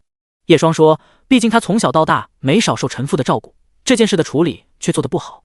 陈父此时却摆摆手，没有那么麻烦，把你说的可怜孩子一起带回来吃饭不就好了。随后他笑骂了一句：“臭小子，我们陈家有你想的那么坏吗？你要记住，这里就是你半个家，老叶那家伙可是让我好好照顾你的。”叶双闻言心中微暖，谢谢陈叔，至于吃饭的事情，还是……陈父直接一脚踢了过来，还是个屁，把人接过来。叶双下意识地躲开，他又看了看身旁的陈庆，便起身去开车了。看着他急匆匆离开的身影，陈父的视线落在了一旁的女孩身上。庆妹，你怎么看？陈庆此时只是勉强笑了笑，也分不清是什么情绪。爹爹啊，我真的好喜欢他，怎么办？他的语气也有点失落。可是他说自己配不上我。陈父倒是过来人，一副很看得开的样子。我看那小子就是太闲了，给他一家公司打理打理，忙起来就没有那么多胡思乱想的东西了。他只要不执着赵家那女儿，迟早就是你的，毕竟你们最般配的，别担心。陈庆闻言突然小声反驳了一句：“哼哼，其实我也不是非得叶双不可，你女儿那么漂亮，那你先把床头的照片换了。”陈父瞥了他一眼，女孩子家家的，床头柜都是叶双的照片，别让人见到笑话了。陈庆漂亮的脸蛋以肉眼可见的速度通红了起来。你进我房间！你别乱讲啊，家里阿姨搞完卫生说的。陈庆站起身，羞红着俏脸，跺了跺脚，便跑去厨房了，不理你了。摔女包，讲两句还不行？此时叶双开着车驶入车流之中，他看了一眼窗外昏暗下来的天色，默默地开快了一些。吧嗒，一滴水落下，砸在车前窗上，随后伴随着更多密集的水滴，开始下起了小雨。叶双默默地开了雨刮器，眼前红光一片。下雨了，刚好又是下班的点，应该不会下雨吧？叶双喃喃说着，打算先给白雨优发个信息，大概就说自己已经在回去的路上了。当摸到口袋的那一刻，叶双的心头微微一凉，他轻轻皱眉，又摸了摸另一侧的口袋，这才发现自己的手机没有带，好像放在陈庆家的桌子上了。叶双嘴角一扯，又看了一眼后视镜，发现身后已经排起了长龙。现在回头的话，估计也是要堵的，怎么会有丢手机的习惯呢？叶双想着，又看着眼前慢慢腾挪的车流，也叹息一声。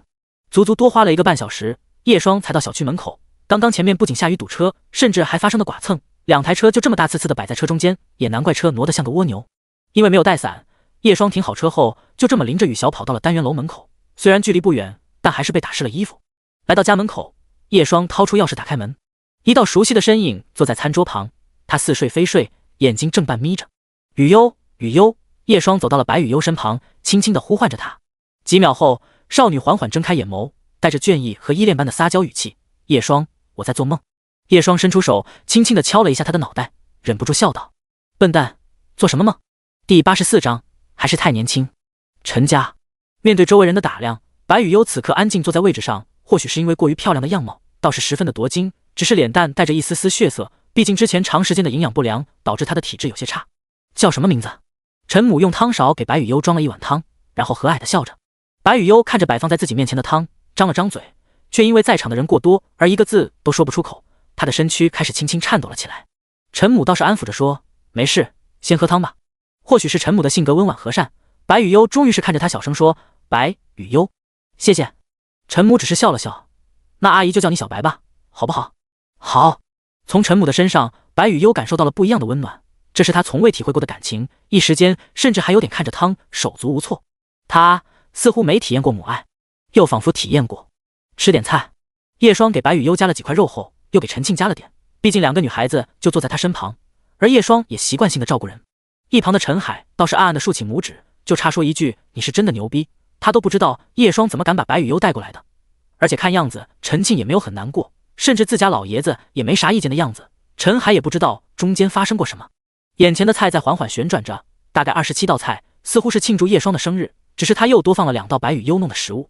不过陈家每天都是这样的伙食，最少都是15道起步的，专门请的厨师每天上门做饭，所以陈庆不会做饭很正常。而叶双以前也不会做，只是后面为了照顾那个人才特地学习过做饭，不知不觉就掌握了不少家常菜了。叶双用勺子舀了点白羽优弄的番茄炒蛋，伴随着她的动作，少女的视线也投了过来。汤汁冷了，但转盘有加温功能，而且放了一会，所以吃起来应该还好。入口后，淡淡的糊味、甜味混合在一起，叶双又吃了口米饭，在注意到白羽优看过来后，便温柔地笑了笑。还不错，进步了。白羽优的眼眸亮了起来，就连脑袋上的呆毛都仿佛在自由探戈。虽然还想让叶双夸夸自己，不过现在已经很满足了。这个时候陈庆见状，便也舀了点番茄炒蛋过来，虽然品相不太好，不过还是试了一下。难吃。入口的那一刻，陈庆便不自觉地轻轻皱眉，不过他没有吭声，只是默默地吃完后，又加了点其他菜，开始吃了起来。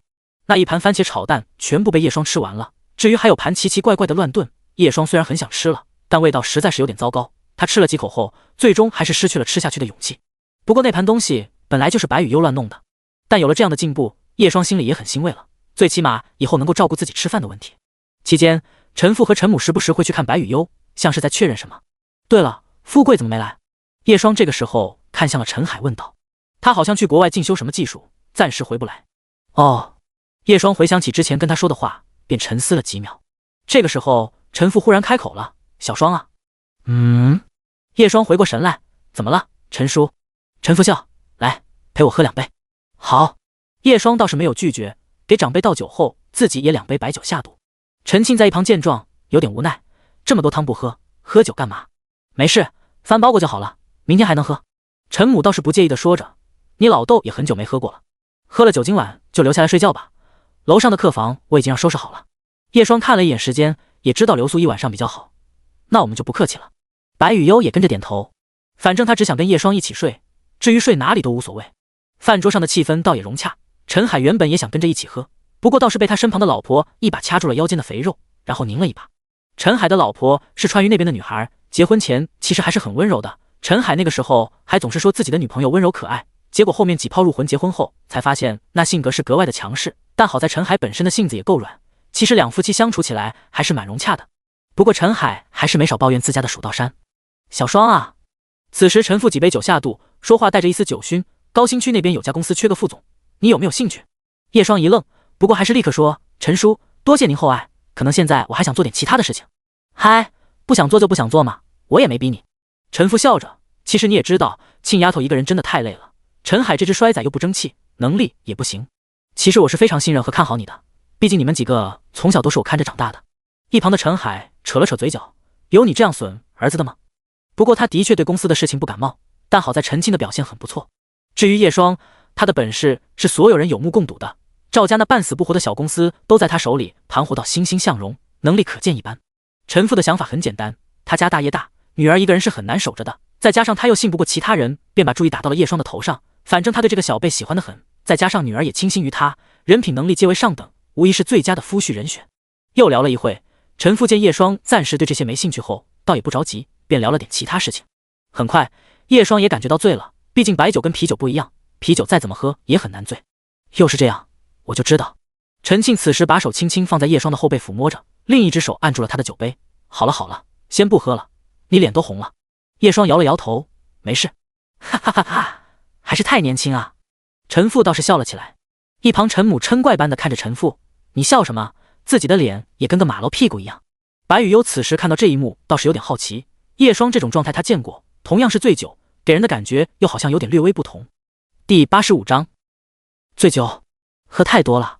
陈庆搀扶着叶双走进电梯，然后带着他来到了2楼的客房，把人放到床边后，陈庆又弯下腰帮他把鞋子和袜子给脱了。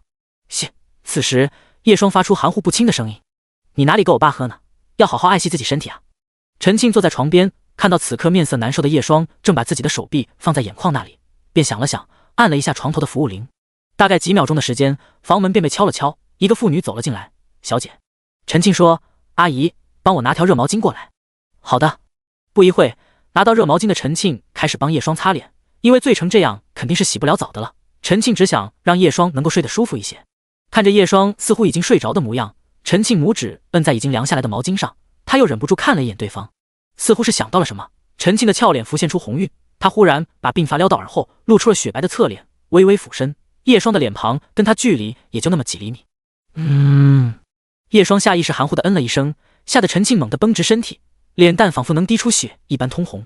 陈庆又看了看，确认叶双没醒来后，才松了口气。妈，对不起。忽然，叶双没有意识的一句话，让陈庆的心一下子软了下来。毕竟遭受了那样的打击，叶双虽然表面不说，但心里肯定是无比的难受。他本就不爱依赖别人，有的时候甚至说还有点倔。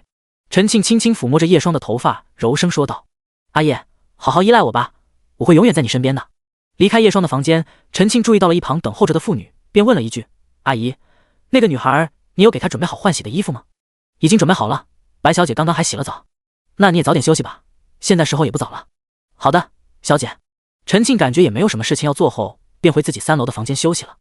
我说阿晨，咩事？此时一个房间里，穿着睡裙的陈母正坐在梳妆台前给自己敷着面膜，而陈父虽然喝了很多酒，但却没有很醉，还在拿着手机打麻将。那个女孩，你怎么看？挺亮的，不过双仔对她应该不是那种感情，最起码我没有感觉出来。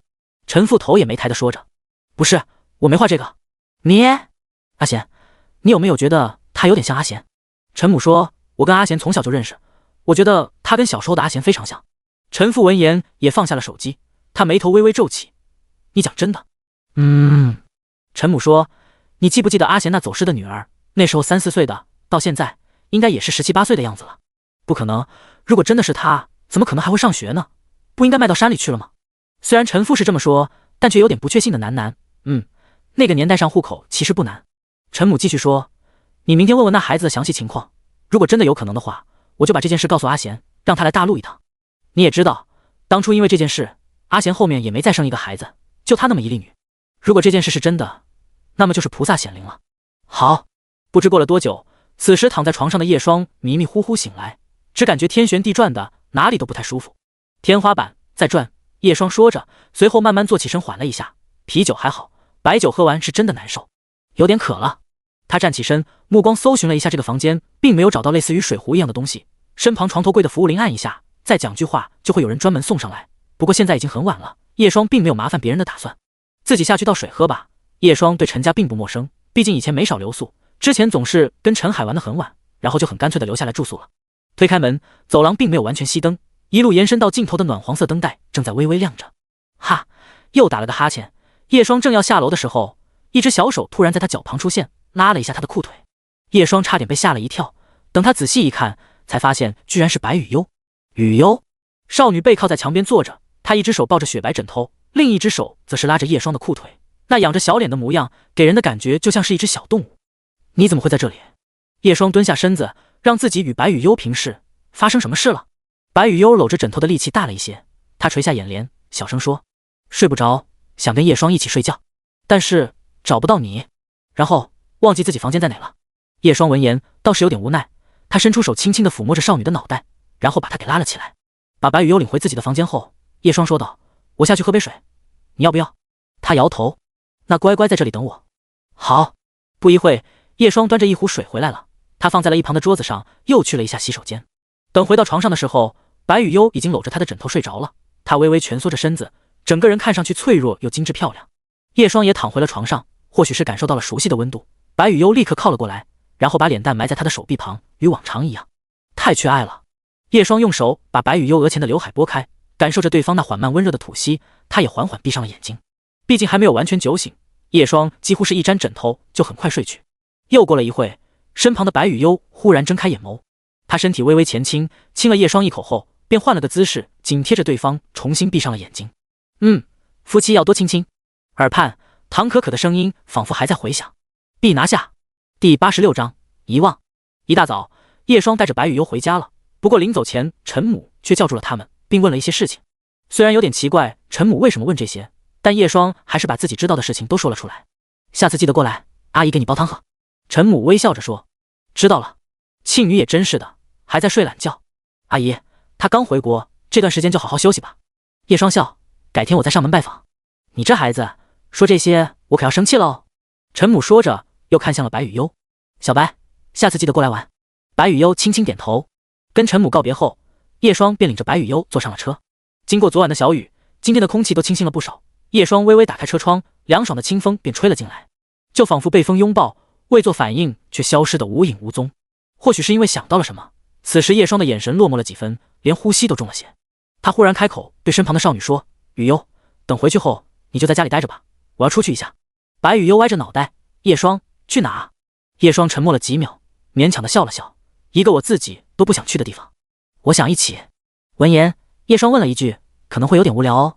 少女却摇了摇头：“只要跟叶霜一起，我都愿意。”叶霜便不再多说什么。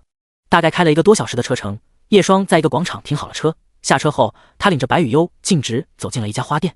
花香味传入鼻尖，那是与白雨幽身上相似的气味，却更加浓郁。叶霜的出现很快就吸引了一旁的店长，那是一个看上去年纪不大的女孩子。当见到了叶霜和白雨幽的出现后，立刻热情地开始推荐：“本店有刚到货的玫瑰哦，很漂亮的。”叶霜扫了扫店里的花后，说了一声：“我需要看望过世亲人的花。”店长一愣，立刻笑着说：“那菊花可以吗？”白色菊花代表惋惜和怀念，再搭配哀婉的黄菊，大家基本都买这种的搭配。叶霜点头：“就这些。”“好的，一共是30。”叶霜付了钱后，接过了对方递过来的鲜花。而见到捧着花束的叶霜，身旁的白雨幽似懂非懂，但过世亲人他是听到了，只是不太明白那代表了什么。随后，叶霜又开车带着白雨幽来到了一个墓园。登记入内后，远处的缓坡排满着石碑和1米几高的矮木。这里风景虽然很美，但有一种说不出的寂静，仿佛空气都带着些许沉重。叶霜沉默没说话，就这么带着白雨幽一路往上走，大概10几分钟，停留在了一座墓碑前。熟悉的黑白照片印在黑色石碑上，显得那么刺目。叶霜此时把菊花缓缓放置在墓碑前，然后就坐在了那安静看着。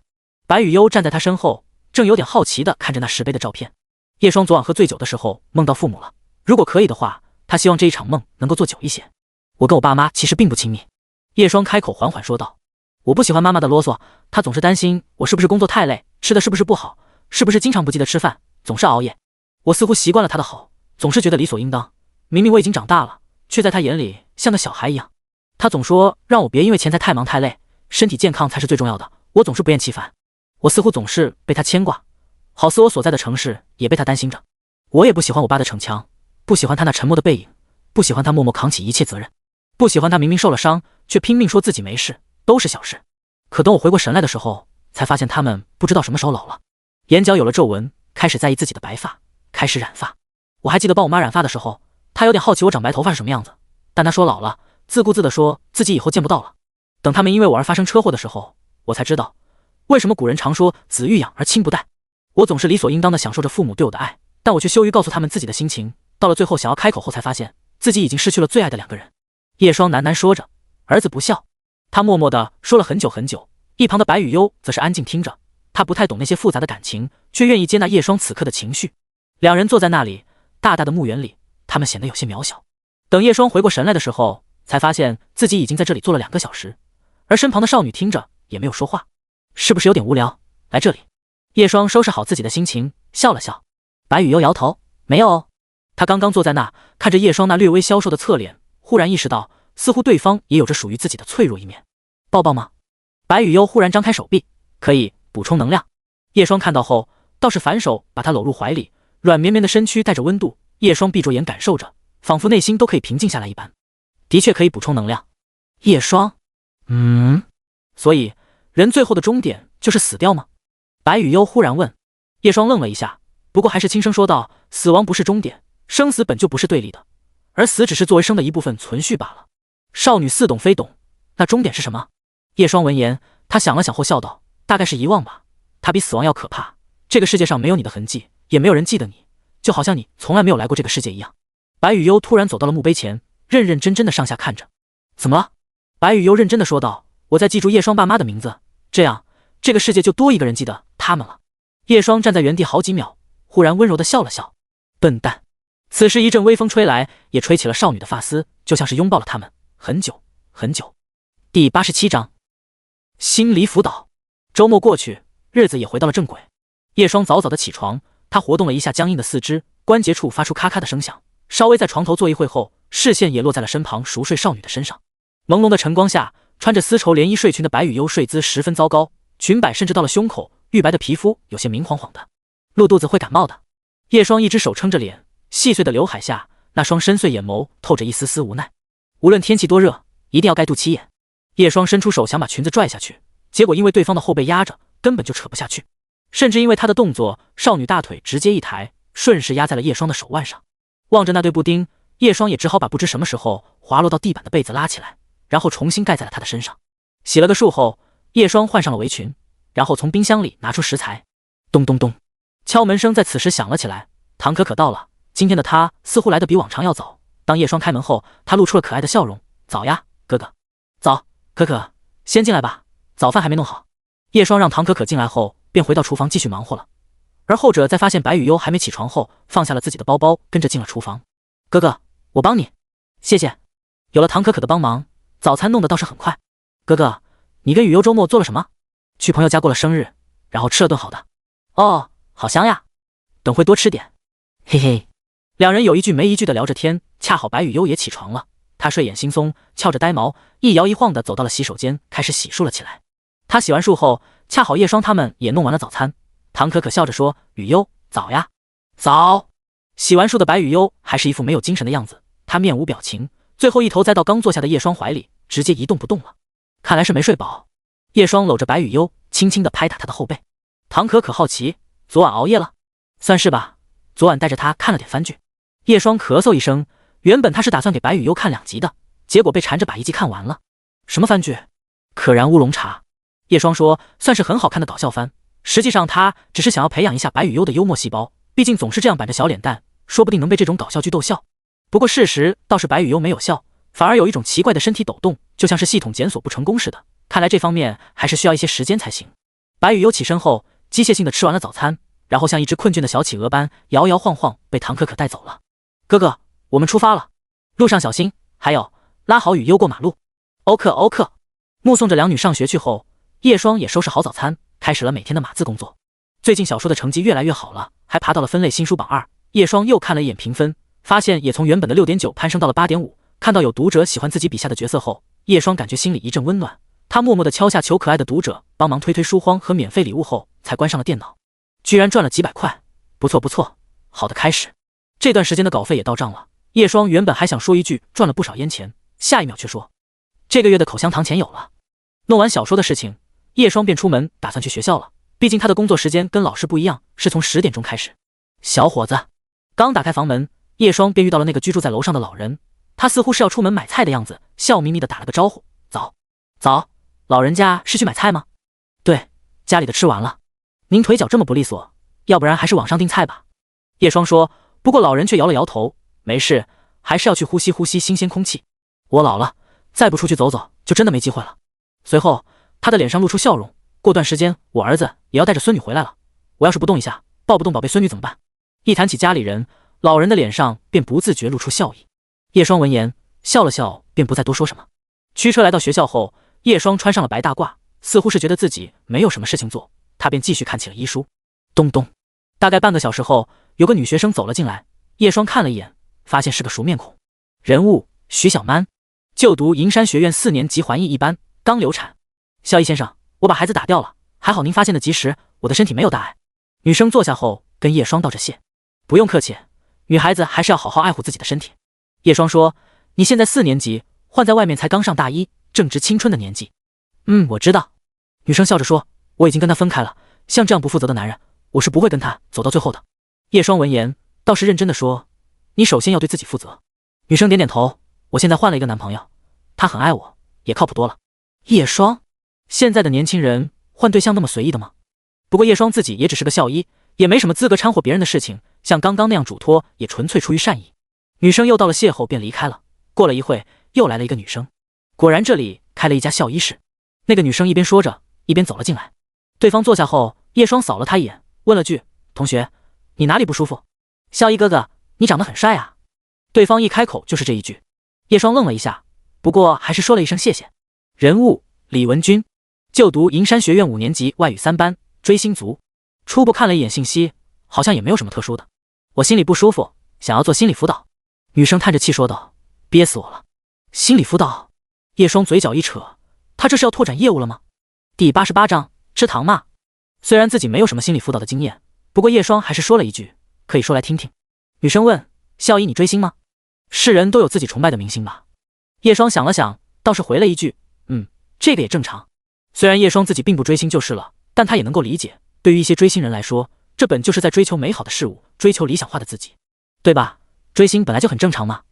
女生继续说，我就因为履行约定，穿着婚纱参加哥哥的演唱会，我男朋友居然要跟我分手，就连我父母都说不认我这个女儿，你觉得离谱吗？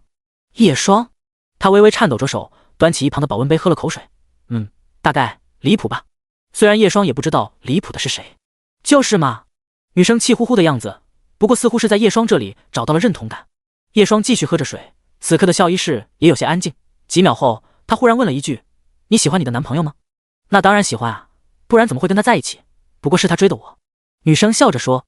叶双沉默了几秒，又问了一句：那你爱自己的父母吗？女生有点古怪的看了一眼叶双。不然呢？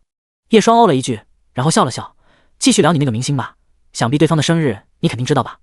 女生闻言顿时笑嘻嘻了起来，她如数家珍般开口：你是要考验我吗？身高1.84米，体重60公斤，生日8月2日，狮子座，血型 A， 代表作沸羊羊，只因修炼手册。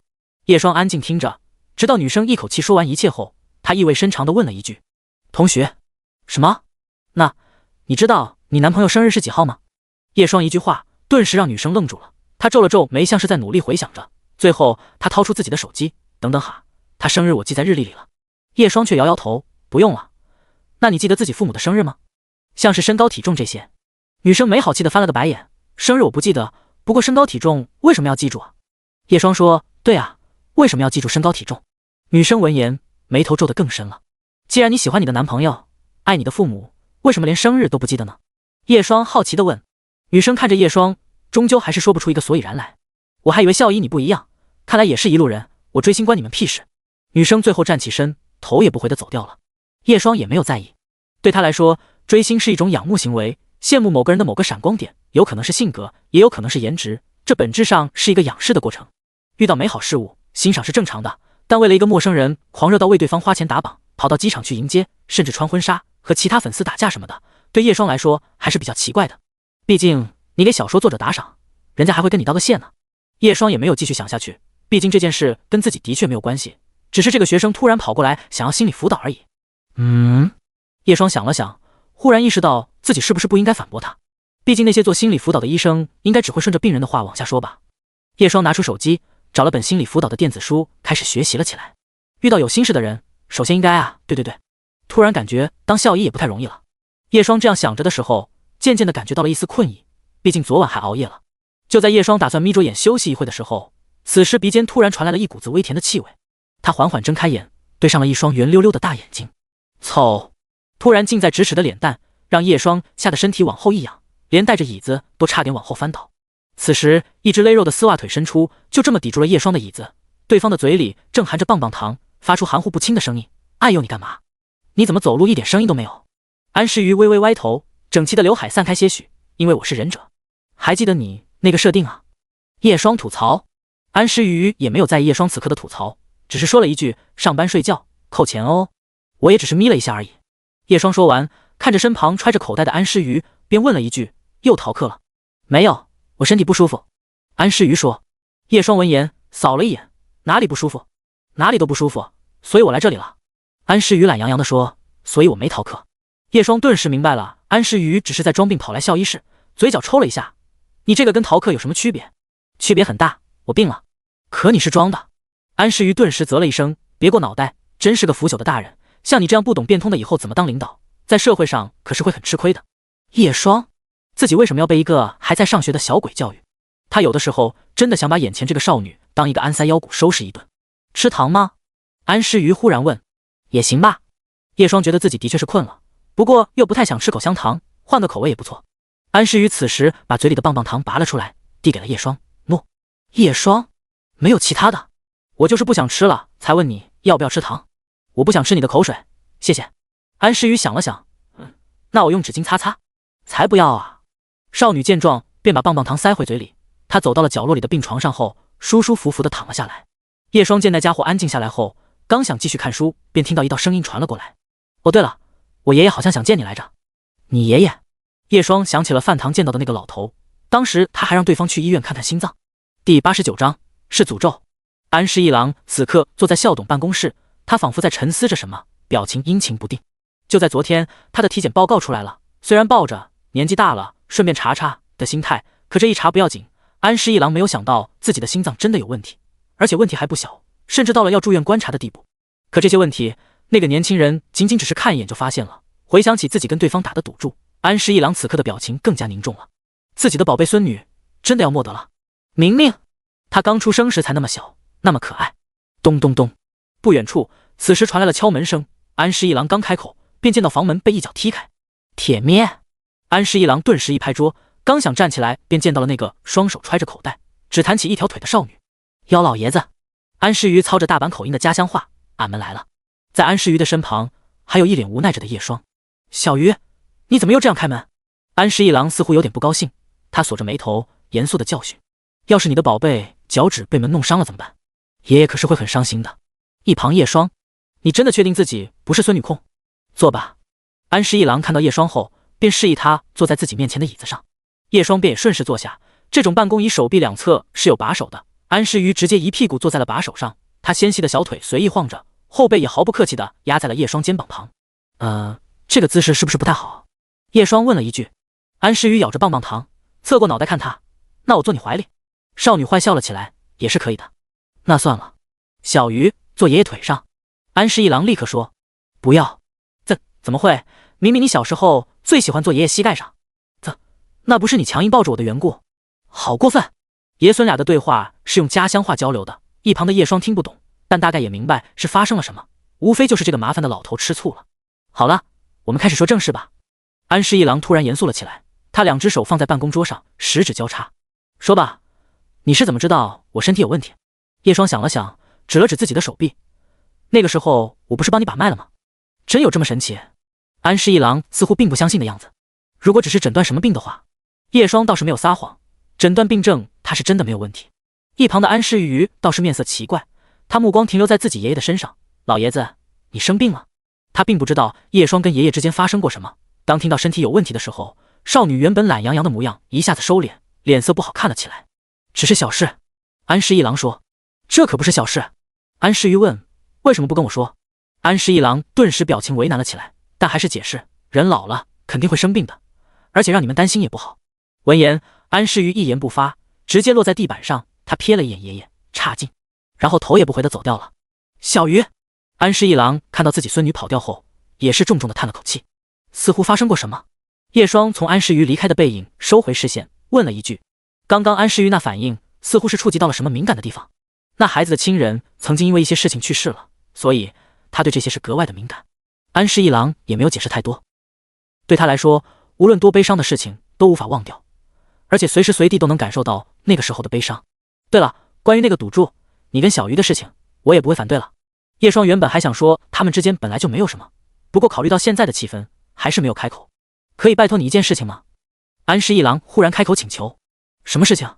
如果可以的话，希望你能多陪他玩玩，做点开心的事情。似乎对小鱼来说，你是个比较特殊的存在。叶双听闻，倒也觉得不是什么困难的事情，我尽量。安石一郎又像是想到了什么，从口袋里拿出一张卡，推到叶双面前，这里有50万，就当是拜托你的报酬了。可叶双却摇了摇头，太少了。叶双只是一笑，不用了，如果那孩子知道我是因为钱，肯定也会忘不掉这件事吧。你是希望你孙女多一件伤心事吗？安石一郎愣了一下，仿佛像是明白了什么。你知道了？是小鱼告诉你的？没有，我猜的。叶双说。安石一郎似乎有点吃惊对方的本事，感到了一些不可思议。你的医术那么厉害？叶双也不知道怎么解释，也只好笑了笑。天台，安石瑜坐在阳台围栏上，几乎半个身体都在外面，他就坐在那，任由微风吹动自己的刘海。或许是想到了什么，他垂着眼眸，感觉心里远比被风吹的身体更冷。很危险的，坐在那里。身后传来了一道声音，安石瑜头也没回，从声音便认出了是谁。那种事情无所谓吧，大叔你是怎么找到我的？但下一秒，安石瑜便愣住了。只见叶双身体一翻，也学着他的模样坐在了围栏上。我呀，直觉比较厉害。随后他朝着下面看了一眼，嚯，真高！安石瑜回过神来，扭过头去，大叔，你果然很奇怪呢，唯独不想被你这样奇怪的家伙说这种话。哼哼。安石瑜感受着吹拂面庞的微风，而一旁的叶双坐得不算近，却为他挡了些许冷风，也带来了一点温暖。大叔，少女开口，你知道超忆症更多的东西吗？也许吧，是一种不会忘记事情的病吧。叶双说，每个人类都拥有过目不忘的能力，而遗忘其实是一种保护机制，什么都忘不掉，就像是我上次说的，更像是一个诅咒吧。叶双的话随着微风，就像是吹进了少女的心里。第90章，悟了。诅咒。安诗雨把鬓发撩到耳后，露出了小巧的耳朵。此时他的脸蛋浮现出一些玩味。这个称呼我喜欢。大叔。什么？你口中的那个超异症，我也有。安诗雨说。叶双故意露出惊讶的表情，是吗？结果下一秒，安诗雨露出不屑的鄙夷，别装了，你这个演技只能去电影里扫厕所。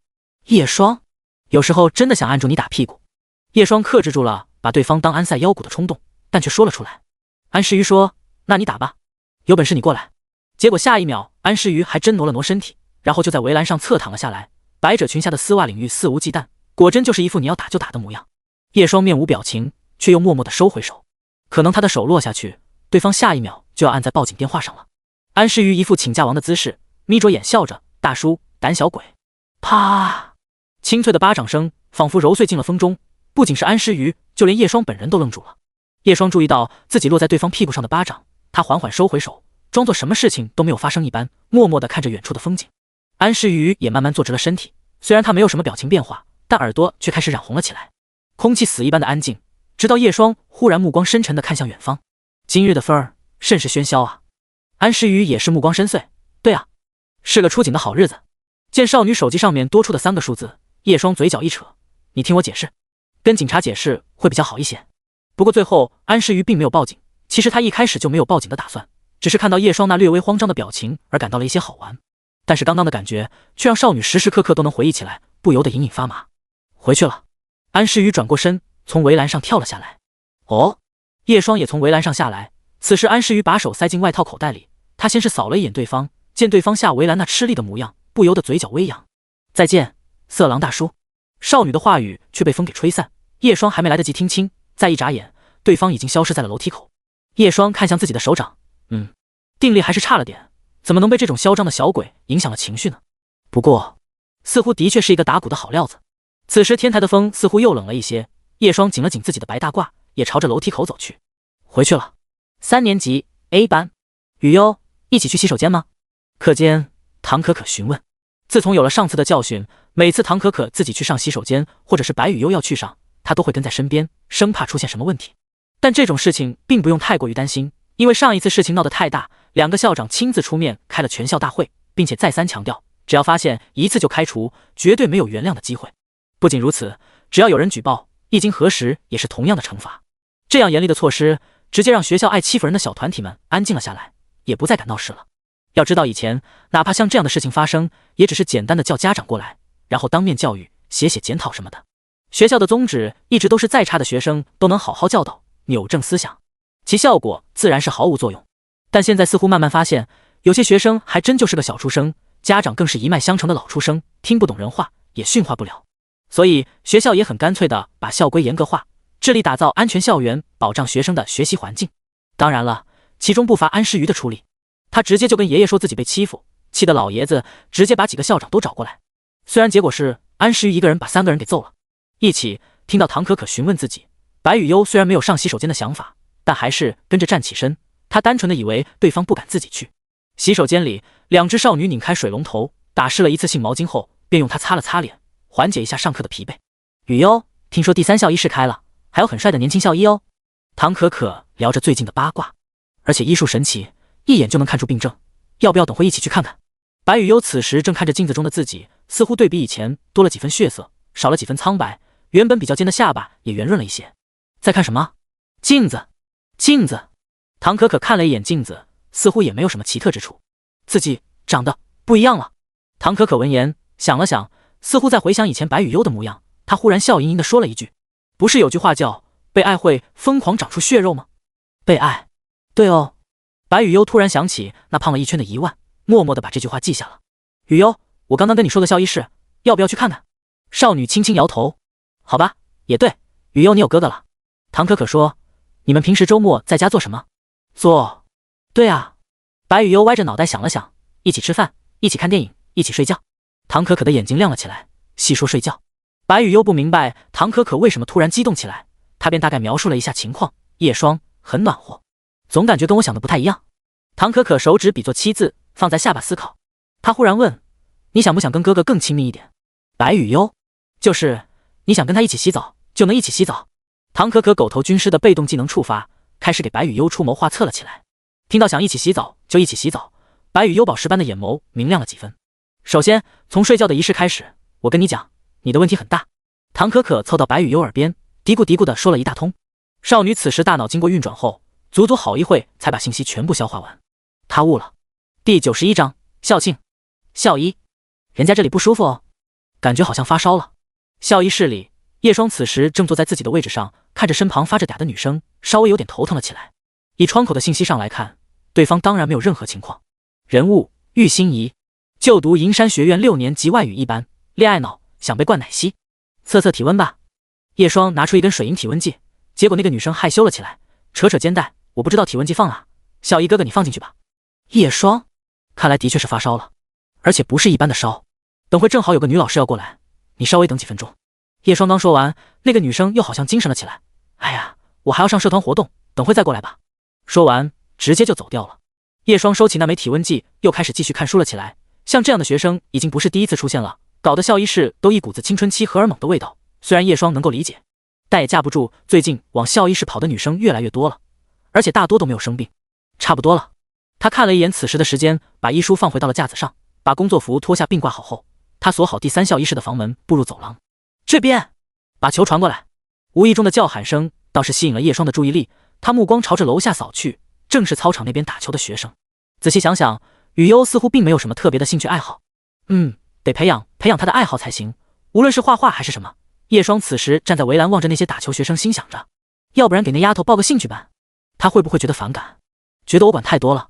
叶双想了一会，选择不再纠结下去，因为这个时间点雨优他们也放学了，自己也有点事情要过去。校庆都快到了，为什么我们班还不投票决定做什么呢？那还不是因为前段时间陈老师腿骨折了，班长又不靠谱。要不然就问问小鱼，他是副班长，而且那么聪明，你可以在任何地方碰到小鱼，唯独在教室里找不到。也是哦。此时迎面走来2个聊着天的女生，当见到叶双后便礼貌地打了个招呼，老师好。你们是 B 班的学生？叶双开口问。对，老师你还给我们上过自习课呢。其中一个女生说道。叶双点头，随后2个学生也离开了。校庆正当叶双思索着的时候，他此刻也走到了 A 班的位置，恰好见到了位置上在收拾挎包的雨优他们。雨优注意到教室外的叶双后，顿时包也不拿，伴随着飘动的长发，少女直接小跑了出来，抱抱。好了，现在人多。叶双轻轻捏了一下对方的脸蛋，然后看向他身后走出来的唐可可。可可，哥哥，你是过来接雨优的？唐可可说着，还顺便把白雨优的包拿了出来。也不是，今天你要是不忙的话，跟我们一起在外面吃饭吧。叶双笑，今晚就不做饭了。唐可可倒是没有什么意见，反倒是开心的点头，好呀。叶双选择把车留在了学校，然后3个人就这么步行走出校门。叶双先是看了一眼宛如树袋熊一般紧紧抱着自己胳膊的白雨优，又看向了唐可可。可可，我刚刚好像听到你们学校的人说什么校庆的事情。唐可可便介绍了起来。对啊，半个月后就是我们银山学院70年校庆，到时候会举办为期1周的校园活动，还会根据生日岁数放对应数量的烟花哦。校园活动一般举办什么？叶双问。可以允许学生或者外部人员在学校里摆摊，然后每个班都要准备一个主题，就好像我们 A 班去年是办了鬼屋，效果都还可以。除了班级，还可以以社团为单位举办表演，去年我们银山学院的轻音社、街舞社还有篮球社的个人舞蹈都是广受好评的表演。唐可可说得很详细，叶双听着一边点头一边思考着要不要租一个摊位。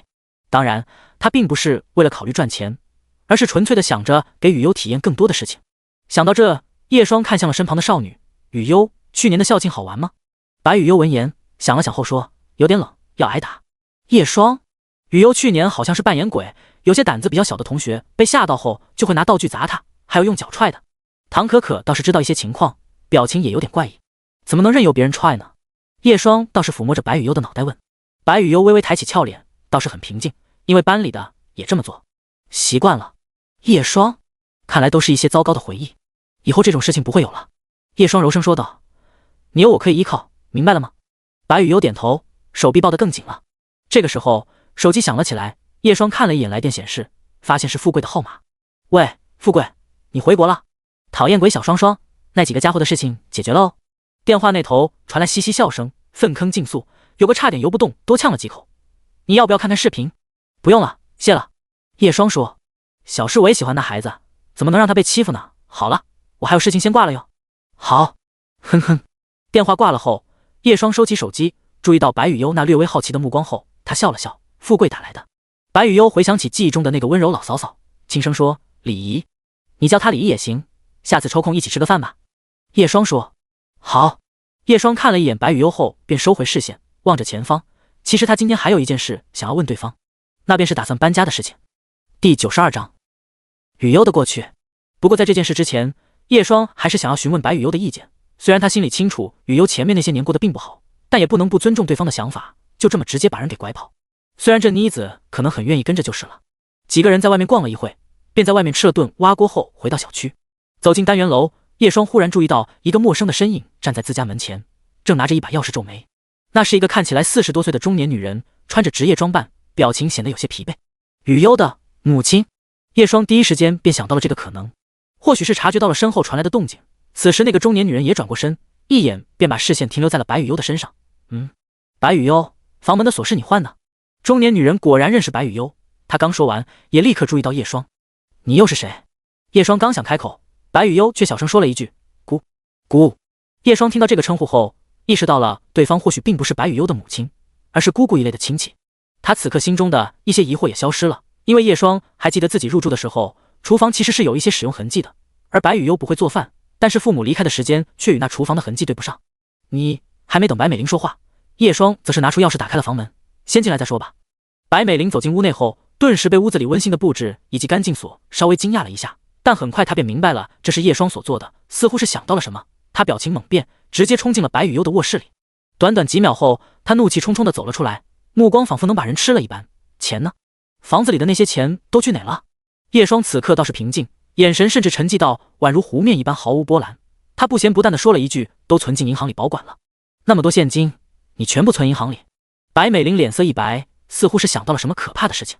对方这如此反常的模样，反倒是让叶双明白了什么。他的语气稍微冷了一些：“怎么，存进银行又不是拿不出来？难不成这笔钱来路不干净？你在胡说什么？”叶双的话就像是一根针一样刺进了那女人的心里。白美玲拿出手机：“我要报警！你私闯民宅，盗窃钱财！”叶双和白雨幽两个人就在那间并肩站着，仿佛在看一场电影一般，毫无波澜。白雨幽，你是个傻子吗？站他那里做什么？白美玲看到白雨幽挨在叶双身旁，立刻训斥：“过来！”少女闻言，反倒是轻声说：“不。”说完，白雨幽还靠近了一些叶双。你，叶双此刻却说：“你要是报不了警，我帮你报。”白美玲闻言，脸色顿时不好看了起来，她一副欲言又止的模样，像是做了很久的挣扎，最后像是放弃了一般，认命似的把手机放下。坐吧，我有事问你。叶双说完，坐在了一旁的沙发上。这副模样，反倒是叶双才是这个家的主人，但他的气场就是压住了白美玲。此刻的叶双更像是一只安静的狮子，随时随地都能亮出自己的獠牙。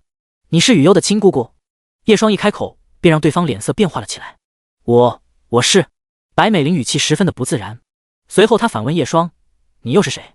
为什么会出现在这里？”你可以理解为我现在在照顾雨幽。叶双说：“不可能，我不同意。”看到对方那激动的模样，叶双也只是淡淡的笑了笑。我只是在告诉你，还有，晚点我会带这丫头去派出所的采血点做个记录，把她的资料录入打管数据库里。你也别激动，把你知道的告诉我就行。白美玲却沉默了。叶双见对方不说话，自己倒是十分的平静，他放缓了自己的语气，朝身旁的少女说：“雨幽，倒2杯水过来。”白雨幽轻轻点头，去厨房倒了2杯水出来，一杯放在叶双的面前，一杯放在白美玲面前。姑，喝水。或许是白雨幽的行为触动到了白美玲，此刻她的表情显得更加憔悴了一些。真是作孽啊，作孽啊！叶双也不着急，慢慢的耗着时间，反正从白美玲刚刚的表现，他心中的猜测已经有了7、8分的把握。雨幽是被拐来的，以那夫妻还会借钱的行为，那一大笔现金很显然就不是他们的，有可能是雨幽亲生父母的，也有可能是从别的地方弄来的。只是这笔钱来路不正，他们不敢存进银行，可能就私下偷偷用现金。还有就是那个白老七入狱后，或许是他妻子担心事情败露被详细追查到头上，自己不敢带钱，直接跑路也不奇怪。当然这些也只是猜测，但叶双还是暗暗的松了口气。如果白雨幽的亲生父母真的另有其人，反倒是让他心里没那么难受。要知道被亲生母亲这样关在阁楼当个宠物养着，那才是真正的可怕。虎毒尚不食子，但有些父母做的的确不合格，哪怕是学车都需要考证，但当父母不需要。想到雨幽被关在暗无天日的阁楼里8年，可能还会奇怪自己为什么要被这样关着圈养，但他无论如何出声，也不会得到任何人的帮助，真是作孽。叶双也喃喃出声，说出了跟白美玲同样的话。白美玲深深地看了一眼叶双，最后也是松口了。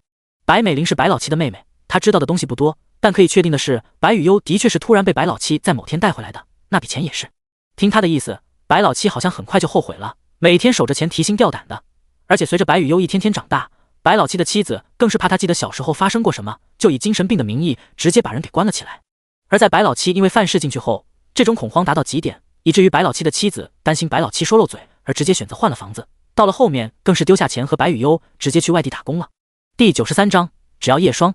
而白美玲扮演的角色仅仅也只是出于恻隐之心，偶尔过来看一眼白雨悠，确认他以及那笔钱的情况罢了。白老七的老婆现在在哪？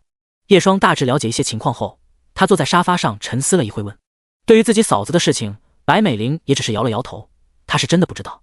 唯一知道的，那便是她可能拿了1、2万现金跑路了，这多余的钱则是怕引火烧身留在了这里。至于白老七，早就在监狱了。当说出这些事情的时候，白美玲也像是心里的石头终于放下，解脱了。一个人身怀秘密，尤其是像这种犯罪的秘密，是会受到良心谴责的。她白美玲欲言又止，不过还是说道：被你照顾得很好。是吗？他本该更好。叶双不咸不淡地说。略微昏暗的房间里，他的半个身子隐没在影子里，衬托着叶双的气场更加冰冷了一些。白美玲的表情也有点尴尬了起来。叶双也不想苛责白美玲，毕竟对方扮演的角色也只是一个旁观者，并不是所有人都可以做到大义灭亲，这是人之常情。或许偶尔过来看一眼白雨悠已经是他最后的救赎，而且似乎也是他跟社区一起帮助白雨悠入了学。天色也不早了，回去吧。叶双说。白美玲愣了一下，我没买菜，还是说你想留下来住？这倒不是。白美玲犹豫了一下，最后还是问了一句：请问你是他的谁？夫妻。白雨悠在一旁秒答。白美玲愣了愣，这个你就不用管了，而且不久后我们会搬家离开这个地方。叶双说。这里不是他家，是囚笼，关了他10几年的囚笼。白美玲闻言仿佛想说些什么，她垂下脑袋，几乎是用喉咙挤出一丝声音：对不起。送走白美玲后，叶双直接报了警，然后领着少女去了一趟派出所。为了打击拐卖，每个城市的派出所都有免费验血点，派出所的人员给白雨悠抽血记录后，又带去整理资料。这样一折腾，几乎是大半夜才从所里出来。而且起诉白老七也是需要一些时间，所以未来一段时间可能要经常往这里跑了。晚上稍微有点冷，叶双拉着身旁的白雨悠漫步在路灯下，注意到少女一直沉默不语后，叶双也知道如此庞大的信息一时间也难以被他消化。虽然叶双不想让白雨悠再次受到伤害，但是他有权知道这些。雨悠，别担心，会找到你亲生父母的。叶双安慰般的说着。叶双，找到他们后，叶双你会离开我吗？白雨悠忽然小声问。昏暗的路灯下，少女的询问就像是她知道了某些答案一样，她睁着被刘海阴影遮掩的美眸，读不出半分情绪。叶双想像往常那般告诉对方不会，但话到口中却再也说不出口，握着对方冰冷的小手，他也只能淡淡笑了笑。雨悠，如果你父母不愿意的话，可能不能一直在你身边。为什么？很多原因，万一你亲生父母是外地的，又或者他们不喜欢我。叶双柔声继续说着。不过你别担心，我们可能只是不会住在一起，以后。话还没说完，白雨悠罕见地打断了叶双，她微微抬起下巴。我不要叶双离开。如果他们不喜欢你，我也不喜欢他们。我不要亲生父母了，我只要叶双。在叶双惊愕的目光中，豆大的泪珠滑落了少女脸蛋，顺着下巴滴落在地板上。她紧紧抓着叶双的手掌。我们是夫妻，夫妻就要永远在一起。我和叶双不要分开。叶双还是第一次见到白雨悠一口气能说那么多的话，她这么一哭，叶双便感觉这世间一切都不重要了，仿佛全世界都做错了一般。没有办法，叶双只好伸出手把少女揽入怀里。路灯下，两人的影子渐渐重叠在了一起，紧紧搂着对方的身体。叶双把下巴放在了他的脑袋上，心中却泛起一丝苦涩。自己真混蛋，居然把他惹哭了。明明被欺负的时候他都没有哭过。白雨悠被叶双抱着，一下子就安静了。他用湿润的脸蛋蹭了蹭对方胸口，似乎是在贪恋着上面的温度。叶双暗暗叹了口气，怎么办？好像越陷越深了。自己可以自私一点，真的把他留在自己身边，可他根本不懂事，自己真的能这样做吗？叶双感受着怀里的温度，一时间也有点迷茫了起来。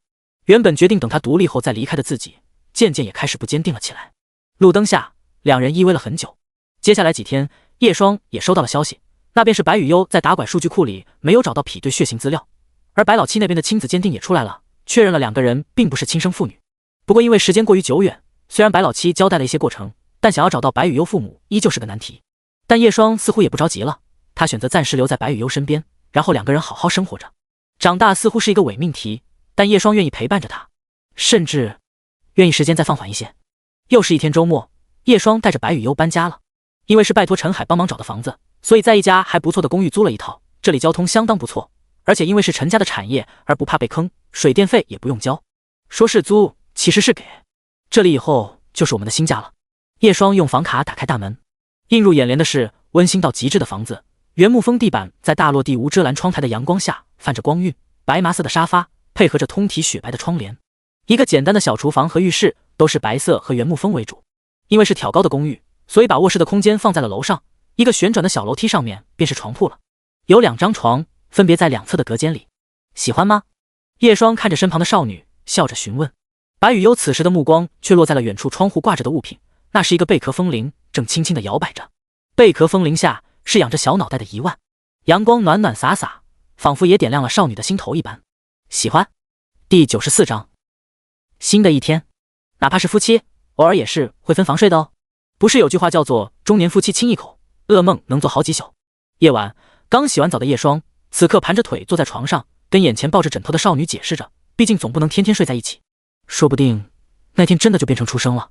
白羽幽也是刚洗完澡不久，他鸭子坐的姿势坐在床上，一双大腿又白又刺眼。我们年轻。白羽幽把脸蛋放在枕头上，小声说，我们会做好梦的。叶双还是态度强硬地说，不行，从今天开始1周有1天要分开睡，毕竟这样怎么能独立。白羽幽看到叶双板着脸，也只好慢吞吞地站起身。两个人的床隔了一个5、6米的过道，他抱着枕头回去的时候，每走2步还会回头望一眼，就好像在问，你会喊我回来吗？不过叶双态度坚决。熄灯后，叶双看着窗外的霓虹灯光，便把窗帘给拉上了。这个公寓在21楼，所以风景还算可以，能够看到不少城市的夜景风光。但叶双更喜欢老旧小区那窗外的风景，虽然谈不上多好看，但生活气息浓郁。也不知道过了多久，叶双闭着眼准备睡去的时候，突然听到了一阵细微的脚步声。虽然声音不大，但是在昏暗安静的环境下显得格外突兀。只见那脚步声逐渐靠近，最后钻进了自己的被窝里。少女熟练地趴在叶双的身旁，一条纤细的腿压了上来。羽幽，你又不听话了。叶双说。可白羽幽的脸蛋埋在叶双的肩膀上，就像是睡着了一样，一动不动。如果不是叶双知道他是刚躺下来的话，绝对会被骗了。就在这个时候，白羽幽突然埋头递过来一张小卡片。叶双眯着眼，在微弱的夜光灯下看清楚了上面的字。Omega，12点了，新的一天到了。卡片反面 Omega， 羽幽已经睡了哦，你只需要抱着他入睡。叶双，他默默地点开现在的手机时间，0点。好家伙，卡 bug！ 啪！叶双拍了少女的屁股一巴掌，平时不见你那么聪明。一夜无话，翌日天蒙蒙亮，叶双起床了，用被子把八爪鱼羽幽裹成寿司卷后，他走下楼梯，来到了1楼的厨房。喵内，1万走了过来，蹭了蹭他的脚踝。以往这个时间点，1万还没有起床，主要还是猫这种生物比较认环境，这里对他来说比较的陌生，所以睡得不踏实。猫认物，狗认人，意思是猫只会熟悉自己闻过的气味，对环境变化很敏感，而狗只认主人，对环境变化无所谓。叶双把1万抱了起来，放在了自己的肩膀上，这家伙倒是越来越胖了。随后，叶双开始准备起早饭，简单的热了一下牛奶。叶双给平底锅打了个蛋后，开始煎了起来。反倒是油花的声音吓到了1万，让这家伙一溜烟从叶双的肩膀上窜了下来，最后钻进了沙发底。这家伙该剪爪子了。刚刚1万的动作太大，下意识伸爪子扎了叶双肩膀一下。随后，叶双又打开烤箱，拿出菠萝包的半成品面包胚，开始烤了起来。弄好后，叶双熟练的用刀切开，在每块菠萝包里面塞了块黄油进去，这样经典的菠萝油早餐就完成了。安静的早晨，只有厨房和远处那风铃的摇曳声音，叶双感觉自己的心都沉静下来。给自己泡了杯咖啡，叶双安静地享受着这一刻。大概过了一小会，不远处的房门传来了敲门声。叶双从沙发上起身，开门后是小脸兴奋的唐可可。早，哥哥。早，一起过来吃早饭吧。叶双微笑着说。顺带一提的是，这所公寓就在商业广场里，距离唐可可家更近，因为唐可可家是这个商业广场配套的小区，某种意义上来说，这也算邻居吧。大概。哇，好看好看。唐可可一进来就在屋子里转悠了起来，似乎很喜欢原木风的家具。唐可可最后眼睛就差发光，以后我有钱了也要买套公寓。公寓只适合租，不适合买。叶双喝着咖啡，笑着说。为什么？我想想。叶双想了想，随后解释说道，产权年份少，还有就是水电是按照商业标准来进行收费。还有就是大部分公寓是没有燃气的，毕竟户型小，不符合规定。唐可可却注意到一旁的煤气灶，哥哥，你这里为什么有？我说的是大部分，其实还是有一部分有的，毕竟我们城市有出台相关规定，只是可能老旧公寓享受不到了。唐可可似懂非懂，笑嘻嘻地说，以后有钱了还是买别墅吧，中山那边好像100多万就可以买到了。也不是不行。叶双也是笑了笑，中山市和海珠市是挨在一起的，而叶双他们住的城区恰好跟中山很近，比起海珠市高昂的房价，很多这个区的人选择在隔壁市买房，反正也就一条马路的间隔。来，吃菠萝油。叶双说着给唐可可拿了双一次性手套，趁热。嘿嘿。唐可可道了声谢谢后也不客气了。叶双考虑到让白雨优多睡一会，便也没有着急喊她起床，而是走到了阳台那边。阳台是封闭的，或许说公寓一般都不会有开放式的阳台，基本都是落地窗，而晾晒衣服的事情便用洗衣机和烘干机代替。哥哥，你做家务很熟练，以前是做什么的？唐可可脸蛋鼓鼓的吃着菠萝油，看着叶双从烘干机里拿衣服的背影，第一次问出了自己好奇的事情。当老板，几个亿几个亿的挣大钱。叶双说，骗我，如果你当老板的话，哪里还会干这种家务？唐可可一副你逗小朋友很好玩吗的语气。我爸爸以前也开公司，几乎天天不回家呢。叶双闻言忍不住笑了笑，好吧，我的确是骗你的，赚不到几个亿。可可，帮我喊雨优起床吧。好嘞，交给我啊。第95章，出来喝茶。35层的办公大厦，视野通透，几乎可以把城市的面貌尽收眼底。陈庆站在落地窗前，望着远处那泛着光泽的海湾，抿了口手中的咖啡，不知道在想些什么。咚咚，进来。办公室的大门被推开，助理走了进来，说道：“陈总，刚刚策划部门已经把开会方案敲定下来，请您过目。”陈庆的表情平静，他回到了自己的座位上，仔仔细细地看了一遍方案后，签下了自己的名字。就按照这个方案去弄吧，还有通知 Lisa 把上次投资亏损的账目统计出来，我要看。好的，陈总。助理顿了顿，又说了一句：“关于龙湖那边的开发，可能还需要补一笔约1亿左右的资金。”我知道了，下去吧。是。看着助理准备离开，陈庆忽然叫住了他，慢着，还有什么吩咐？陈总，今天下午有什么安排？陈总，今天下午没有其他安排，不过杨总想预约您吃一顿饭。助理笑着说道，和杨总吃顿饭，放松放松也不错。陈庆只是淡淡的扫了他一眼，你连我休息时间都安排了。助理意识到自己说错话，立刻低着头，抱歉，陈总。出去吧。是。助理关上门后，陈庆坐在了办公椅上，望着电脑里的风景壁纸，他敲了敲快捷键，壁纸瞬间切换成了一个男生的照片，也不知道那个家伙现在在干嘛。看着照片，陈庆露出浅笑，他捧着咖啡在办公椅左右轻轻转着，一副小女生的姿态。陈庆想了想，看着一旁的手机却有点犹豫，他会不会觉得我很粘人很烦？最后陈庆坐直身体，拿起手机敲了敲。陈庆，3点几了，出来喝茶了喂。陈庆，丸子妹傻笑点 GPG。 呆呆地看了一会聊天框，却没有对方正在输入中的回复。陈庆纤细的葱白手指轻点下巴，也只好先把手机放在一旁。叮，手机立刻弹出通知音，陈庆立刻伸出手拿了过来。电量不足，剩余 20%。 陈庆，他面无表情地把手机丢到了无线充上。就在这个时候，手机又响了，陈庆立刻拿了起来。叶双，你不用上班。陈庆忍不住一笑，我今天休息呢，在家好无聊呀，快来带本小姐出去玩。之所以不想告诉对方自己还在公司，主要还是不愿意给叶双过多压力。陈庆不愿意给对方一种我难得的空闲时间都来找你了，因为他怕叶双嫌自己烦。叶双，我在上班呢，下次一定。陈庆的脸蛋鼓了起来。陈庆，请假吧，我给你贴工资。叶双，亏你还当老板，没点职业操守。陈庆，讨厌鬼，我找别的男人去。叶双，好吧。陈庆，我真的去了哦。叶双，陈庆，你不要给我哇哇叫，出来。陈庆，孔子撸袖子秀肌肉点 JPG。 叶双，晚上来我家吃饭就行，我这还有几个女生没搞定，而且才刚插进去。陈庆，咩鬼也。叶双，体温计啊，你以为？陈庆，好吧，晚上去你家吃饭，给我做爱吃的，蒜蓉扇贝，煲个靓汤，对了，还要一个沙姜鸡。叶双，你还真不客气，行吧。陈庆，哼哼。放下手机后，陈庆突然感觉鼻尖有点痒，哈啾，哈嚏。此时校医室里的叶双打了个喷嚏，他伸出手揉了一下鼻梁，感觉应该是空调开低了一些，毕竟暑假快到了，天气倒是越发的炎热。校医，我好热呀。校医，我是不是发烧了呀？校医，我这里不舒服。面前的椅子上坐着3个女学生，她们声音嗲嗲的，虽然叶双还不知道体温计的温度，但她们的烧倒是感受到了。他心中暗暗叹气，校医室里的荷尔蒙气味倒是更浓郁了。很快，体温结果也出来了，正如叶双窗口里看的那样，一点问题都没有。拎着3只女生丢出校医室后，叶双回到了自己的位置上坐好。校医的工作比自己想象的要轻松，这几天来这里的学生基本没有什么问题，更多的像是那样发烧的学生。吃完了，摸了摸口袋，叶双注意到没有口香糖后，便起身打算去一趟小卖部。不过这玩意还是不能吃太多，不然容易变成方脸。戒烟是一个漫长的过程，不光是生理方面的，更多是心理方面的成瘾。来到小卖部后，叶双买了盒酸梅含片，便来到了操场，打算稍微散散步。远处似乎有班级在上体育课，叶双站在树下眯眯眼，还是看不大清是不是雨优他们班级。变态大叔，你跑出来做什么？突兀的声音响了起来，叶双愣了一下，随后左右看看，却没有发现那道身影。上面，这个时候，叶双抬起头，才发现自己身旁的大树上正有一个短发少女坐在枝干上，悬着2条腿。叶双，你怎么在上面？因为累了，找个地方坐一下。安诗瑜低着头，凭刘海下的眼眸盯着叶双。此刻她虽然穿着百褶裙，却一点也不在意抬着头的叶双。她还不忘懒洋洋地提了一句：“变态大叔别看了，我穿了安全裤。”叶双嘴角抽抽，我没看。而且为什么我的称呼从色狼大叔变成变态大叔了？还有正常人哪有爬到树杈上坐着休息的？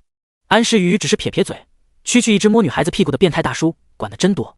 随后他身体往后一倒，在叶双震惊的目光中倒挂在了树杈上，脸颊与叶双几乎面对面，隐藏在各种地方，可是忍者的基本能力。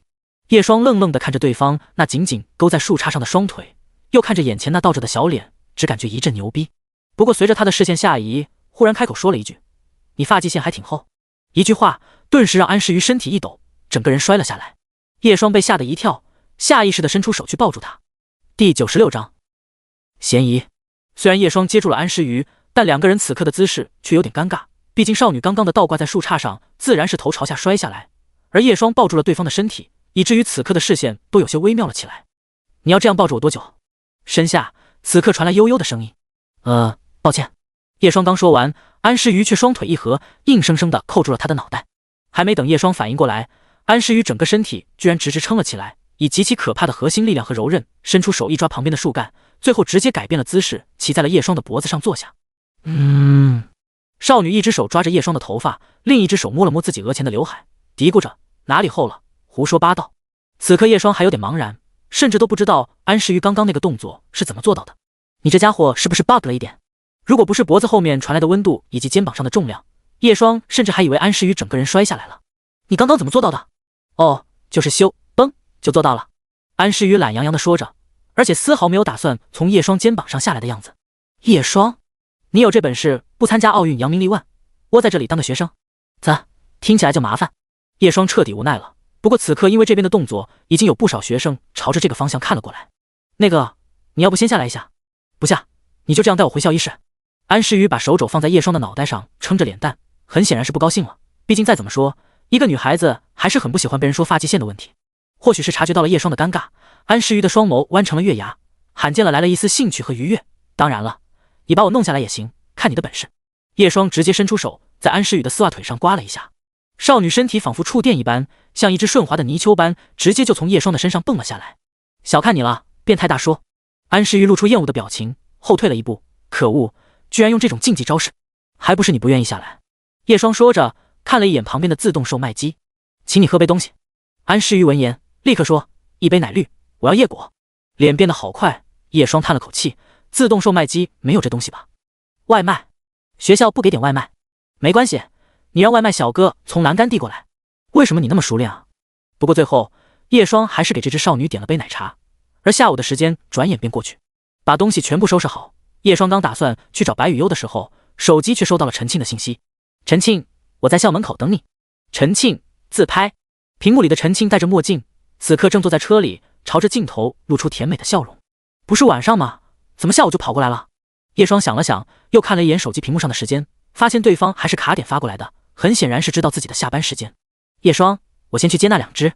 陈庆，咩，2只？叶双，一个是雨优的朋友。陈庆，哦。放下手机后，叶双又去教室找白雨优，却发现教室里空荡荡的，没有一个学生在。远处窗台的帘子微微被吹动，吹进了下午的阳光。叶双视线停留在白雨优的位置上，干干净净的，和以前截然不同。椅子也不会缺个腿，桌子也没人画了，课桌沐浴在阳光里，仿佛焕发了新生。体育课吗？叶双很快便收回了视线，他拿出手机给白雨优发了个消息后，便先去校门口了。出学校的学生不多，毕竟整个学校里放学后不参加社团直接回家的学生是少数。来到校门口后，叶双扫了一下周围的车辆，最后也没有发现陈庆在哪里。下课的时间点，过来接孩子的车其实也不少，如果不是这边交通规划比较好，早点就被堵得水泄不通了。滴，车辆的喇叭声响起，叶双扭头看到了一辆打着双闪的迈巴赫。他走了过去，发现的确是陈庆后，便拉开副驾驶坐了进去。嘿嘿，这都看不见本小姐。陈庆摘下墨镜，笑盈盈地说着，感觉不像是你会开的车。叶双其实刚刚就看见了，只是没觉得是陈庆在上面。我那辆刮了拿去修，就把公司的车开过来了。叶双点点头，闻到了车里有股淡淡的香水味。你喷了香水，好闻吗？你凑近一点闻，更好闻。陈庆不怀好意地笑着，只要叶双靠近一点，他就把对方脑袋按在自己的胸口。已经够了，叶双说。陈庆见计划落空，不甘心地哦了一声。那两只小丫头呢？体育课，所以我给他们发了消息。叶双说。陈庆看着前方，又看了看身旁的叶双，忽然问叶双，你真的打算一直留在那孩子身边？暂时是这样，他比我想象的要更依赖我一些。叶双继续说，他已经受很多伤了，现在离开反而不好。我也依赖你哎，你不需要我照顾。叶双说。陈庆原本想驳嘴，但想了想，又笑盈盈地转了话题。叶双，周末过来我们家吃饭。陈叔问的。叶双愣了一下，不是，是咸鱼要出来。叶双对于这个陌生的名字想了想，终究还是没有想到了一个所以然来。哪个？就是唱歌那个，我们小时候还听过他的演唱会呢。叶双恍然，终于知道陈庆所说的嫌疑是谁了。那是一个港区比较知名的歌星和演员，只是现在不活跃了而已。他小时候的确见过，在他的印象里，对方说话温柔，是个很漂亮的阿姨。他返大陆有什么事情吗？内地定居？不知道，好像是有什么大事，所以我爹爹让你过去。让我？叶双有点奇怪。第97章写情书。走吧雨优，我们去洗澡换一身衣服。体育课结束，唐可可亲昵地挽着白雨优手臂，笑嘻嘻说道，女孩子之间这样的举动实属正常，哪怕是手拉手逛街也不会有人感到奇怪，但是换成两个男的，情况就不太一样了。虽然两者本质上没有区别，但人都是有偏见和盲从的，似乎只要把自己隐没在多数之中，仿佛就能找到安全感一般。你体力很好吗？为什么好像没有出汗的样子？唐可可摸了摸白雨优的手臂，发现冰冰凉凉的，甚至一点汗都没有，这让他感到了好奇。不过他也听说有些人汗腺比较不发达。此时白雨优闻言，他看了看自己的手臂，又拉起一点衣服，露出小腹，肚子有汗。不行！唐可可立刻制止了白雨优。白雨优回过神来，像是想起什么，轻轻点了点下巴。对，只能给叶双看。唐可可疑惑，哥哥是这么说的。白雨优眨了一下美眸，似乎在思考，最后他好像得到答案一般点头。唐可可挠挠头，不过好像也不是不可能。走吧走吧，先去洗澡换身衣服回家了。唐可可说着，视线落在那些男生的身上。你看我们班的男生，好像直接就这么放学回家或者参加社团了，也不怕熏到别人。熏？出汗的味道会熏到别人的哦，会惹人讨厌的。唐可可说。白雨优闻言后恍然，说是洗澡，其实就是简单的冲洗身体。女更衣室里是提供热水的，而每个隔间的门板只会遮掩中间的部分，伴随着水雾的缭绕。唐可可在门板上面探出脑袋，笑嘻嘻地问了一句，雨优，哥哥知道我们在上体育课吗？白雨优此刻全身都是泡泡，正努力眯着眼说，手机有信息。哦，不过雨优，我在这边哦。唐可可见到白雨优背对自己和另一边的门板说话，只好无奈说道。洗完澡后，更衣室的角落里有大型烘干机，只需要站上去便有热风对着头吹，不过大多数学生基本只会吹个半干，毕竟现在才下午4点多而已。走吧。好。白雨优跟唐可可回了一趟教室，结果在收拾东西的时候，少女却在抽屉里发现了2封信，很显然又是情书。又是这个东西。一旁的唐可可见状，或许是想起了前段时间的情书事件，便下意识地瞄了一眼少女的额头，此时被刘海所遮掩，看不清伤口的恢复情况，但不管怎么说，发生这种事情也太过分了。如今学校整治，类似的事情应该不会轻易发生，只是唐可可怕情书会触及到白雨优的心理创伤。但很显然，白雨优比唐可可表现得更加坚强，或者说根本就不在意上次的事情，毕竟挨打只是白雨优所经历事件之中最微不足道的小事罢了。在少女的记忆里，她在很小的时候就被酒后的白老七拳脚相加了，所以才对表现得如此平淡。适应力和习惯是一种很可怕的东西，哪怕所经历的事情是扭曲的，一旦习惯下来，就会变得不再在意。这个处理？白雨优拿着信封问。你自己决定吧，不过你没事吧？唐可可小心翼翼问。白雨优摇头。开除他们正是便宜他们了。唐可可挥挥拳头，像是在打抱不平。不过他们却不知道那几个家伙后续被李富贵丢去奋力求生了。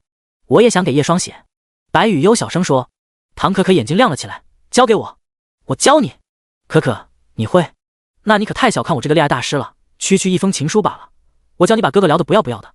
唐可可火力全开，两个人好像一下子忘记了叶双他们还在外面等，好像有点慢，都4点半喽。陈庆坐在车里，他看了一眼自己手腕上镶满宝石的限量手表，扭头看向叶双那边，要不然我们先去买食材。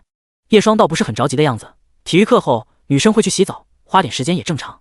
说完他伸了个懒腰，调查的可真清楚。陈庆忽然有点酸溜溜地说叶双尴尬地笑了一下，这不是正常的，而且真要论了解，我更了解你的情况好不好？陈庆闻言，他的身体微微前倾了一些，眼睛忽闪忽闪。那你说说。说什么？就说一些别人不知道的东西。别人不知道的。很快叶双的表情开始怪异了起来，他仿佛确认一般问，你确定？说。陈庆一巴掌盖在叶双的肩膀上，快点。婆婆妈妈。叶双声音顿了顿，开口，你胸口有颗痣。空气死一般的安静。陈庆的脸一下子红了起来，他仿佛确认什么一般，低下头看了看自己今天的打扮。你怎么知道？小时候一起洗澡的时候记住的。叶双说。那个时候不是才5、6岁吗？可能我的记性比较好。叶双敷衍了一句。陈庆的脸越来越红，最后居然直接一巴掌扇了过来，给我忘了。你还动手？给我忘了。你只咸蛋。陈庆其实并没有真的用力，只是因为太过于害羞了，以至于不知道用什么表情来面对叶双。叶双也知道，挨了那么几下轻飘飘的巴掌，象征性的反抗一下就过去了。你记错了，没有。陈庆开始说胡话。记错了你还打我？叶双无语。陈庆选择别过头去不看他，实际上脸跟马路屁股一样红。这个时候叶双也注意到了正走出校门的白雨悠和唐可可，便拿出手机直接打了个电话过去。在你们后面开双闪的车。白雨悠他们也走了过来，又确认了一遍后上车了。哥哥，西西，我们来啦。唐可可笑嘻嘻地说着，实际上心里也有点心虚，因为他们刚刚写了好一会情书，居然忘记叶双在外面等了。白雨悠也是眼神飘忽，叶双倒是没有发现这一点，用手肘碰了一下身旁的陈庆，大小姐，开车吧。我知道了。陈庆没好气地回应了一句。去哪买？菜市场。还是去山姆吧，我想买个榴莲蛋糕。陈庆说。都行，你决定吧。第98章背影。采购了一批食材回来后，4个人回到了公寓。公寓面积不大，其实住2个人刚刚好，4个人却开始显得有些拥挤，尤其是在叶双处理食材的时候，他注意到白雨悠和陈庆就站在自己两侧看着，把原本就不大的厨房挤满了。大小姐，你在这里看着做什么？你会做吗？叶双用片刀熟练地把食材切好后问了一句。陈庆却嘀咕了一句，我可以学吗？那你帮我把这些番薯叶摘了。叶双递过来一篮子的番薯叶，并让他在沙发那里坐着弄。陈庆接过篮子后便走到了沙发那边坐下，不过面对眼前的枝叶，一时间也有点犯了难。他看了一眼楼梯口正在逗着小猫咪的唐可可，又看了一眼站在叶双身旁熟练地帮忙切配料的白雨悠，顿时也不好意思开口。摘叶。陈庆好像看过家里的阿姨是怎么弄的，就是吧嗒一下摘下来就好了。哦，好像懂了。想到这，陈庆便把所有的叶子通通摘下来，梗则是全部塞进垃圾桶里。这样弄下来，到手的番薯叶却只剩下了1/4。叶双，我弄好了。陈庆满脸笑容地端着篮子回到了叶双身旁。此时叶双看着满篮子的叶子，忽然沉默了。你没吃过番薯叶？叶双问了一句。那当然吃过。在你的记忆里，番薯叶只有叶子吗？叶双继续问。这个时候陈庆才慢慢反应过来，他轻轻地呀了一声，有点愧疚了起来。我搞砸了，完蛋了。原本还想要在叶双面前表现一下自己来着，没有想到还会犯这样的低级错误，自己甚至还不如那个女孩子。想到这，陈庆的内心无比失落。不过这个时候陈庆却注意到一只白净的小手伸了过来，上面安安静静地摆着一头蒜。微微抬头对上了一双平静的眼眸。白雨悠看着情绪低落的陈庆，便轻声说道，不怕不怕，一开始不会，慢慢来。我最开始也不会。陈庆下意识地接过白雨悠递过来的蒜头，又试探性地看向一旁的叶双。此时她穿着围裙，也是出声笑着安慰，不会就问，慢慢来，大家一开始都一样。人为什么要对自己那么苛刻呢？两人的话语就仿佛是温柔的风，吹散了陈庆心中的一丝阴霾。他低头看着手中的蒜，说道，再给我一点东西。你还是在沙发那里坐着吧，本来就不需要那么多人手。叶双说。陈庆根本就不需要下厨，像这样从小含着金汤匙长大的小公主，坐着等开饭是一件再正常不过的事情。不行。好吧，那你帮我剥蒜。说着叶双回头喊了一声：“可可，教你陈姐姐剥蒜。”听到叶双的声音，此时正抱着1万的唐可可转过身来，那小猫还在踩着奶，一副很享受的样子。哦，来了，剥蒜不用教了。陈庆感觉叶双把自己当笨蛋了，叶双也只是笑了笑。吃饭时间刚一坐下，叶双便注意到了手机响了，而且还是陈母打过来的电话。喂，陈姨，小双啊，吃饭了吗？电话那头，陈母问。在吃，陈庆也在这里。叶双说着，看了一眼陈庆。陈母听到陈庆在叶双这边后，又问了一句：“那你嫌疑的事情应该知道了吧？庆女同你说了没？”说了，是发生什么事了吗？叶双询问，他实在是想不出那个嫌疑找自己有什么事情，还要周末过去，一下子也讲不清楚。陈母说：“小白现在怎么样了？”见陈母突然问起了白雨悠的事情，叶双似乎是有点奇怪，不过还是说了一句：“很好。不可以发一张小白的照片给我？雨悠的照片是吗？”“最好是拍清楚一些。”陈母说。叶双闻言，视线看向身旁的白雨悠少女，或许是听到了自己的名字，正一脸无辜地看了过来。叶双站起身离开了餐桌，然后走到了阳台那边，望着落地窗外的夜景，他也开口说道：“陈姨，有什么事情您就直接告诉我吧。小白在不在你身边？”“我自己在阳台。”电话那头犹豫了一下，最后像是叹了口气：“其实我觉得小白有点像你嫌疑，你嫌疑曾经有个女儿，后面不见了。”叶双愣了一下，随后眯起眼睛，他摸了摸口袋，最后拿出一颗话梅含片丢进嘴里。“陈姨，其实雨悠的确跟他父母不是亲生的，这件事我们也是前段时间知道的。”“你讲真的？”电话那头好像是激动了几分。“的确，老天有眼。”陈母说：“我会把这件事告诉阿贤。”叶双却说了一句：“先不用那么着急，因为这不代表雨悠真的是嫌疑的亲生女儿，毕竟希望越大，失望也越大。”“我知。我是讲如果雨悠真的是嫌疑的女儿。”叶双深吸了口气：“嫌疑会怎么做？”“怎么做？”“带回港区，那是肯定的。阿贤就那么一粒女，肯定要带回去认祖归宗的。”陈母毫不犹豫地说。不知道为何，叶双感觉嘴里的含片酸了不少，甚至酸到开始泛起苦味。他拿着手机沉默了一会，直到陈母疑惑地问了一句“为后”，他才笑着开口：“如果雨悠希望在大陆这边生活呢？”“这样啊。”陈母想了想，似乎也明白了叶双的意思，不过他还是语重心长地说：“双仔，让他回亲生父母身边是最好的选择，而且港区离海珠也不远，以后想见面多的是机会。那孩子需要一个家，对吧？”叶双却有点沉默不语，他当然知道这一点，甚至开始用力咬起了含片，发出咔咔的声响。或许是想起了路灯下少女的那些话语，叶双的表情突然开始认真了起来。“陈姨，我觉得这件事需要尊重雨悠的意见，她是一个独立的个体，不能下巴轻轻就决定她将来的生活。”餐桌旁，白雨悠小口小口吃着米饭，目光却一直停留在远处叶双的背影。对方的身影是那么高大，宛如一座大山，好似能为他遮风挡雨。第99章，讨厌鬼。这个先不急，等嫌疑出来，我们慢慢商量。”陈母说道。“好。”挂了电话后，叶双微微深吸了口气，此时鼻腔充斥着空调调节后的冰凉空气，稍微有点刺鼻。收拾好心情过后，他缓步回到了餐桌旁，坐下后才感觉到缓和不少。“谁的电话？”陈庆此时包着虾，然后全部放进了叶双的碗里。叶双看着碗里宛如小山一般的虾仁，便夹了几块给白雨悠和唐可可。“陈姨跟我说了一下周末吃饭的事情，是吗？”“这个时候，叶双却注意到掌心传来一些温度，他抬头发现白雨悠正伸出一只手握住了自己的手心，他小声问叶双：“不开心？”“没有哦。”叶双笑着，心里却想着这丫头的直觉那么厉害的吗？明明他什么都没说。此时陈庆却一只手撑着脸蛋，似乎因为白雨悠的话语，他也察觉到了叶双的一丝不对劲。不过陈庆并未开口，只是继续给叶双包着虾。“不用给我包，你自己吃。”叶双看到后便提了一嘴：“那你给我包一个。”“也行。”叶双其实肚子并不是很饿，便用湿纸巾擦了擦手掌，然后给3只女孩剥虾。但是陈庆吃一点就不吃了。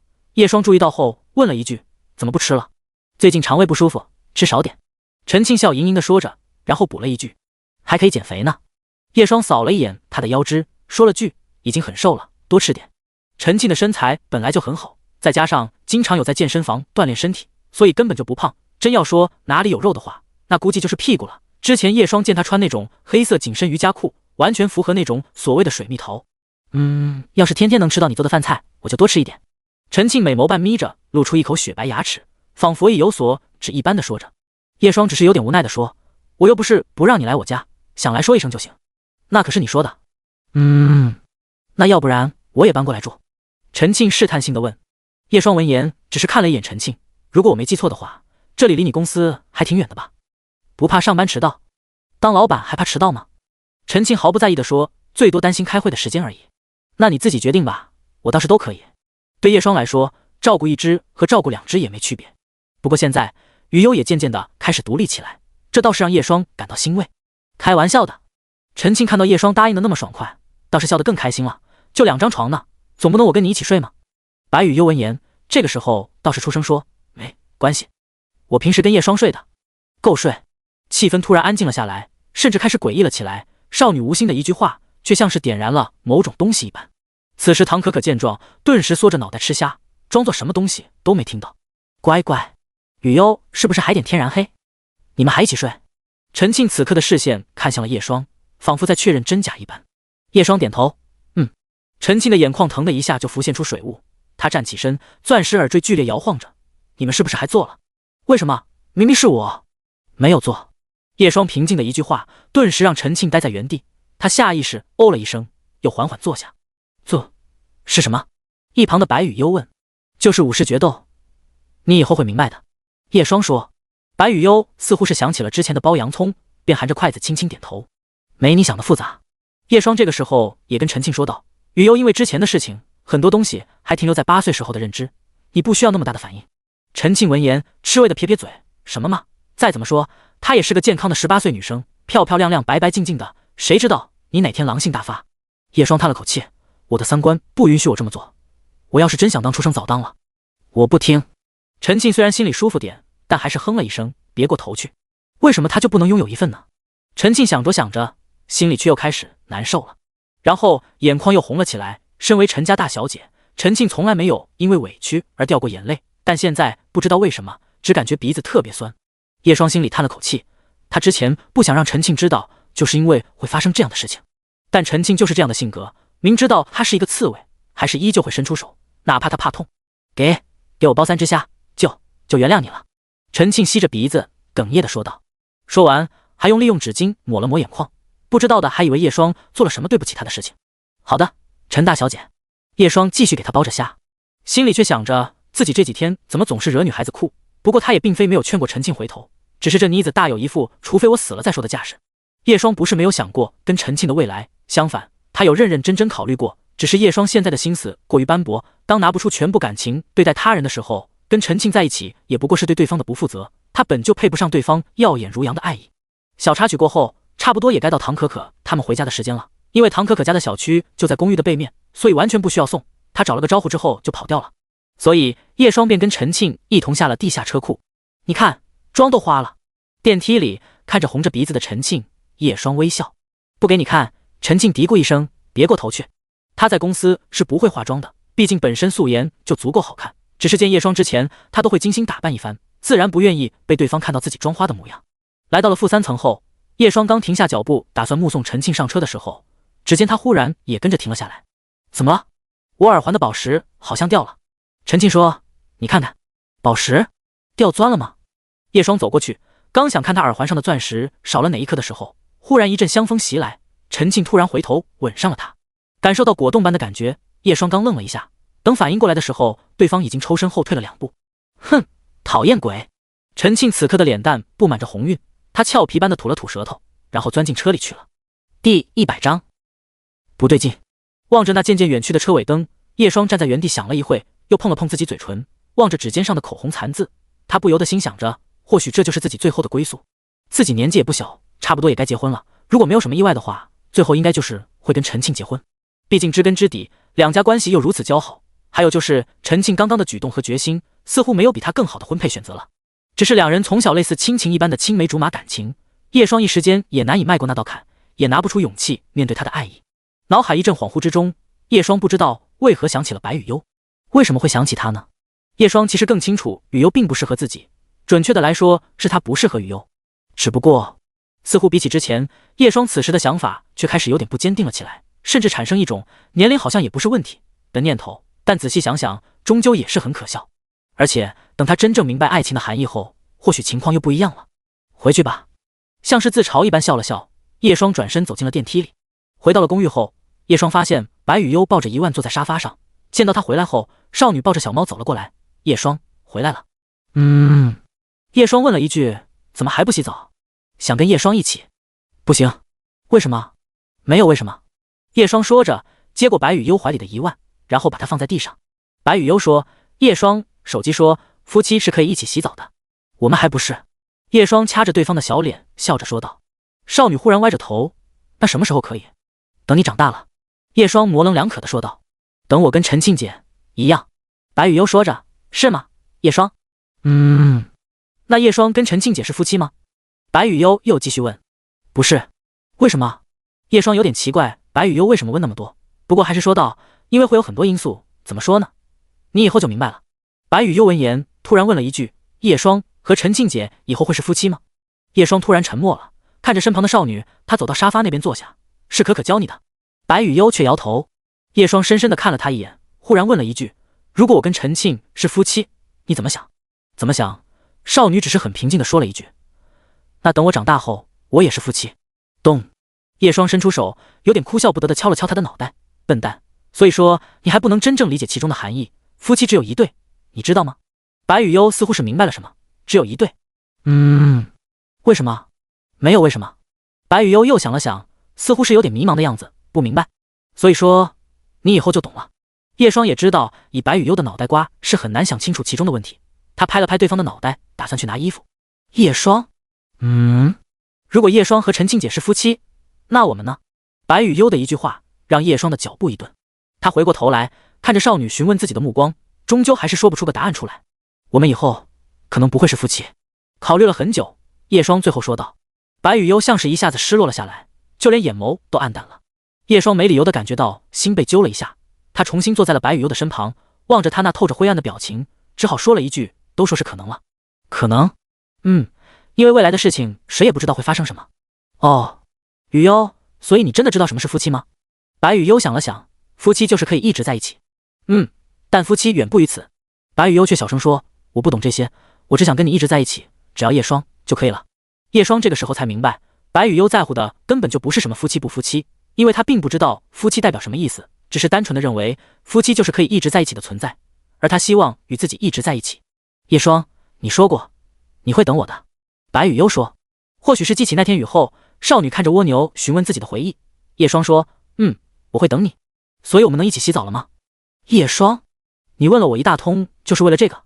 叶双愣了一下。白雨悠面无表情地眨了一下眼睛，歪了一下脑袋。叶双叹了口气，面对他那奇特的脑回路，突然有一种有力无处使的感觉。走吧，我们一起去泡澡。好。白雨悠顿时精神了起来。公寓的浴室跟老旧小区那边不太一样，有个比较不错的浴缸，而且还是全恒温的。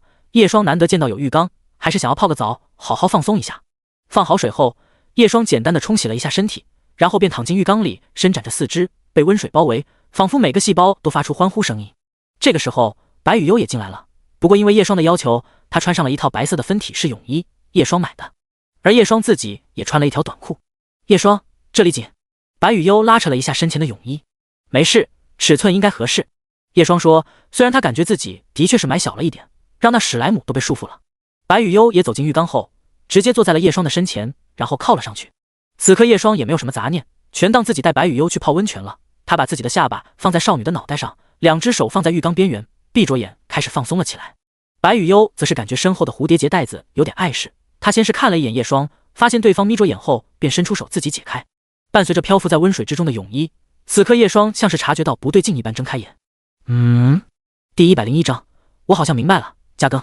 夜晚，月色如银，身旁的白雨悠已经熟睡了过去。她如今的睡姿已经不再是蜷缩着身体，而是很放松的依偎在一旁，在月光的轻抚下显得更加精致。不过此时叶双却一只手垫在脑袋下面，安静地看着天花板。他自然是没有一丝倦意，毕竟想着雨悠和陈庆的事情，又想着雨悠亲生父母的事情。这个时候，一旁的少女传来些许动静，她呢喃了一声后，用脸蛋蹭了蹭叶双的脖子，又贴近了几分，温热的吐息甚至能触及到他的脖子处。叶双见状，拉了拉轻薄的被子，盖在了他那露在外面的肩膀上。微微侧身，叶双看着近在咫尺的脸蛋，用手指轻轻地撩开对方的发丝，他眼眸如墨，深邃的不知道在想些什么。就在这个时候，少女却忽然凑近了过来。不。叶双愣了一下，只见对方呢喃一声，区区，必拿下。望着雨优那几乎无意识的举动，叶双顿时有点哭笑不得了起来。什么鬼？不过好笑之余，他又想起了他的事情，毕竟之前哪怕是接吻也是要申请的，更深一步想也别想。如今叶双也算是明白了，自己无非就是不甘心而已。自己到底是浪费了多少年呢？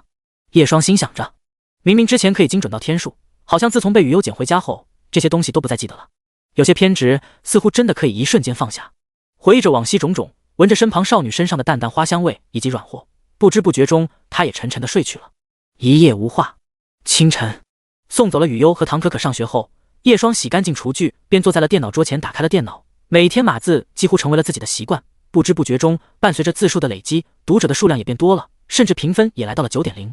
叶双先是按了按鼠标，筛选并屏蔽低星差评显示后，便开始看最近的评论。已经过了推荐了，不管怎么说，7天推荐期的曝光还是太少了，真希望那些宝贝读者可以帮我推书荒，传播一下。叶双喃喃说着，不过也按照之前答应的那样，今天直接更新了3章，并且他还在章节末尾留下了一句每提高 0.1 评分多加一个。差不多了，上班吧。看了一眼时间，3章过去也到上班的点了。他来到地下车库后，开着跑车便来到了学校。真慢。叶双刚穿上白大褂，然后开了空调后，身后便传来了声音。他微微一愣，不过随即反应过来是安诗瑜这个家伙。校医室没开门，你怎么进来的？大叔，我当然有这里的钥匙啊。安诗瑜此时正趴在病床上，她像是在看书的样子，一只腿懒懒的折起，连带着把裙子都掀开了不少，内裤露出来了。叶双提醒了一句，无所谓了，大叔你请便吧，可以随意使用。安诗瑜似乎真的不在意的样子，继续看着手里的书。安静的校医室只有输液的声音。叶双抽了抽嘴角，然后回到了自己的位置上坐下。还说我变态？你这只小日子才变态吧？真是失礼。安诗瑜不痛不痒地说，我太爷爷可是少数不多身为外国人葬在这边陵园的反战英雄，而我可是在这里土生土长的华国人。好吧，的确是我失礼了。叶双认真的道歉。安诗瑜倒也不是多在意，解释完后便继续看起了手里书，直到叶双问了一句，原来你还会看书？小说而已，叫什么东京房东，作者更新真慢。安诗瑜看了一会，似乎也没啥兴趣的样子。为什么漂亮的妹子总是围绕在主角身旁呢？就算你这样说。叶双指了指自己，其实我也是写小说的。哦，你的小说叫什么？安诗瑜趴着的身子扭过头来，只是那瓶刘海下的豆豆眼依旧一副没精神的模样。叶双突然来了兴致，点了点自己的手机，把小说点开给安诗瑜看。安诗瑜接过后，只是看了一眼字数，便把手机放下了。字少不看。叶双按耐住又想打对方屁股的冲动后，叶双也只能把自己的手机拿了回来。字数多了喊我。安诗瑜就真的像条咸鱼一样翻了个身，开始打哈欠了起来。不过几秒后，少女却突然坐了起来。写小说难吗？她问了一句。应该不难吧？叶双说，只是有成绩难而已，如果只是发表的话，应该还是很容易的。写一章要多久？一开始的话2个小时。安诗瑜数了一下100万字的小说章数后，面无表情的躺下了。晚安。别那么快放弃啊，喂，吵死了大叔。叶双也只好回到了自己的位置坐下。恰好这个时候有学生进来了。校医。叶双迅速切换成职业笑容，怎么了同学？哪里不舒服？不过他眼角的余光也看向安诗瑜那边，发现对方不知道什么时候拉上帘子。真快，我膝盖受伤了，刚刚摔了一下。那个学生指了指自己擦破皮的膝盖，上面还沾了一些沙子。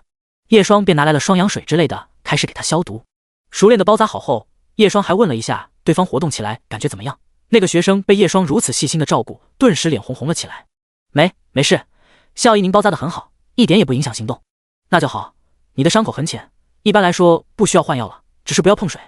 叶双此时正蹲在那个女生面前，一边说着，一边调整对方的扎带。谢谢。不用客气，回去上课吧。好。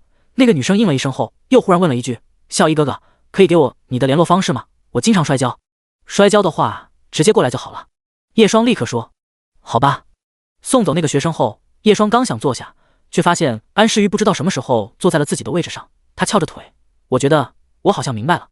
叶双，明白什么？第102章，玩弄。明白什么？面对叶双此刻的疑惑，安诗瑜也只是摆摆手。小说里被美女包围的主角一定要帅，那不是当然的，还要足够废柴，只要够温柔就行了。安诗瑜说着，手指一点叶双，我觉得你很符合。叶双闻言，一时间也不知道这个家伙是在夸自己还是在损自己。他视线看向少女，发现她不知道什么时候掏出一块红蓝游戏机，少女拨动着摇杆，挽在小巧耳朵后面的发丝垂落在屏幕上，也不在意。或许是察觉到叶双的视线，安诗瑜忽然招了招手，大叔，别光顾着看内裤，一起玩游戏。什么看内裤？我不会这个。连打游戏都不会的男人，注定要度过一个失败的人生。屁股又痒了。安诗瑜不知道像是想到了什么，耳根一下子红了起来。他瞥了叶双一眼，随后一个灵活的滚动，直接缩进被子里。叶双也不在意，就这么继续看书了起来。很快午休的时间也到了，吃饭。叶双放好书，随后起身打算去饭堂。或许是感觉没有什么胃口，他思索了一下，今天吃清淡一些好了，我喜欢味道重一些的。身旁的声音说道。叶双见那只无声无息突然出现在自己身旁的安诗瑜，也是见怪不怪的回了一句：哦，我没带钱。然后呢？你不应该请我吃一顿饭？安诗瑜指了指自己，甚至因为外套的袖子过长，以至于袖口只露出一根手指。我那么可爱。叶双也只是随意的回了一句：那你今天中午就饿着肚子吧。坏心眼变态色狼大叔。哦，我要把你摸我屁股的事情捅出去。叶双，那不是摸，他也一样。安诗瑜此时只是揣着口袋，老神在在的模样，就那么看着叶双。行吧，一顿饭。叶双承认那个时候的确是上头了，看着对方那似笑非笑的眼神，莫名的感觉有些心虚。带着安诗瑜来到了附近的学生饭堂，现在排队的人不少，空气中弥漫着好闻的饭菜香味，不由勾起人的食欲。学生饭堂的品类比教师饭堂的选择要多不少。叶双注意到安诗瑜一直左顾右盼的模样，便问了一句：看那么久，是没想好吃什么？不是，我在看哪个家伙好欺负，我们到时候插他的队。咚！叶双毫不客气的给了他一手刀，给我老实排队。安诗瑜捂着脑袋，你这个古板色狼大叔，怎么称呼又变了？插队这种不道德的事情，以后还是不要做。这你就不懂了，插队别人也是心甘情愿的。例如，叶双一副嫌弃的眼神，请问怎么让别人心甘情愿？安诗瑜见叶双不信的样子，便迈着六亲不认的步伐，揣着口袋一摇一晃的走到一个眼镜男的身旁。那个戴着眼镜的男生看到走过来的安诗瑜，顿时愣了一下。对不起学长，能不能给我插个队？只见安诗瑜忽然双手合十，卖萌似的发出软软的声音，甚至表情都可爱了起来。画风突变，那个男生顿时一呆，腾出位置。可以。那你不会不愿意吧？愿意，心甘情愿。对方小鸡啄米一般点头。安诗瑜的表情一瞬间变回原来的模样，他在男生一脸懵逼的目光中回到叶双的面前，诺，心甘情愿。叶双，刚刚那个人是谁？这种不算，你这是玩弄少年的感情。叶双说。安诗瑜闻言，目光又扫了扫另一个排队的队伍，然后直接走了过去。此时一个女生看到安诗瑜走过来，还没开口，便见安诗瑜手一摊，多出了5张红色钞票。500，腾个位置。啊，你不愿意？非常愿意。然后安诗瑜也没给对方钱，就这么懒洋洋的又走了回来。看吧，非常情愿。叶双，你这也太谢了吧？不是，你不是有钱吗？叶双问。安诗瑜露出痘痘眼。哦，你可能看错了，那只是按摩券。原来是这，看错就有鬼了。叶双先是朝着那被玩弄的男女歉意一笑，随后拎着安诗瑜跑到另一边窗口排队。为什么要跑？给我老老实实排队就是了。排队打了2份饭后，叶双和安诗瑜总算是找了个地方坐下。诺。叶双还不忘给安诗瑜拿了瓶豆奶。豆奶？不是你说的吗？吃饭的时候不喝东西就吃不下。叶双说。安诗瑜看了那豆奶几秒，微微歪头，有这回事？叶双，不喝给我。不行。安诗瑜却把豆奶抢了回来。此时少女坐在叶双身旁，她刚想把自己的腿搭在叶双的大腿上，又像是想到了什么，直接放下了。安诗瑜拿起筷子，把自己餐盘中的番茄炒蛋里的番茄全部夹到了叶双的餐盘里。你在做什么？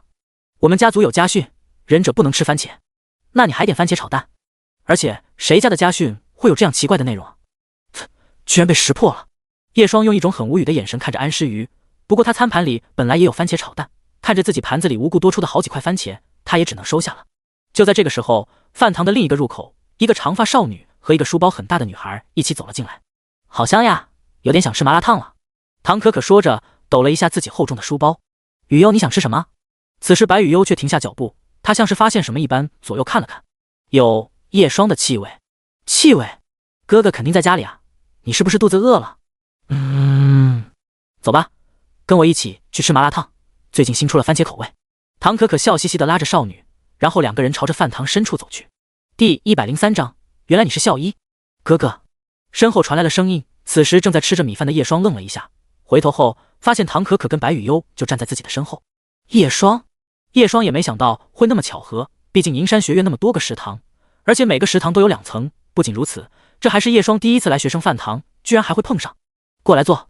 叶双说。白雨悠和唐可可看了看，发现叶双身旁的位置已经有人了。此时安诗瑜察觉到唐可可的视线后，也是打了个招呼：“哟，大兄妹，又是你。”白雨悠坐在的叶双对面，虽然他很想坐在叶双身旁，不过已经有人了。叶双在这里。白雨悠似乎有点奇怪，叶双为什么会在这里？叶双其实一直没告诉他们自己在做校医，其实就是为了避免雨悠这妮子知道后，整天跑来校医室找自己。而上次白雨悠受伤，他们也不知道叶双就是校医，还以为是收到通知，及时赶到了校医室。不光是白雨悠这样认为，就连唐可可也不例外。他可不愿意让雨悠把课余时间都留给自己，但既然发现后，叶双倒是直接坦白了。其实我应聘了这个学校的校医。哦，那个说很帅很温柔的校医就是哥哥。唐可可立刻反应了过来。叶双闻言，还有这样的传言？对哦，哥哥在我们年级还挺出名的。叶双，难怪每天都有发烧的。此时白雨悠也是眼眸明亮了起来。学校，这样的话，自己哪怕在学校也能找叶双了。雨悠，课间时间不允许过来。叶双迅速识破了白雨悠的想法，并且提醒了一句。跟安诗瑜不同，安诗瑜能来是因为这本身就是他入职校医的交易，而不允许雨悠过来是为了避免对方过于依赖自己失去独立，不然他早就告诉雨悠了。白雨悠脑袋上的呆毛一下子垂落下来，而少女用筷子轻轻夹着碗里的豆芽，就像是丢了魂一般，全身都被低气压所笼罩，比想象的失落啊。叶双看着像是有点不忍心一般，他想了想，最后也只好说：“我陪你午休。”白雨悠闻言立刻抬起头，好像一下子活了过来。一旁的可可见状，都不由感叹一声爱情的魔力啊。不过哥哥，你怎么跟安诗瑜同学一起吃饭？听到唐可可的询问，此时白雨悠也看了过来，好奇的微微歪头。说来话长，安诗瑜在一旁只是回了句：“我们是击鼓之交。”那是什么？唐可可和白雨悠都没明白其中的意思，只有叶双抽了抽嘴角，只想把安诗瑜的嘴巴缝上。下一秒，安诗瑜懒洋洋的把自己的腿压在叶双的大腿上，然后身体一侧靠近了一些，坏笑：“大叔，你解释一下。”叶双见到安诗瑜如此肆无忌惮，刚想动手，却注意到白雨悠和唐可可的视线都在自己身上，便没有把手伸到桌下。这句话的意思是，我们有一起打鼓的交情。打鼓？唐可可和白雨悠自然发现不了桌下的动静。对，叶双也只能那么回答。一旁的安诗瑜一只手撑着脸蛋，笑眯眯了起来。对，说着，他的丝袜腿还故意压了一下叶双的大腿。叶双看着安诗瑜这副玩心大开的模样，自然不会让他如此嚣张。可可，你们是从哪个入口进来的？闻言，唐可可便扭头指自己侧后方的饭堂入口。那边哦。连带着白雨悠的视线也转了过去。叶双见状后，立刻伸出手，只是安诗瑜动作更快，就像个顺滑的泥鳅，一下子就站了起来，还端好了自己的餐盘。饱了，我先溜了。说完，安诗瑜端着餐盘离开了。叶双，打轻了，上次就应该多打几巴掌，就应该当作安塞腰鼓。唐可可他们也没有觉得哪里奇怪，看到安诗瑜走后，便开始问校医室的事情。哥哥，我们可以一起上学啊。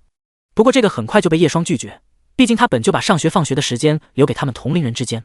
见吃的差不多后，叶双便也打算回校医室了。只是离开饭堂的时候，他发现白雨悠居然也跟了过来。怎么不跟可可回教室？叶双转过身问。白雨悠小手却拉着叶双白大褂，声音仿佛能隐藏在风中：“午休能一起。”叶双这个时候才记得自己说的是午休，而不是午饭。不过他的本意应该是午饭可以一起吃才对，说错了。但此刻少女拉着他的衣袖，就好像得到了全世界一般。叶双静静地看了一会，心中忽然叹了口气，发现自己越来越心软了。走吧，跟我回校医室。好。带着白雨悠回到校医室后，叶双坐在了自己的位置上，而白雨悠则是伸出手，直接扑进了他的怀里。会给别人误会的。抱着怀里软绵绵的少女，叶双说。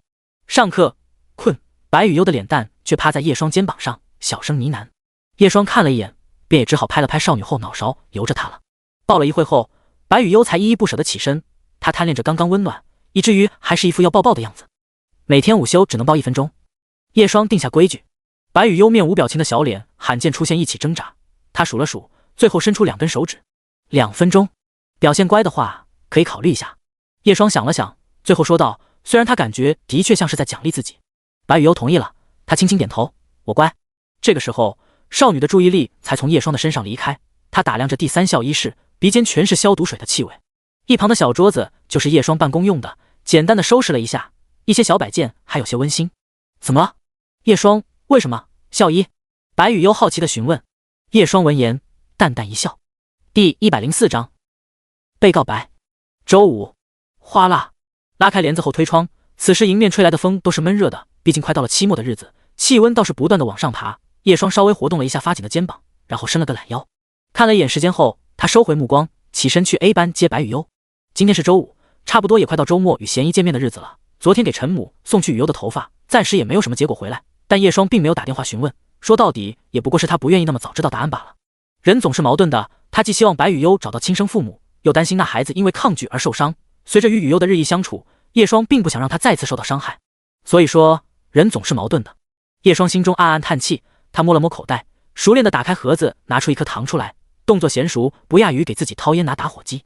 就如陈静那般，虽然清楚自己最后的结婚对象会是他，但因为太过于熟悉，以至于叶双想着以后可能会亲自脱下对方的衣服，就会有一种莫名其妙的不自然感和矛盾。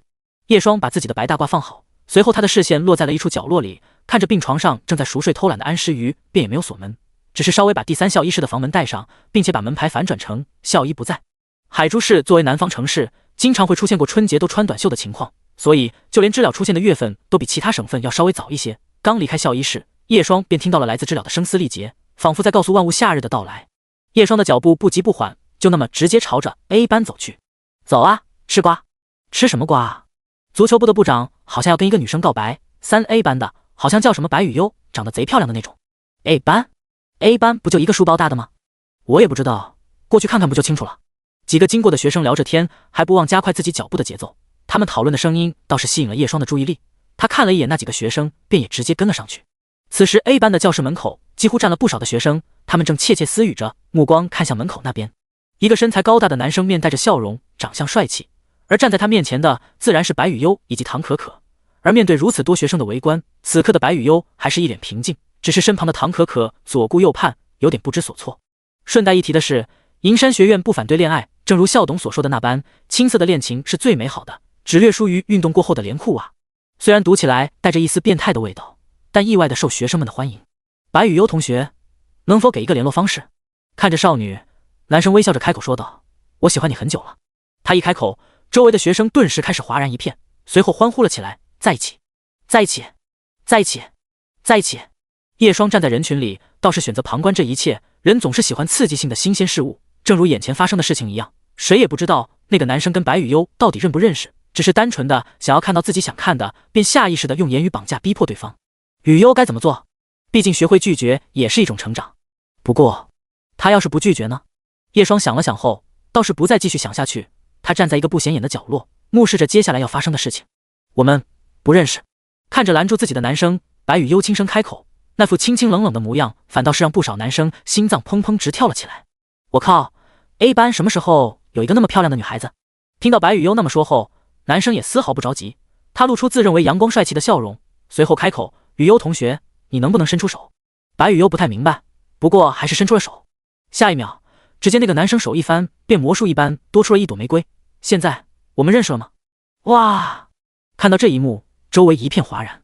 白雨优看着手里的玫瑰，安静地观察了几秒，但是少女心里想的却是：叶双喜欢花吗？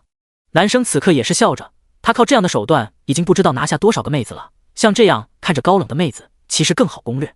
你伸出手。白雨优忽然说。男生愣了一下，顿时明白了过来，看来对方要把自己的手对过来了。然后两个人小手一拉，直接搞定。打量着对方漂亮的脸蛋，男生此刻也感觉呼吸炽热了不少。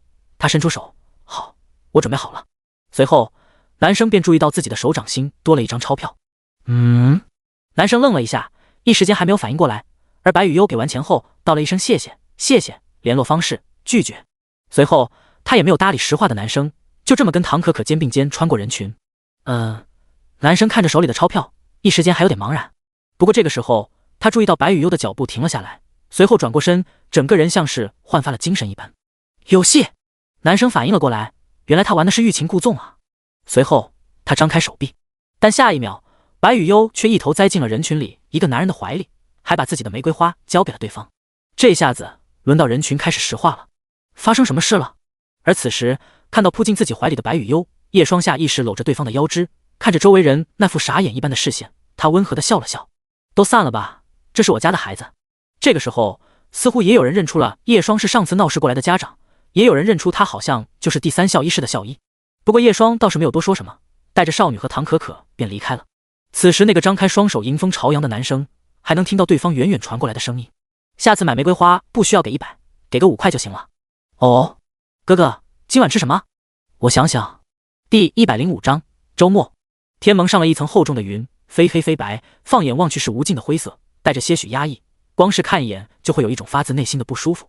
叶霜站在落地窗前，视线穿过高楼大厦，停留在逐渐昏暗下来的天色。要下雨了吧？叶霜喃喃说着，他话音刚落，窗台便传来了拍打声音，零星的雨水飘落下，在落地窗划出一条精致的划线，随后拍打的声音开始变大，愈演愈烈。叶霜转过身，此时在沙发旁的少女正跪坐在地上，用一根小型逗猫棒与一万玩耍着。雨优，叶霜开口。少女转过头，手里的动作也停了下来，一万的终于扑了上来，甚至错咬在了她的手指上。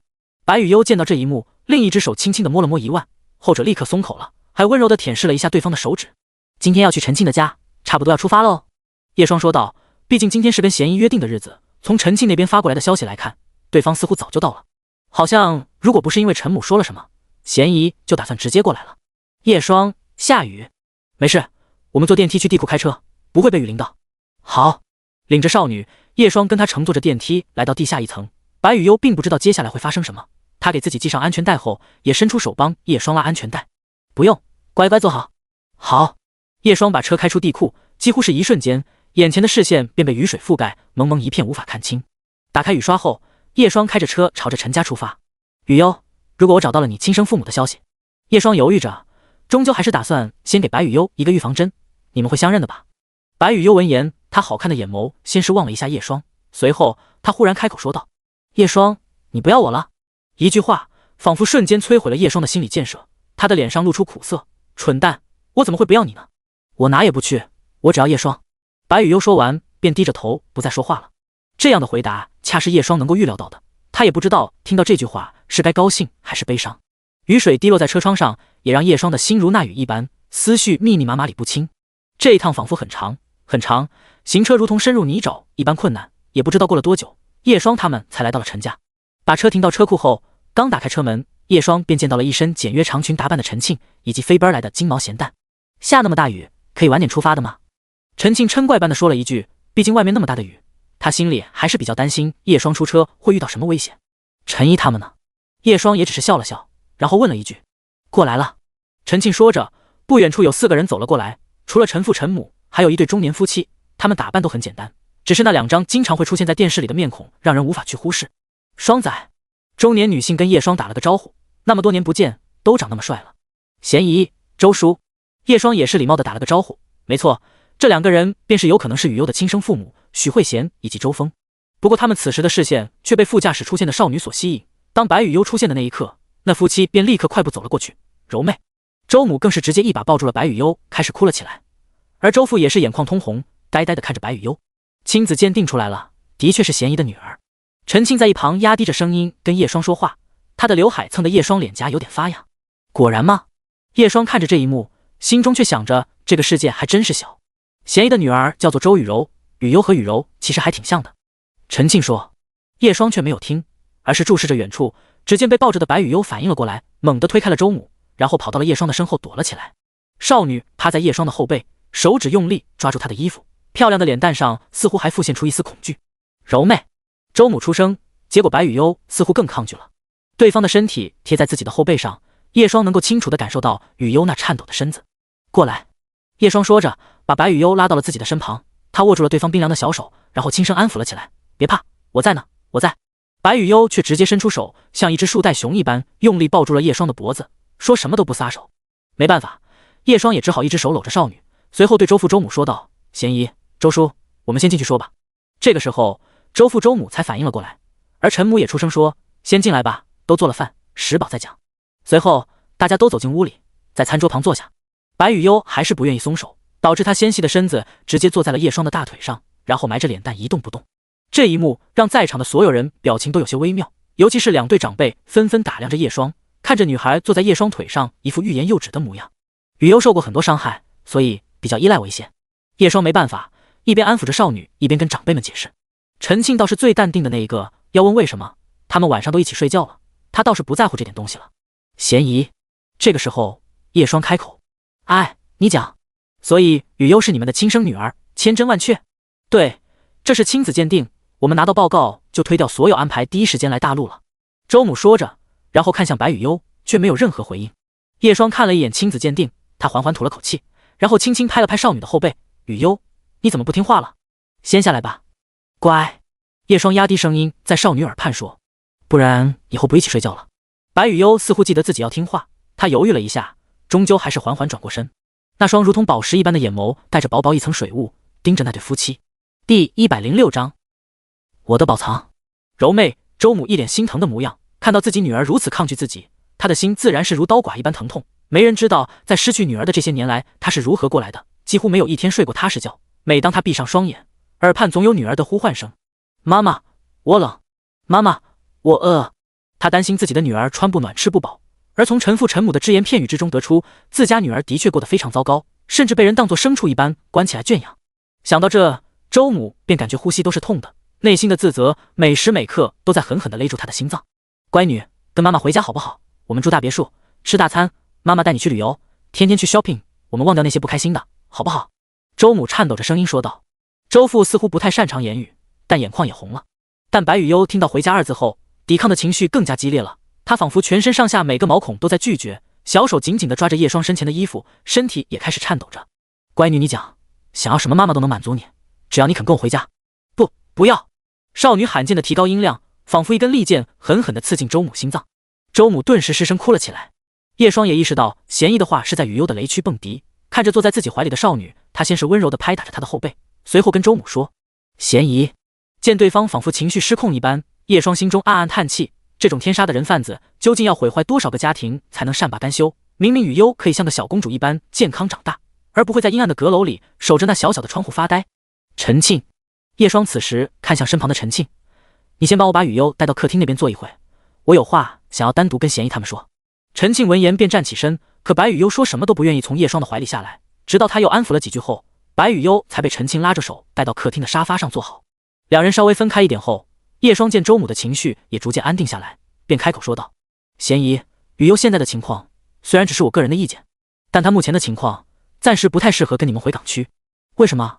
因为她大概是2、3岁被拐的，那段记忆实在是太过于模糊，甚至于说完全记不得。换句话说，现在的你们对雨悠来说和陌生人也差不多。”叶双的一句话让周父周母一时间哑口无言。你们也看到了，她很依赖我。叶双继续说，但在前一段时间情况根本就不是这样的。雨悠自己一个人生活着，她在7、8岁被关进阁楼里8年，16岁出来后在社区的安排下进入学校。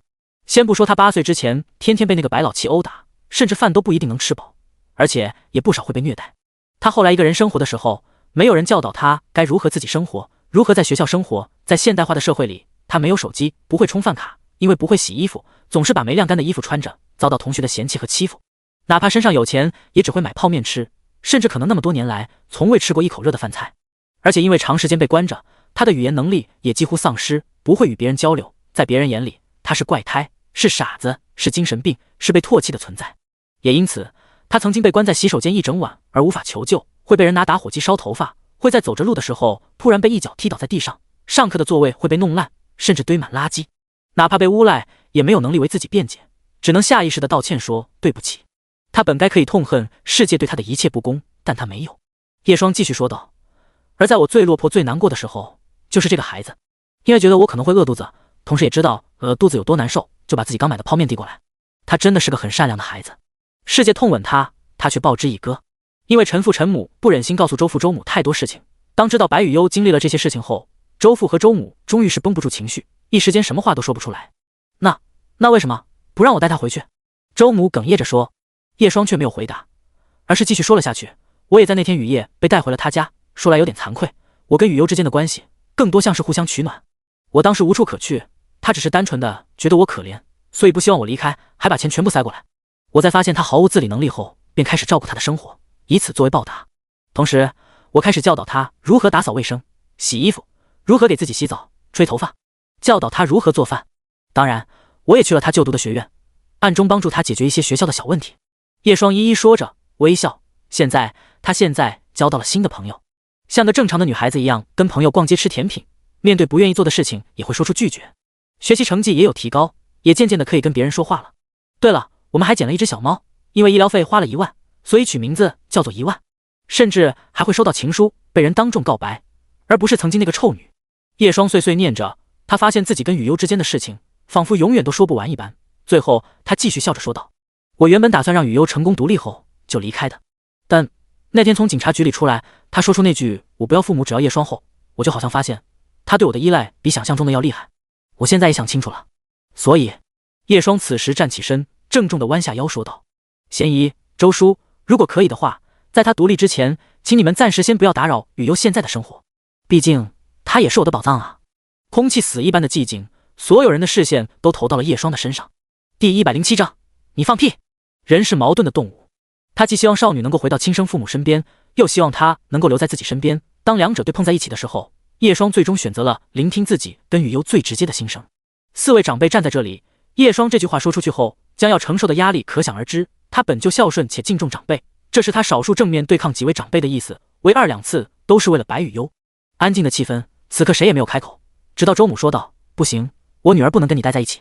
再怎么说，孤男寡女住在一起，不行。”周母的态度却开始坚决了起来：“我们感谢你对柔妹的照顾，但是再怎么说，你跟她非亲非故，我不能让她一直留在你身边。我们作为她的亲生父母，已经空白了那么多年，现在更应该把她带回去，好好照顾，弥补这些年的空缺。”贤姨、叶双刚开口，对方就直接说道：“不行，万一你搞大了她的肚子怎么办？”双仔，别怪贤姨说话难听，但没有哪个父母愿意把女儿留在一个男人身边，而且还是差不多同龄人，一不小心发生什么，这是男人的本性。而且你没有资格话我们在打扰自己的女儿的生活，我们是她的亲生父母，你是谁？这话说的比较重，以至于陈父陈母都开始皱眉了起来，尤其是护犊子的陈父直接开口：“阿贤，你在质疑我家小双的人品？我同你讲，如果不是小双，你女现在还在吃泡面、巡街、捡垃圾，你都找不到。真要搞大肚子，她现在都能生3个了。对她来说，你们就是陌生人，无颜无粉。你们现在嘎嘎跳有鬼用，不会尊重一下人家女孩的想法。”随后，陈父也看向叶双，故意板着脸教育：“小双，你刚刚说话也难听，怎么能说他们在打扰那妹仔的生活呢？再怎么说，人家也是对方的亲生父母。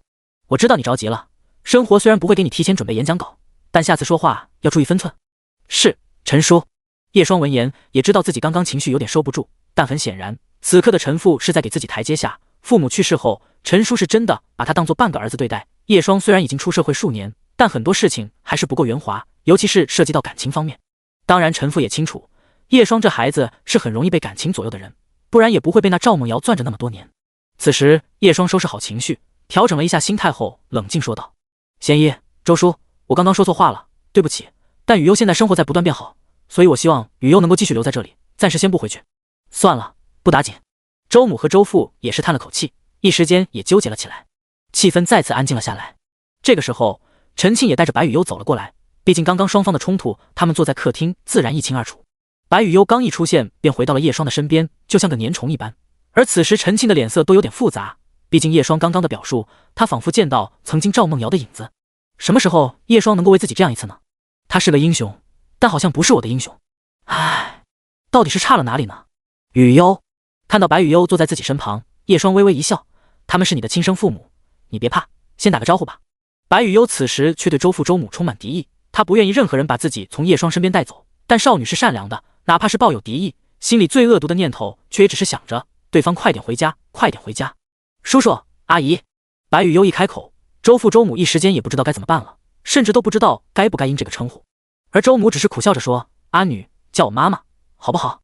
白雨优却把脸蛋藏在叶双的身后，小声说：“你们不欺负叶双，我就喊。”周母立刻跟叶双说：“双仔，刚刚阿姨说话重了些，我跟你道歉。”“不，贤姨，是我说话太冲。”叶双连忙回应。双方自罚3杯后，白雨优先是看了看叶双，又看了看对面的周父周母，才小声说了一句：“爸爸妈妈。”虽然说这句话的时候很僵硬，但好在还是顺利说出来了。坐在对面的二老顿时开心了起来，但却又怕自己的举动再次引起白雨优激烈的反应。“我要留在叶双身边。”白雨优继续说。周父周母对视了一眼：“柔妹，真的没有商量吗？”“也不是我信不过双仔，实在是……”周母满是纠结，她是骨子里就很传统的类型，实在是难以接受孤男寡女住在一起。白雨优却说：“叶双，我想跟他洗澡，他不愿意呢，只能偶尔。”周父周母的表情顿时怪异了起来，就连叶双也干咳了一声：“你别提这个啊，真要把我当变态了。既然如此，你们先订婚吧。”这个时候，周父也说道：“不行。”不行！陈家三人立刻开口，尤其是陈父说：“不行，小双是我们家的，她将来可是要跟庆妹结婚的。她和我女都住在一起了，谁知道有没有发生什么？既然这样，还不如先订婚了。”周父皱眉说：“你放屁！”陈父顿时急了，差点跳起来，绝对没发生什么。看到陈父和周父要吵起来的模样，叶双立刻开口转移话题：“那个，现在不是说这些的时候吧？”两个长辈同时开口：“收声！”叶双。这个时候，陈庆却开口说：“周叔叔，阿叶的人品我是知道的，我跟他从小一起长大，我觉得现在关键要想怎么让雨悠接受你们。”周父闻言也安静了下来。叶双看到陈庆控制好局面后，也是赞叹般的暗中竖起一个拇指。陈庆微微挑眉，手做出一个6的姿势：“嫌疑，周叔，不如你们先尝试融入雨悠的生活，而不是让雨悠融入你们的生活。”叶双开口：“如何？”第108章，不要答案。周父周母闻言细细的想了想，一时间也没有说话。女都找回来了，都板着脸做什么？先吃饭。陈父这个时候倒是招呼一声，而白雨悠其实早就饿了，更别提他那个惊人的饭量，在叶双给他加了点菜后，便小口小口宛若只可爱仓鼠一般吃了起来。而此时周父周母也痴痴的看着自己女儿，或许是因为对方吃东西的模样过于治愈，让此刻的气氛都缓和了起来。窗外的雨渐渐的变小了，站在家门口的咸蛋忽然叫了一声，然后吐着舌头扭头小跑了回来。阿女，吃点这个石斑，这个好吃。周母微微起身，尝试性的用勺子给白雨悠舀了块鱼肉，少女看到后也没有拒绝，一起跟米饭吃掉了。鱼肉混合着葱丝以及酱油的甜味，再搭配米饭，甘甜鲜香。谢谢。雨悠还不忘说了一声谢谢。周母顿时开心了起来，她跟周父对视了一眼，然后两个人轮流给白雨悠夹菜。一眨眼，少女的碗里就有小山糕，白雨悠照单全收了，吃了个干净。哎，你们别一直夹菜，不知道的还以为人家没有手呢。见两人大有继续的架势，陈父这个时候提了一句，周父母这才反应过来，有点尴尬的放下筷子。这一顿饭总算是结束了，虽然刚刚叶双跟周父周母起了冲突，但也并非什么严重的矛盾。接下来的时候，叶双倒是让白雨悠以及周父周母单独待一阵子，少女经过一顿饭后，倒是没有刚刚那么抗拒了。也就半个小时不到的时间，雨悠便回到了叶双的身边。他们问了你什么？白雨悠闻言便轻声说，问我平时做什么，愿不愿意回去。我不愿意。叶双笑了笑，还有呢？少女想了想，面无表情的精致小脸上浮现出问号，没有了。随后她像是想到了什么，还有什么？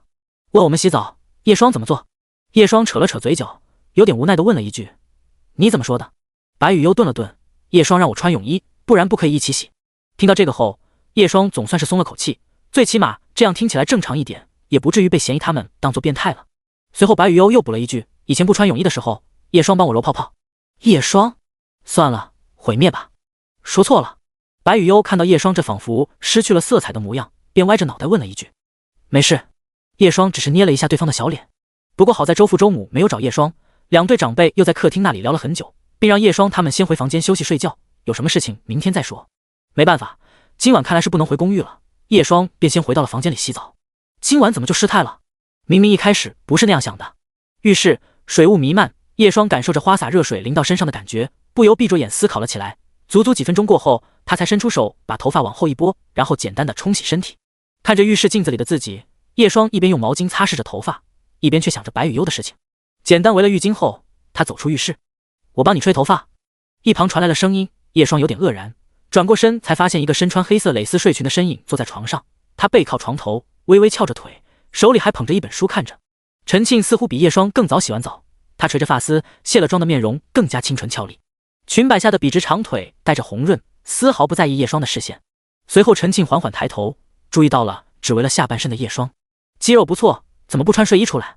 陈庆低下头，装作不在意般的继续看书，实际上脸已经开始发烫了。叶双看了看自己久久归一的腹肌，稍微用点力倒是能恢复个7、8成的雏形。男生洗完澡这样有什么奇怪的？叶双回到浴室穿好衣服，然后也坐到了床边。陈庆也不客气，直接把自己的腿放在了叶双的大腿上，帮我捏捏腿，今晚可是本小姐帮你解围的。叶双便伸出手托着对方的脚掌，稍微用力捏了起来，力道如何？陈大小姐。痛痛痛！陈庆虽然这么说，但也没有把腿收回去，只是拍打了一下叶双的肩膀，小力点，痛代表按摩到位了。叶双稍微放缓了一点力气，随后他说，今晚我好像把事情搞砸了。对啊，好像在自嗨。陈庆说着补了一句，同你当初跟赵梦瑶告白的时候一模一样。叶双干笑一声，讲这些，我刚刚听爹地他们聊天，好像在商量订婚的事情。陈庆说：“嫌疑那么传统，你都跟雨优那么亲密了，他们肯定希望你们订婚的，毕竟事关女儿生育。”随后陈庆继续说：“不过嘛，爹地他们肯定不愿意的，毕竟他们一直希望我们可以结婚。阿叶，你自己怎么想？”陈庆的视线停留在叶双的身上。想什么？叶双装作没听懂。如果只能2选1，你选谁？陈庆直白地问。叶双想了想，刚开口，结果陈庆却突然坐直身体。停，我先不听。不行，我现在不要你的答案。陈庆忽然用力伸出手推到了叶双，然后压在他身上后，他俯下脑袋，捏着几根发丝挠了挠叶双的脸颊，笑得甜美。对我来讲，答案好像也不是那么重要，我只要你的人就行了。快，讲你中意本小姐，要同本小姐结婚。薄薄的睡衣隔绝不了任何温度和柔软。叶双看着近在咫尺的俏脸，嘴角一扯，直接一巴掌打在他屁股上。啪！清脆响亮，弹性远超之前2巴掌。叶双重新坐了起来，活动了一下肩膀，说：“玩过火了，陈小姐。”结果话音刚落，叶双却注意到陈庆的眼眶红了起来，几乎是一瞬间，豆大的泪珠就滑落下来。人就是中意你吗？我到底是哪里不如别人了？衰人，明明我先喜欢你的。第109章，睡意全无。叶双看到陈庆居然又哭了后，一时间有点手足无措，也只好耐下性子去哄对方。痛啊，衰人！那你打回来。我才不舍得呀，你以为我是你？陈庆抬头，却发现叶双那小心翼翼的脸挨得很近，不知道为什么，看到对方的脸，陈庆突然又想笑，顿时又哭又笑的伸出手，连续拍打叶双的肩膀。衰鬼，衰鬼！又说不舍得，现在下手又那么用力。叶双倒是任由陈庆这样打自己的肩膀，吐槽了一句：“不一样。”好吧，不一样。不过叶双也知道陈庆已经被哄好了，说实话，这家伙一直很好哄，有时候自己生气就开始莫名傻笑起来。咚咚！此时一旁的房门传来了声音，叶双起身去开门，而陈庆也迅速坐到了床边，用纸巾擦了擦脸蛋上的泪珠。开门后，此时外面站着一个熟悉的身影，长发少女，穿着可爱淡黄色睡裙，手里还抱着一个枕头，她仰着漂亮脸蛋，叶双一起睡觉。谁帮你吹的头发？白雨优的头发传来很好闻的洗发水香味，叶双便开口询问道：“一个姐姐。”姐姐？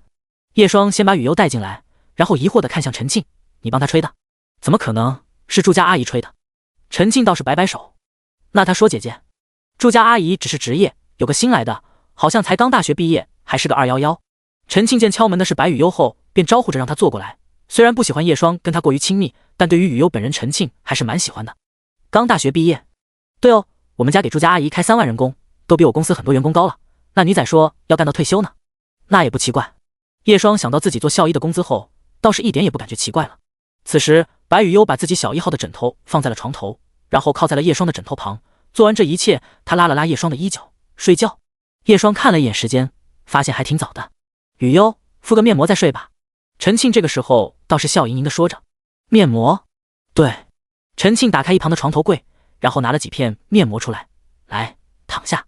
白雨优虽然不太明白，不过还是躺了下来。此时陈庆撕开包装，然后熟练地摊开面膜给少女敷上。做完这一切后，他又给自己敷了个面膜后问叶双：“你也敷一个？”“我就不用了。”叶双说，“而且雨优还那么年轻，不需要敷面膜吧？青春是最好的化妆品，白雨优天生丽质，皮肤也很好。叶双个人觉得不需要敷面膜来补水。你觉得我老了？”陈庆白色面膜下，一双大眼睛悠悠地盯着叶双。叶双抽了抽嘴角：“我又不是这个意思。”“躺下。”“哦。”叶双也只好躺下，任由陈庆折腾自己。不一会，3个人顶着面膜，看起来倒是有点滑稽。叶双询问身旁的白雨优敷面膜什么感觉？凉凉的。陈庆倒是拿出手机，然后给3个人一起拍了一张自拍，把这一刻永久的保留下来。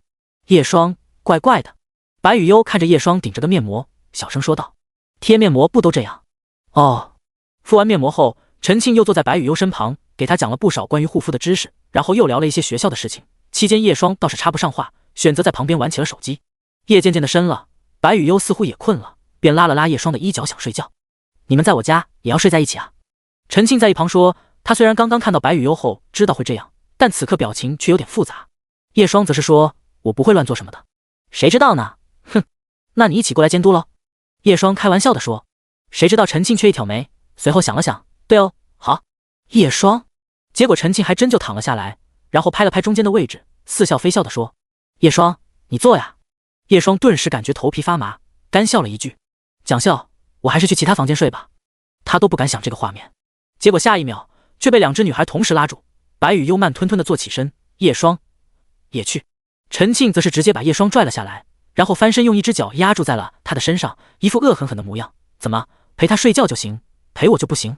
你又不是不知道原因。不行，你给本小姐躺好。这个时候，白雨悠也贴过来，抱住了他的手臂，闭上眼要睡觉了。陈庆倒是用一只手撑起脸蛋，看着对方那为难的表情，忍不住笑了起来。咩啊，怕我实做你啊？叶双却有种如坐针毡的感觉，尤其是这件事要是被陈父他们知道，铁定要进猪笼啊。这可不是小说，这是现实啊，真不开玩笑。睡觉吧。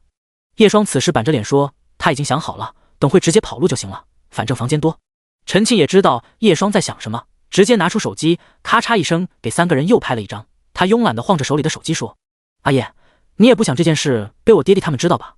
陈小姐，请你冷静一点。我很冷静呀，反正你可以陪雨悠睡觉，陪我睡觉怎么了？陈庆说着，忽然笑嘻嘻的轻声说，即刻睡低。叶双深吸了一口气，也只好躺好。陈庆关了灯，直接学着白雨悠的模样钻进了叶双的怀里，感受到对方的温度。陈庆在没人看见的地方红起脸蛋，他第一次感觉这样也不错，最起码自己算是主动出击了。就算强扭的瓜不甜，他也要把它摘喽。反正他这辈子认准叶双了。白雨悠倒是很早就睡了，他脸蛋贴在叶双肩旁，正发出细微香甜的呼吸声。而在昏暗的房间里，叶双就这么睁着眼望天花板，被左右牵制着。他闻着鼻尖传来的混合体香，此刻睡意全无。第110章认祖归宗。